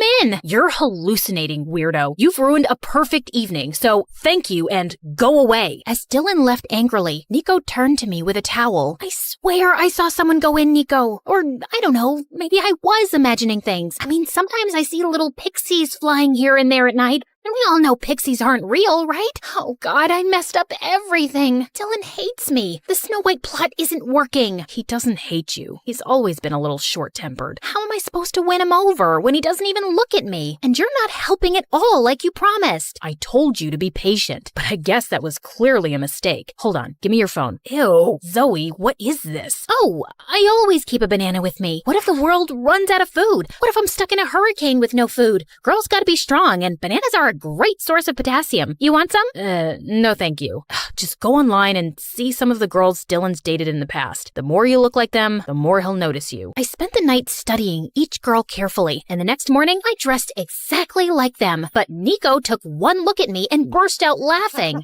What is wrong with your face? You look like you were in a bar fight. It's called makeup, and you're the one who asked me to dress like those bimbos in the pictures. You've clearly done a fab job. Come with me. We went to the mall with Nico in sunglasses and a baseball cap, and he started picking out clothes like crazy. I was trying them on when he got a phone call and left. When he came back, he looked really tense. We need to leave now. Thanks. We'll take them all. What? These clothes are worth both my kidneys and a good chunk of my liver. And why are we leaving? Don't ask questions. Just do what I say. Nico threw some cash on the counter and we left in a cab. I tried asking him what happened, but he didn't respond. Instead, he got off somewhere in the middle of the road before asking the driver to drop me back home. What was that all about? The next morning, I was still thinking about what happened with Nico, but then Dylan walked up to me and I lost track of everything. Hey Zoe, you look nice today. What are we having for breakfast? A few eggs and some bread. Sounds great, babe. Dylan winked at me and I felt my knees go weak. He called me babe. I wanted to update Nico on the progress, but he was nowhere to be seen. Then later that evening, I was leaving when finally Nico came home. Where were you? I've been waiting for you all day. Why? Relax, Snappy. Just wanted to tell you that Dylan noticed me today. Finally, like Snow White's prince and all. And why are you so tense all the time? You know you can tell me all your secrets, Nico. I'm a very good secret keeper. Okay then, here's one. I think you're very annoying. That's not a secret. You make that pretty obvious. Give me more. I'm busy, Zoe. We'll talk later. Nico didn't talk to me for a couple of days, and I was getting really distracted and impatient. I guess Nico noticed because a few days later, he told me that the boys wanted to go for a hike, and he'd convinced Dylan to take me with them for directions, so they won't get lost. Here's your chance to get on Dylan's good side. And for that, we need to work on your conversation skills. They're horrible. What are you saying? I'm a very interesting person. Yeah, if interesting and crazy mean the same thing. That's not very informative. Look, all you have to do is act shy around him. Say something romantic. Like this? Nico, your eyes remind me of my dead grandmother. Calm and pretty. Dead grandmother? Really? Try this. Your voice is like a warm hug on a chilly day, and your laugh is like a symphony of joy that fills my life. I'm addicted to the sound. And can you try not to have feathers and leaves stuck in your head? Nico tucked a strand of hair behind my ears and then walked away, and I felt something strange in my tummy, but it was probably that expired tuna I'd eaten the night before. On the day of the hike, I did everything Nico asked me to. Acted shy, kept quiet, and even tried to flirt a little. I guess it worked because by the end of the hike, Dylan asked me out on a real date to a club. I spent hours getting ready. I chose a black dress and was almost done with my makeup when Nico showed up at my door. Heard Dylan finally asked you out on a date. Wait, you're wearing that? Yeah, what do you think? You look good. I mean, good for Dylan, but you don't look like yourself. It looks like you're trying too hard. Seriously? First, you asked me to dress how Dylan likes, and now there's still something wrong with me? I didn't say wrong. never mind. It's not my place. Good luck on your date or whatever. With that, Nico left. What was his problem? I was still a bit annoyed when Dylan showed up, but we actually ended up having a great time together. He even asked me out on a second date, and I was thrilled. After the date, Dylan excused himself to the washroom while I waited for him outside when someone tapped on my shoulder. Nico. So how was it? Wait, why should I tell you? You didn't even say sorry. I'm sorry, okay? You don't mean it. Hold on. Have you been waiting here all this time? I had to make sure you didn't end up making a fool of yourself, and it looks like you didn't. One sec. Nico came closer and opened my hair, setting them loose, and I felt something turn in my belly. I really needed to stop eating tuna. Just as he left, Dylan walked up to me and we left, but I couldn't shake Nico off my mind. It was so difficult to figure him out, and I was failing miserably at it. Dylan and I started dating officially. The first few days were great, but as time went by, I realized that we had nothing in common. He was totally self-obsessed and didn't give a hoot about anyone else. What do you think about my hair? How about my shirt? This is vintage Prada, by the way. I'm pretty sure you've never seen a shirt like this before, right? Well, you will now, because you're my girl. Have you seen my shoes? By the third date, I was practically yawning on Dylan's face, and I thought he felt the same, except at the end of the night, he kissed me. Before I could react, a bunch of photographers jumped out of nowhere and started taking our pictures. I thought Dylan would tell them off, but instead he started posing. I panicked and hid behind a tree. Who is that? The paparazzi, obviously. They've tracked me down. Look, just come out. You can't hide like this. They'll make a joke out of me. Dylan pulled me out and introduced me as his girlfriend. At one time, this would have been my dream, dating Dylan, but now I just wanted to run away. Soon, Dylan and I were the hot topic, and everyone wanted to know about the poor girl he was dating. We were constantly getting interviewed, and it was exhausting. Does Dylan snore while sleeping? Do I look like his mother? How am I supposed to know? Are you dating him because he's rich or because he's very rich? Are you talking like this because you're dumb or because you're really dumb? Calm down, babe. We fell in love. Although I must say, Nico tried his best to sway her. She's so pretty, I wouldn't blame him. And he always wants what I have. Obviously, I'm better, and that's why we're together. That's not true. Nico... Oh, look at the time. I'm late for practice. Before I could say more, Dylan rushed us out of the interview. Why did you lie about Nico and me? He'd be so upset. You think I care? And you're supposed to be my girlfriend, so you should be on my side. I didn't know we were choosing sides. I thought you guys were a team. Team? Nico's anything but a team player. He's nothing like what he seems. You aren't either. With that, I slammed the car door and left. I was furious at the way Dylan was behaving, and I knew in my heart that I didn't want to be with him. I wanted to talk to Nico about it, but for the next few days, every time I tried, he'd make up excuses about being busy with his songwriting and just walk away. Then one day, I was coming out of the grocery store when I noticed Nico sitting in the coffee shop across the street. I was on my way to him when suddenly, a black van screeched out of nowhere and two men in dark suits grabbed him, pushed him inside, and left. Nico was getting kidnapped. I stood there horrified for a few seconds, and then my brain sprang into action. Hey, can I borrow this bicycle? No?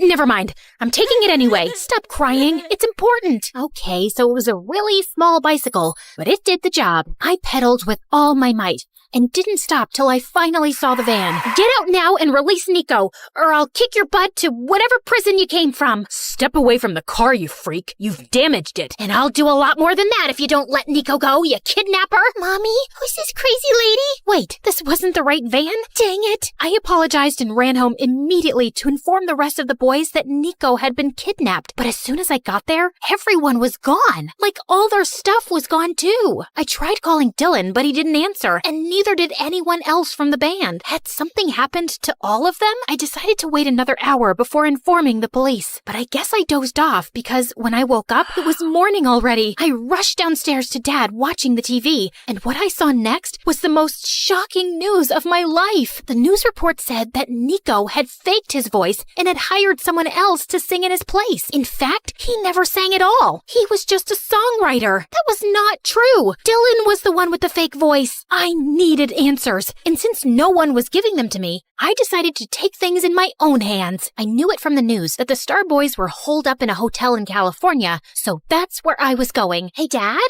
can you feed the chickens and make sure the pig doesn't run away again?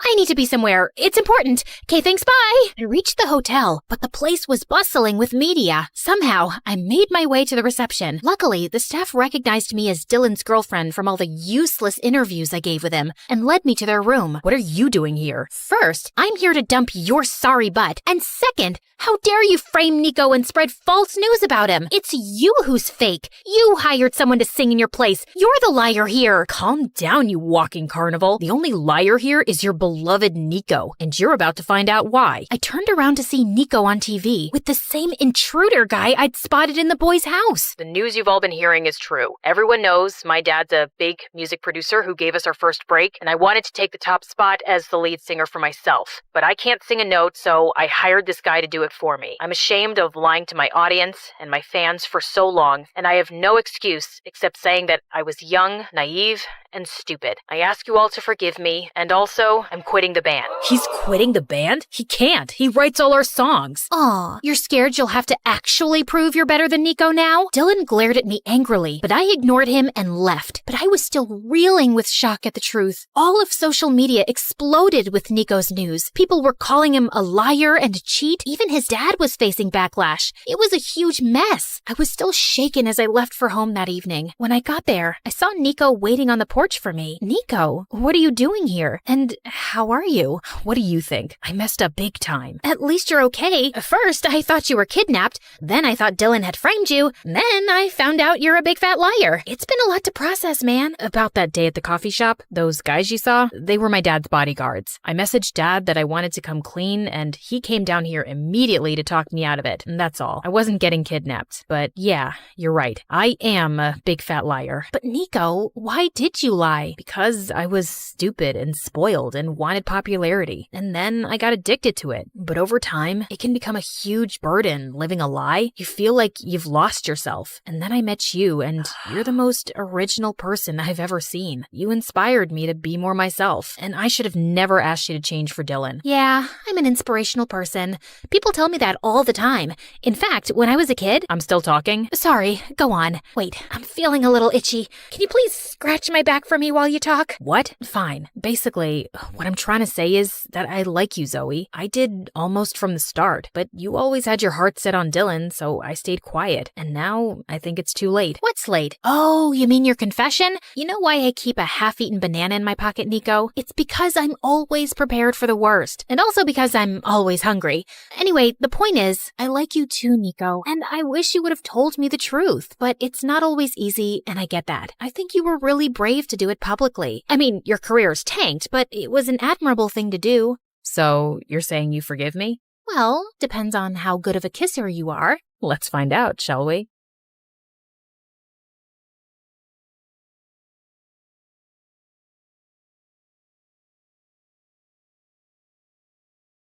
Hi, I'm Hope from Honolulu. Please like and subscribe to 4Eve. My parents always said I was born beautiful. I received so many compliments and modeling offers for baby products that they launched my modeling career when I was just 3. But I never really knew my parents. When I was 6, they started a clothing line named after me and got really busy with it. So they mostly left my older sister Leilani in charge, and she hated me. You promised we'd play with the dolls. You can't always be the center of the universe. I have to take this call. Fashion Kids magazine wants you again. She'd always lie and say we'd do one thing, but we'd do another thing instead, and I'd suffer. You said after my fashion show, we'd go home. I'm tired. Just sign a few more autographs and don't be so ungrateful. Sometimes I wondered if she was so mean to me because she was jealous of my fame. Once when I was 12, I was at a signing event and I escaped from the crowd. I stumbled into an alley where a girl my age was looking through the trash with her mom. I offered them some snacks from my bag, and their reaction was so wonderful. Just then, Leilani found me and dragged me away. And later, when we were on a video call with our parents, she told them what had happened. Hope, it's not okay to sneak off like that. And that poor family could have robbed you. Or taken a lock of your hair to sell on eBay. No, they were nice, and I liked helping them. Nonsense. You're too busy and famous to be doing anything else. Anyway, we heard your sister booked you on a morning show for the launch of your new toy line. Little Hope dolls. They're gonna sell like hotcakes. Sometimes it felt like my parents just used me for money. In fact, I felt people were friends with me for the same selfish reasons. but I never gave up on the idea of using my wealth for good.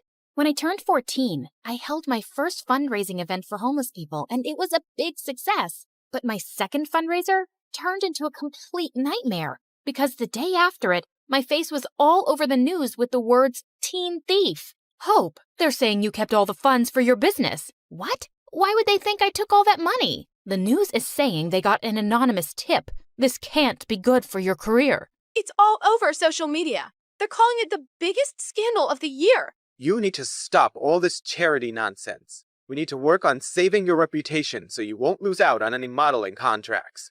I didn't care if I never modeled again.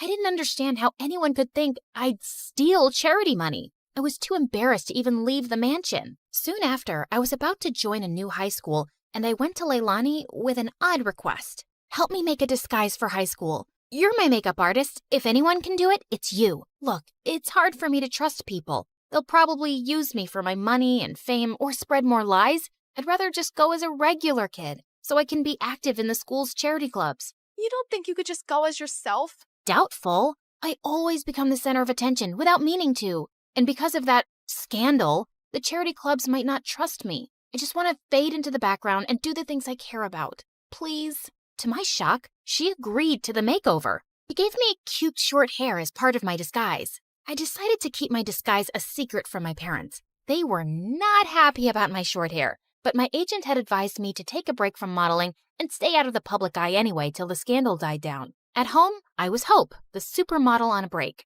But at school, I was Minnie, the humanitarian. I joined the charity club, and the volunteer work I was doing felt amazing. And I was making friends pretty easily. But one day at school, I was lifting a heavy box of canned food donations when I suddenly threw out my back. Whoa, are you okay? I suddenly noticed there were two really cute guys watching me struggle to stand up straight. Guess I'm an old lady who's not used to heavy lifting. Ouch. Let's take you to the school nurse, Granny. I'm Kai. And I'm Crane. Here, let me take your bag. What was in that box? Canned stuff for a food drive. Crane immediately dropped my bag to the floor. You're part of a food drive? Not gonna help you. What? Come on, Nan. Let's just take her to the nurse. She's hurt. Whatever. Not my problem. And then he just left. What was that about? Are you seriously doing a stupid food drive, Granny? My name is Minnie, and what's wrong with food drives? Minnie? Minnie. Everything about them is wrong, Minnie. If the poor just got off their butts and worked, they wouldn't be poor. Why should we treat them like babies and take money from people who do work? Wow. Sometimes it's hard for people to find work or earn enough, and they need help. Maybe lame losers do. Well, Minnie, here you are. Kai winked at me as he left. What a jerk. But I wasn't going to let his arrogant opinion stop me. I organized a school dance to raise funds for the food drive, and it was a hit. But just as I was dancing with some friends, Kai and Crane busted through the gym doors with crowns on their heads. To the rich, stand with the rich. What are you doing, Kai? We're here to tell everyone the poor are pathetic and charities are scams. Don't be fooled. Just then, Crane started kicking down the display of food donations like a maniac. Luckily, the teachers there kicked both out before they could do more damage. What planet were these jerks from? But I forgot all about them when I got home that afternoon and saw Dad running out to me. Didn't you check your phone, Hope? I think the battery died. What's wrong? Your mom and sister got into a car accident, but the doctor said they'll be okay. They both had some broken bones and will need bed rest. I started to cry, and Dad hugged me. I couldn't remember the last time he'd done that, and I decided I'd stay home for the next few weeks to take care of Mom and Leilani. The next evening, my bodyguard drove me down to the food bank to drop off the school's donations. To my shock, I saw Kai step out of his car in front of us, and he was dropping off bags of donations. What the hot fudge? I snapped a picture of him, and I confronted Kai in the school hallway the next day. Saw you at the shelter last night. What are you talking about? This? How did you... Okay, please, listen. Crane is against charity work, not me. He convinced me to think that way a long time ago, but I don't agree with him anymore. Years ago, Crane's family fell into a big scam by some fake charity, and they lost a huge fortune. Oh, no. Yeah, his dad had to work so hard just to get them back on their feet. Now, he talks trash about all charities, and he doesn't trust the poor. He actually enjoys shutting charity work down in public. He bullied me into crashing that dance. And well, I'm sorry I did, really. He looked really sincere. If that's the truth, I understand, but you gotta stand up to Crane sometime. You can't keep pretending to be someone you're not. Kai offered to walk me to class, but I explained I was just there to collect my books as I was homeschooling for a while. He asked for my number, and I kinda left with butterflies in my stomach. Kai and I texted every day for weeks, and he even started coming over. I kept saying it was best to give my mom and sister space to recover, so we'd always hang out in my backyard. Keeping Minnie away from my parents and Hope away from Kai was getting exhausting. I was also developing the biggest crush on the real Kai. He was nothing like the jerk I'd first met. Once I found him waiting for me in my backyard with the most amazing picnic laid out. Hey, what's all this? Just a little surprise for your big day. Happy birthday, Minnie. Kai, my birthday isn't for another 5 months. What? Really? I looked for you over social media, but I couldn't find you because you're apparently the world's most private person. Then I went to go check the school records, and I guess I got the wrong Minnie. I guess so. But thanks anyway. It's the nicest thing anyone's ever done for me. Just as I sat down, Kai opened a bottle of soda, and the cork went flying straight into my eye. Oh my god. I am so sorry, Minnie. Wait, stop rubbing your eye and let me see. He lifted my chin gently as he looked deep into my eyes. Your eyes. They're... Yes? They're what? They're not the same color. What? Suddenly I realized that my contact lens had fallen out. Oh, my lens must have popped out when I rubbed my eye. I wear them for my eyesight because I'm as blind as a bat. I see. But why would you wear those green lenses and hide your lovely blue eyes? His face was so close, and I didn't have an answer to his question, so I just kissed him. He looked really surprised, but then he kissed me back, and it felt wonderful. Soon after, Kai and I hosted a fundraising car wash for a soup kitchen, but suddenly a car honked at us angrily. Well, what do we have here? Crane, listen, buddy. I know how you feel about this stuff, but I'm asking you to back off. I want to do this. What? Support lying, dirty thieves? Did you forget what happened to my family? Of course not. But that was one bad experience. Not all charities are scams. It's this witch. Winnie's brainwashed you. It's Minnie? And Kai is free to do whatever he wants. But you need to leave. Just then, Crane went red. He threw a punch at Kai, but Kai blocked it brilliantly and stepped back. Crane, walk away right now. You better watch yourself, Winnie, or you'll end up like that stupid teen thief model who raised funds for her business. She got what she deserved. She's a forgotten fraud now, a nobody. Suddenly, I froze in my spot. Was it possible that Crane had started that rumor? He was crazy enough to do it. And what if Kai had been involved back then too? Crane drove off angrily, and Kai turned to me. This may be the end of my friendship with Crane, but I feel relieved. I'm proud of how you stood up to him. Kai smiled at me warmly, but now I felt guarded. Did I fall for someone who might have framed me? Later that evening, as he drove me home, Kai suddenly took my hand. Minnie, I love who you are and who you've helped me become. Will you be my girlfriend? Kai, no, I can't. What? Why? I thought you felt the same way. You kissed me. And maybe that was a mistake. I'm sorry, but I can't be with you. Not only did I feel paranoid about trusting him, he had no idea I was Hope. I hated lies, and now I hated lying. Things were a mess. Kai begged to see me and kept messaging me, but I just ignored him until he gave up. One afternoon, I was fluffing Leilani's pillows when she asked me something unexpected. Hope, how are you? Not bad. Why?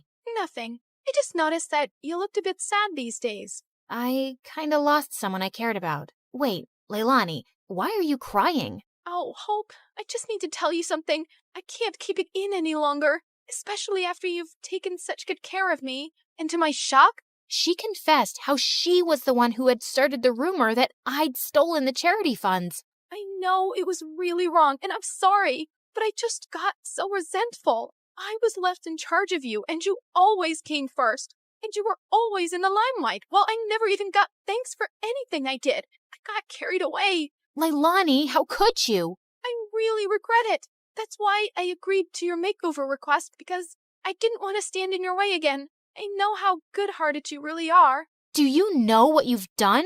I immediately thought of Kai, this great guy, and how I'd shut him out. I wanted to slap Leilani, but I just stormed off angrily. I told Mom what Leilani had done and said I couldn't stand to be around her right now. To my shock, Mom agreed that I should take a break from her. We arranged for me to stay at my bodyguard's house, and I found out that he lived close to Kai. On my first night there, I walked over to Kai's place. I needed to fix things between us, but his butler informed me that he'd gone to Tokyo for 2 weeks or longer. My heart sank. For 3 days, I texted and called Kai, but he never answered. I knew he was avoiding me, and I deserved it, but I wasn't giving up. I called Mom and explained everything about Kai to her, and she actually listened. Tokyo might be a nicer break for you. OMG, Mom, you'd let me go? Yes, sweetheart. Ever since the accident, your dad and I have been thinking how hard we've pushed you and your sister. We just wanted you girls to know success early on,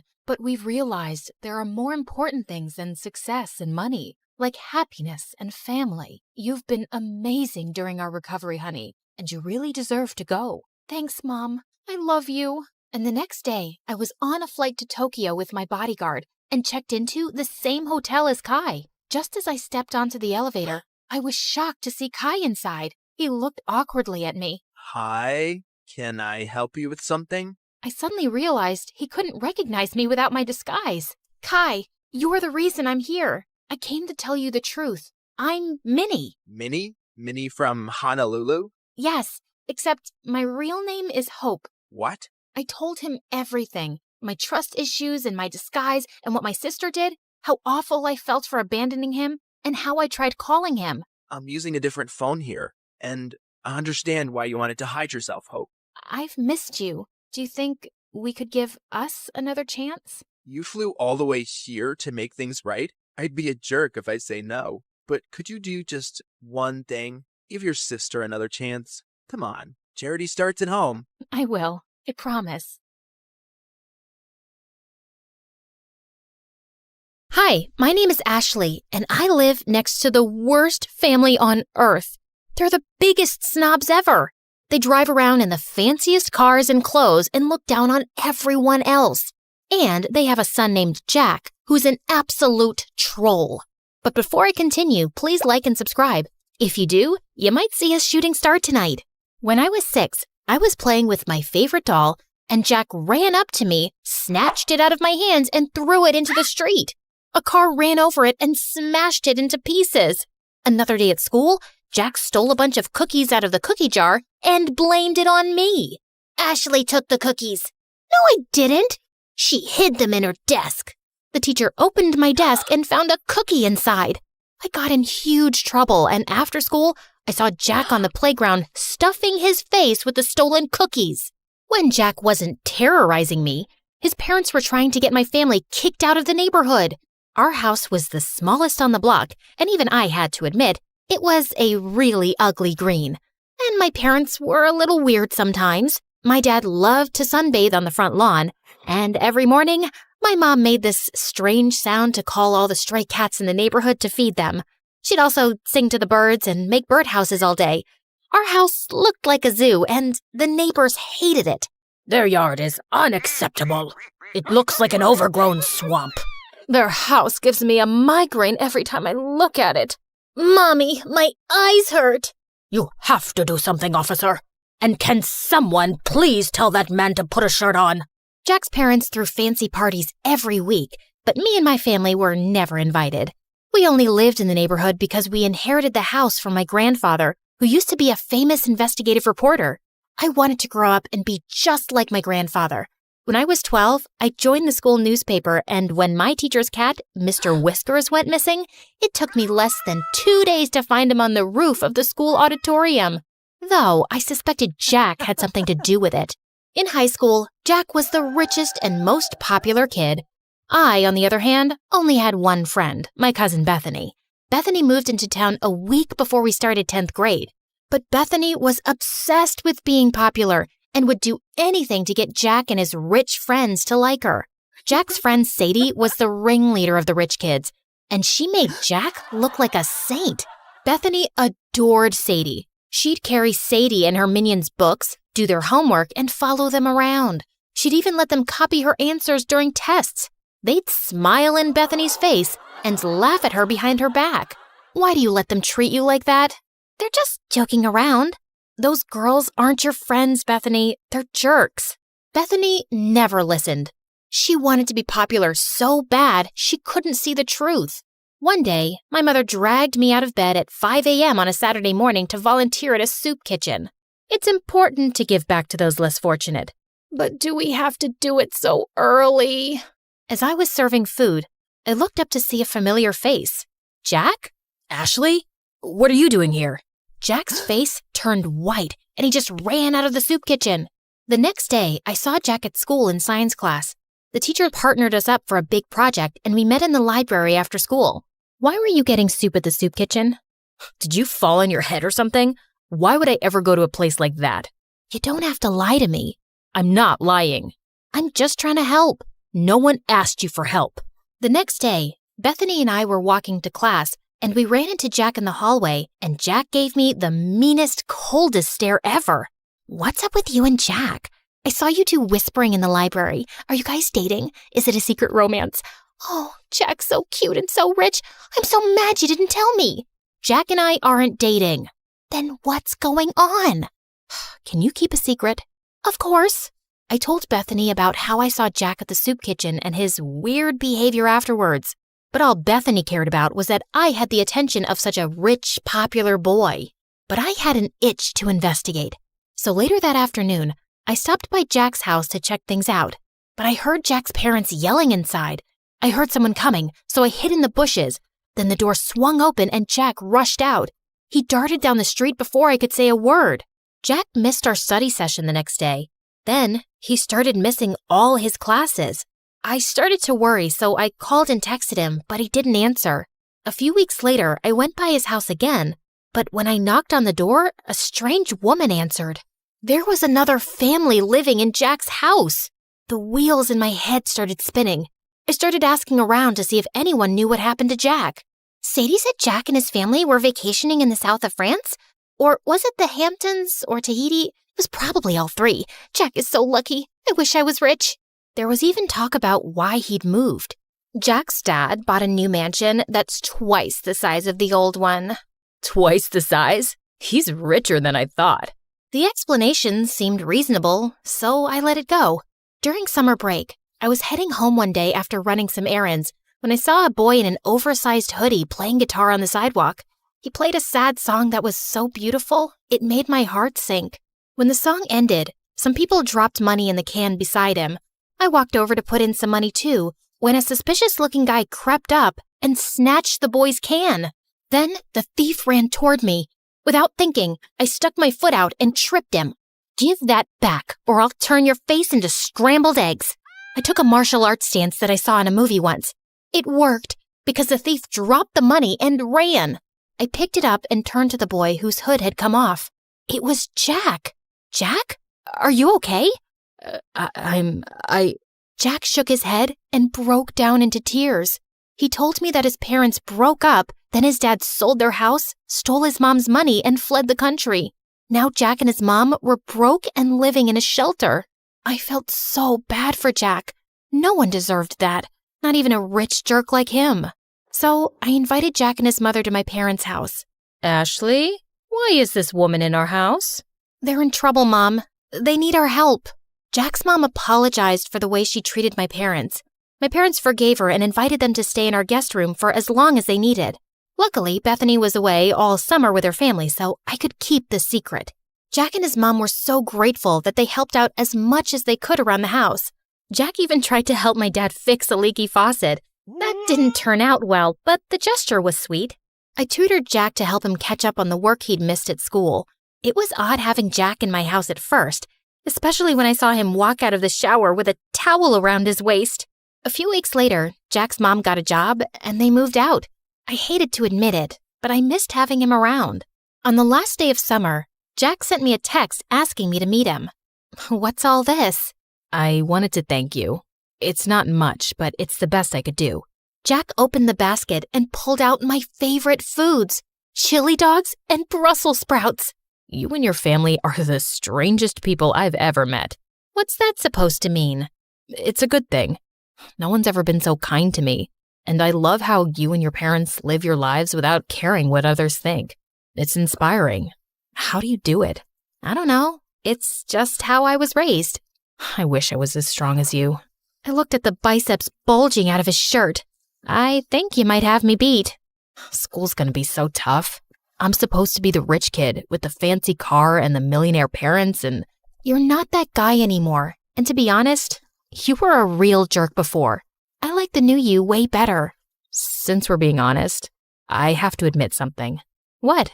I think I have a crush on you. Really? And I'm pretty sure you have a crush on me too. Then Jack pulled me close and kissed me. We talked for hours that night, and he even played me some songs. I saw Bethany at school the next morning after summer break. Jack passed us in the hall and he winked at me, and I couldn't stop smiling. What was that? I don't know. Jack's always been weird. Then why are you blushing? I didn't tell Bethany about me and Jack. We were taking things slow. One day, Jack and I were walking home from school when Sadie and her rich friends pulled up in a fancy car. Hey, Jack, where's your ride? I don't... You're trading it in for a new one, huh? Always trying to one-up me, Jack. We all get it. You're the richest, but I'm a close second. Yeah, my new car is gonna be great. It's twice as expensive as the last one. Jack, what are you doing? Ditch that loser and hang out with us. Plus, we have to decide what color we're gonna wear to the winter dance. I'm not going to the winter dance with you. Then who are you going with? Tell me you're not gonna take that freak instead of me. If you're referring to this amazing girl standing beside me, then yeah, I am. Sadie was pissed and drove off. I appreciate the compliment, but you can't keep lying. About what? Your father's not buying you a new car. I know that. Then why lie about it? Why not? It's not hurting anyone. The truth always comes out, no matter how hard you try to hide it. Let's talk about something else. What time should I pick you up for the dance? I think I'll pass. I'm allergic to liars. Jack and I didn't talk after that. I'd see him at school bragging to his friends about the money he didn't have, lying about the huge fancy house he just moved into, and making fun of the poor kids. He was a rich, self-centered jerk again. I couldn't believe I fell for this guy. Jack called and texted me after school, but I ignored him and binge-watched MSA videos. What's with the frown? It'll give you wrinkles. I don't get why Jack has to lie about being rich. Some people will do anything to keep up appearances. Lie, cheat, sometimes even steal. But it's not right. Of course it's not right. Doing the right thing isn't always easy. I decided to go to the dance alone. Bethany and I were supposed to go together, but she wasn't returning my calls. When I arrived at the dance, I saw Bethany hanging out with Sadie and her crew, following them around, holding their drinks. Hey, Bethany, I've been trying to reach you. Sorry, I gotta go. Bethany was acting strange. She could barely look me in the eye. Then Jack walked up to me, and before he could say a word, everyone's cell phone started going off. I looked at my phone and saw a video of Jack's mom working as a maid. You're not rich, Jack. You're a poor loser. Then all of Jack's rich friends laughed at him. And don't try to deny it. Bethany told us everything. She even made this video. It's true. Ashley told me that she saw Jack begging for food at the soup kitchen. Shut up, Bethany. No one asked you to speak. Be a good little puppy and stand over there. I felt furious at Bethany. I'm so sorry, Jack. I never meant... It's okay. It's not your fault. I should have stopped pretending a long time ago. Sadie, you're right. I'm poor, but I don't care what you or anyone else thinks of me. You've never been my real friends anyway. All you've ever cared about is my money. Well, now it's gone and it sucks. But I found something way more valuable. Then Jack took my hand. Oh, geez. If you say you've fallen in love with that freak, I'm gonna throw up. I'd had enough. I walked over to her and accidentally spilled my drink all over her dress. Oh, sorry about that. But you know, the punch does bring out your eyes. You want to get out of here? Yes, please. As Jack and I walked out the door, Bethany ran up to us. Ashley, it wasn't personal. We're still friends, right? Maybe I can fix things with you and Sadie. If you did her homework for a week, then you're pathetic, Bethany. And you deserve someone like Sadie. Jack and I left the party and went to the beach. We ate chili dogs and Brussels sprouts and danced the night away. This is nice. You know what the best part is? What? It doesn't cost a thing. Then Jack gave me the most romantic kiss ever.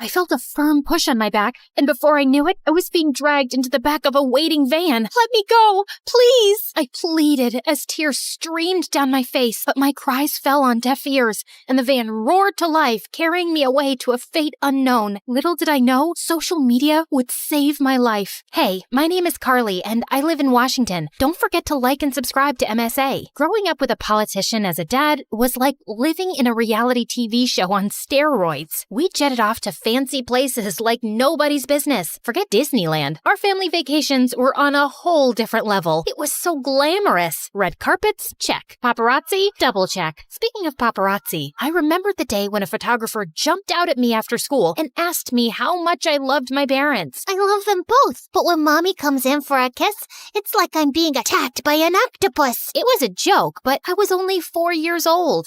Little did I know that innocent quip would turn Mom into a hilarious meme overnight. Wow, Mom, you look cute. But when Mom saw them, she felt terrible, and I suddenly realized that this must not be good. I'm so sorry, Mom. I didn't mean for this to happen. I know you didn't, sweetie, but sometimes people can be cruel, especially on social media. It's better to just avoid it overall. Growing up, I realized the challenges that came with my family's position. People were green with envy and jealous as heck. Like, when I noticed an old woman afraid of crossing the street, I rushed to help her, but I ended up getting a lot more than I bargained for. As soon as I handed her purse back to her, someone recorded it and posted it, but they twisted it and made it look like I was stealing her purse. What a bummer. And just then, my dad's political enemies used the video, and all hell broke loose. Suddenly, Dad started losing his supporters faster than a contestant on The Voice. I was chill until I saw Dad walking like a ticking clock. Tick-tock, tick-tock. I felt terrible, so I stayed away from social media. But as I entered high school, Twitter, Instagram, and WhatsApp became big parts of everyone's lives. Even my best friend Sarah was always on her phone, chatting with guys on social media. Who are you talking to? Oh, wow. Our soccer champ just sent me a friend request. I'm so cool. Should I accept or make him wait? I couldn't help but feel a twinge of jealousy. I started thinking of using it. Should I? Shouldn't I? Okay. You won. And I was stuck with my boring SIM card for texting, and soon all my friends ghosted me. It was so annoying. But at least I had Sarah, who never got bored of me and always knew how to cheer me up. We made silly videos of ourselves doing fun things. Like that time I was singing my song. Money in the bank, I got it. Living like a rock star, party like a pop star. You can call me queen, I'm popping like a cork star. And Sarah posted the video on her Instagram without my permission, which made me really upset. Relax, no one will see it. You don't know that. Yes, I do. You're no Beyonce, and no one's losing their minds over your silly skills. Yeah, she was right. It only got a few comments, but it was still fun and addictive to read them. I was done playing the good angel role. It was time to explore. So I caved in and created my own social media account with a different identity just to see the comments. It was fun. Sarah and I continued to make silly videos, and we always played silly characters. But soon enough, Savannah, the TikTok girl of our school, was furious when she heard her friends gushing over my videos. She was so mad that she could have TikTok danced her way to Siberia. You think you're so cool with your little videos, don't you? Huh? What do you mean? Just stick to your own lane. Who made you queen telling Carly what to do? Just because you got no talent doesn't mean you gotta bring others down.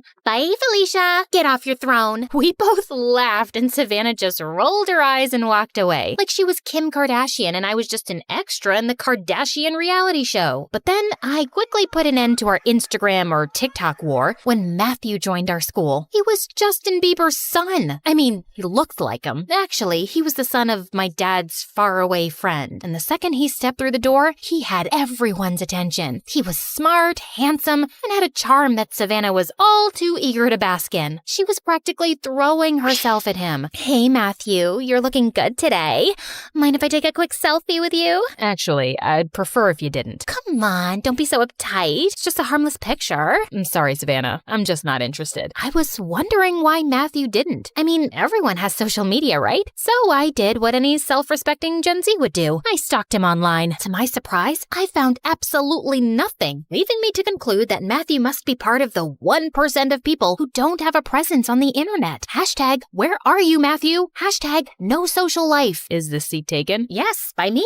Just kidding. It's all yours, thanks. Hey, I noticed you haven't been very active on Insta lately, or, oops, why am I always in a rush? Someone's stalking me? Well, I like my privacy. I can't stand social media. What about you? Ugh, I hate it too. I recently deleted my account. I turned red. Why did I just lie? Same. I mean, what's the point of having thousands of followers if you don't even know them in real life? Yeah, totally. I'm sure all my followers were robots anyway. As we chatted, I felt myself opening up to Matthew like a book. Pretty soon, I realized that I was falling for him faster than a ton of bricks. Why are we waiting? Let's go for a class. I'm just waiting for the montage of us running through a meadow hand in hand. You're different from all those other girls. You don't need to seek validation from others. Matthew seemed to feel the same way, and we started spending more time together. And next, I was expecting a romantic dinner, but instead, I got a hiking invitation. At first, I felt let down a little, but it turned out amazing as we spent the entire day there. And when we were making our way down, my foot slipped, and that's when I got my chance. So I pretended to be in real trouble. I stretched out my arms and closed my eyes, expecting Matthew to scoop me up like in the movies. But instead, he ruined the moment by calling the rescue team to help me out. Talk about a buzzkill. And for the next few days, I was tossing and turning until one morning when I finally mustered up the courage to tell him how I felt. As we sat on a hilltop watching the sunset, I looked into his perfect eyes. I need to tell you something. Me too.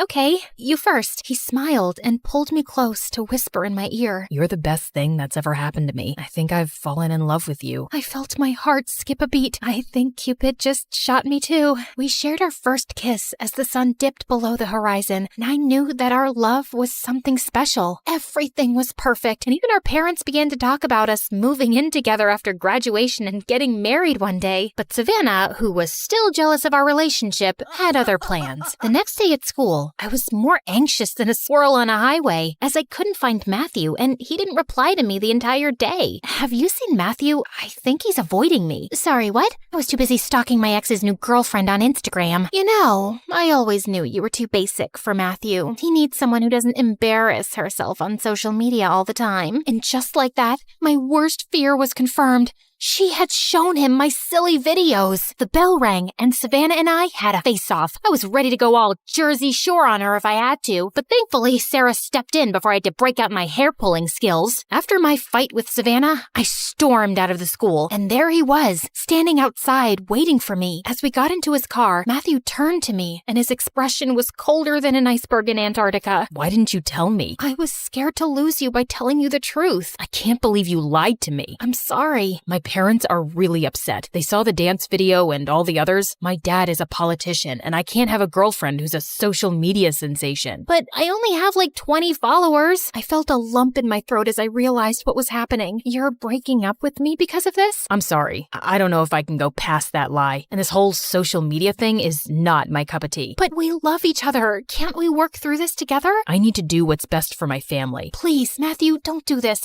I'll delete my account. I'm sorry, Carly. I need some time to think about things, but we can still be friends. I got out of the car and watched him drive away. Friends? As I walked home, I noticed a van following me. At first, I didn't think much of it, but then 2 men got out and dragged me into the van. I was terrified and confused, wondering what was happening. As we drove to a secret location, I kept thinking it was a prank. Savannah must have paid these guys to play a joke on me. Is this some kind of punked episode? Do I get to meet Ashton Kutcher now? Seriously, if this is Savannah's idea of a joke, tell her it's not funny. As the van stopped in the middle of nowhere, I realized this was no prank. It was real, and I was in trouble. Look, I don't know what you guys want, but all I have is some gum and a half-eaten granola bar in my backpack. There was silence from the guys in the front of the van, and I started to feel a little uneasy. Suddenly, the kidnappers hopped out, and I heard a dial tone. Hey, we got her. No, we didn't hurt her. Sure, we're ready, as agreed. Asking for a ransom. A ransom? Who do they think I am? A Kardashian? After what felt like an eternity, I heard the sounds of footsteps approaching approached the back of the van. I knew this was my chance to escape. I braced myself for what was to come. But then I heard a familiar voice. Carly, are you in there? I couldn't believe it. It was Sarah. She found me. Or was she one of them? The back door opened, and I saw Sarah and Matthew standing in front of me with a group of police officers behind them. Are you okay? I'm so sorry for what I said earlier. I can't ever lose you. I nodded, too overwhelmed to speak. Matthew lovingly scooped me up like a pizza from the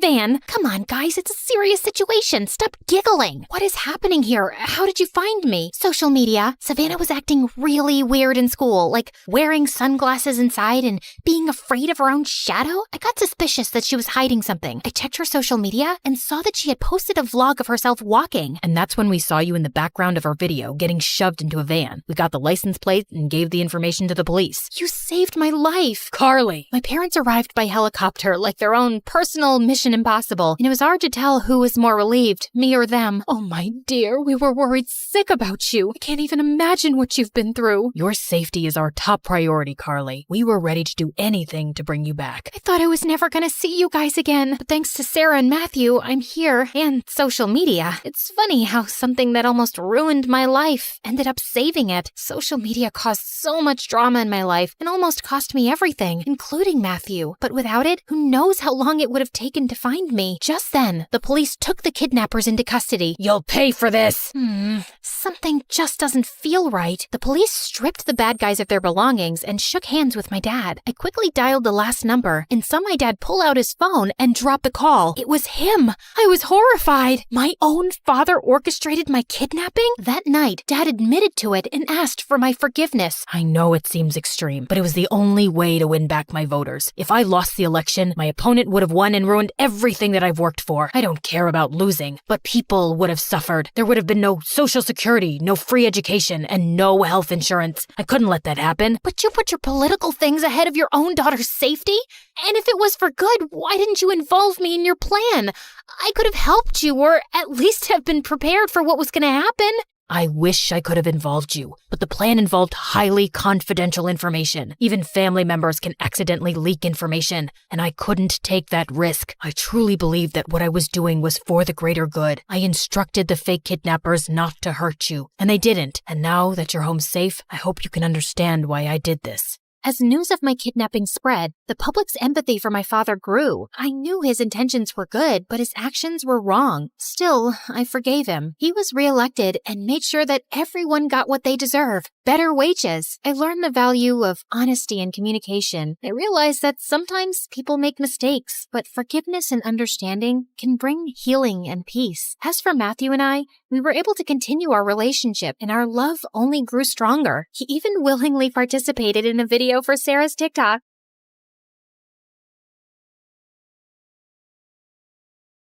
Okay, if you hate everything and my car so much, why don't you just get out? This isn't funny. It's freezing, and it's dark out. Is this a joke? Does it look like a joke? Call an Uber. My jaw dropped as he sped off. I was waiting for the driver when I suddenly heard glass shattering and a loud alarm. I looked behind me and saw a man in a dark hood running out of a jewelry store. We both froze. Hi, I'm Layla from New York. Before I tell you the rest, don't forget to like and subscribe. I had a perfect family. I grew up in one of the most expensive penthouses in all of New York City. We had a personal chef, designer clothes, everything. My dad was the president of a huge company, and he loved my mom and I more than anything in the world. We had it all. But when I was 5, my life turned upside down when my mom left, and my dad started spending all his time at work, and a few years later, he married Gwendolyn, who was some random supermodel, and they started jetting off to exotic cities for her work every weekend. At first, I hated how they left all the time. I even tried going with them once. All packed up for the trip, Daddy. Oh, Layla, you didn't really think you were coming with us, did you? Tomorrow's my 7th birthday. Right. The housekeepers will make you the biggest cake you've ever seen. Toodaloo! But as I got older, I got used to them being gone for weeks, and eventually, I totally loved it. Who needed actual parents when you had their credit card? An empty house meant having epic karaoke parties, movie marathons, and makeover parties whenever I wanted. My parents didn't care as long as no one broke anything that cost more than $10,000. Having the best party house in an elite private school was like being royalty among royalty. Oh my god, Layla, your party this weekend was incredible! incredible. When's the next one? Don't think I didn't see you break my stepmom's favorite vase. For you, there won't be a next one. Like any queen bee, I had to keep my hive in line. And most importantly, I had to have a super hot king by my side. So I had a boyfriend, Jackson, who was the heir to a massive family fortune. Hey, babe, want to take my dad's helicopter to the Bahamas this weekend? Ooh, the Bahamas. Should we ask our parents? Good one. We even won prom king and queen 2 years in a row. I mean, it's not like it was a surprise. Life was totally perfect. But when I was 17, everything changed. Jackson was driving me home from dinner one night, and we got into the dumbest argument. He was always throwing tantrums. Okay, if you hate everything and my car so much, why don't you just get out? This isn't funny. It's freezing, and it's dark out. Is this a joke? Does it look like a joke? Call an Uber. My jaw dropped as he sped off. I was waiting for the driver when I suddenly heard glass shattering and a loud alarm. I looked behind me and saw a man in a dark hood running out of a jewelry store. We both froze. He was turning to run when a huge gust of wind blew his hood off. I immediately noticed this huge scar on his forehead. Luckily, the alarm must have called the police. The flashing lights and sirens sent him running. I told the officers everything. They dropped me off at home. Jackson didn't take my call, and I had to sleep with all the lights on. The next morning, I woke up to the sound of someone banging on my door. It must be Jackson, begging for forgiveness. Surprise, surprise. You better have a whole bouquet of flowers for me. You're not Jackson. 2 giant men in dark suits with gold badges were standing at my door. FBI, Layla, you need to come with us now. Is this about last night? I told the police everything. The man you saw is some psycho who's connected to robberies all over the city, and he's extremely dangerous. We've already contacted your parents. With your family's high profile, we're putting you in witness protection. Witness protection? Doesn't that only happen in movies? You'll be living with a new family in a discreet location until he's captured. He barely saw me. My dad will never allow this. Dad? Wait, what? Can't you just come home to protect me? Apparently, Gwendolyn signed all the paperwork and sent it to the FBI that morning without even asking me first. You can't do this to me. I wasn't even allowed to say goodbye to my friends or take my phone. And I dozed off in the car until we pulled up to a small house in the desert. A woman and a little girl stood at the door waving and holding up a handmade sign. Eunice? Who is Eunice? Welcome home. Miss Celia will tell you everything you need to know from here. Good luck. Walking into the house felt like the beginning of a nightmare. Everything was so old. Even the floorboards were creaking under my feet. I know this is probably a lot for you, Eunice, but we're here to make you feel like home. Okay, but where's the rest of your house? I can't believe I have a pretty big sister.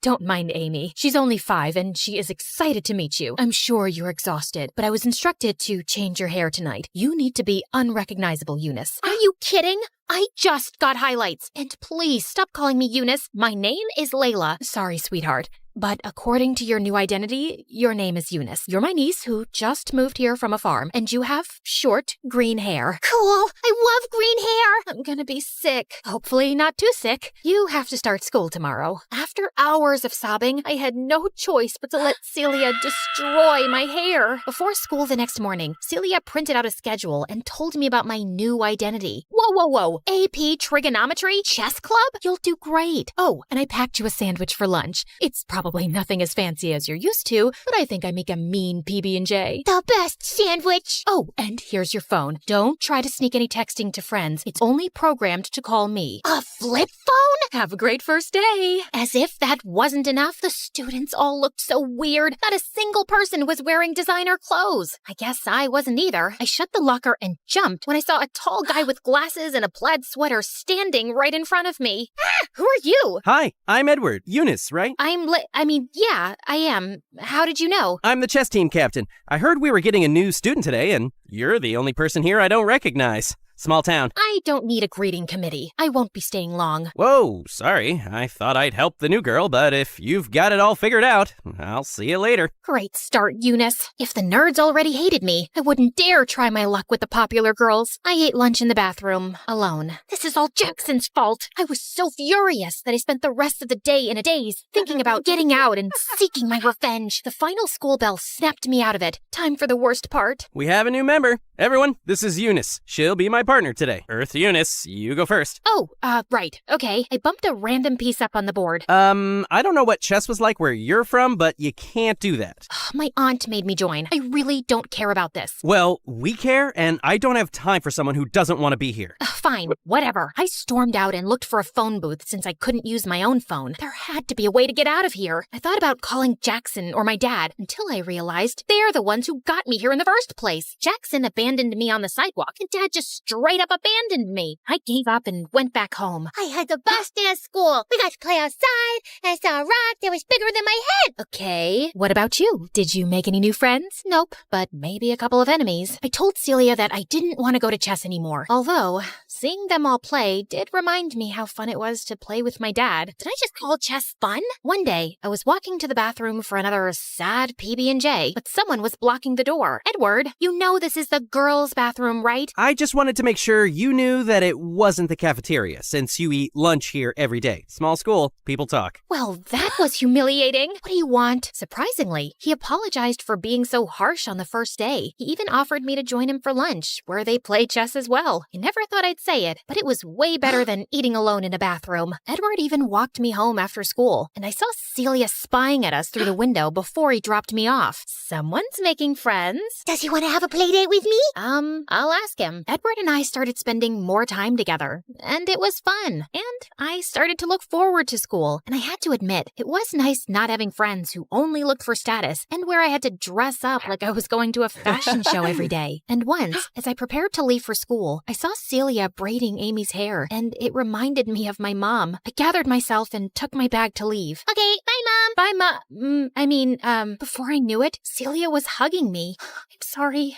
My tears are getting your shirt wet. It's just that my real mom was the last person to actually take care of me. We don't have the nicest things, but we have a lot of love to give, and we love you. Yeah, you're my sister. I pulled Amy in with us. I could have stayed there all day. I was so happy. Even in school, after weeks of practicing with Edward, we were finally ready to have a real match. I asked Celia if he could come over to play at the house after school. The FBI agent said as long as I kept my cover up, it was fine. Hi, Edward. We heard a lot about you. I cleared off the table for you guys to play. Edward, are you staying for dinner? I don't know why that made me nervous, or why my mind suddenly flashed to Jackson. Please, does Jackson deserve loyalty after what he did? Yeah, he will stay for dinner. Edward beat me, of course, but the real fun was watching him with Amy during dinner. Rock, paper, scissors! I win! Was he always this cute? After dinner, Celia let us walk to get ice cream so Edward could show me around more. He wanted me to see the fountain he made wishes in as a kid, but right as we were about to throw coins in, something stopped me. Wait, do you hear that?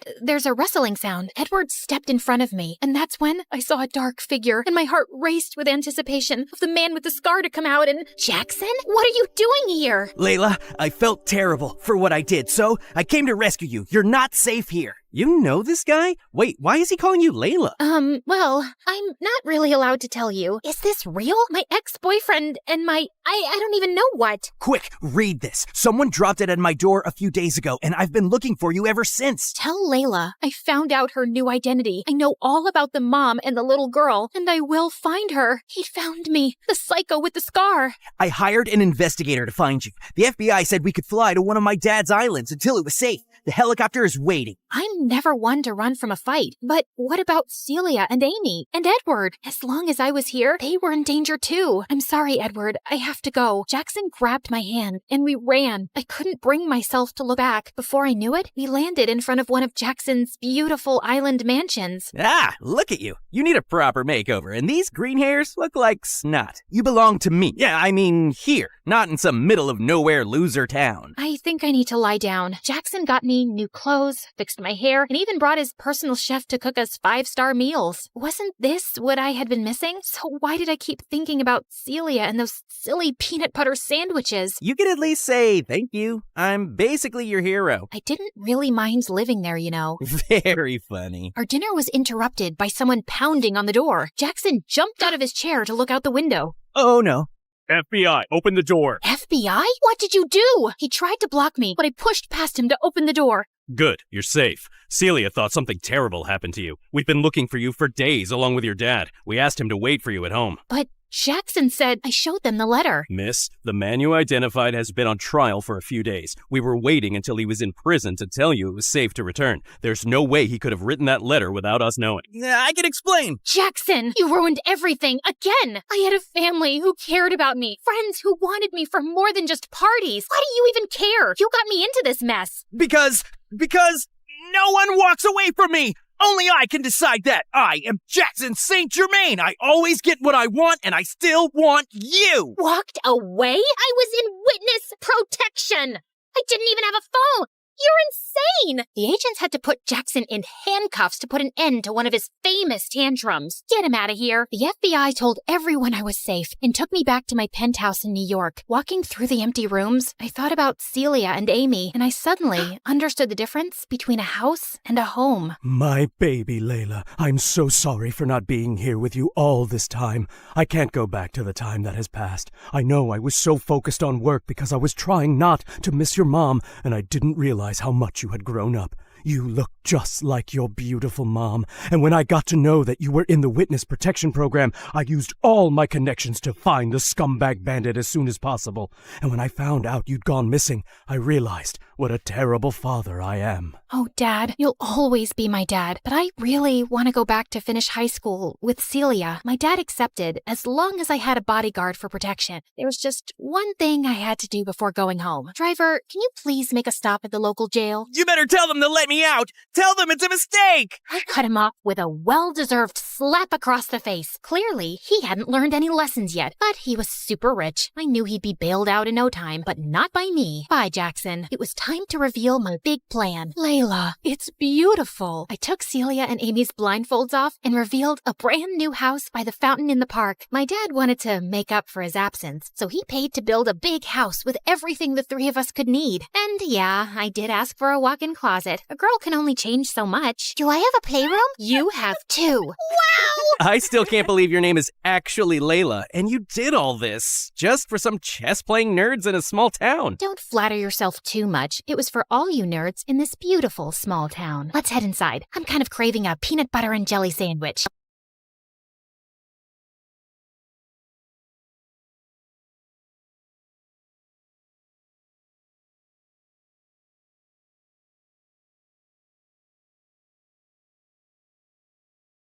So, have any cute guys caught your eye yet? Well, there's this one guy. Girl, we need to hunt him down. It's just a harmless little crush. And who knows, he might be taken already.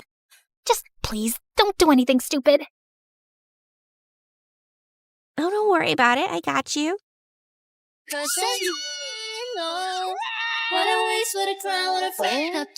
should have at least gotten his name. And he's way out of my league. Nah, I think he's from here. I can literally sense it. That all I know, it's time to go.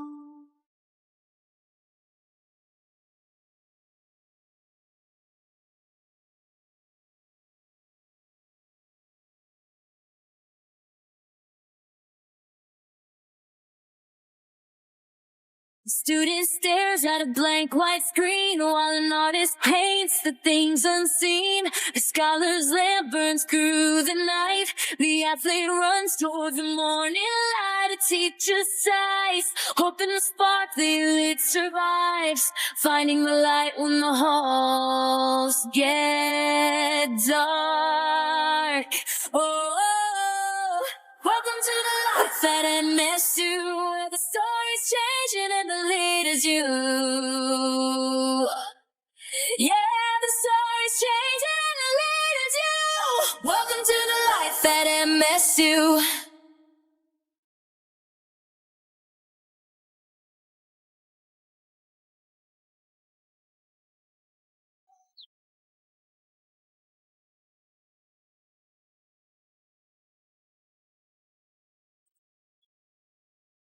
My heart jumped all the way to my toes when I finally reached the huge MSU gate. For a hopeless romantic introvert like me, the first day of high school was both super scary and a little exciting. New year, new school, a whole new vibe. Would I make any friends here? Or maybe find love? Wait, what was I thinking? I worked so hard to get a scholarship to be here. I should focus on my studies, not boys. I quickly spotted my fellow freshmen gathered near the gate, all waiting for the tour to start.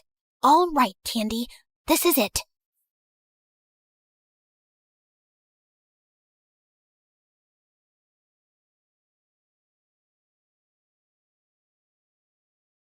We walked through the school hallway, and I was amazed by the surroundings. Everything was clean and neat, and I could even smell the natural scent of bamboo and flowers. The ambiance was peaceful. Despite the usual school noise, I could still hear the leaves rustling and the soft stream of water from the river. It would help a lot with studying. Suddenly, something caught my attention. Was that a squirrel wearing a freaking hoodie? Where did it even find those tiny clothes? I got distracted for 2 seconds, and when I blinked again, my tour group was gone. Oh my God, where did they go? I was about to break down in the middle of the way when a smooth voice sounded behind me. Need some help? You look a little lost. I spun around, and time completely froze when I found myself face to face with the most gorgeous guy I'd ever seen. He looked like he'd stepped out of a dream. Perfect hair, perfect smile, practically glowing like an angel. I swear, I felt like I was floating. Which I actually was, because I was this close to passing out. Before I hit the ground, his arm shot out, grabbing me by the waist, steadying me. And for a second, I felt like my heart stopped beating. Are you okay? Oh, yeah. I'm so sorry about that. I was with the tour group with the new students, and we were on our way to the auditorium to, some orientation thing, and I lost them because I lost them. Brain, work with me here, please. He gave a small smile, and I swear the sun came out just to make him look even better.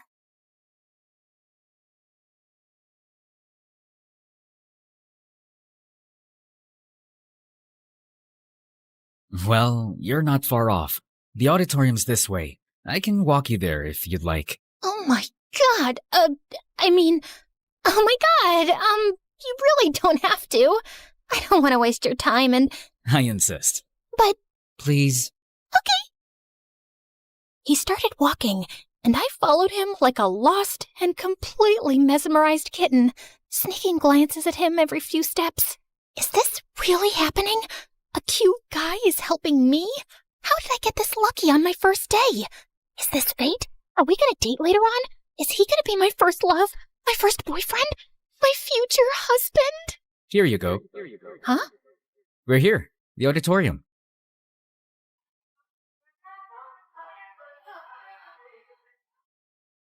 And I think the freshman orientation is about to start. Oh, right. Thank you so much. No problem. I'm happy to help. Anytime. He then reached into his pocket and pulled out something small. Here. A little good luck for your first day. A candy? I stared at it like he'd just handed me a diamond. I swear I will never eat this. This candy is sacred now. I'm keeping it forever. Maybe I'll even build a shrine for it. Oh, thank you for this. This looks sweet. I mean, this is a candy, right? Good luck. I just stood there, frozen, clutching my new good luck charm. By the time I snapped out of it, he was already gone. Panicking, I took a few steps forward, scanning the crowd. Where did he go? I should have at least gotten his name. Soon enough, the ceremony wrapped up, and I followed my fellow freshmen toward our building, my eyes darting around like I was on a secret mission to spot my crush. When we finally got to our homeroom class, I headed straight to the back. I then glanced at my seatmate, only to find her glaring at me. She's really pretty, but she looks like a meanie. What was her problem? Do I know her? Did I accidentally steal her seat or something? She kept up the death glares all through our next classes without saying a single word, and it was driving my paranoid butt crazy. By lunchtime, I was on edge, so I slipped into the cafeteria, found a quiet corner, and started eating, hoping she'd forget I existed. Just then, someone slammed a tray down right across from me. I looked up to see none other than her. Mind if I sit here? She sat down right next to me, staring at me like I was her next meal. Yeah, sure. I mean, it wasn't like she gave me much of a choice. Oh, so you do talk. Thought you were mute or something. I'm Trixie, by the way. You're not mad at me? What do you mean? You kept glaring at me all day. Oh, sorry about that. That's just my resting witch face. But hey, maybe I do want to eat you alive. You look like a cute little candy. Funny you say that. My name is actually Candy. Wait, let me guess. Your last name is Crush? I laughed, and just like that, all the awkwardness melted away. I usually have a hard time making friends because I was always scared to make the first move. But Trixie and I clicked instantly. It felt like I'd won the friends lottery on my first day. I guessed my lucky charm was already working. And as an introvert, one solid friend was all I needed. Soon enough, we were already talking about our crushes and dark secrets. So, have any cute guys caught your eye yet? Trixie, it's only been a week. So what? The lower campus is filled with hot nerds and athletes. You could collect at least 5 crushes in an hour. I assume you already have one? Oh, please. I'm already eyeing one. Just testing the waters to see if he's just a crush of the day material or, crush to marry potential. Like I told you, I easily lose interest if they crush me back. It just gets boring after that. I'll spill the details once I'm sure about him. How about you? Well, there's this one guy. I continued to tell her about my encounter with Mr. Nice Guy, complete with all the details, and she started screaming. Girl, we need to hunt him down. Hey, let's take it easy, okay? It's just a harmless little crush, and who knows, he might be taken already. Just please, don't do anything stupid. Oh, don't worry about it. I got you. But telling Trixie about him was a huge mistake. She immediately spilled it to Cass, the ridiculously gorgeous, effortlessly classy girl sitting on her other side in class. Yes, that one that looked like a princess. Hey, Cass, guess what? Our girl Candy here is crushing on some cute guy on our first day of school, but she hasn't seen him since. Want to help us hunt him down? We need more woman power. That's adorable. So what's he like? Did you at least get his name? To my surprise, Cass didn't laugh, roll her eyes, or get up and leave to call her driver or something. Unfortunately, no. Candy here is a total amateur. Like she's already planned their wedding, but she forgot step 1, basic introductions. That's why she needs our help. I'm in. Ugh, this is so embarrassing. Thankfully, Cass was busy babysitting her little sister over at the grade school campus in between our classes, so she wasn't all up in this drama. Meanwhile, Trixie was out here trying like her life depended on it. Every day, she'd literally drag me around campus, turning every walk into a full-on stakeout. We'd scan buildings, gardens, and parks, peeking around corners like wannabe detectives trying to find a freaking serial killer. Then one day, we finally spotted him. He was tall, standing by the fountain with the same blue hoodie I'd mentioned he'd wore the first day. Oh, that's him. Go say something. Before I could even think, she suddenly shoved me towards the guy, catching him completely off guard. My heart was racing as he slowly turned around, only to reveal a face that was the exact opposite of what I remembered. Whoa, back off, baby girl. You're not my type. The audacity of you to say that with a face like that, you ugly, delusional lobster cracker. Trixie, calm down. Maybe he's just going through something. Sorry about that. We just mistook you for someone else. What a lame excuse just to get my attention. Trixie was ready to go full berserk. But before she could pounce at him, I yanked her away. After we escaped the crime scene, a depressing thought hit me like a truck. What if he's actually from the upper campus? Just thinking he might be someone super rich makes my heart sink. If that's true, then he's way out of my league. Nah, I think he's from here. I can literally sense it. Trixie was so determined to find him without even knowing his name or what he looked like. One time, she even collected cute guys and made them line up in front of me. Jesus, Trixie, what are you doing? Is this him? No. Okay, move. How about this cutie? No, please, stop this. I don't think he's here. Are you sure? Yes, jeez. You're embarrassing me. All right, boys, bounce away. Later that day, during history class, she was still onto it. I swear, if I have to keep staring at Mr. Olden's prehistoric dentures, I'm gonna pass out. Shh, behave. Remember, he could see and hear everything. Whatever. Why don't you sketch your crush for me? At least I would have a clearer picture of who we're looking for. She was actually serious about ditching class just to hunt Mr. Nice Guy down. And knowing her, at this point, she'd really do it. Eventually, I found myself giving in. But unfortunately, art isn't my thing. I showed her my sketch, and she suddenly snorted in laughter. Suddenly, a shadow loomed over us.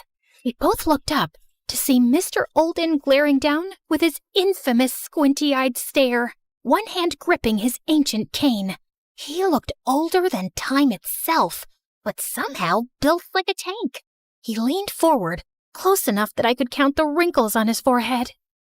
So, you two think my class is a comedy show, eh? You know, I've been teaching since the dinosaurs roamed the earth, seen your kind come and go, and none of them made it out unscathed after disrupting my class. I felt like pooping from the nervousness. The whole class had gone dead silent as he suddenly straightened up with a loud crack of his spine, then effortlessly hoisted the nearest desk into the air with one hand. Next time, I might just lift you two for a little history lesson on manners. Sorry, Mr. Olden. Candy here was just showing me ancient drawings for historical purposes. Oh. Thankfully, he eventually calmed down and continued his lesson. Days have passed, and still, I haven't bumped into Mr. Nice Guy again. Maybe he was just some random outsider. Or maybe he was indeed from the upper campus. I started hanging out at the big central library where both campuses mix, hoping for a chance encounter. And just as I pulled out a book from a shelf, my world suddenly stopped when a familiar face suddenly appeared from the other side. It's him, my Mr. Nice Guy. I just stood there, totally frozen, staring at him with my heart pounding like crazy. But as his eyes lifted, I panicked and dropped down, hiding behind a book like it had the power to turn me invisible. After finally calming down, I slowly stood up and peeked around the other side of the shelf, but he was already gone, and it was both relieving and disappointing at the same time. The next morning, as I walked through the school gate, a familiar little flutter filled my chest.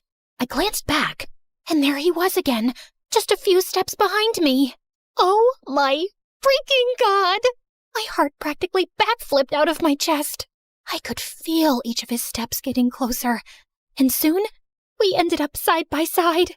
I could barely breathe, trying to act normal, only to end up walking like a limping dog.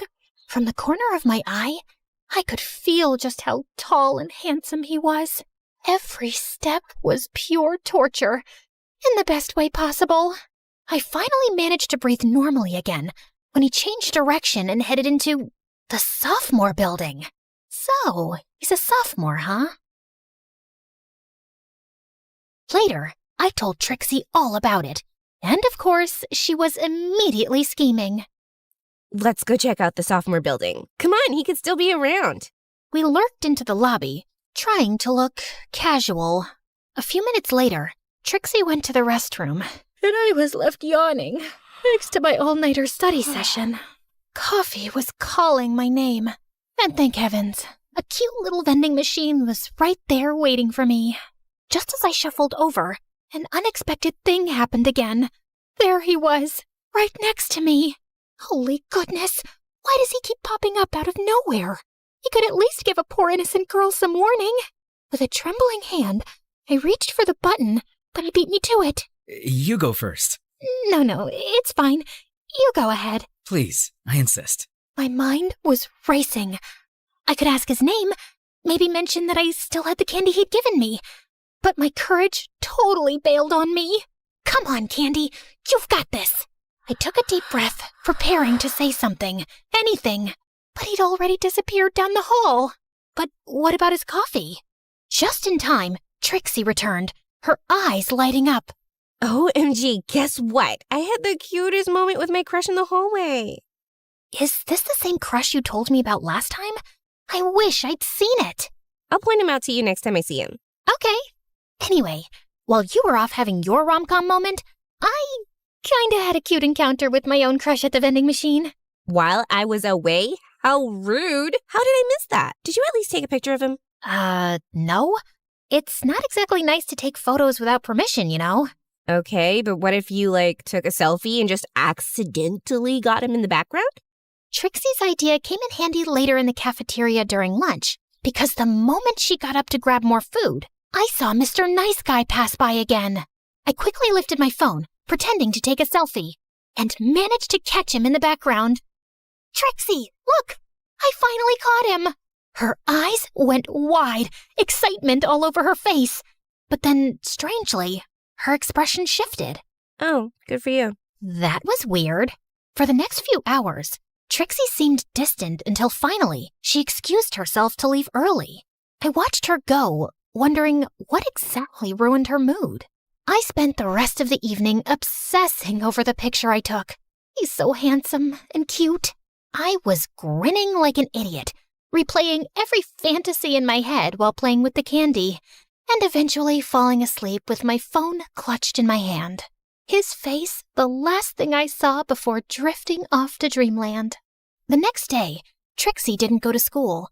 She'd mentioned she was sick, but her replies to my messages were short. I kept thinking how weird her replies were, and the realization hit me like a freight train. What if we actually have the same crush? They both were in the sophomore lobby that day. The thought made my stomach twist. Trixie still hadn't come to school for a few more days, and I was really worried now. Cass told me she saw her at MSH Hospital. It turned out she was sick enough to be admitted. I decided to skip our last class to check on her. I hopped on the school bus and told the driver to drop me off at the hospital. After showing my visitation card to the information desk, they gave me Trixie's hospital room number. As I made my way to the door, a nurse came out of the room, and I caught a glimpse of a sight that shattered my world to pieces.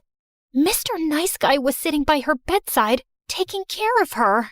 So, we were indeed sharing the same crush all this time. Hurt and confused, I turned around and ran back to the elevator. Alone inside, I fought the tears from spilling out of my eyes. When the elevator slid open, I hurried out and accidentally bumped into some guy. Sorry, I needed to be anywhere but there. The next day was the weekend, and I spent it sulking, replaying that scene in my head over and over. I ignored Trixie's texts, especially the one asking why I'd left so quickly when I'd come to visit her. I didn't know what to say or how to explain the pain in my chest that I didn't even fully understand. Monday came, and I went to school early just to clear my head and nurse my broken heart a little bit more before facing Trixie. Hello, Candy to Earth. I blinked my eyes and looked up to see her. Trixie. Sorry, I was just daydreaming. How are you feeling? All better now. I tend to get sick easily. I know it doesn't match with my strong attitude and demoness face. Anyways, Candy, I have something to confess. Please don't be mad, okay? I already know, Trixie. Your crush, he visited you at the hospital. Wait, how did you know he visited me? Look, I get it. If he likes you, I understand. You're prettier and more charming than I'll ever be, so it only makes sense. As I rambled on, her expression shifted. She suddenly grabbed her phone and dialed a number. Get over here now. I don't care what you're doing. Not even a few minutes later, the most unexpected person suddenly showed up, looking a bit confused and slightly out of breath.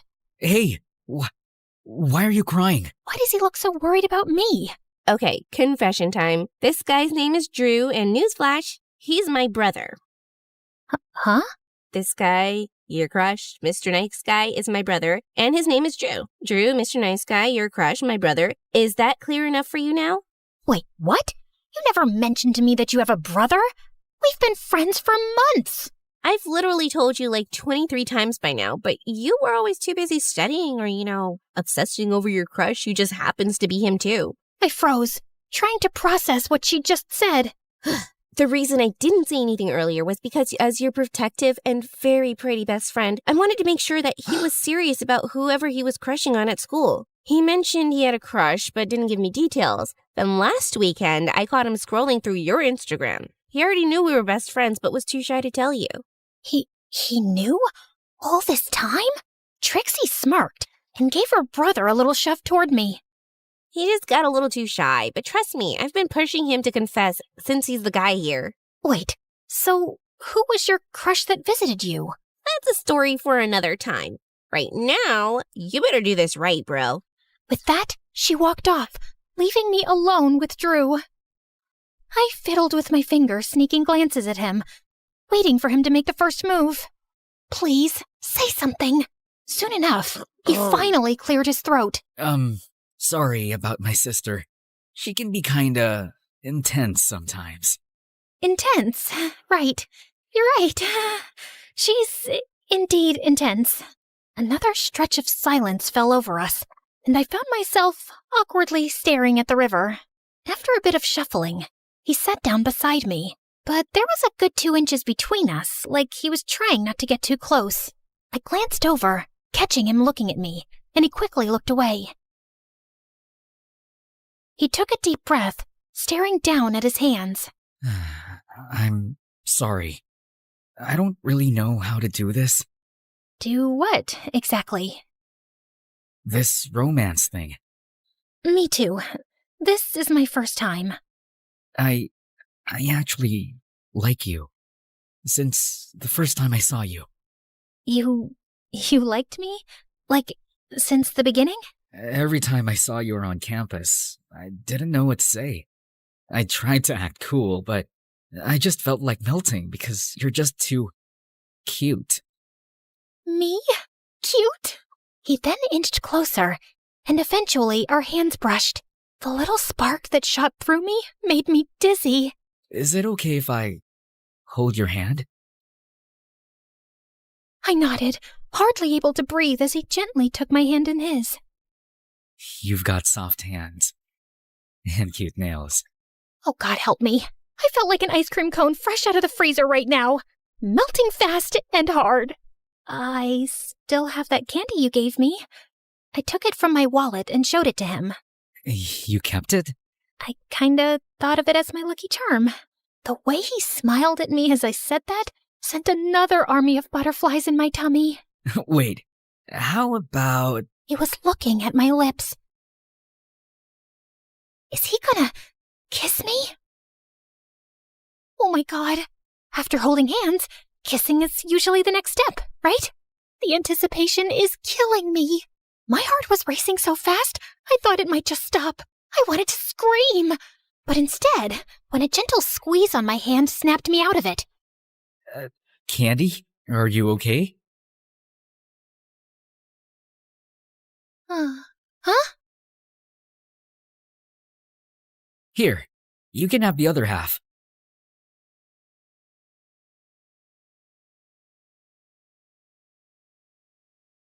Oh! Thank you! Wow, this is so good. So, you like sweet stuff, huh? Yeah, I like sweets. I know this cafe in town. I mean, I'd like to get to know more about you. Well, would you like to go on a date with me this weekend? Of course. First step to romance, first date. We both laughed, and suddenly, everything didn't feel so tense anymore. I felt his fingers intertwining mine. And I felt the sweetness, sweeter than the candy melting in my heart. I couldn't wait for our first date of thousands more to come.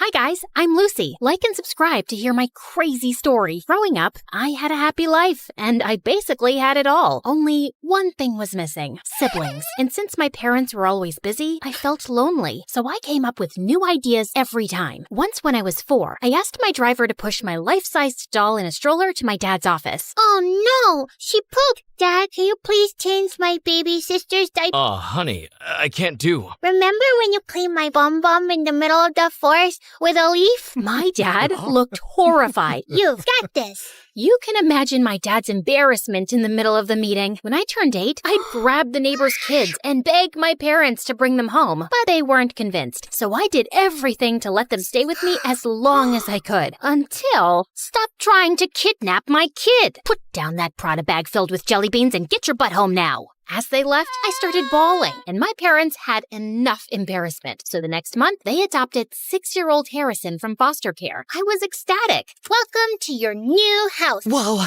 it's so big. Is it an orphanage? He was so cute, but he didn't play with the toys our parents bought for him. Instead, he picked up the cans from the bin and played with those. He also kept wearing the same clothes until they got worn out. My heart just swelled. So I stepped up and decided everything for him since then. But outside the house, his innocence quickly made him a target for bullies. Like in primary school, this one kid, Finn, kept picking on him. Once, when he made Harrison wipe up his shoes dipped in dog poop, hey, gross! I went full demon mode on this kid and sent him packing. But the teacher caught me giving him a black eye. Lucy Godot Raffaelli, my office now. I was in deep trouble, and I got detention for 3 weeks, and Mom had me doing chores for twice as long. But it was all worth it. Finn never messed with Harrison again. But when Harrison turned 12, he bought ponies for all the pretty girls to get their attention. This one's for you. Her name is Chestnut, and she loves carrot-flavored ice cream. Gosh, oh my gosh, thank you! As a responsible sister, I'd have to go around to all those girls' houses later to fix the damage. Chestnut's coming back with me. Hey, is that scarf cashmere? Give that to me. Stay away from Harrison, understood? I was genuinely worried that if a girl bats her eyelids at him, he'd buy her Prada bags and skirts from Miu Miu. In high school, the stakes got higher. There were more bullies who'd trick him, but the biggest threat was the hotties trying to charm him. Thankfully, my boyfriend Justin was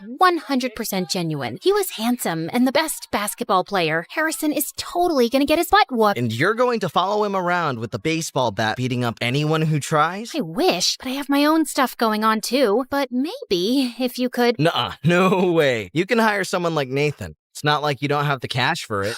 I was kidding, Lucy. I sprinted off looking for Nathan. Oh, meet Nathan, the editor of our school paper. He's your typical dork, but don't underestimate him. This guy knows his work best. I remember in middle school, someone was smearing boogers on all the walls, and it turned out it was our cruelest teacher, Mr. Wobblebottom, and Nathan caught him in the act. Say cheese! So that meant if I wanted the inside scoop on any girls digging their claws into Harrison, he was the guy to ask. But when I went to the school newspaper office to find him, I didn't see him. I saw this muscled blonde guy with a nose piercing. Then I realized that it was Nathan. Wow, talk about a glow up. Puberty did him wonders. If it isn't the queen bee, what are you doing here? I wanted you to keep me updated on any girls getting close to Harrison, and I'm willing to pay anything. I slid an envelope bursting with cash across the table. But Nathan just laughed. An info for an info. Tell me more about Justin. Justin? Why? Guys want to be him, girls want to be with him, so you feed me the info on his lifestyle, and I'll help spy on your little brother. Deal? Ugh, I wanted to smack Nathan so bad, but now I'm stuck.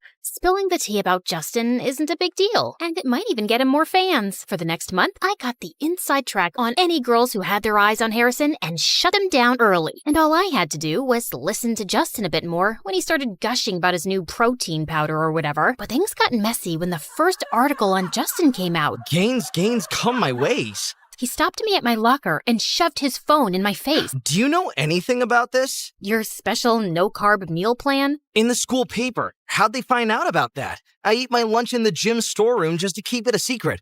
Only 2 people know about it. My trainer and you. Don't get so worked up. It's just a diet. Meal plan. This is what determines if you're Olympic level or a local league scrub. You just don't get it. You never did. He stormed off, and before I could say anything, out of nowhere, Nathan peeked from behind. Don't worry about it. I heard something else that's going to blow your mind. He told me that Harrison and this girl, Natalie, have been secretly meeting up after school. And just today, she got a new iPhone. Okay, what's the big deal? Nathan said Natalie was on a scholarship, and there was no way she could afford the latest iPhone. That leech! This would be a huge scoop if we can prove that she's using Harrison for his money. Oh, she definitely is. And since you're Harrison's sister, I thought you could get in close and help me expose Natalie. Deal. The first step was to figure out just what Natalie had been scamming my brother out of. Nathan got Natalie's locker code, so I snuck into the locker room during my free period and took a look inside. Books, gym clothes, stationery,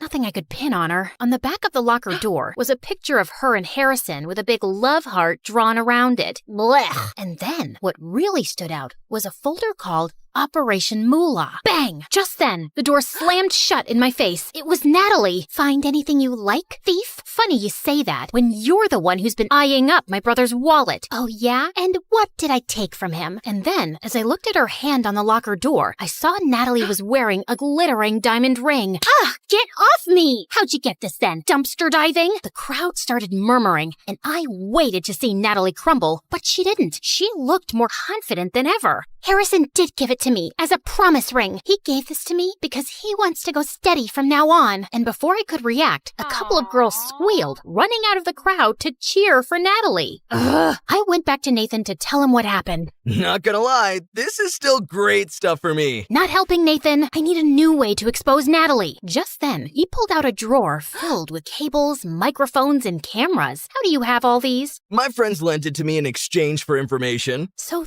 this was how he got his info for the gossip column. Over the next week, we tried to follow Natalie wherever possible, but she wouldn't let us get close at all. Until one day, we saw her and her friends go to a primary school's playground. We brought a long-distance microphone with us. He helped me with setting it up. Huh, I can really hear them. Wow, what's that? I threw the headphones off before my eardrums burst. Some snotty kid was yelling right into the microphone. Go away from here. It's not cotton candy. I immediately realized my mistake. The kid started bawling his eyes out. Natalie and her friends went around at the voice, and they started walking towards us. Oh God, what should I do? They kept walking closer to us, so I pulled Nathan close and kissed him. I can't have her thinking I'm following her, can I? Ugh, get a room. I pulled away from Nathan, startled. Just then, Natalie and her friends turned around and walked away. Wow, that was great. Not another word. I was bewildered as I was still with Justin. So when I got home, I texted and called Justin, but he didn't respond or return any of my calls. But it's not like I wanted it.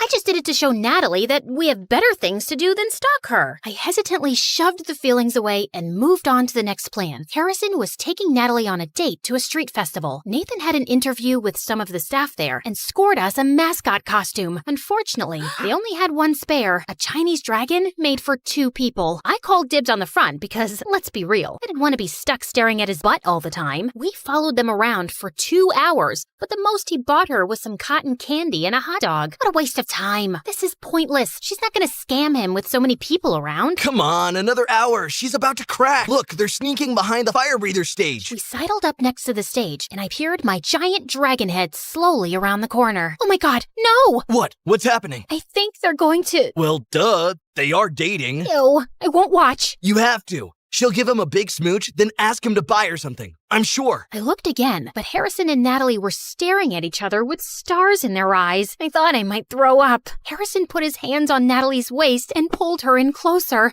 It was too much. I jumped back suddenly, tripping over Nathan. Watch it. And just then, we crashed into the fire breather's tent pole, knocking down his backdrop. The whole thing came down just as he spit out a huge plume of flame. Get up. We need to get out of here. Ah, get it off! I threw the costume off and realized things weren't quite as crazy as I thought. There was a small stage fire, but it was quickly put out with nearby fire extinguishers. The only people panicking were us, and everyone had noticed. Lucy, what are you doing here? See, I told you. They've been following me around everywhere.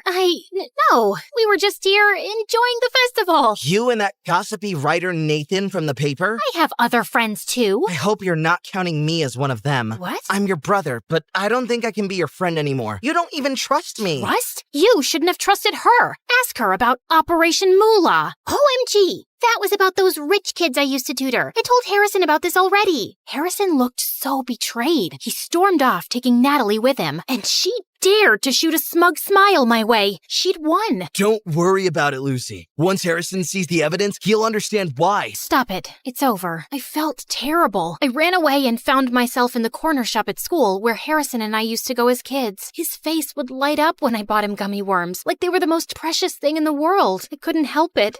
I started crying. I've never seen you break a sweat before. Justin was towering over me in his basketball clothes. Just when I thought this day couldn't get any worse. What's going on? Harrison hates me. He thinks I'm overprotective. I mean, you are, though? Now see, I'm upset. I meant it in a nice way. You'd do anything for your brother. Even sell out my secret meal plan. You knew? I figured it out later, and that's when I realized you haven't got room in your heart for another guy at the moment. Not while you're still looking out for Harrison. I thought you'd be angrier. I'm so sorry. I'm a terrible person. Not at all. I knew you had to have a good reason. You're a good person, but it's not possible for us to move ahead. Justin pulled his bag over his shoulder and started to walk away. You know, if you had more faith in Natalie too, you'd probably find something worth looking for. And with that, he was gone. But he'd given me an idea. I headed across town to the one place I'd find out who Natalie really was. Her house. Natalie's mom opened the door and invited me in. The place was falling apart. We got to chatting about Natalie's home life. And then I realized how wrong I was about Natalie. I left calling Nathan. Hello? Yeah, I'm fine. Don't worry. I need you to do something for me. Consider it a payment for staring at my butt all day. I'll text you through the deets later. Gotta go. I rushed home and started planning the event. It took a couple of weeks to get everything together, and Harrison was giving me the cold shoulder and was dead silent at family dinners during that time. It'll all be worth it. I gathered everyone in the front yard of Natalie's house, including Natalie's mom and Nathan. And when I saw Natalie and Harrison coming around, hit the cannons! Confetti drifted through the air as hundreds of people started cheering and waving. What's all this? When I visited the other week, your mom told me everything about your dirtbag dad walking out on you and taking everything you had and then leaving you in this place. No offense, but it's held together with crazy glue. So I wanted to do something for you, and I put together a fundraiser, with your mom's permission, of course. I don't understand. They're buying us a new house. Natalie was speechless. The first time I had ever seen her without the smug, all-knowing smile on her face. Who are all these people? I put the word out on my network about Natalie's situation. Everyone was more than happy to pitch in. I didn't even have to blackmail anyone this time. I elbowed Nathan in the gut. Not the time. So, Natalie, I want to apologize. Natalie's eyes started to well up, and she ran around the back of the house. Harrison followed right after her, and I couldn't help but see if everything was okay. I found them sitting on the rusty swing set, Harrison comforting Natalie. Hey, I'm sorry if I stuck my nose where it wasn't wanted. No, not at all.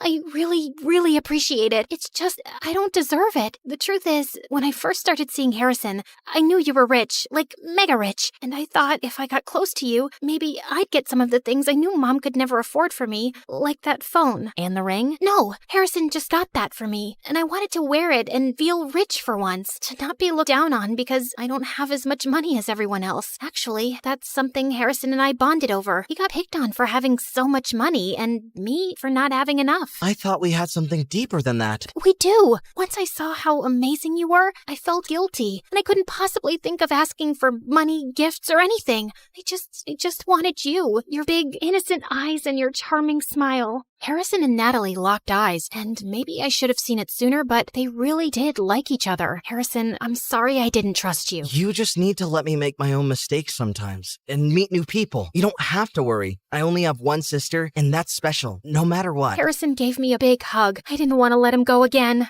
Not so tight from now on, okay? I'll try. I let go. Room for one more? Not now, Nathan. Aw, come on. I got all these people here. Oh gosh, I need to go thank everyone. Natalie and Harrison ran off, leaving Nathan and I on the swing set together. You know, this fluff piece stuff never sells nearly as well as juicy gossip. How do you plan to make it up to me? Well, maybe we can make some juicy gossip of our own. I put my hand on Nathan's, and he blushed. For once, his cool guy attitude had cracked, and I thought, maybe I have another innocent guy to look after from now on.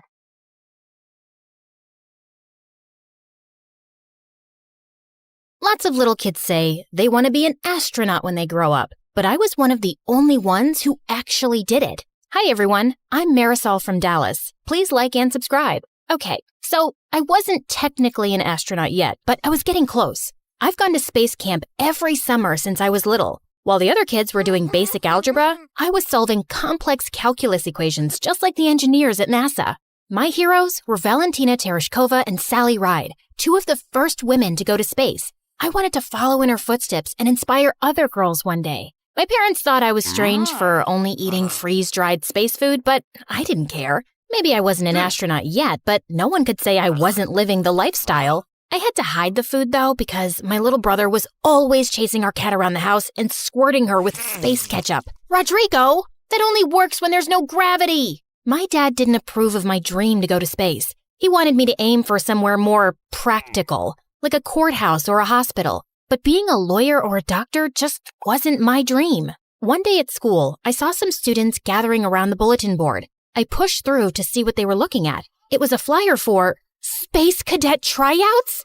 My heart leapt into my throat. This was exactly the opportunity I'd been searching for. The tryouts were this weekend at the Space Center in Houston. Now I just had to convince my dad to let me go. Absolutely not. It's out of the question. But Dad, an opportunity like this might only come along once in a lifetime. You need to focus on your studies. I have straight A's. You have chores to do. So if I get all my chores done before the weekend, you'll let me go? I could tell my dad was trying to think of another reason to say no, but I didn't give him a chance. Thanks, Dad. I mowed the lawn, trimmed the hedges, and vacuumed and scrubbed the floors faster than I ever had before. The house was spotless. But every time I told Dad I was finished, he just gave me a longer list of chores. Oh, so annoying. If he thought I was going to let a little housework stand in my way, he was sorely mistaken. Finally, I'd finished everything. My dad looked up from his newspaper and handed me another piece of paper. Dad, come on. I've done everything you've asked. This is getting ridiculous. Look at what you're holding. It was a bus ticket to Houston. This doesn't mean I approve, but a deal's a deal. Oh, thank you. That Saturday, as the bus approached the Space Center, I watched the launch pad come into view on the horizon. It was incredible. A piece of history right in front of my eyes. And there was Mission Control. Once we got inside, I got into my uniform and glanced around at the other cadets. There were about 100 of us. Most of them were boys. They looked tough, disciplined, almost like soldiers. But I was tough too, in my own way. I made my way towards one of the girls. Hey, is it okay if I sit here? Go for it. I'm Marisol, Jessa. This place is so cool. I can't believe I'm really here. No offense, but I'm not here to make friends. Sorry, I won't bug you anymore.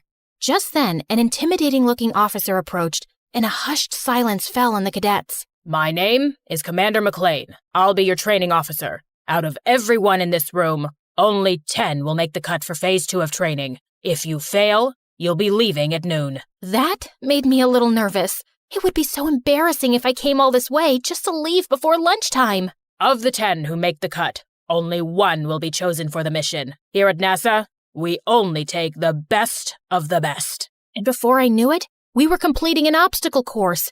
A lot of the cadets had an advantage over me because they were taller and stronger. But I was smarter. I noticed on the climbing wall that the ropes were frayed. Most of the cadets grabbed the ropes to scale the wall, but I used the handholds instead. While I climbed, I glanced back to see the ropes break, and a bunch of cadets crashed to the mat below. A boy was climbing right beside me, and he winked at me. Who did he think he was? If he thought that was going to distract me, he was wrong. I hit the ground running. The other cadets were coming up fast. Whoa, Jessa was way ahead of the rest of us. I pushed myself as hard as I could, and I finished right behind her. Congratulations. You just made it to Phase 2. I stopped myself from jumping and cheering loudly, but on the inside, I was throwing a party.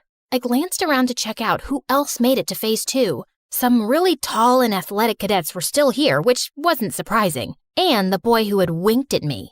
I was so excited and really wanted to chat with Jessa, or someone anyway. Here I was, in a room with 9 other people who shared my passion for space exploration. But maybe Jessa was right. They were my competitors, and I needed to be serious if I was going to be the top performer. Forget about everyone else and just focus on training Marisol. After lunch, the same boy winked at me again. I could feel myself blushing, but I was annoyed. I'm not here to make friends. Okay.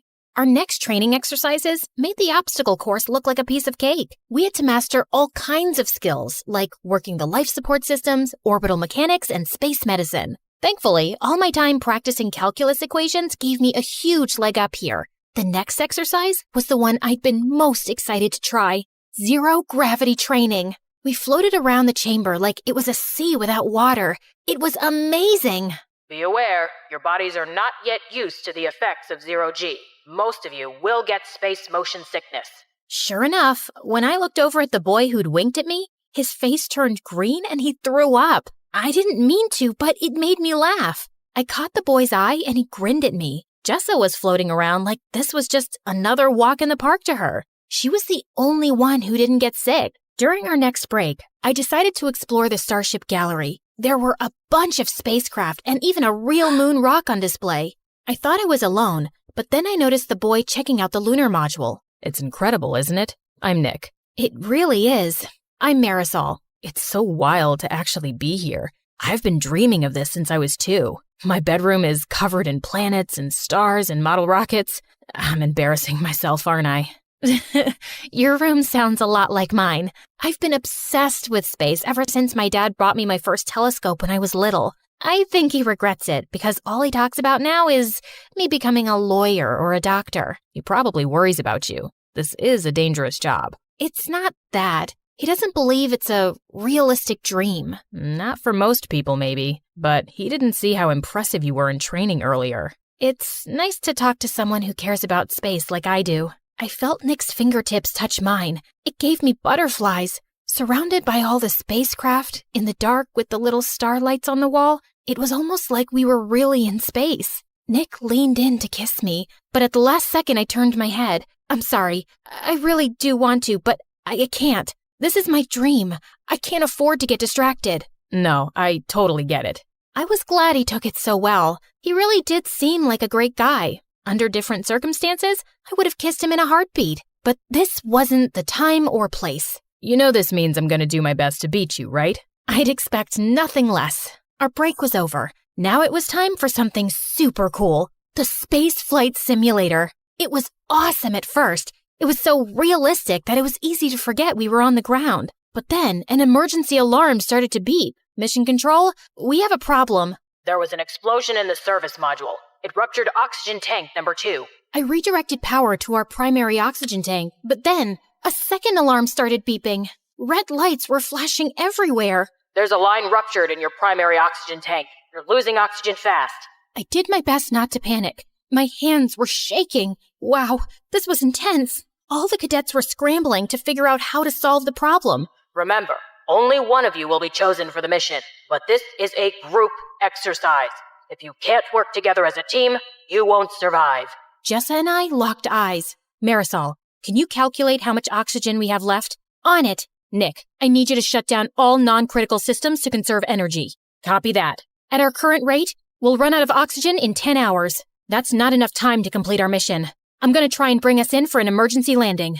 All of us got to work, nervous and sweating, but we were in sync. It's too rocky. There's no safe place to land. You got this, Jessa. We believe in you. Even though it was just a simulator, I had to admit, it was scary. What if this happened on a real mission? That's what you're preparing for, Marisol. So if it does, you'll be ready. Suddenly, the emergency signals were silent. We all looked around at each other, breathless. Congratulations, cadets. You've just successfully executed an emergency landing. All of us cheered. I even gave Nick a hug. We really pulled together and overcame the odds. It made me stop seeing the other cadets as my competition. They were good people who wanted the same thing I did. And when one of us succeeded, we all did. Later, I was hanging out in the observation area overlooking the launch pad. The sun was setting outside, and it cast a beautiful glow on the shuttle. Mind if I join you? Of course not. I'm sorry if I was rude earlier. The truth is, I was afraid if I opened up, it would make me vulnerable. And it's already hard enough, especially for girls. I know what you mean. You really had my back in the simulator. We're a team. When one of us succeeds, we all do. Friends? Friends. You know, I think you have a really good chance of being chosen. Really? But you're like the best pilot here. I can't do math like you can. Let's make a pact. No matter which of us wins, or if neither of us do, we'll still support each other. Deal. The next morning, it was time for the announcement. We gathered around and waited for Commander McLean. I think everyone was too nervous to chat. Finally, the commander approached. All of you did good work here. I want everyone to walk out those doors with their heads held high. But as I said, there can only be one. I tried so hard to keep it together, but I was dying to know who was chosen. Cadet Jessa, congratulations. You're our top performer, and you'll be joining our crew for our next mission. I felt all the wind go out of my sails. Don't get me wrong, I was happy for Jessa, but I'd wanted this all my life. I'd gotten so close, and now it was out of reach. Still, I told Jessa I'd support her, and I meant it. I gave her a big hug, and we promised to keep in touch. Nick and I exchanged numbers too. When I got home, I looked around my room. Maybe it was time to grow up. I took down my space stuff and put it in a box. Then I decided to take one last look through my telescope. Orion and the Big Dipper were shimmering in the sky. It was so hard to say goodbye. What are you doing? You were right. I should find something more realistic. Please, don't say I told you so. Oh, Marisol, I wasn't right. You were. What? Maybe being an astronaut isn't the most realistic goal, but that doesn't mean it's not achievable. This world needs dreamers. If anyone can make it happen, it's you. From that moment on, I never doubted my path again. I was going to give it my all, no matter what the odds were. And maybe, just maybe, one day I would inspire a little kid, just like my heroes inspired me.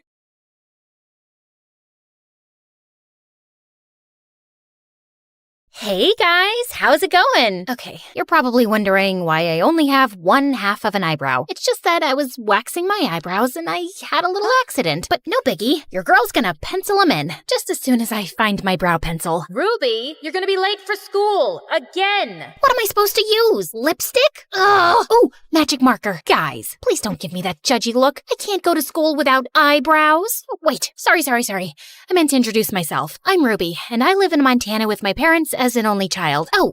Before I continue, would y'all mind hitting that like and subscribe button? Sorry, my director will fire me if I don't tell you guys that. Anyway, I live with my parents, but I'm not really close to them, and I don't relate to them either. It's not that mom and dad are bad parents, it's just that they're possibly the most boring people on the planet. Oh, let's face it, you won't ever be a normal, responsible adult, you silly thing. You probably wouldn't even notice if your own head fell off. Whoa, rude. Also, I'm only 13, Mom. I don't want to think about marriage. But Mom disagreed. In fact, she wanted to get me engaged right now. Okay, maybe I'm exaggerating. She just wanted me to meet my potential fiancé, hoping he'd fall in love with me and propose after high school. So in 8th grade, she introduced me to her friend's son, Grayson, who was a couple of years older than me, and a triple package. Handsome, smart, and planning on starting his own company one day. So, Gremlin. Grayson.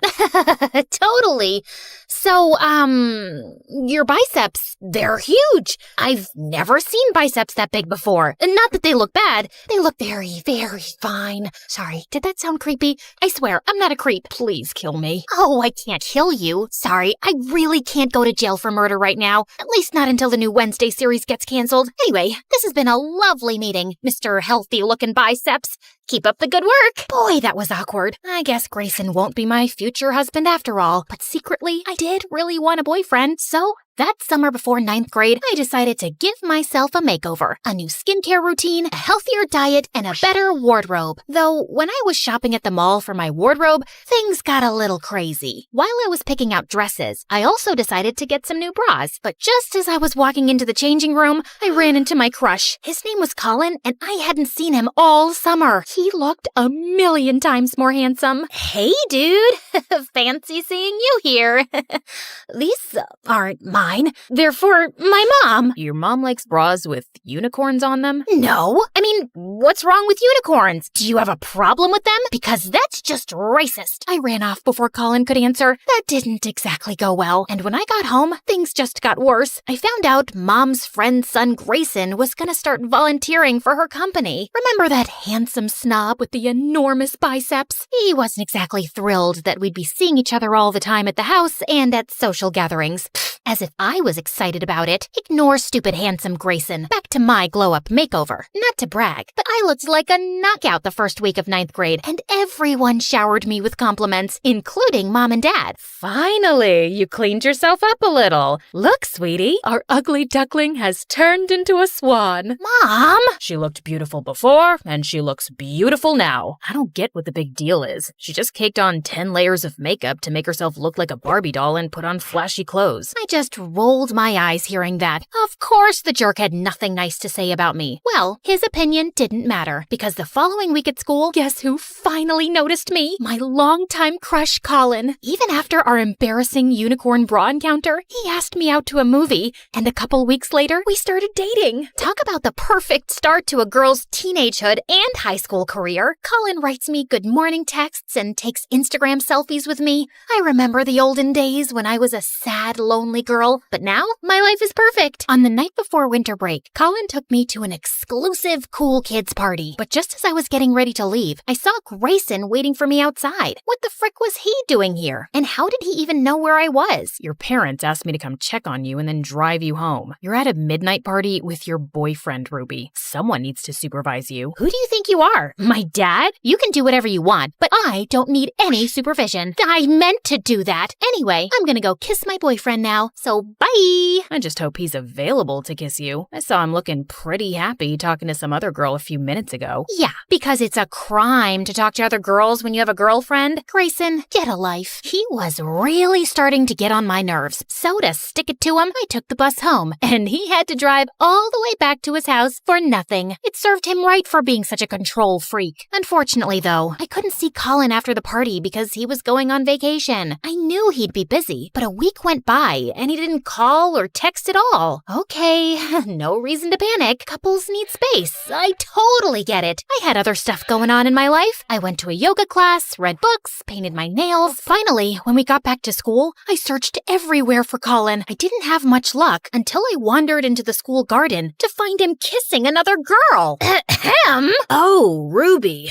Sorry, I meant to tell you. I'm getting back with my ex-girlfriend. We've sort of been on a break, which is why I asked you out, because I was still getting over this precious girl. So I was just your rebound?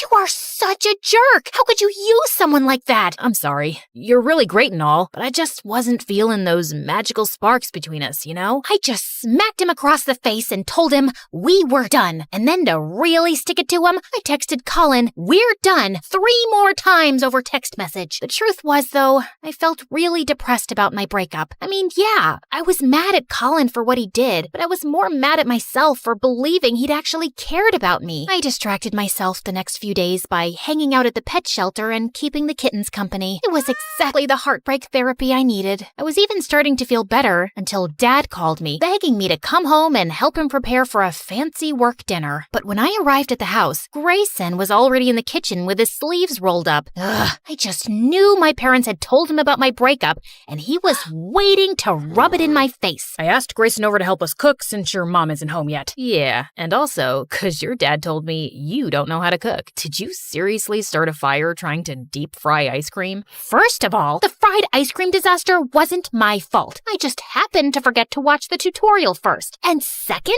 I've had a really hard couple of days, and I don't have the energy to handle you right now. So just go away and don't talk to me for the rest of the night. But you can hang out in my room if you want and use my computer if you're bored. May I recommend MSA videos? Watch them on YouTube, though, not TikTok, because TikTok's bad for your attention span. But anyway, see ya. Unfortunately, Dad didn't let me get rid of the idiot that easily. And as expected, Grayson took full advantage of getting to boss me around and talk to me like I was an idiot. Go salt the water. Don't put sugar, put salt. You're not allowed to touch the knife. I don't trust you around a knife. I felt just about ready to punch him until Grayson came up behind me and guided my hands in rolling the dough with his big, strong arms. It even made my heart rate go fast. I guess it was a good form of cardio exercise. Nice job. You know, you actually don't suck at this. Mom was quite late, but when she finally came, she was with her boss, and his arm was around her. What was that about? Then at the dinner table, Mom and Dad's boss made an announcement. Excuse me, may I have everyone's attention? I would like to introduce my new co-owner of the company. Audrey, darling, congratulations. That also brings me to my other news. The two of us have decided to restart our business in Australia,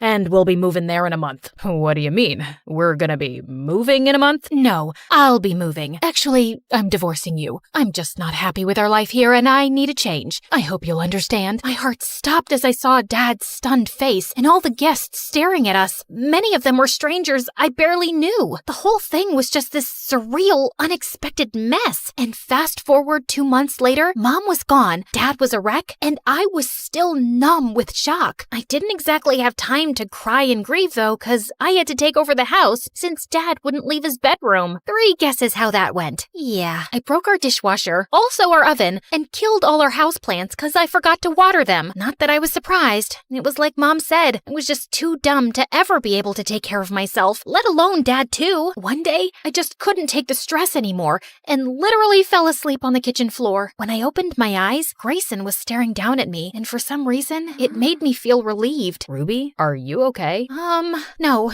I'm not. You know, you don't have to do this all by yourself. I can help you. I'm here for you. I don't want your help. You don't have to suddenly be nice to me now just because you feel sorry for me. I know you hate me. Who said I hated you? I don't hate you at all. All those times I insulted you, I was just teasing. But I'm sorry. I guess I just don't know how to act around a girl I think is cute. Wait, Grayson thought I was cute? No, that wasn't possible. Perfect, handsome, and smart guys like him don't think girls like me were cute. Well, okay, with my glow up, I'm a little bit cute, like Ariana Grande, K-pop cute, but my cuteness was all I had going for me. I didn't have any other good qualities. So yeah, I didn't believe Grayson's words for a second. But for some reason, he stuck around for several days after that and basically forced me to rest and take care of myself. One night, I was even having cramps and he made me tea. Thanks for all this. I really appreciate it. Just one follow-up question. You said I was cute the other day, right? Yeah, what about it? What do you see in me, man? I mean, I know I kinda got pretty after my makeover. Again, with you and your dumb makeover that I never even cared for. Ruby,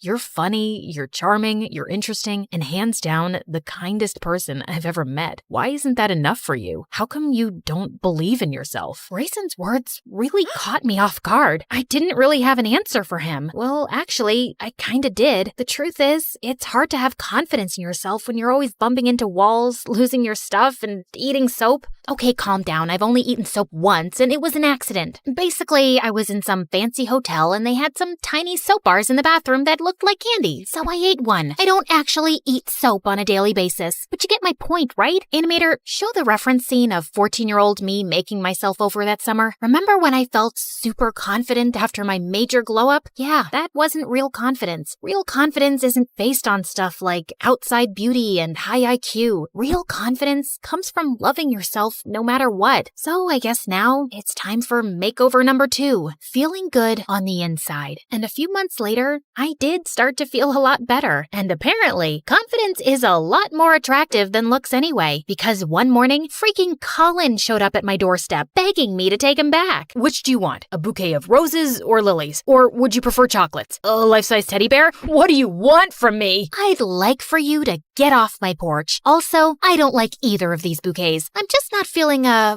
magical spark. I was about to throw the flowers in the loser's face when suddenly Grayson showed up behind me because he was already over at my house. We'd gotten super close over the last few months, and between you and me, I've developed major feelings for him. I guess that explains why I was happy when he sprung onto Colin and tackled him to the ground. The boys were like animals, full on rolling into the bushes, and I certainly didn't mind watching the spectacle. Come on, ladies, admit it. Who doesn't love it when boys fight over you? Finally, though, Colin ended up leaving, and Grayson pulled me into a very pleasant hug. So, when do we get to have our first kiss? Maybe we can have a beach date tonight? Because I really don't want to kiss you next to loud traffic. Animator! Hey, me again. Can Grayson and I maybe have a nicer setting for our first kiss? Yeah, keep going. This is supposed to be my romantic moment, dude. Oh, yeah, I like the sunset. Perfect. Thanks. Anyway, I hope y'all enjoyed hearing my insane drama. If you want more stories in this style, make sure to comment below. Ruby, our craziest MSA character.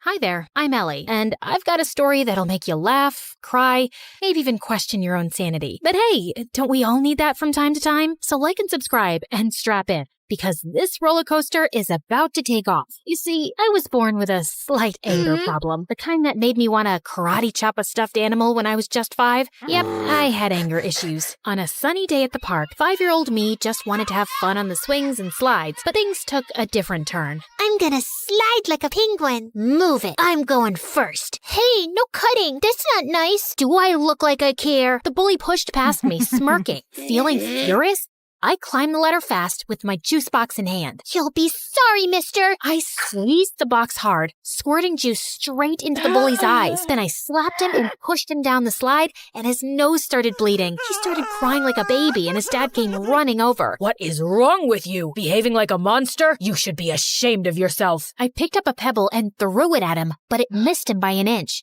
Don't tell me how to feel. You should be thanking me for teaching your awful kid a lesson.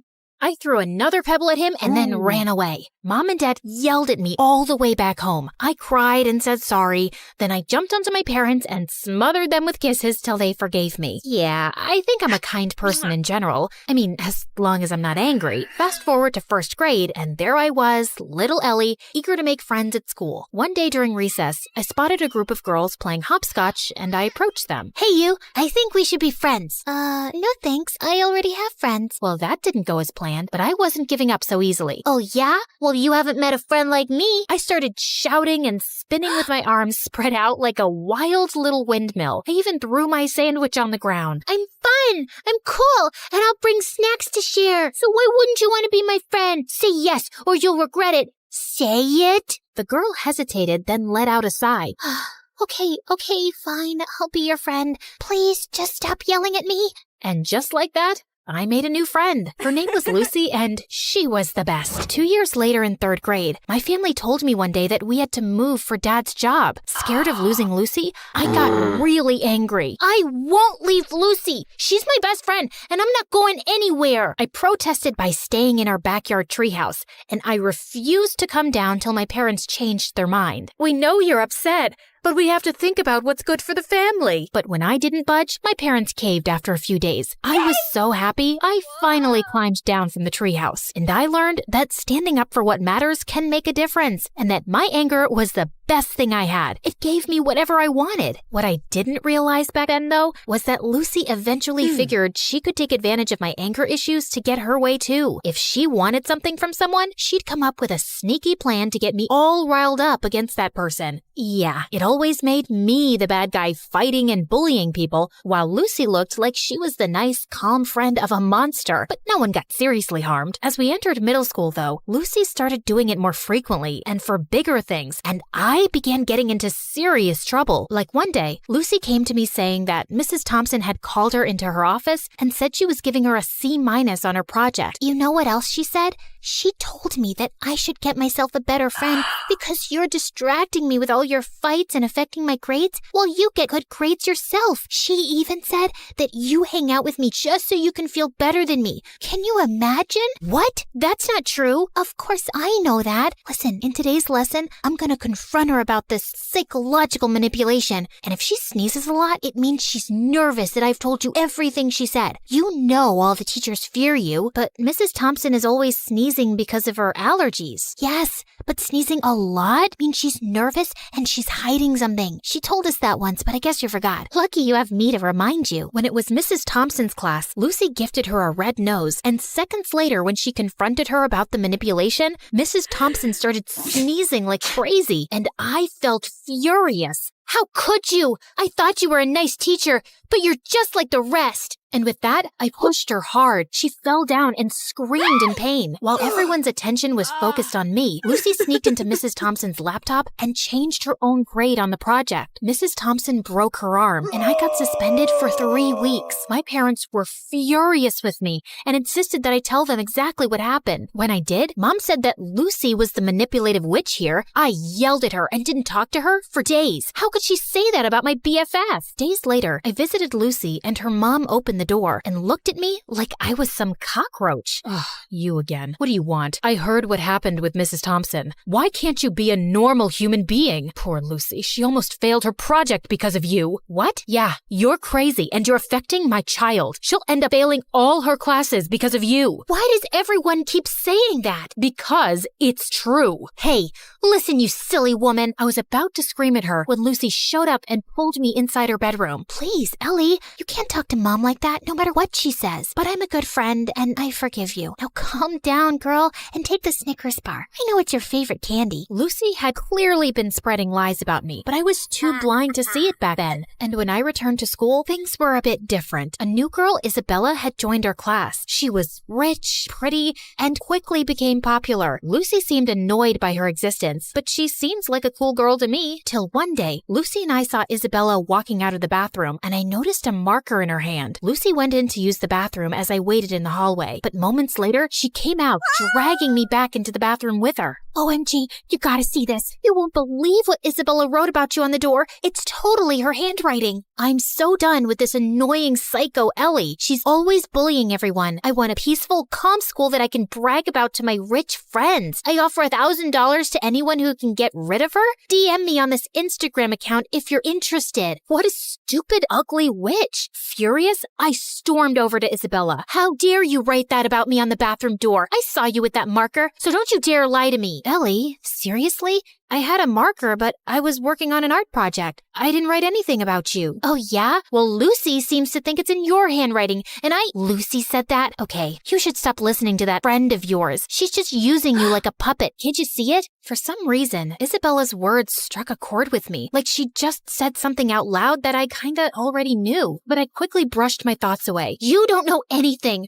Just leave me alone. But Isabella didn't leave me alone. She'd always make an effort to talk to me and waved at me with a smile. I started warming up to her, and we got closer. But that drove Lucy crazy. One day during lunch, I was sitting with Isabella, laughing and chatting, when Lucy stomped over angrily. Ellie, how could you ditch me for Isabella? After all we've been through together?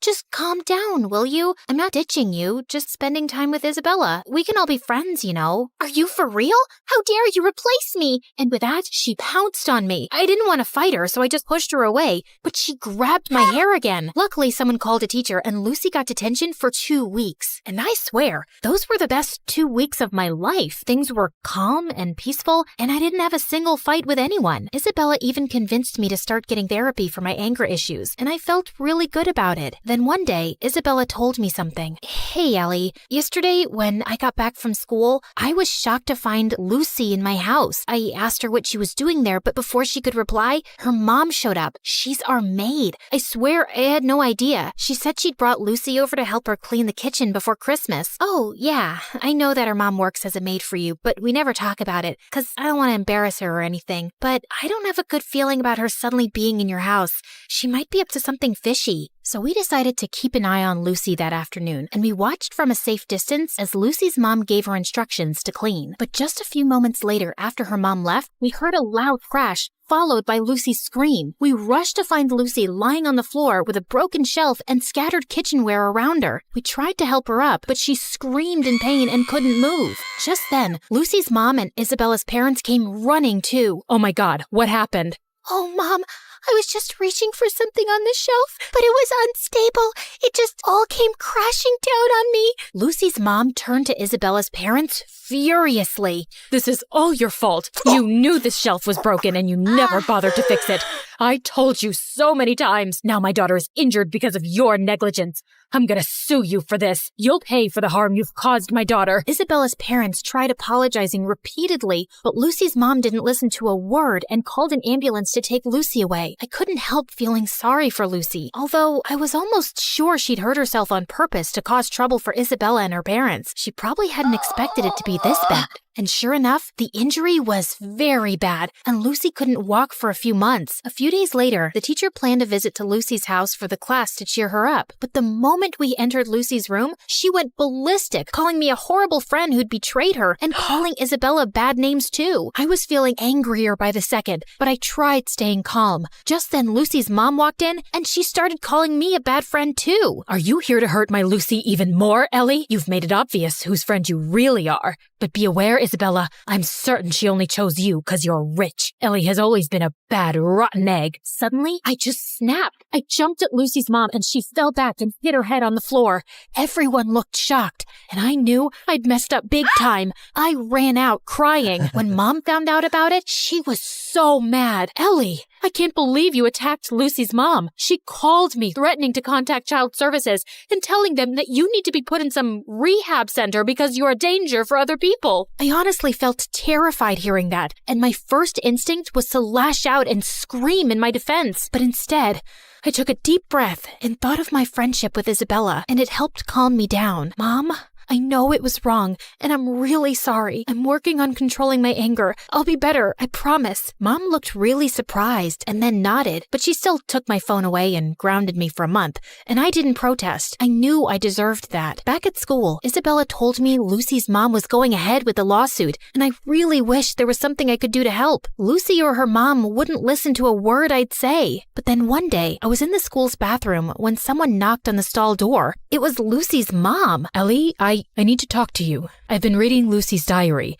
and I've discovered the truth about her actions. She's been using your anger issues to her advantage. I sometimes had a feeling that something was off with Lucy's behavior, but I never knew for sure. Are you still gonna sue Isabella's parents or report me to Child Services? No, I just wanted to apologize to you, and I won't be causing you or Isabella's parents any more trouble. I'll also get Lucy the help she needs. We might even move to another town and live with my sister if it means Lucy can get better therapy. I'm so sorry for everything, Ellie, and I want to thank you for being a good friend to Lucy, despite everything. With that, she gave me a quick hug and left. I felt tears pricking my eyes. I was kind of sad I wouldn't get to see Lucy again, but I also felt lighter and free. Moments later, Isabella walked in. Ellie, everything's gonna be okay. Isabella hugged me tight, and for the first time in a long while, I felt like everything would be okay.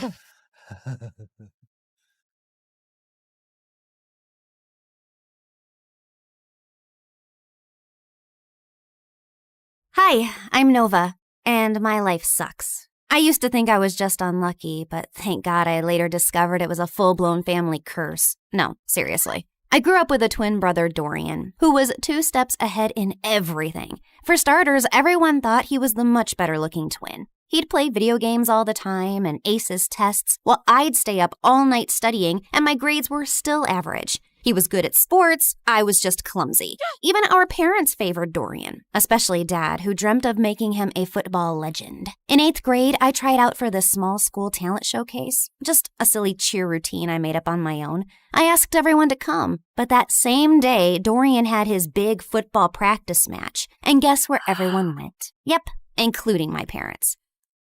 What's going on? Your brother scored the winning goal at his big match, so we called all his friends over to celebrate. So you missed my talent show for a dumb match? You participated in a talent show? Why? You're so uncoordinated. Just last week you tripped over a sock and hurt your head. Thanks, but I don't need your judgment. I'm just saying, maybe next time choose something you're good at. Oh wait, you can't.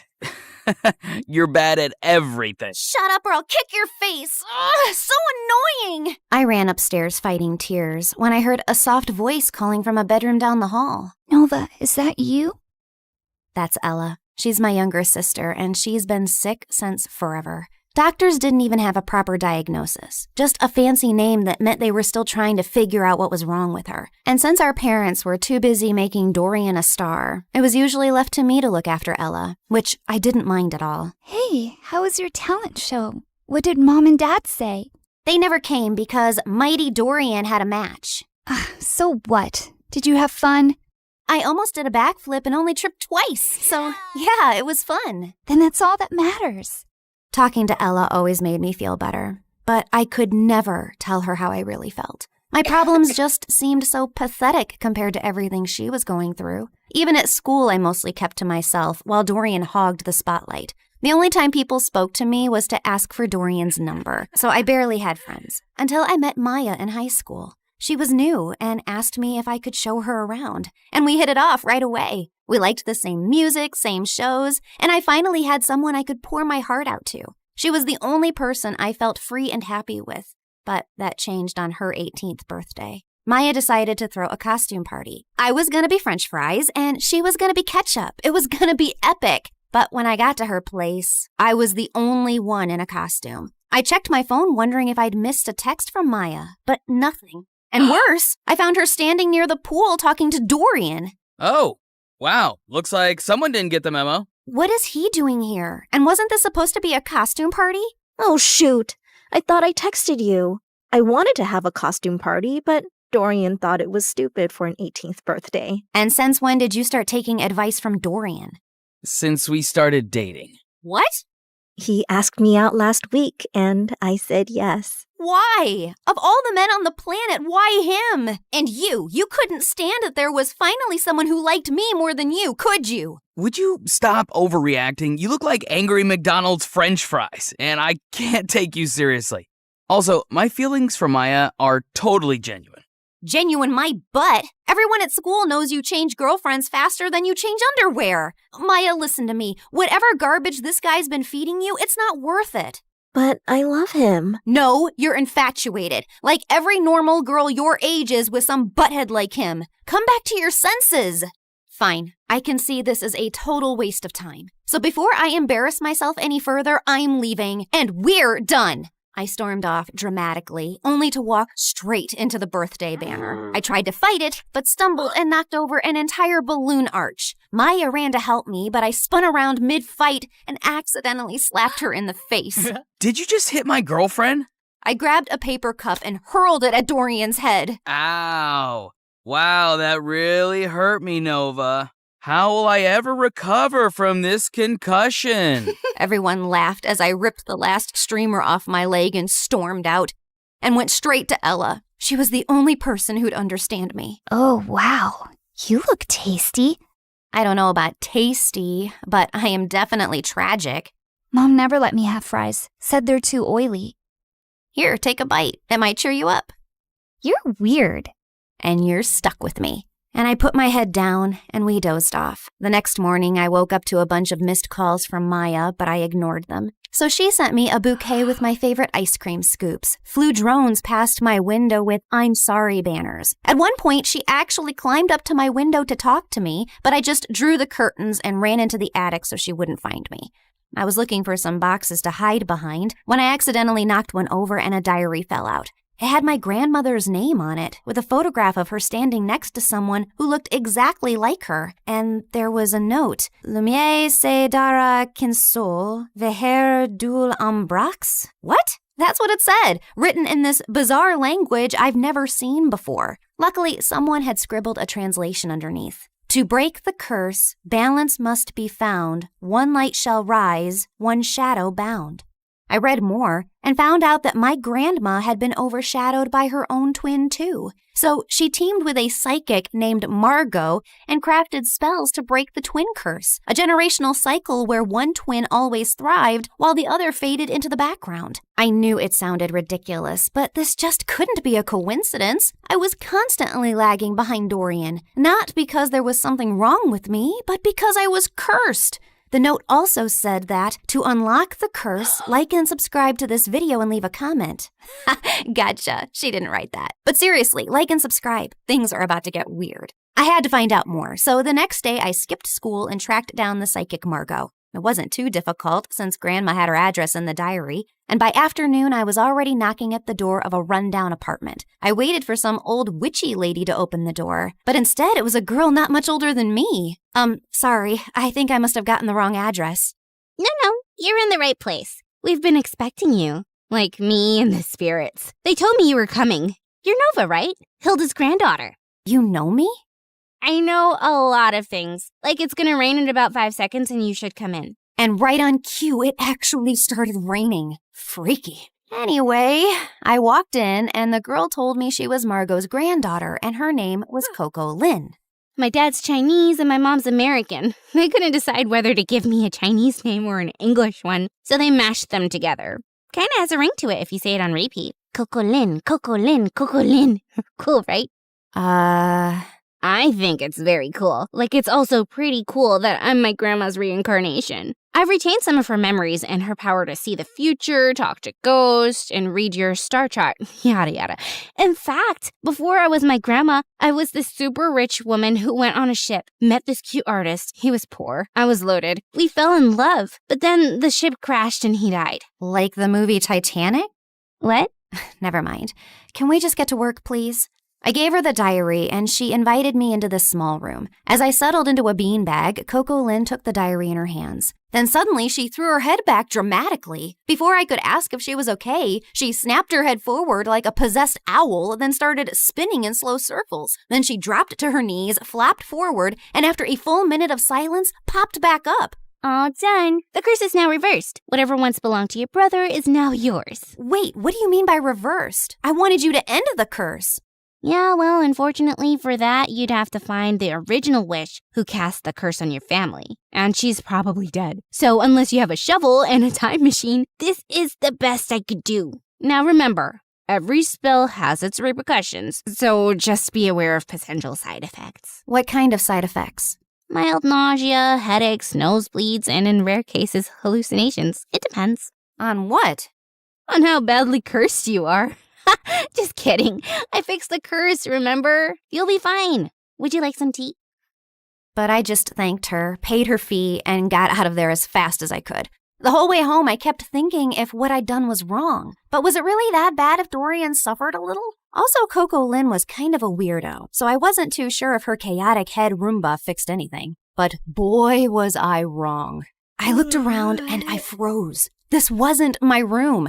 It was bigger, with velvet curtains, a chandelier, and a full-length mirror. I jumped out of my bed and pulled the curtains, only to see a massive, perfectly manicured garden with fountains and a freaking swan. Why am I in this place? How did I get here? I checked my phone. It showed the same date as yesterday. Okay, this is clearly a dream. Ow! Ow! I pinched myself hard, and seconds later, Mom burst into the room. Oh my God, Nova! Why did you scream like that? I thought some stalker tried to jump into your room again. Again? When was the first time it happened? Oh, my poor baby. You've been so traumatized lately, you've probably blocked out everything. It's fine. We can talk about it later. For now, drink your kale. You're already late for gym, and Coach gets cranky when you're not warmed up before cheer practice. Mom, I don't do cheer practice. I barely passed PE. This isn't real. I rushed outside to find Ella's room. She might have answers. But the house was so huge, I had no idea which room was hers and accidentally entered Dorian's. What are you doing in my room? Shut up and tell me what's happening. Are you trying to pull some elaborate joke on me? Who even owns this house? One of your weird rich friends? What are you rambling on about? I'm just living my perfectly miserable life in silence, and you won't let me have that? If your life is miserable, I might as well be an earthworm. You know, I saw this documentary about teen celebrities and how they all went bonkers at age 18. You should watch it. I think you'll fit right in. You think this is funny? God, just tell me where Ella is and I'll leave. Same place she's always been. Why? Suddenly remembered you have a sick sister who needs your attention? I've always cared about Ella. You don't care about anyone else but yourself, Nova. Now get out and go sign some stupid autographs. I was shocked. The way Dorian was talking and everything Mom said could only mean one of two things. Either everyone in my family had lost their minds, or the spell actually worked and transported me to my new reality where I was the golden child. I ran back to my room and opened my closet to find shoes and clothes that I could never afford. Downstairs, Mom was smiling like I was the best thing that ever happened to her, while Dorian sat quietly on the side scowling. Then I went to school, and the moment I got out of the car, people flocked around me. Hi, Nova. Love your outfit. Can we get a selfie? Are you coming to my birthday next week? You can cut the cake if you want to. It was like stepping into a dream where I finally mattered and wasn't invisible next to Dorian. I was still processing everything when Stacy walked over and linked her arm through mine. There you are, bestie. I've been trying to call you. Really? I didn't get any calls. I said I was trying, but then I got busy with these new cheer uniforms. Everyone's obsessed with pink, but what do you think? I actually kind of like blue. But clearly everyone else wants pink, so let's go with pink. Oh, I knew you'd say that. We're so in sync. If you were a boy, I'd totally date you. I mean, you'd have competition, obviously, but I'd cheat on my boyfriend with you. Okay, wow. I was best friends with Stacy? This girl who once insulted me in front of the whole school was now asking for my opinions? And over the next few days, it only got better. I had a personal stylist, a manager, and spa appointments booked every other morning. My closet had its own air conditioning, and Dorian had to ask my permission to even borrow a charger. My parents transformed into my biggest fans overnight, hovering at every photo shoot, attending even the smallest events, and proudly displaying an entire wall of my trophies and awards. At school, I never stood in line. I had my own table in the cafeteria stocked with fresh smoothies and sushi rolls. Teachers gave me extra credit just for showing up. And one afternoon, I got a letter from a college I hadn't even applied to offering me a full scholarship because they liked my vibe. My life was perfect, and it was everything I ever wanted. Until it wasn't. Because Stacy was as obnoxious as ever and was getting on my nerves. Oh my God. Who died and left you that hideous skirt? And why are you carrying a Prada purse when I don't have one? You need to pay fashion tax. What? You know, do my homework, pack my lunch, clean my sneakers, that kind of thing. Now hurry up, I'm hungry. The girl ran off in tears, and I turned to Stacy. Was that necessary?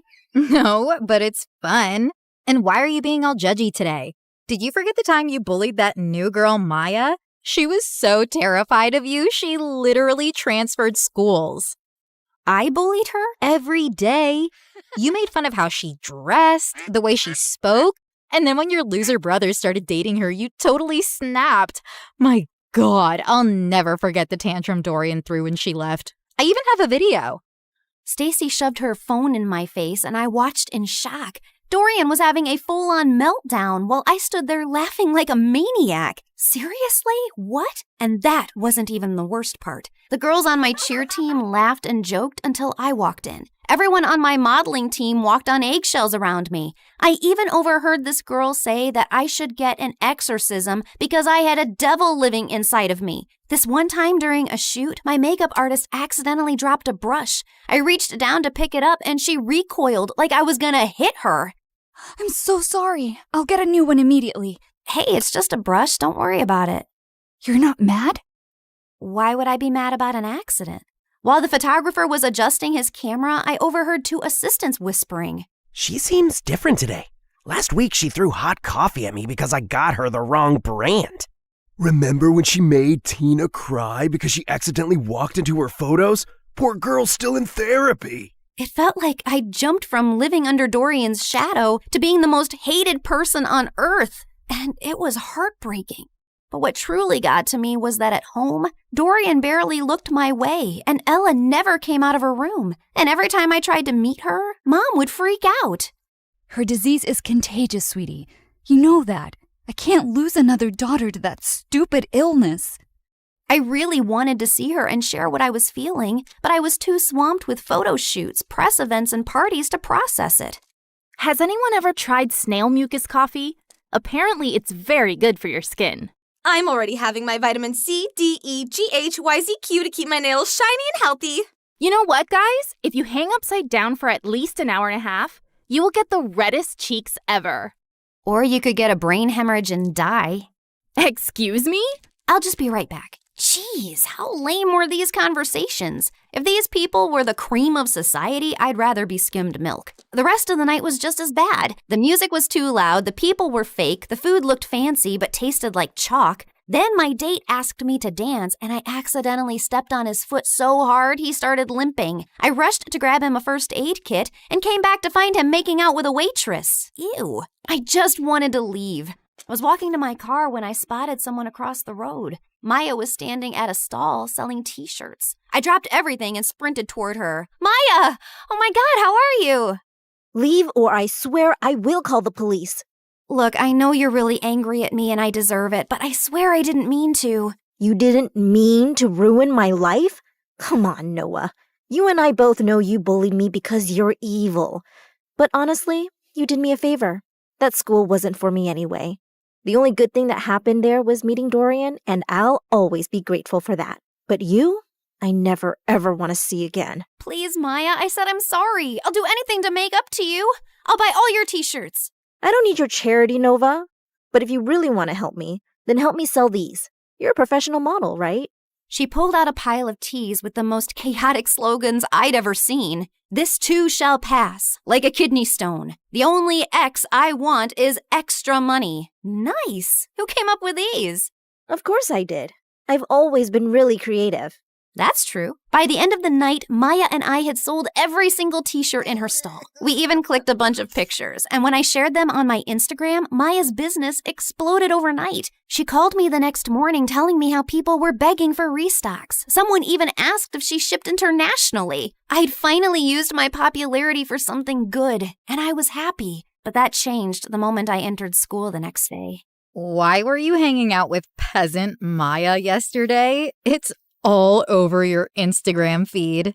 I was just trying to help her sell her stuff and apologized for being completely moronic. You did not. It's against every rule book ever written for mean girls. Once you bully someone, you never apologize to them, especially not if they're as ugly as peasant Maya. Stop calling her that. She's a brilliant and hardworking girl, and she's 10 times the person you'd ever be. 10 times fatter, sure. She's a real inspiration for stretchy t-shirts. Say one more word about her and I swear. Or what? You'll cry into your organic kale smoothie? I have a better idea. And I launched myself at Stacy, but she didn't even budge. Instead, she smiled and punched me. Then she jumped on me, pulled my hair, elbowed me in the stomach, and I almost threw up. I thought I was gonna die when a bunch of girls rescued me. Later, while I sat outside the nurse's office with an ice pack on my face, I overheard a group of girls whispering nearby. Wow, Nova really thought she could take down Stacy? That girl's made of iron. I heard her mom's Russian. She came here illegally, then married some rich guy, and that's how Stacy got all her money. My maid's cousin works at their house. She says Stacy lives like a trash gremlin. Her room smells like stale yogurt and wet socks. Ugh, gross. Imagine strutting around like a queen bee while your closet is a health hazard. If I were Nova, I'd wash my hands with bleach just to get the smell off. They kept going, but I tuned out. Not because I was offended. Honestly, it all made sense. Stacy didn't rule the school out of confidence. She did it to distract people from the disaster she actually was. Anyway, I was feeling better, so I decided to take the day off and go home, when suddenly Dorian came running down the hallway. Nova, it's Ella. They're moving her to a hospital. Her condition's getting worse. The world blurred for a second, and I pushed Stacy out of the way and ran through the gates. We reached the hospital and saw Mom and Dad were sitting in the waiting room. Where is she? What happened? She took a turn for the worse. The doctors are doing everything they can. I sat down slowly. Ella, my baby sister, my sunshine. She was the only person who ever believed in me, and she was suffering. I buried my face in my hands, and that's when Dorian snapped. Is this all your fault? Dorian, please. No, Mom, she needs to know. I've been trying for months to act normal, but no more. What are you talking about? You were supposed to babysit Ella, but instead, you chose to sneak out and go to your dumb party with her in the back seat. You'd barely gotten the car out of the driveway when you crashed into another car. You blacked out, and Ella took the hit. She's been in a coma ever since. But Mom told me her condition was contagious. That's why I couldn't see her. Well, she lied. Because you hurt your head too and forgot all about the accident. And Mom didn't tell you so you could live your perfect little life like the golden child you are. I swear, if something happens to her, I will never forgive you. And he stormed away, leaving me totally shaken. I bullied my best friend. My brother couldn't even look at me. And my little sister was in a coma because of me. This wasn't the life I wanted. I stood up quietly while everyone was still talking to the doctor, slipped out of the hospital, and ran straight home. I stormed into the attic, flung open every box until I finally found the diary. The next morning, before going to the psychic's house, I went to the hospital. I just had to make sure Ella was okay. And thankfully, when I got there, she was sitting on her bed smiling. I stopped a doctor walking by. Is she okay? Yeah, she had a seizure, but it shocked her system so hard, it jump-started her like an old car battery. Guess sometimes being on your deathbed has its perks. I took one look at Ella's face and walked in. As soon as she saw me, her face lit up. I ran over and hugged her tight. Hey there, you slept for a really long time. Yeah, well, I needed my beauty sleep. Why do you look so old and wrinkly? Probably because I'm sad and sorry for everything. I messed up your life. It wasn't entirely your fault. I was jumping around like a monkey in the back seat, remember? You couldn't even see the car behind us. I basically launched us into it. So I guess I'm sorry too. Well, I'm sorry too, Nova. I shouldn't have snapped like that yesterday. I haven't always been the best brother because I've often let jealousy get in the way. I wasn't exactly the best sister either. What I did with Maya and how I treated people around me was horrible. Yeah, but you're changing. I saw what you did for Maya. That's growth. I nodded slowly. I'd spent so long being angry about everything I wasn't, I forgot to appreciate what I had. My adorably flawed family. And all I really wanted to do was to go back and mend things now. Namaste, fellow seeker. What brings you here today?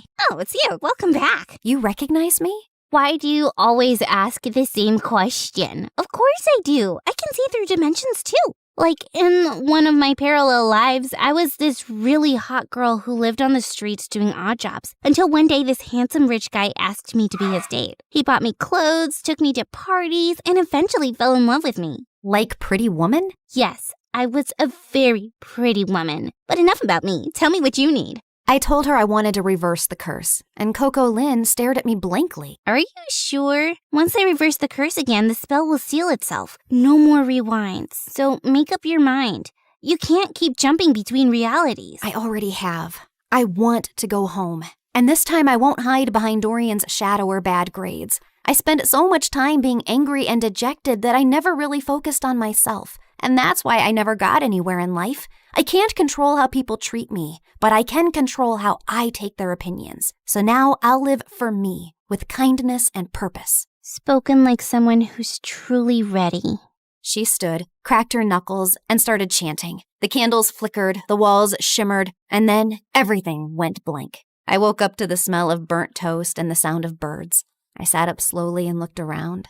My old room. My old posters, my old creaky fan spinning above me. I rushed to Ella's room and found her sleeping peacefully. Then I went downstairs and saw Dorian kicking the ball like a dork. I ran and tackled him in a giant hug. Oh my God, I missed you. Get off me. You broke my streak. Now I have to start all over again. Well, so do I. That morning I got dressed and walked into school. And for the first time, people noticed. Not because I was a model or because I had 1 million followers, but because I held the door open. Because I helped a kid who dropped books. Because I smiled at people. For real. And that's when I realized that life isn't about being the favorite. It's about being someone you can be proud of, even when no one's clapping.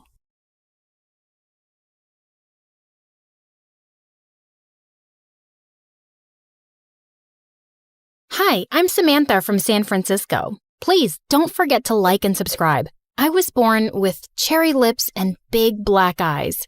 My parents said I looked like a child out of a fairy tale, but whenever Mom and Dad talked to me, I never smiled or changed my facial expression. My parents tried everything to make me smile. Mrs. Rabbit wants to play with you. Come on, give Mr. Mouse a kiss. Dad held a mouse puppet close to my face and made kissing noises, but I just stared blankly and slapped the mouse away from me. That's when my parents decided to take me to a doctor. After a few tests, I found out I had a condition called Mobius that meant I couldn't smile, frown, or lift my eyebrows. I was too young to understand what Mobius was, but when I was in preschool, Mom and I were at the mall when we bumped into one of her friends who had a daughter my age. She kept smiling at me, but all I could do was stare at her like a robot. Suddenly, the little girl started to cry. Mommy, this girl is scaring me. Oh, sweetie, don't be scared. Our dog ran away yesterday, so Samantha's just sad. But Mom, we don't have a dog. Mom pulled me away quickly. That's when I realized she was embarrassed to tell her friend I had a condition, because that meant I wasn't normal like everyone else. And at school, none of the kids really wanted to be my friend because they thought I was strange. So I spent most of my time alone. But several months later, my life took a huge turn. Mom gave birth to my twin sisters, Annie and Penny. My parents worked full-time, so we always had a maid in the house. But even with a maid, I was always the main one to watch my sisters. One day, Annie, the wilder twin, climbed all the way to the top of our backyard fence. Annie, come down right now. No, I don't wanna. Penny, come climb up and we can fly like birds do. No flying. Penny listened to me, But Annie was about to jump and my heart almost stopped. But then she started laughing like crazy. Fooled you. I was furious and told Mom what Annie did. Mom went ballistic. What is the matter with you, Annie? Why can't you be a good girl like your sisters? Annie's eyes filled with tears. From that day on, she made everyone's life a living nightmare. She hated me for telling on her. And over time, Annie grew jealous of Penny. Penny was what you call gifted and could get straight A's without even trying. One time when the girls were in 4th grade, Mom and Dad threw Penny a huge party for winning the school spelling bee. Our little Einstein. We're so proud of you, Penny. Annie stomped out of the room at that moment, and that night, she chopped off all of Penny's hair while everyone was sleeping. Penny burst into tears, and I tried to comfort her. Don't worry, it'll grow back. Annie's such a mean bully. I won't let her bully you anymore, Penny. I'm here. Penny slept in my room every night after that because she was terrified of Annie. I loved both my sisters, but Annie grew up to be so mean. Then one day in 8th grade, a new boy joined my class. His name was Daniel, and he wore those fat black spectacles. He was really short and really shy. While he was walking to class, this guy bumped into him and his glasses went flying. Daniel started freaking out. I can't see anything.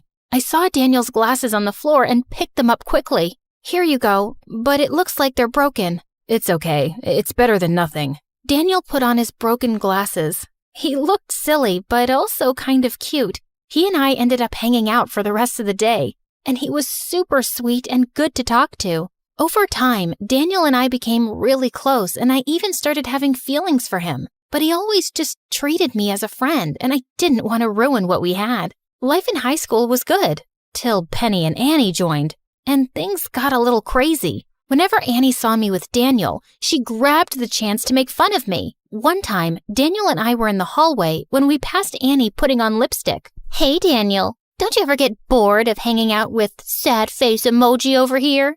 Of course not. That's not a nice thing to say, Annie. Yeah, get out of my sight before you regret it. Okay, but first, I need to do this. Before I knew it, Annie had pinned me against the locker and drew a smile on my face with her lipstick. You look so much better now. I pushed Annie to the ground and she fell on her butt. She dragged me down, but Daniel stepped in. Cut it out, Annie. Daniel pulled me up and led me to the girls' bathroom. He helped me rinse the lipstick smile off, and I looked at my face in the mirror. Daniel, do you think I'm ugly? You can tell me the truth. Samantha, look at me. You're not ugly. I think you're the most beautiful girl I've ever seen. Daniel leaned in and kissed me, and I felt butterflies. A bunch of girls came in just then and started shrieking. Ew! What's he doing in the girls' bathroom? Daniel and I ran out, laughing like crazy. I was on cloud 9 all that week. I didn't even mind that our maid was coming less, and I was doing all the chores by myself. But Annie couldn't stop talking about me having a boyfriend. I just don't get it. How can someone like you have a boyfriend, but not me? I'm way prettier than you. Well, not everything is about looks, Annie. As time passed, Penny started dating a popular jock at school. Her grades were still perfect, and she got much more popular than Annie. Penny's life and mine were getting better and better, but Annie didn't have anything going for her. One morning, I woke up to find everybody at home, including my parents, which was rare. And Penny was super sick. Her face looked super bloated, and she had red bumps all over her arms and legs. My parents left me at home with Annie while they took Penny to the doctor. Annie was surprisingly well behaved and even stayed in to do homework. I decided it was safe to go out and see Daniel for a bit. But as I reached home, my parents and Penny had also just returned. Guys, what's going on? Penny, what did the doctor say was wrong? I have an autoimmune problem. Apparently, every time I get an allergic reaction, this is what'll happen. Penny hung her head and I walked back into the house with her. My parents left for work then, but just as we stepped inside, Penny looked at her phone and started to cry. Oh my God, just look what Annie posted. To my horror, Annie had posted a picture of Penny with her red skin bumps and bloated face on Instagram. Underneath, the caption read, "Even pretty girls have ugly secrets." Just then, Annie came trotting down the stairs all dressed up. Annie, you're a monster. How could you do something like this? I couldn't help myself. It was just too funny. Penny looked totally Instagram-worthy. Before I could answer, Penny's boyfriend came down the stairs too. Here, babe, you forgot your jacket. Babe, what are you doing here? Annie invited me over while you and your sister were out. Listen, I can't date you anymore. Not after seeing your skin. He and Annie walked out the door before any of us could say anything. How could Annie do something so sick? I stayed with Penny the whole day and told my parents everything that had happened. They grounded Annie for 2 weeks.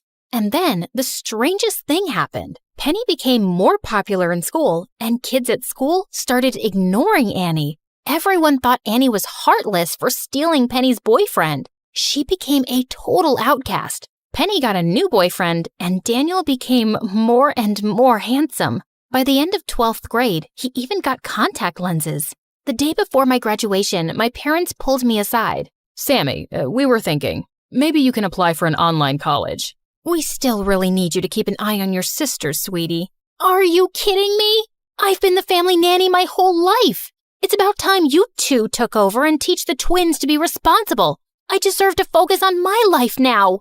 With that, I walked away, and I spent days applying to my dream colleges. But one night while I was reading, Penny ran into my room. Sammy, come quick. It's Annie. She's gone. What do you mean she's gone? I dashed into Annie's room to find my parents holding a note from Annie. Annie wrote that she's leaving home to live somewhere else. She didn't even write where. Dad called the police and they tracked down Annie's phone. It turned out she was staying with our aunt, who Annie was super close with. We were all relieved, but when we went to pick her up, she refused to come home. I told Aunt I don't want to stay with you guys anymore, and she's happy to keep me. I'm not going home with you guys. You can't make me. Mom and Dad spent hours begging her to come home, but they couldn't persuade her. So we left without her. But my parents were sure she'd cool off and return in a couple of weeks. Except she didn't. She stayed with Aunt for a month. Then 1 month turned into 3 months, and then 6.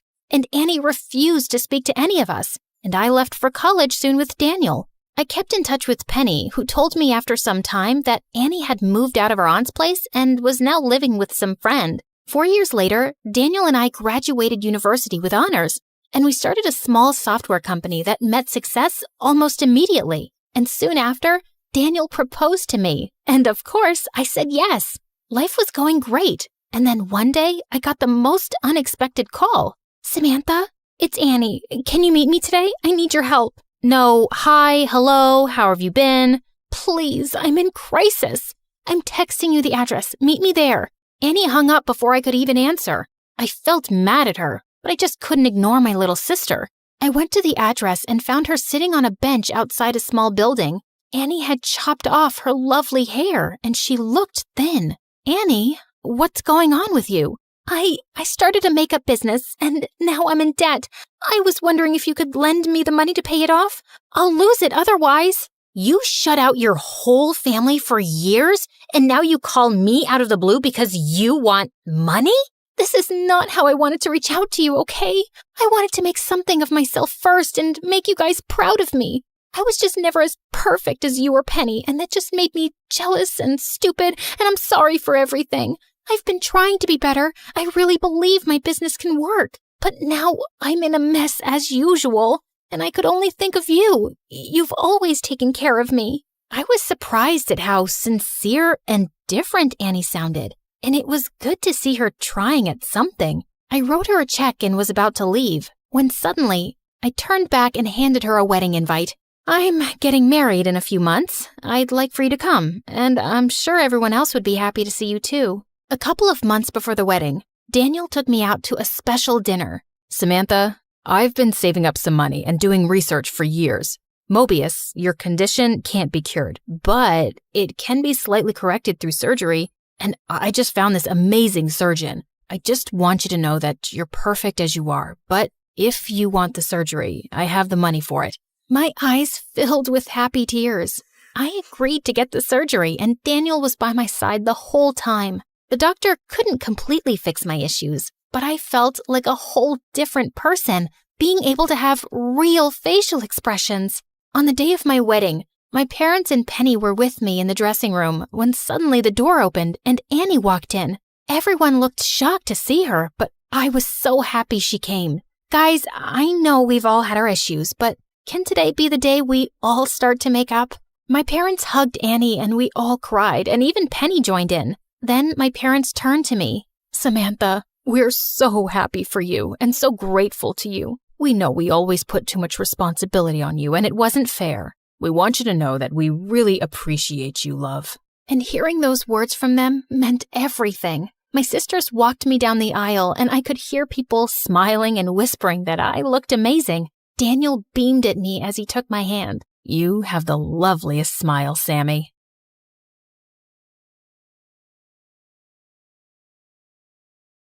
Hi everyone, my name is Hazel and this is my story. Please like and subscribe. I was born to two genius parents who were masters of their craft.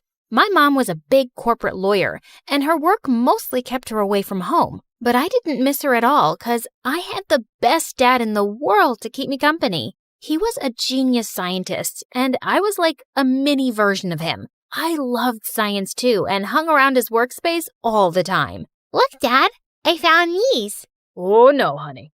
Get away from that. I was really notorious and would cause trouble around the lab all the time. Where did all the lab rats go? Hazel! As a result, Dad and his best friends, Mr. Jones, would shut me out of the lab during all their cool experiments. And I'd just hate it. I was 6 and a science genius in my class. I wasn't going to give up so easily. So I went to the kitchen to eat something and fuel my brain. But there I saw a really chubby kid munching on some donuts Dad had bought for me. Hey, you thief! How did you get in here? The kid immediately dropped everything and crawled under the dining table. Tell me who you are right now, or I'm going to call the cops. He came out shivering and told me his name was Andy. And surprisingly, he was Mr. Jones's son. As we began talking, he told me that he mostly stayed at home with his nanny and didn't really have any friends. And why's that? They all pick on me for looking different, and 'cause I don't have a mom. Suddenly, his eyes went teary, and it kind of melted my heart. Don't worry, I'll be your friend, and if anyone tries to bully you, I'll kick their butts. Before I could finish, he hugged me tight, and in no time, we became the bestest of friends. We even built our own lab and spent all our time playing together. One evening, I was baking a cake to surprise Andy on his 9th birthday when I heard Dad and Mr. Jones arguing. Just then, Mom grabbed Mr. Jones's hand and stormed out of there. What was going on? I went in and Dad burst into tears and hugged me. What happened, Dad? Are you okay? Oh, sweetie, I think I'm gonna lose it all. All the hard work I put into this one project of my life. Jones is gonna take it away from me, along with your mom. What? Mr. Jones was stealing Dad's work? And Mom was siding with him? How could she? But before I could ask her, Mom declared that night that she was going to divorce Dad and take me along with her. And I just couldn't keep my cool. No, Mom, I'm not going anywhere with you. Dad was the one who raised me while you were never here. And now that he needs us, you want to leave? You're awful, and I hate you. I stormed back to my room while Mom tried to talk to me. I wasn't going to listen to her. A few days later, Mom moved out, and I never got to see her, Mr. Jones, or Andy after that, and it kind of broke my heart. But Dad was more miserable than me. He lost all his money, and we had to move to a much smaller house. After that, Dad spent most of his time in his room, so I tried to come up with ways to cheer him up. Look, Dad, I made you pancakes. Look, Dad, I invented this super cool machine. But nothing worked, and Dad's situation got worse day by day. Then a few days later, I saw Mr. Jones on TV, and he was being awarded as the Scientist of the Year for Dad's research. It angered me so much that I decided I was going to get Dad's revenge on him somehow. So I pulled up my socks and started studying harder. And luckily, I got into the same high school that was owned by Mr. Jones. On my very first day, I was on my way to the principal's office to submit some documents when some girl tripped me in the hallway. And I fell onto a guy ripping his t-shirt wide open. And the girl who tripped me started yelling at me. How dare you humiliate my friend in front of everyone? Get up and apologize to him now. What? You made me fall. If anything, you should be the one saying sorry. How dare you talk back to me like that? The guy suddenly stepped in. That's enough, Rita. Let her go. What? Why? He came forward and handed me all my documents and took that girl away with him. Later, I discovered that his name was Andrew and he was the football captain, and that mean witch was his friend Rita. And both of them were in the same class as me. Perfect. I went ahead and took a seat, but Andrew came and sat right next to me. Hey there. I'm sorry about how my friend spoke to you earlier. She can be a bit intense. Is that why she's shooting lasers at us right now? Ignore her. Do you maybe want to hang out with us later? I think I'll pass. I've got so much to catch up on. But for some reason, that guy wouldn't leave me alone. At the cafeteria, in the library, and even after school. Hi. What was his deal? Look, I don't know what you're up to, but I'd appreciate it if you... I want to take you out on a date. A what? Are you kidding me? You want to take this witch out on a date? Rita, watch it. Really? You want to side with this ugly duckling, Andrew? Fine, so be it. Gosh, this girl was crazy. But the kids at school were even crazier. The rumors of me dating the school's heartthrob were going viral. And as I entered the hallways, an egg came flying straight onto my face. Yikes! I rushed to the washroom to clean it, but Rita came suddenly from behind and pulled my hair. How can you even dream of dating Andrew when you know he's mine? I pushed her away, and before we knew it, we broke into an ugly catfight and ended up in bruises. I had to tell Andrew to get rid of those rumors now. So I went ahead to look for him on the playground. But then what I saw next shocked me. Mr. Jones was hugging Andrew after he won the football match, and that's when I realized Andrew was Andy, Mr. Jones's son, and my childhood friend. Holy freaks! For a moment, I felt so happy about Andrew, but then seeing Mr. Jones burned me on the inside. And Andrew's offer to date me was a perfect opportunity to get closer to Mr. Jones and ruin things for him just like he did for my dad. So I went ahead and pulled Andrew for a kiss in front of everyone. Whoa, that was... Awesome, I know. That's what you wanted, right? And that's what you get, boyfriend. After that day, Andrew and I started dating officially. We'd spend most of our time together, and he'd make me laugh tons. It was a complete surprise to see him transform into this really cool and outgoing person, so different from how he was when we were kids. But of course, Rita fumed with anger seeing us together, and I couldn't help teasing her more. One time, I was working in the library after school when Andrew came and pulled me out of there. Hey, what are you doing? Shh, it's a surprise. We then rode to a hilltop outside the city, and everything looked so beautiful from up there. Just then, Andrew ran back to his car and brought a big cake lit with candles, and it made me teary-eyed seeing how much this guy cared for me. Hey, are you okay? Yeah, never better. I didn't even remember it was my birthday. It was then I realized I was really falling for him, but the thought of using him to get to his dad was kind of crushing my heart. I have been wanting to tell you something, Hazel. Before he could finish, my phone started ringing, and I was shocked to discover Dad was admitted to the hospital. Andrew asked his driver to immediately take us to the hospital, but I didn't want him discovering who I really was, so I asked him to stay back. Later, the doctors told me that Dad was quite ill and needed a lot of care to get well soon. I rushed to the nurse to inquire about the treatment and the expenses, but she told me everything was already taken care of, and it didn't take me long to figure out who'd do that. I left the hospital and saw Andrew waiting outside for me. Why'd you do that? Why won't I? It's your dad, Hazel, and if you were in my place, you would have done the same. No, I wouldn't. His dad was the reason my dad was so sick in the first place, and there was no way I was forgiving that man, even after what Andrew did for my dad. A few weeks later, Dad was much better and was sent back home. Andrew called me up later the same day and invited me for a party at his place. And that was perfect.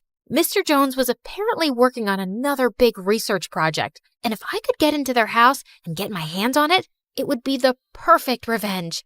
So I happily agreed. But when I got there, I was shocked to see Mom laughing and celebrating with Mr. Jones. I couldn't help hating her even more. After a while, when Andrew went away to get me a drink, I sneaked further into the house and found Mr. Jones's study. Bingo! I was going through some papers and documents there when suddenly the door flew open and I was shocked to see Mom standing there. Hazel, it's you, right? Oh, my daughter, what are you doing here? She ran to me and hugged me tight, but I pushed her away.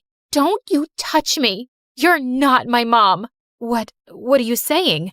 Then she looked at the mess I had created as I was going through all the papers, and the look on her face changed. What are you doing here, Hazel? I'm here to do the same thing that your lover, Mr. Jones, did to Dad. He stole Dad's research and took all the credit and money for it. With your help, Mom. What? Who told you that? That's a lie. Jones is my friend, not my lover, and he didn't steal anything. It was your dad who got greedy and tried to steal Jones's research and sell it. What? You're lying. No, I'm not. Clearly, your dad has been feeding you lies. This couldn't be true. I rushed out of that room, but Andrew was standing right outside the door, and judging by his face, I could tell that he heard everything. But I felt too ashamed to face him now, so I just stormed out of there, and Mom followed me all the way home, too. When we got there, I went straight to Dad and confronted him about everything. Tell your daughter the truth. And suddenly, Dad just broke into tears. Oh, Hazel, forgive me, my daughter. I can't believe it, Dad. All those years, you lied to me about everything, about Mom.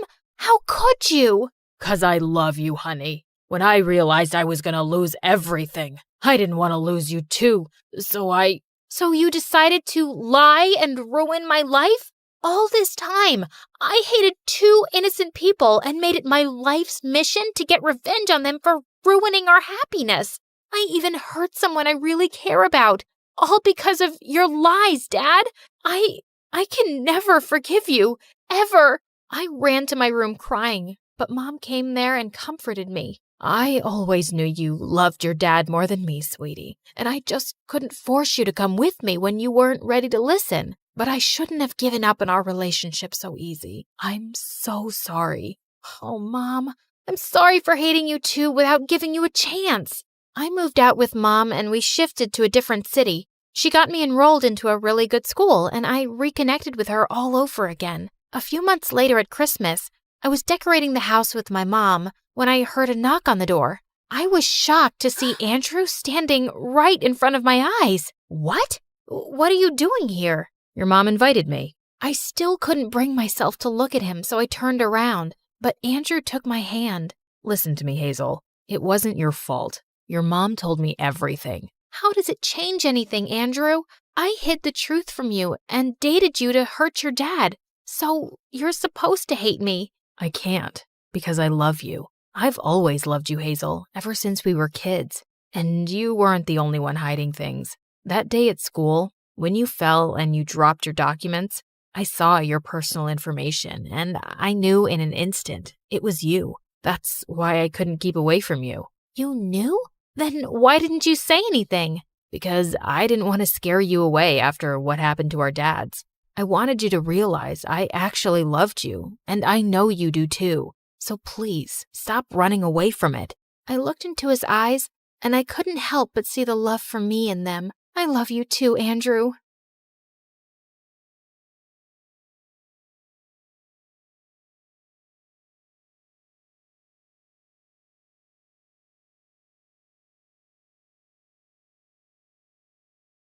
My name is Lily, and from the outside, my life looks super exciting. I've lived all over the world. India, Singapore, Alaska, even civil war-ridden Myanmar, where I was kidnapped for a week by a military coup. Pretty cool, right? But the craziest adventure I'd ever gone on was in a boring suburban home in Boston. But first, let me tell you more about myself. My parents were investigative journalists, and they went wherever the story was. Corrupt government, church cult, mysterious disease outbreak, serial dog napper. Sure, they were living a life full of intrigue, and my younger brother Jacob totally idolized them. But for me, it was constant whiplash. I craved normalcy, stability, and safety. And my parents' homeschooling techniques were questionable at best. So I spent most of my time teaching myself science and biology. The plan was to become a doctor one day. You know, something stable. Then one day, my mom delivered life-changing news. We're moving to Boston to cover a story on the mayor's disappearance. We figure it'll take at least 2 years to crack. So, we're sending you to high school. I screamed with excitement. The most we'd ever stayed put was 6 months. Of course, the transition to normalcy was tricky. But then one day, when I was performing surgery on a mouse in biology class, I did the unthinkable. I made a friend. Girl, you're such a natural. I'm impressed. Thanks. I want to start my own doctoring practice one day. Hole up in one place, find some loyal patients, and really be there for them, you know? That's beautiful. Oh, can you take a look at this mysterious fungus on my foot? Just kidding. But hey, you want to hit up the mall after this? Suze was the best. Funny, smart, loyal. We got super close in no time. And then, exciting news. We solved the mayor's disappearance. Turned out, he faked his own death. So we're moving to Hawaii to cover the illegal capturing of the Hawaiian monk seal. What? No, I love it here. I finally feel like I have a life. You said 2 years. Sorry, honey, but we're just too darn good at our jobs. Well, I'm not going. I've spent 16 years being carted around like a chihuahua in your purse. I'm not just an accessory to take with you whenever you want to pick up and leave. So many kids would die to be in your position, getting to see the world, experiencing new things. If only you could be grateful like Jacob. Well, I'm not Jacob, and I'm not leaving. Ugh, I can't stand being your daughter. That's it. Now you're really not leaving. You're grounded. I was done listening to my parents. I ran out of the house and hopped on my bike, pedaling as fast as I could to Suze's house. I was in such a frantic state, I didn't even see the truck turn into my lane. And smack! I went flying off my bike, launched into the middle of the road when my head slammed against the cement. And then, everything went dark. When I woke up, my head was throbbing, and my bike was destroyed. But otherwise, I felt weirdly fine. I could have died, and it was all my parents' fault. I'll admit, I was a little disoriented. I didn't know if a day had passed or a week. And when I finally got home, I was shocked to see that my parents' cars weren't in the driveway. Were they out looking for me? When I walked inside, I thought my eyes must be deceiving me. The entire house was empty. No family photos, no TV, no furniture, no family. A sinking feeling overcame me. Hello? Is anyone here? Hello? I checked every room, but not only was no one home, none of their stuff was here. And without the furniture, the place felt really eerie. When I got to my room, I was afraid to open the door. But to my surprise, it was exactly as I'd left it. I grabbed my phone to call my mom, but it went straight to voicemail. What the heck? Did my parents seriously move without me and were now blocking my calls? I looked around for a note, but there was nothing. This was insane. But then it occurred to me, maybe this was my parents' way of letting me have my way. So I decided to stay put. I'd live my life, graduate in a year, and go to college. I'm sure my parents would call me back tomorrow, and I'd deliver the news. But that night, as I was falling asleep, I heard footsteps. I ran downstairs to see who it was. Hello? Mom? Dad? Jacob? Guys? I tried to turn the lights on, but they didn't work. Then something brushed past my foot. Ah! It was just a mouse. Okay. I was just freaking myself out. Everything would be fine. And then a strange, cold breeze swept over me and disappeared. Maybe I'd sleep at Suze's house, just for the night. I grabbed a backpack and opened the front door, but it was jammed or something. I pulled and pulled, but it was stuck. I tried the back door, but it wouldn't budge. What was happening? Something felt off. I decided to sneak out through the window, but when I went to lift it, It slammed shut, right on my hand. Ow! I frantically tried calling Suze, but it also went to voicemail. What was happening? Okay, I had to calm myself down. I bandaged my wound and tried calling my dad. As the phone rang, there was a pit in my stomach. It went to voicemail. Dad, it's me. I just got home and no one's here. And for some reason, I can't leave. Where are you guys? I got into an accident. Sorry I didn't come home sooner. I'm okay. Just call me back, please. I spent the night shivering in bed. It took me hours to fall asleep, and I had the craziest dreams. As I was sliding on an iceberg in the middle of Antarctica, surrounded by killer orca whales, the sound of the doorknob turning jolted me awake. Oh my gosh, I was so relieved. My parents had finally come home. And then I heard something strange, a voice I didn't recognize, of a teenage girl laughing. I peeked over the staircase, and the door was cracked, but no one was there. Hello? I ran down the stairs, desperate to escape the house. But as soon as I arrived at the front door, it slammed shut.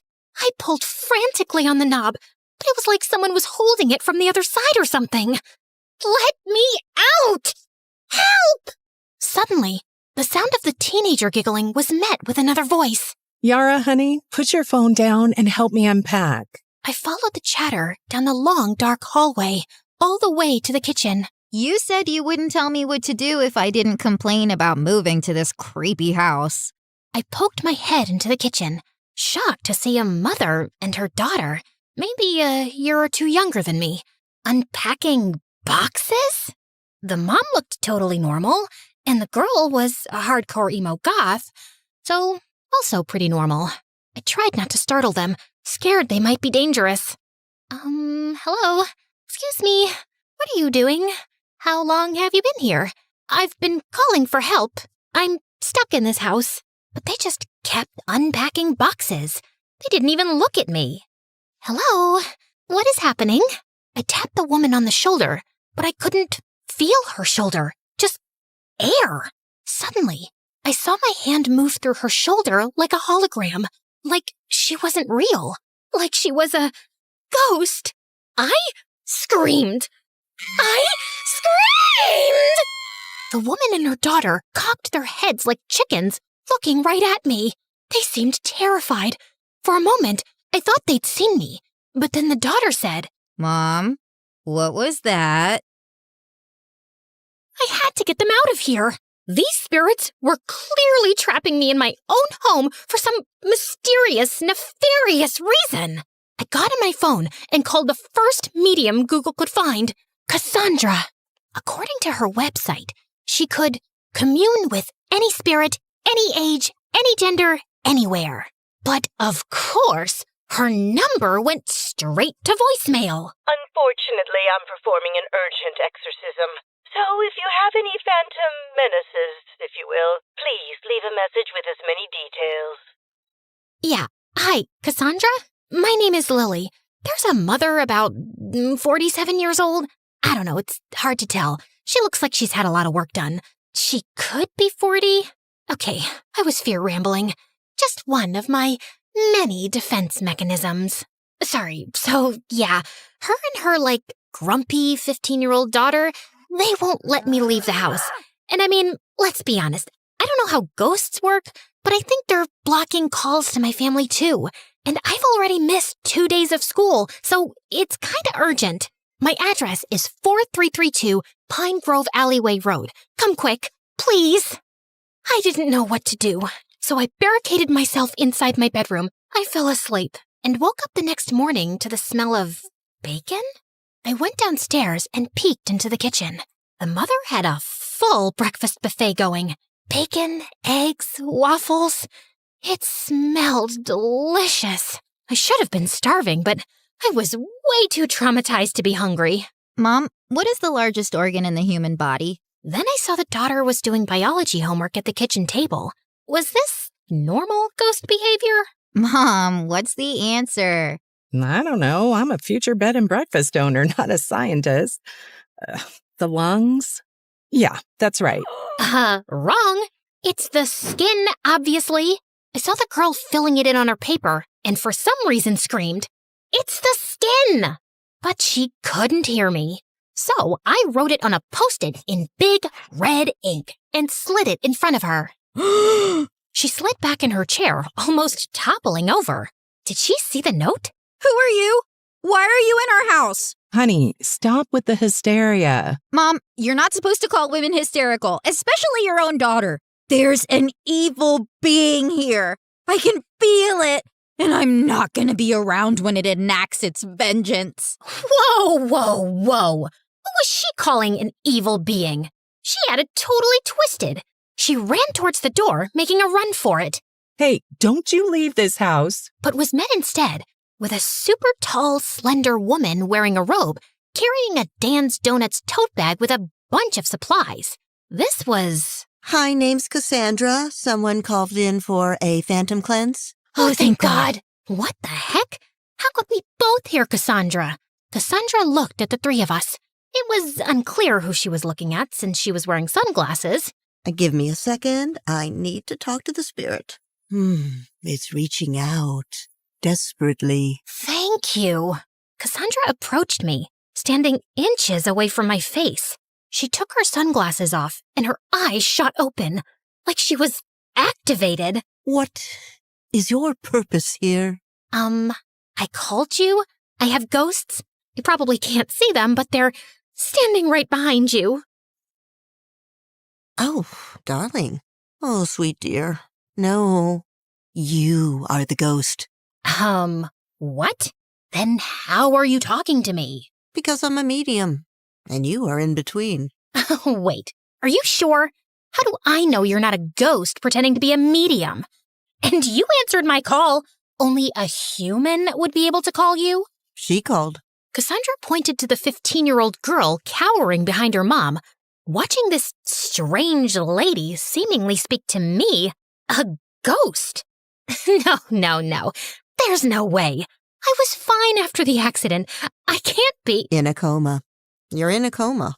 Cassandra showed me the news article on her phone. Apparently, the bicycle accident left me in a coma. And my body is just hanging out in a hospital bed in Hawaii. So, is this like a figment of my coma dream, or... No, this is real, sweetie. Your presence is haunting these lovely ladies. The daughter was just standing behind Cassandra, mouth hanging open in disbelief, while her mother was squeezing her daughter's shoulder like it was a stress ball. You okay, Mom? I told you. Yep. Okay, don't blame me. Jeez, the news is bad enough. Honey, in a way, you are to blame. Because you're clinging to a space you won't let go of. Think of this place like emotional limbo. You're not dead, but you're not living either. And until you let go, you'll be trapped here. She turned to the terrified, lovely ladies and presented her credit card swiper.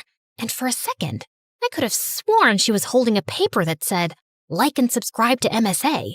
Nope, made that up. She didn't have that. Seriously? Please, like and subscribe to MSA. Time to pay.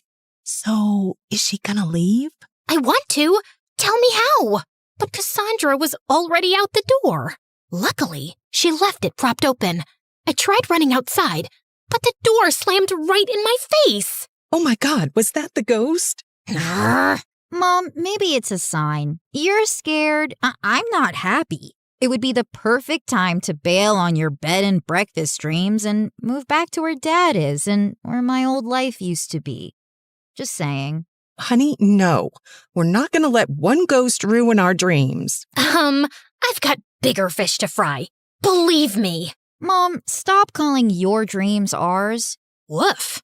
I didn't want any of this mother-daughter drama. I just wanted to leave and be back in my body. I screamed it, hoping it would come true. I want to get out of here. I want to get out of here. I'm letting go. I reached for the door, but it wouldn't budge. I tried kicking and pushing, but my limbs just swooshed right through the wood. 4 hours later, after I calmed down, I figured being a sort of ghost, or whatever I was, came with special abilities that I didn't know about yet, like flickering light switches, floating, blowing cold air at people. Maybe that stuff would be helpful? But what was I capable of? I tried hovering a chair just to see if I could. It lifted, wobbled, and then launched through the kitchen window and smacked the gardener in the back. Michelle ran outside screaming apologies and ended up giving him a free night stay and a $40 please don't sue me bribe. Then I tried levitating a spoon. It spiraled into Michelle's coffee and smacked her right in the eye. She didn't even scream, just sighed, of course, and started Googling real estate agents. After a lot of trial and error, I learned that my super abilities sucked. All I could do was levitate pencils and move furniture around for some reason, all while having to watch Michelle turn my old house into a bed and breakfast. And she was working fast.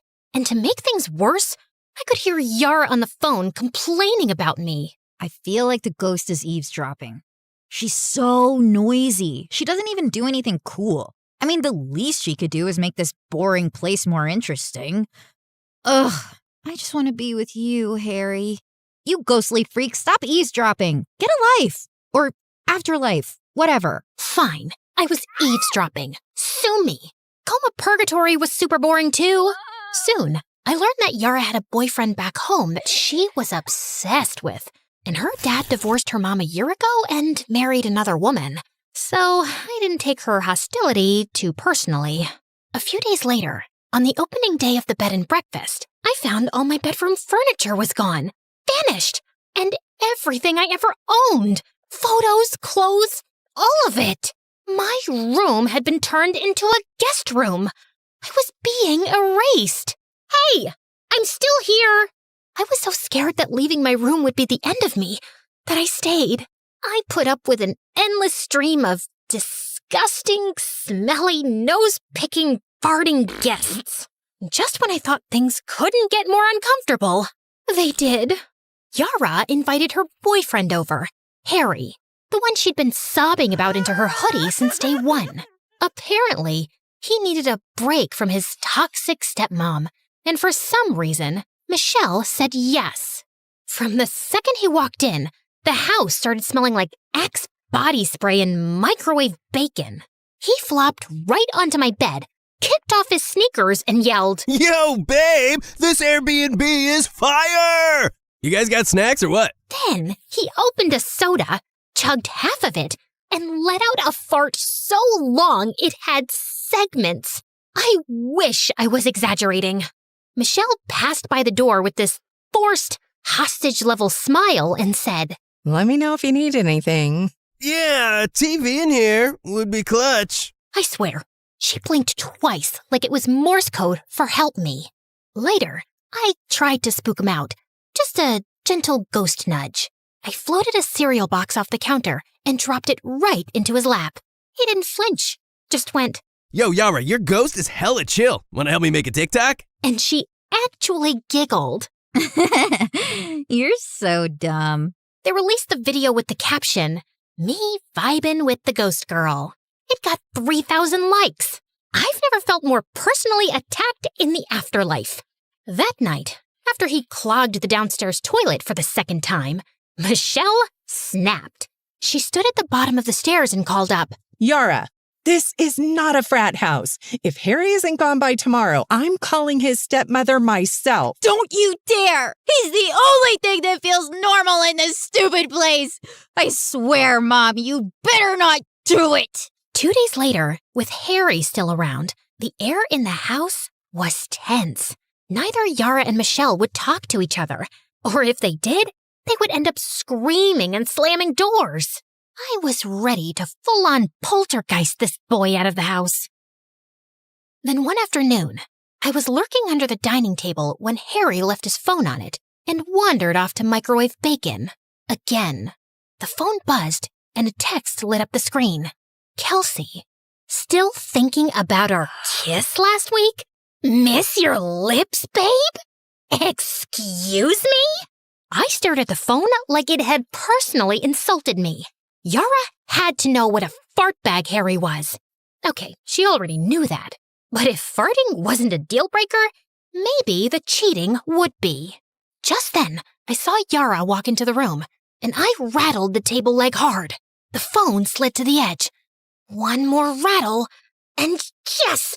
It hit the floor, screen side up. Yara looked startled, then bent down to pick it up, and as soon as she saw the screen, she froze. Our kiss? Last week? Just then, Harry returned with his plate of bacon. Yo, babe, you seen the hot sauce? Who is Kelsey? Wait, what? Miss your lips, babe? It's not what it looks like. Oh, really? Because it looks like you were swapping spit with someone named Kelsey while I was crying into my hoodie in this cursed house. I didn't think we were, like, exclusive since you moved. As the two argued, I took the opportunity to rush upstairs and kick Harry's crusty backpack down the stairs and into the dining room, where Michelle was now standing too. All of this is your fault, Mom. Are you seriously saying it's my fault that your good-for-nothing boyfriend is a two-timer? Yeah! If you hadn't made us leave, he wouldn't be sneaking around kissing other people behind my back.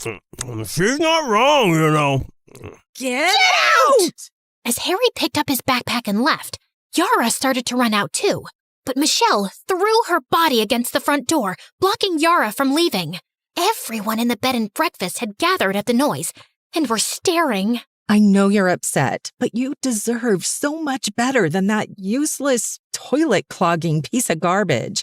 You're a beautiful, brave, and resilient girl. You could have... Ugh! Just stop. This is so embarrassing. Just leave me alone. Yara shoved past her mom and darted toward the bathroom, locking herself inside. The guest seemed super confused. Suddenly, I was reminded of the fight with my mom. But instead of running after me or stopping me from leaving, my mom just let me go. And then wasted no time before moving to Hawaii. She didn't care about me at all. I had to fight for myself and find my way out of here. And then, the next day, some super old guy left his laptop open in my room. I had an idea. I focused on levitating a pencil over the keyboard, typing my name into the search bar, key by key. Maybe I could at least find out what the status of my body was. But just as I was pressing the last button with my mind, I heard a shriek. There's something here! My keyboard! It's moving! I jolted, startled, and fell out of the swivel chair, launching it to the other side of the room. The chair just tried to attack me! There's a ghost! All of the guests ran over to see the commotion. I tried tiptoeing away, but tripped and knocked into the lamp, toppling it over, the light bulb shattering. Suddenly, all the guests were screaming and running. It was like a scene out of a horror movie, but I was the horror. Wait, don't go! I wasn't trying to be spooky, I swear! But then I saw an out. I leapt onto the old man's back, trying to hitch a ride out the door. He must have felt my presence or something. The spirit is clinging to me! Get her off! Get her off! As soon as he was out the door, I was blown back by an imaginary gust of wind, thrust into the living room, toppling into the coffee table. Yara poked her head out of the bathroom. Oh, wow. Finally some action here. Yara, stay in the bathroom. Okay, Spirit, come at me. What do you want? I just wanted to leave, but how could I tell her? I picked up a pencil and began writing on the wall. Oh my God. Whoa. Cool. I wrote, I'm sorry. I mean no harm. I'm just stuck. I dropped the pencil and then started pushing the furniture back to where it belonged. Michelle and Yara watched me, stunned. I think she's been trying to leave, Mom. Help her. Suddenly, Michelle collapsed to her knees. She started breaking down, crying. I don't know how. And now the business is ruined. Yara, I'm sorry I moved us here. It's just the divorce was hard on you, I know, but it was devastating for me too. I was with Dad for 20 years. I was heartbroken. I was so focused on running to something new, something that would make me happy. I didn't consider you. Maybe the ghost is a sign that I haven't been seeing you. If you want to move back, we can move back. Yara came out of the bathroom and grabbed her mom's hand. Mom, no. Believe it or not, I like seeing you happy. I don't want to take that away from you. Plus, things are finally getting interesting. Mom, it's okay to be heartbroken. But I'm the parent. Exactly. And that means I know where I got my strength from. Michelle gave her daughter a huge hug.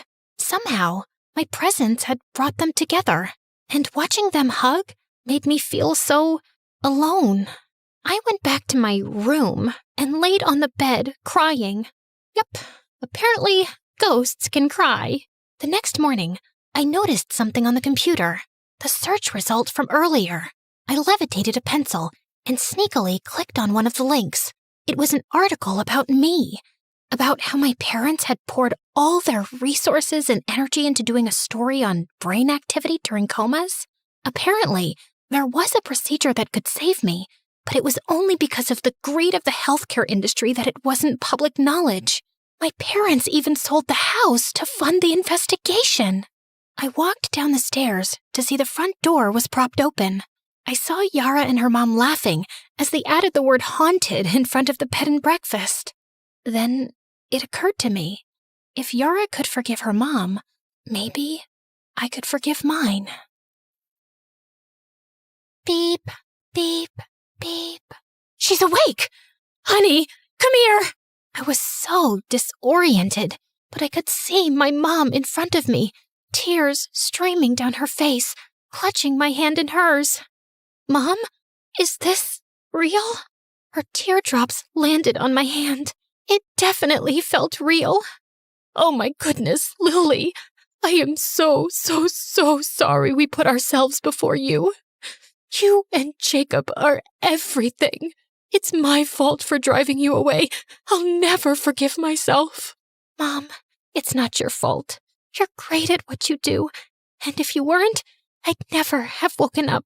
But we didn't even do the operation. You just woke up all on your own. Maybe Cassandra was onto something. It wasn't the house I had to leave behind. It was my anger. Mom, Dad, you are just chasing your own happiness. You deserve that too. I'd rather have parents with a passion for life, especially after witnessing just how easily it can be taken away. I love you guys. Your forgiveness means everything, and I promise you'll like Hawaii. We can stay as long as you want. Actually, I have another idea. My parents agreed to pay for me to stay at the bed and breakfast until I graduated high school. Suze was over the moon to have me back. And when I confessed to Yara that I was the spirit, we became fast friends. I told her she could probably take down the haunted sign now. But she said, "No way! Business is booming because of it. Turns out a lot of people are obsessed with ghosts." Turns out I didn't need to leave the house to finally be seen. I just had to stop running from it. And yeah, my craziest adventure? Not Myanmar, not the monk seal. It was becoming the ghost in my own house and finding my way back to life.